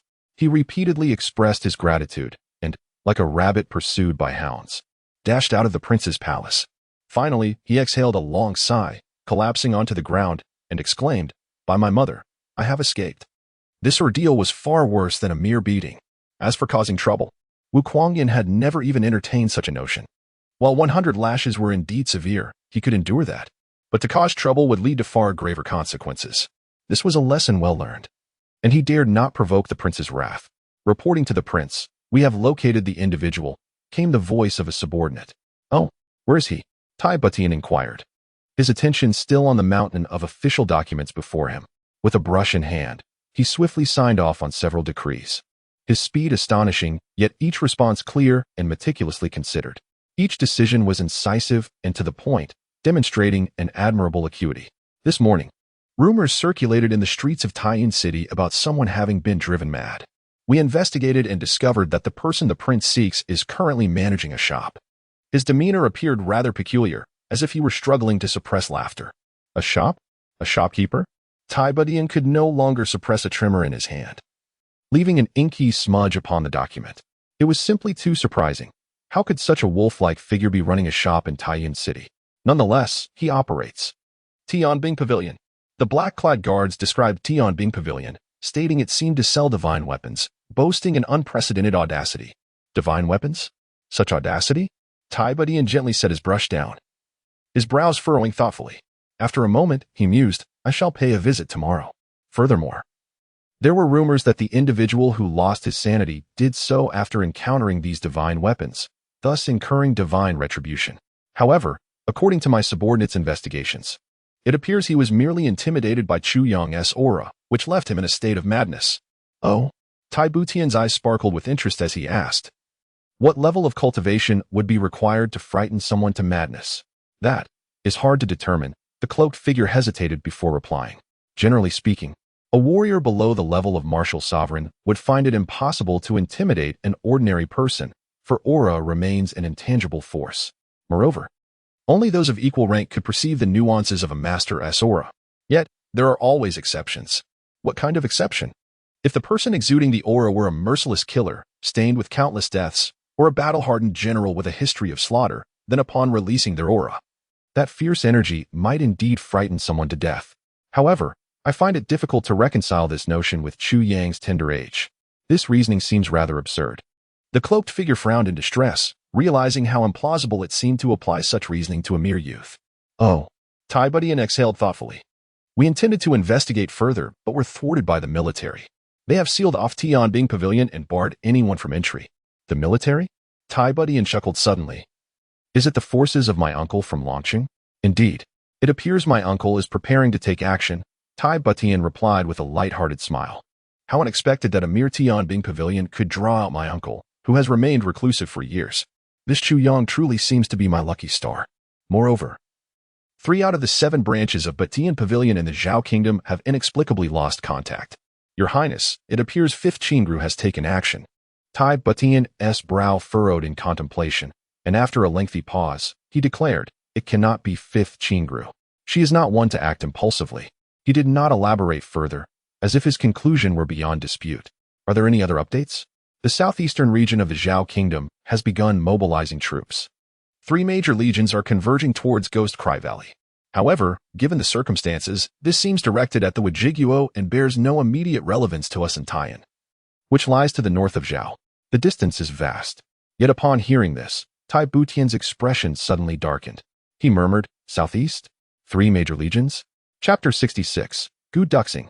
Indeed, to the southeast. The figure in the green attire was somewhat astonished by the prince's reaction. Could the military mobilization from thousands of miles away truly impact Taiyuan? Tomorrow afternoon, summon all the generals and military ministers to gather here, Tai Butian said, furrowing his brow with a grave expression. This mobilization by the Great Zhao is certainly unusual. Command the Butian Intelligence Pavilion to expedite the collection of relevant intelligence. Once we receive any news, transmit it to Taishui with utmost urgency. Understood. Relay the information to the Prince of Tai Long City, Tai Butian added. Since he has emerged, he ought to be aware. Although he would know even without appearing, he still needs to let me know that he knows. This statement, akin to a tongue twister, made Tai Butian chuckle softly. Yes. A glimmer of light shone in the eyes of the figure in green. Tai Long City is the domain of Tai Butian's uncle, the foremost prince beneath the emperor of the Taiyan Kingdom. Yet, he is not merely a pampered royal but also a general, a celebrated commander. He ranks first on the continent's list of renowned generals, invincible in battle, unparalleled in assault. The entire border of the Taiyan Kingdom is managed by him with impeccable precision.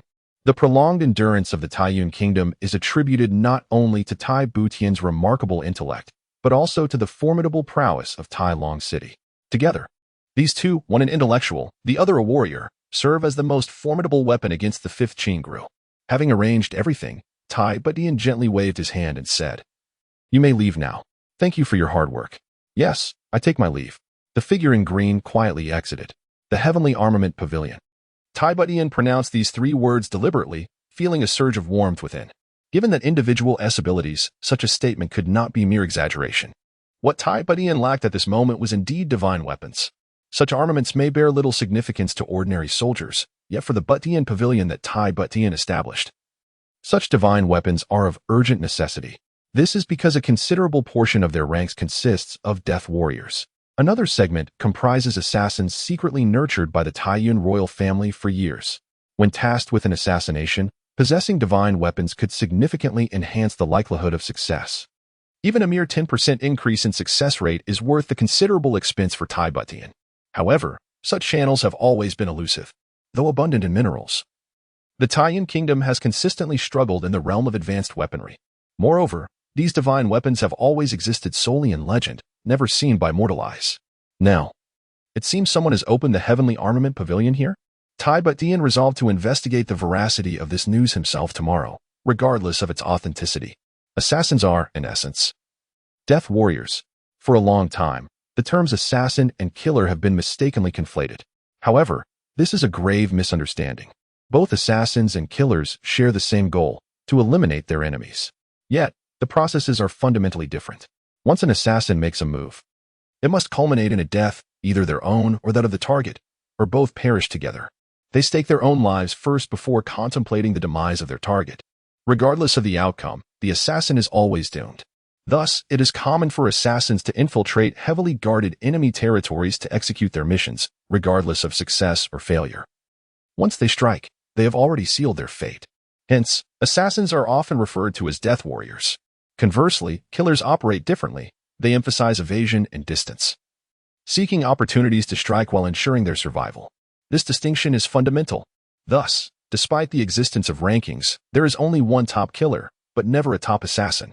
An individual who chooses to become an assassin is essentially a living corpse. This is solely my personal interpretation and based on the book's premise. Please do not criticize. You might find it peculiar. The young man gently caressed the sword's blade, his gaze filled with deep affection and reluctance as he slowly spoke. The Black Dragon is a remarkable sword. Anyone who possesses it should handle it with utmost care. I have sought out several pawnshops, yet each one is driven by greed. And to pawn the sword to them would be to insult my Black Dragon. With all due respect, Chu Yang replied calmly. If you are capable of possessing such a sword, your skills must be formidable. Whether it is for robbery or infiltration, gold and silver should be trivial for you. Why then do you insist on pawning your beloved sword? What kind of talk is this?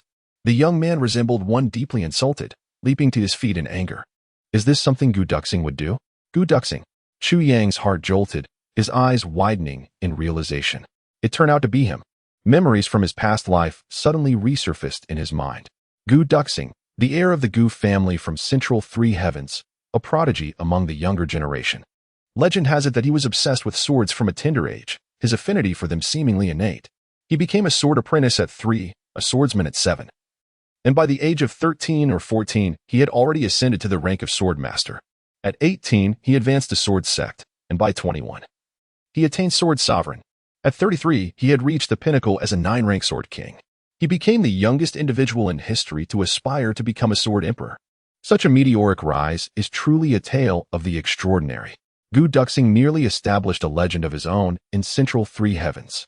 Only the infamous Ao Jieyun could rival his achievements among the youth of Central Three Heavens.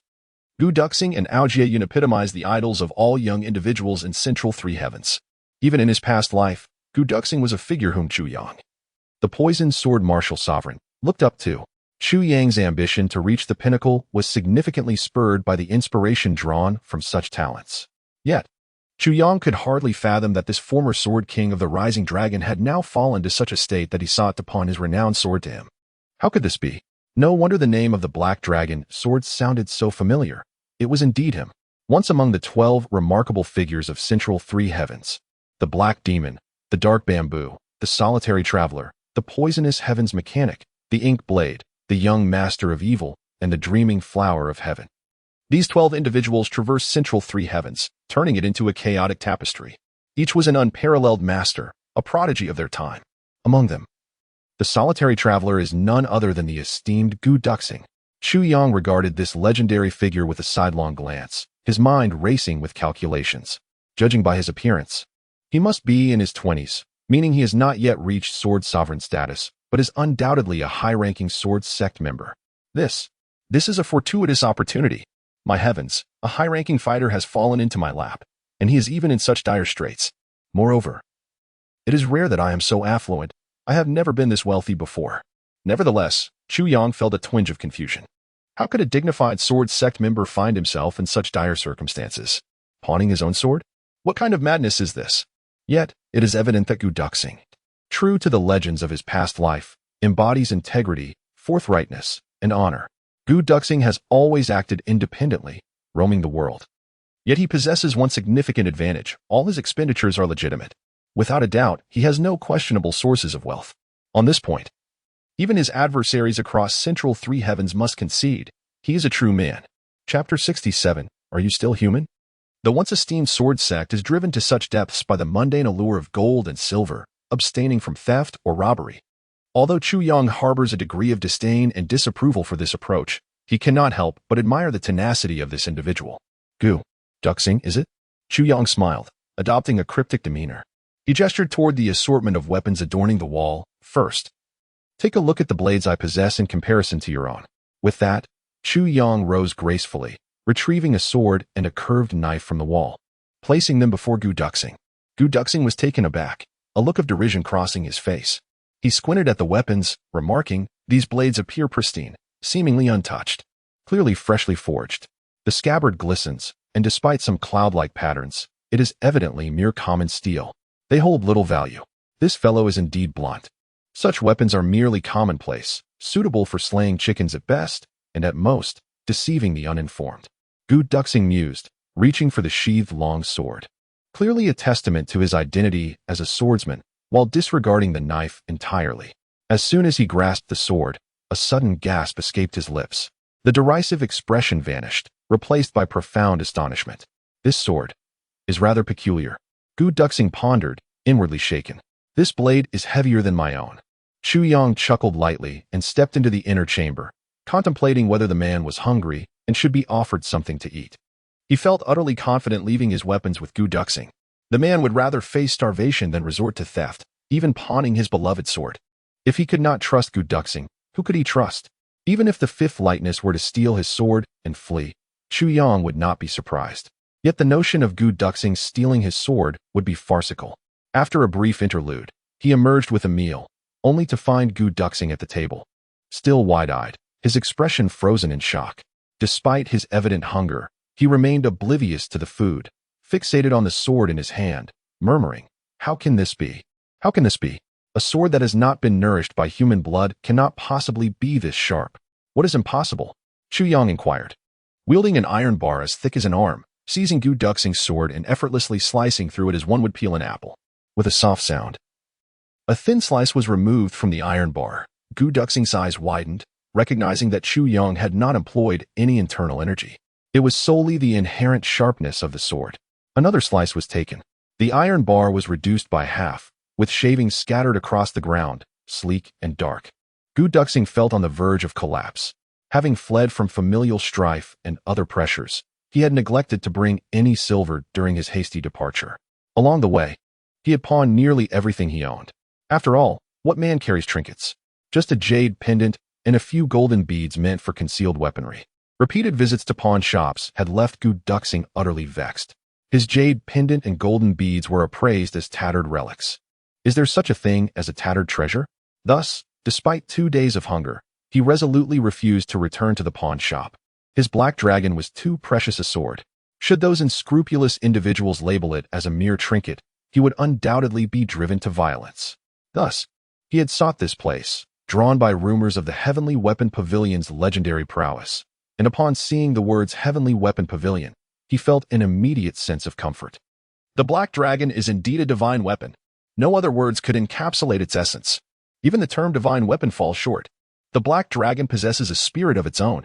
Of course, this hinges on the proprietor of the Heavenly Weapon Pavilion valuing the black dragon, allowing him to rest easy. Little did he know that he had stumbled into a realm housing such a treasure. The legendary blade that can slice through iron. Had he truly witnessed it? Secretly pinching himself, Gu Duxing finally established that he was not dreaming. Suddenly, an outburst of fury erupted within him. You would sell such a sword to these commoners? Gu Duxing leapt up, his eyes wide as saucers, glaring fiercely at Chu Yang.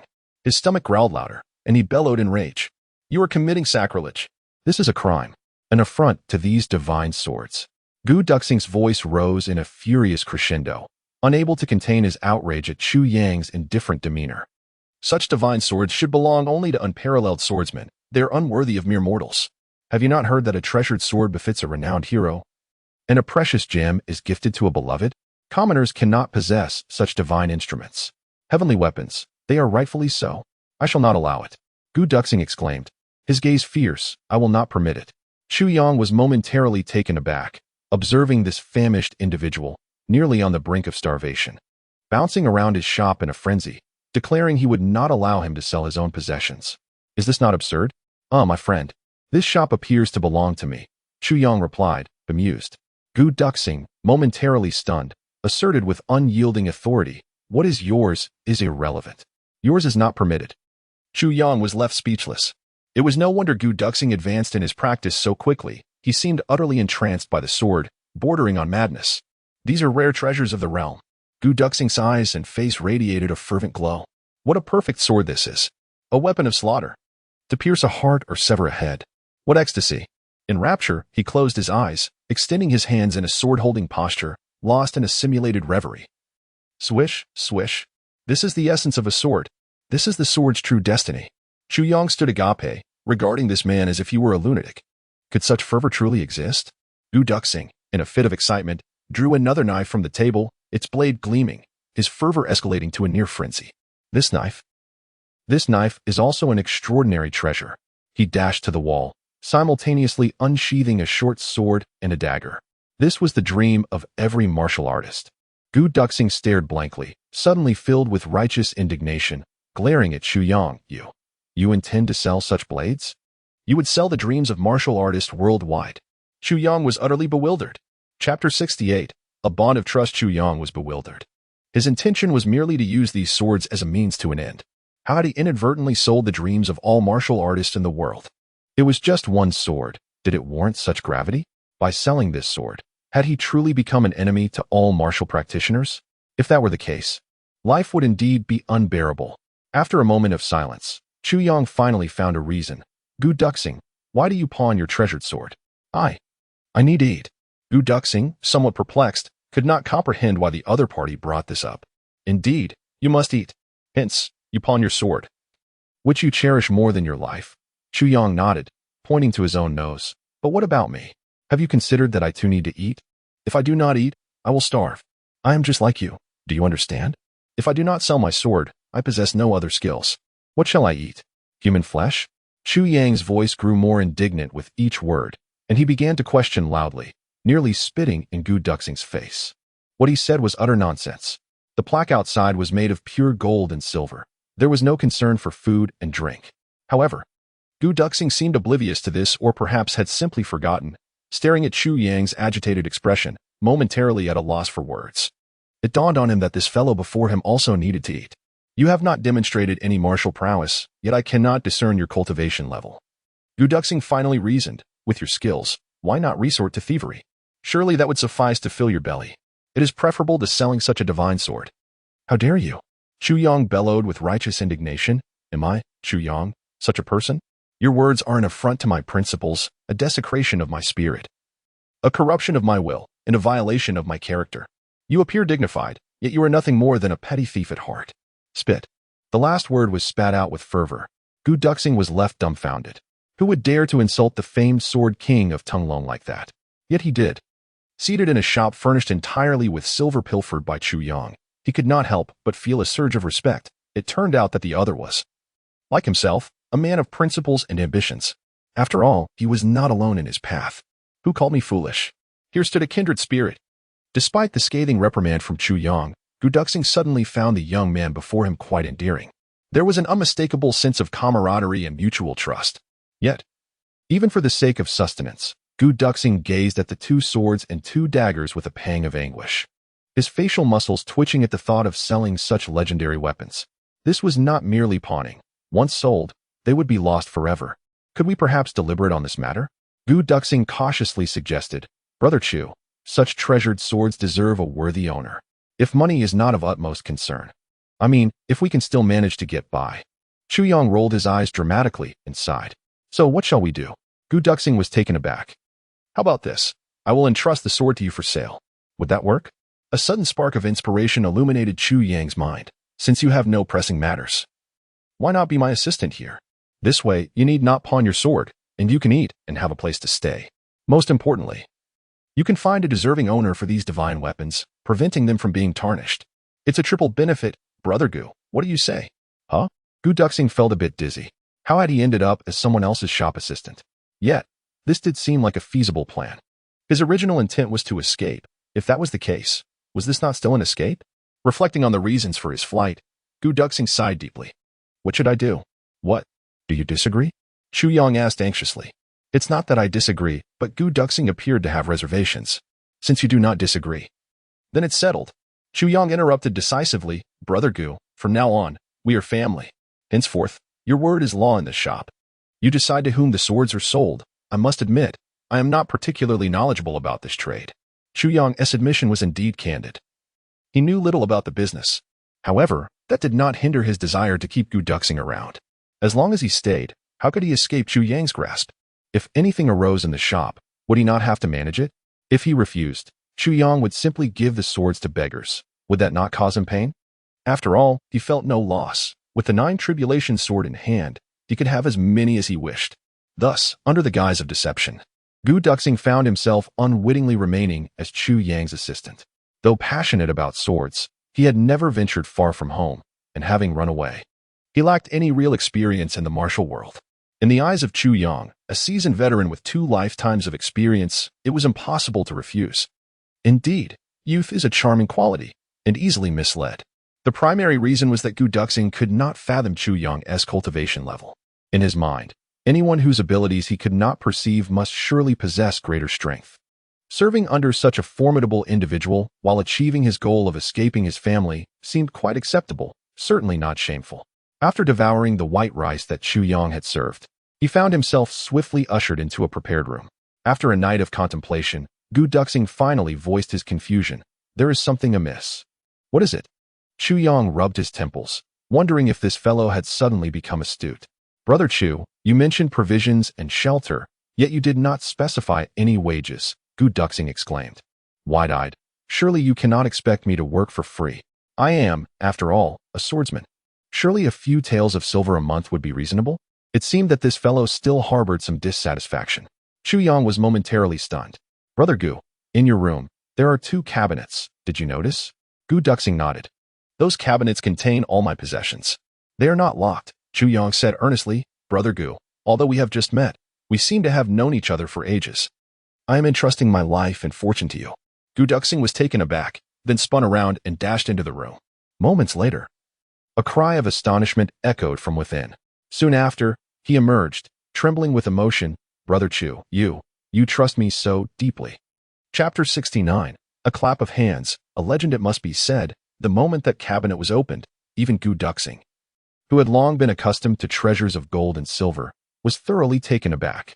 The brilliance of gold dazzled the eyes, gold bars, gold ingots, an abundance of gold, and a stack of enormous silver notes over a foot thick. For a moment, Gu Duxing felt utterly disoriented, thinking he had stumbled into the vault of a wealthy magnate. Furthermore, Chu Yang had actually arranged for him to be amidst this treasure, with no restrictions imposed. Oh, the warmth of being trusted in a moment of desperation was simply exquisite. With sincere gestures, Chu Yang waved his hand.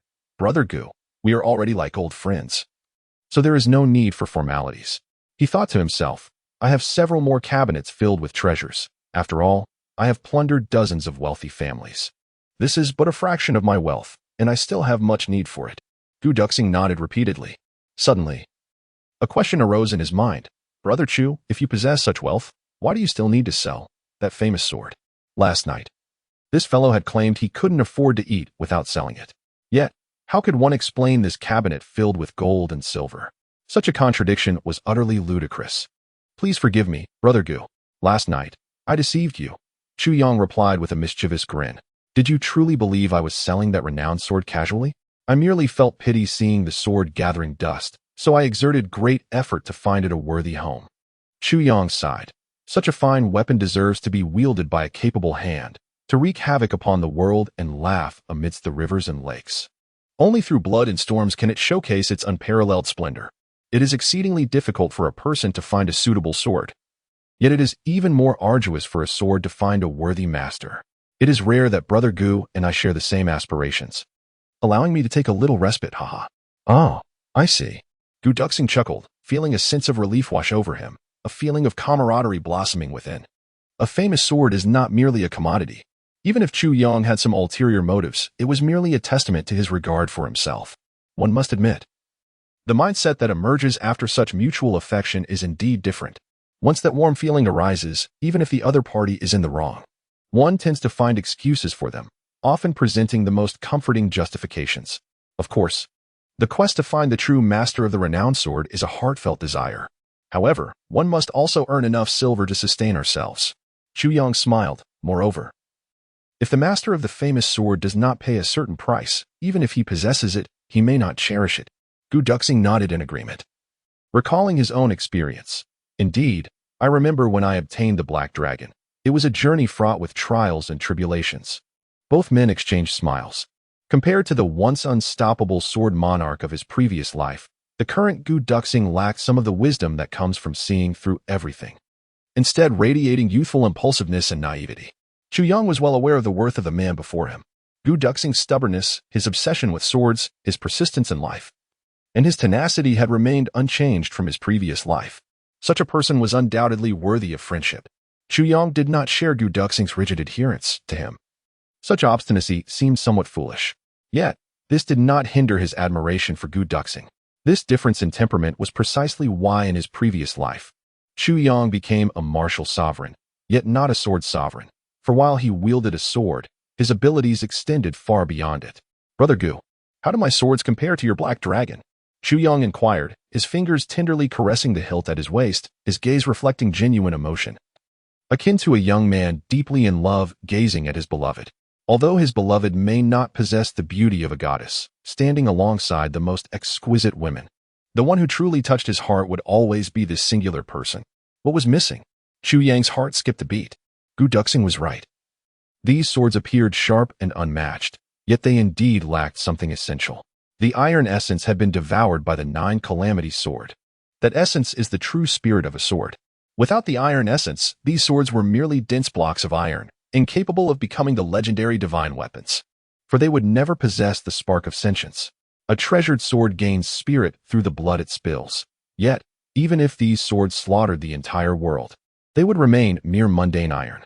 This subtle distinction could only be perceived by sword masters of the highest caliber during battle. Prior to such a realm, none would discern the difference. Yet, though Gu Duxing was currently just a sword sect disciple, his keen intuition had already sensed the abnormality of these swords. Brother Gu, my establishment of the Heavenly Soldiers Pavilion is not solely for this purpose. Chu Yang pondered for a moment before continuing. I have other objectives as well. However, the Heavenly Soldiers Pavilion does serve a necessary role. The situation is complex and perilous, and I require your assistance. Chu Yang smiled. In truth, I never anticipated a person like you would arrive. But since you have come, I shall not let you leave. I trust you, and I have faith in my judgment. A genuine smile sparkled in Gu Duxing's eyes as he replied, very well. Hence, he agreed without hesitation, regardless of the circumstances. It was simply because he found this person agreeable. Furthermore, this individual had aided him during his most challenging times. The two shared a smile, their palms meeting with a resounding clap. None could have foreseen that this momentous clap would forge a legend across the 9 heavens continent. I hail from a prominent family, the Gu family. You may not grasp the weight of these words, but to be frank, in the entirety of the lower 3 heavens, few might comprehend the terror of the Gu family, Gu Duxing said, lifting his cup with a hint of nostalgia and profound emotion. I am the adopted son of the family head. After my biological parents perished in an accident, my adoptive father took me in and nurtured me with great care. Chu Yang nodded, thinking to himself, I can't believe I wouldn't know of the Gu family. Such an immense behemoth, if I were unaware. I might as well run headfirst into a wall. It appears the rumors were mistaken. The future heir of the Gu family is, in fact, the adopted son, not the biological heir. My adoptive father has a daughter and 2 sons, Gu Duxing continued. My 2 adoptive brothers have long held disdain for me. Yet I have never contemplated contesting or seizing anything from them, enduring their treatment in silence. I understand well that I am merely an adopted son in this family. The core of power does not belong to me. Even if I achieve success in the future, I shall protect this family and ensure no harm befalls any member. Yet, I shall never become the lord of this family. Gu Duxing smiled, a grin that seemed discordant on his sharply chiseled, cold face. But why did you choose to leave home? Chapter 70. That legendary figure, Gu Miaoling, the daughter of my adoptive father, was a year older than I. It was because of her that I left the Gu family. Gu Duxing's eyes shimmered with a bittersweet glow. From a young age, Sister Miaoling was my guardian angel. No matter the trials or tribulations I faced, she always stood in front of me to shield me from harm. Whenever my 2 adoptive brothers made things difficult for me, it was Sister Miaoling who intervened. What I could not comprehend, she would teach me. What I could not reach, she would obtain for me. She even defied the family elders and her own brother for my sake. I grew up under her protective wing, living a life free of worries. Throughout my childhood, every time I was on the brink of a breakthrough, she would venture to the family's medicinal garden and treasure vault to procure rare herbs to assist me. Many of these were priceless treasures, rare and extraordinary in nature. It was these invaluable gifts, along with Sister Miaoling's meticulous support, that earned me the title of a genius. My path of cultivation was remarkably smooth, devoid of significant obstacles, as the potent elixirs I consumed rendered any barriers inconsequential. Among the many elixirs Sister Miaoling pilfered, there were those even my adoptive father and several esteemed elders would hesitate to use. For this, Sister Miaoling faced countless reprimands, all unbeknownst to me. Each time, she would assure me, these are plentiful at home, and so, I naively consumed them without a second thought. Chu Yang listened silently, finally comprehending the reason behind Gu Duxing's legendary achievements at such a young age in his previous life. The vast resources of the Gu family allowed them to gather unparalleled elixirs. It was no wonder Gu Duxing's cultivation speed was astonishingly rapid given the sheer volume of elixirs he had consumed. As we matured, I, too, found my cultivation speed far surpassing that of my peers, all thanks to Sister Miaoling's reckless generosity in providing me with elixirs. I continuously ascended through various ranks, garnering the attention and admiration of all families. Yet, they remained oblivious to the immense effort Sister Miaoling poured into my success, or the injustices she endured on my behalf. I, too, basked in pride, oblivious to the sacrifices made for my talent. A glimmer of tears sparkled in Gu Duxing's eyes as he suddenly tilted his head back and downed his cup of wine, then filled it again. Until one fateful day, when Sister Miaoling procured the prized Yuxiu Zilingzi for me to break through to the sword sect, inciting the wrath of the entire family. In a fit of rage, my adoptive father broke Sister Miaoling's leg and imprisoned her. My two adoptive brothers, incensed, sought revenge on me, yet in my ignorance, I retaliated against them. My eldest brother scorned me, saying, "You hide behind a woman. Do you not feel shame? Now, look at the calamity you have caused, Miaoling. Do you not feel guilt?" Stunned, I pursued them for answers, and this time, they revealed everything without concealment. Tears streamed down my face as I approached my adoptive father, who merely sighed and informed me that Sister Miaoling was punished for her repeated thefts of family assets, sentenced to the dragon prison indefinitely. The Yuxiao Zilingzi was a family treasure meant for the Grand Elder to consume when challenging the martial emperor, a pivotal moment for our family's ascendance. By giving it to me, I had squandered decades of preparation. This was unforgivable. If rival families produced a martial emperor first, the Gu family could face annihilation. Sister Miaoling's actions had severed our family's path forward. Such a grave mistake was beyond redemption. Chu Yang sighed deeply. In that moment, he saw a reflection of Imo Qinwu and Gu Miaoling. Both women were unwavering in their devotion, willing to sacrifice everything for the ones they loved. Their hearts blind to all but their beloved. I was permitted to visit Sister Miaoling, my only chance to see her before she was taken to the dragon prison. We gazed at each other through a purple golden barrier, and I wept, my heart breaking. Why are you so foolish? For me? It's not worth it. Gu Duxing's tears fell like rain as he drowned his sorrow in wine. Qi Yang sighed once more, pouring himself another jar of wine. The empty wine jar thudded against the table as Gu Duxing's eyes reddened. At that moment, Sister Miaoling said, "Fool, you were such a fool. She told me, when we were young. I cherished you like a brother, giving you everything good, but now that we've grown, I no longer see you as just a brother." When she spoke those words, her gaze was intense, and then she smiled sadly, saying, "It's fine. You should leave now. I have nothing to worry about. You're not a child anymore. It's time for you to start a family. Unfortunately, I fear I won't be able to celebrate your wedding." She then turned away and walked into the dragon prison. Gu Duxing's face contorted with rage, his body trembling. Sister Miaoling had always been like a celestial being in my heart. I loved her, I admired her. But after she entered the dragon prison, I realized my heart was empty, devoid of everything. I cannot live without her. I cannot. With a low roar, Gu Duxing threw his head back, tears pouring down his face. Yet she is confined in the dragon prison. Such a grave error may condemn her for a lifetime. What must be done to secure her release? Must I find another Yuxiao Zilingzi? Chu Yang asked, his gaze steady. It's futile.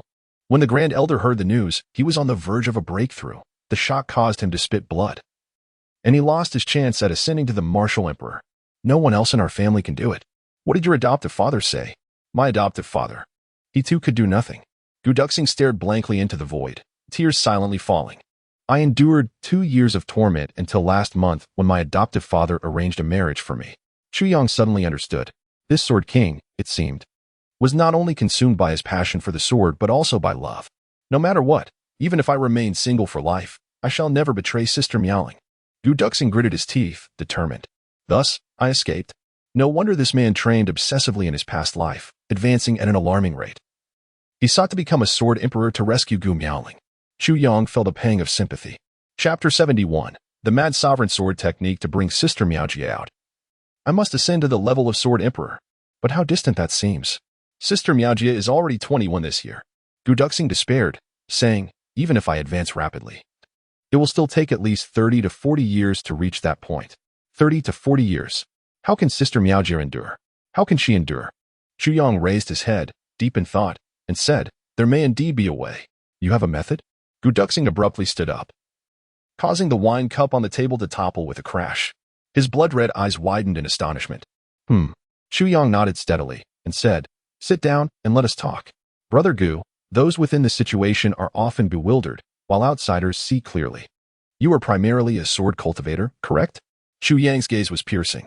Gu Duxing's eyes flashed with surprise. He had only practiced swordsmanship, never delving into other techniques. This allowed him to maintain focus and advance at the quickest pace. However, he had never disclosed this matter, despite recognizing this youth before him. How could one so young possess such keen insight? Furthermore, even cultivators of a higher level would not discern his identity as a sword practitioner unless engaged in combat. How did he perceive it? You are sword-centric. It is known that there is a saying, the sword walks a crooked path. Chu Yang smiled and said, while a crooked path may easily lead to self-harm, once one strikes, it is a certain kill. Indeed, but this is cultivation. How can one follow a crooked path with the sword? Gu Duxing frowned, pondering deeply. Brother Gu, how many have you slain? Chu Yang raised an eyebrow. Slain? Gu Duxing stared blankly, then inhaled deeply and replied, 7. 7 miscreants. Too few. Even a general achieving success would have mountains of corpses behind him. Moreover, in such a perilous cultivation, to become a sword emperor, one must endure countless trials of blood and carnage throughout their life. Chu Yang's eyes gleamed as he spoke solemnly. Gu Duxing, if you are willing to trust me and dedicate the next 10 years to me, I can assure you that within this period, I will elevate you to the rank of Sword Emperor. 10 years. Gu Duxing's eyes widened, shining with brilliance. Though 10 years is not short, it pales in comparison to 30 or 40. Furthermore, after 10 years, both he and Gu Miaojia would be merely in their 30s. All would not be lost. But is this true? Chu Yang remained silent, simply smiling at him. I agree. Gu Duxing declared resolutely, as long as it allows Sister Miaojia to emerge in the shortest time possible. I would not hesitate to grant you not only 10 years, but even my entire life. Excellent. It is a deal. Chu Yang extended his hand. As long as you follow my guidance, I promise you will reunite within 10 years. And let us anticipate a pleasant cooperation in this time. What shall I do now? Gu Duxing inquired. If you are concerned about exposing your identity, you may alter your appearance first. Chu Yang replied leisurely. Then what you must do is keep a close watch on the Heavenly Soldier Pavilion and these swords. Ensure you have a good night's sleep and restore your energy. In the coming decade, rivers of blood will flow beneath your sword. Your enemies will be scattered across the continent. You must struggle for survival in the crevices between life and death, seizing every impossible moment to enhance yourself, thus meeting my requirements for your crooked path with the sword. Upon hearing the name Gu Miaojia, Gu Duxing suddenly clenched his fists tightly, emitting a low pain grown akin to that of a wounded beast. Only he understood that every mention of her name felt like a dagger thrust into his heart. No retreat? For Sister Miaojia, what need have I for a retreat? Chu Yang stood, walked to the counter, retrieved a piece of paper, dipped a brush in ink, contemplated for a moment, and began to write swiftly. Gu Duxing swayed slightly, rising to his feet, and approached to see what he was writing. However, as he observed, his eyes suddenly widened to the size of eggs, nearly popping out of their sockets. The Mad Sovereign Sword technique? The 4 characters were uttered with great difficulty. He then looked up sharply, incredulously gazing at Chu Yang. Is this real? Practicing the Mad Sovereign Sword technique presents one of 2 fates, success or death. There is no third option. This sword technique is said to have been created by the Mad Heart Sword King hundreds of years ago. It is aptly named. For all who have encountered it, deem its creator a madman. This technique was discovered by Chu Yang during a treasure hunt in his previous life. When someone unearthed the resting place of the Mad Heart Sword King and retrieved this sword technique. However, many who studied it found that while it could rapidly elevate swordsmanship, it ultimately drove practitioners to madness. The Mad Heart Sword King perished in insanity due to this technique. Countless individuals attempted to reform it, seeking to turn it into a treasure, yet none succeeded. Thus, the Mad Sovereign Sword technique was discarded by many. For even the mightiest power is rendered useless if it drives one to madness. Nevertheless, the essence of this sword technique has persisted through the ages. Until one day, upon discovering the Mad Sovereign Sword technique, Chu Yang meticulously analyzed it and realized its similarities to the 3rd segment of the 9 Calamities Swords method, albeit on a much lower level. By merely substituting some key phrases within the Mad Sovereign Sword technique, one could cultivate it normally and still achieve a state of frenzied enhancement. However, the power of the Mad Sovereign Sword technique is inferior to that of the 9 Calamities Sword by several tiers, which is why, despite his discovery, Chu Yang had refrained from practicing it, but the impression it left on him was profound. Yet now, it has become invaluable. Gu Duxing, in his desperate need for this sword technique, is indeed the most suitable candidate for it. having become utterly obsessed with the sword. Take it. Chu Yang completed the final stroke, blew on the still glimmering ink, and handed it to Gu Duxing. This is the improved version of the Mad Sovereign sword technique. To cultivate it, only unyielding determination is required. As Gu Duxing accepted the sword technique, his hands trembled violently. These few thin sheets of paper revealed to him the hope of rescuing Gu Miaojie in advance. How could he not be excited?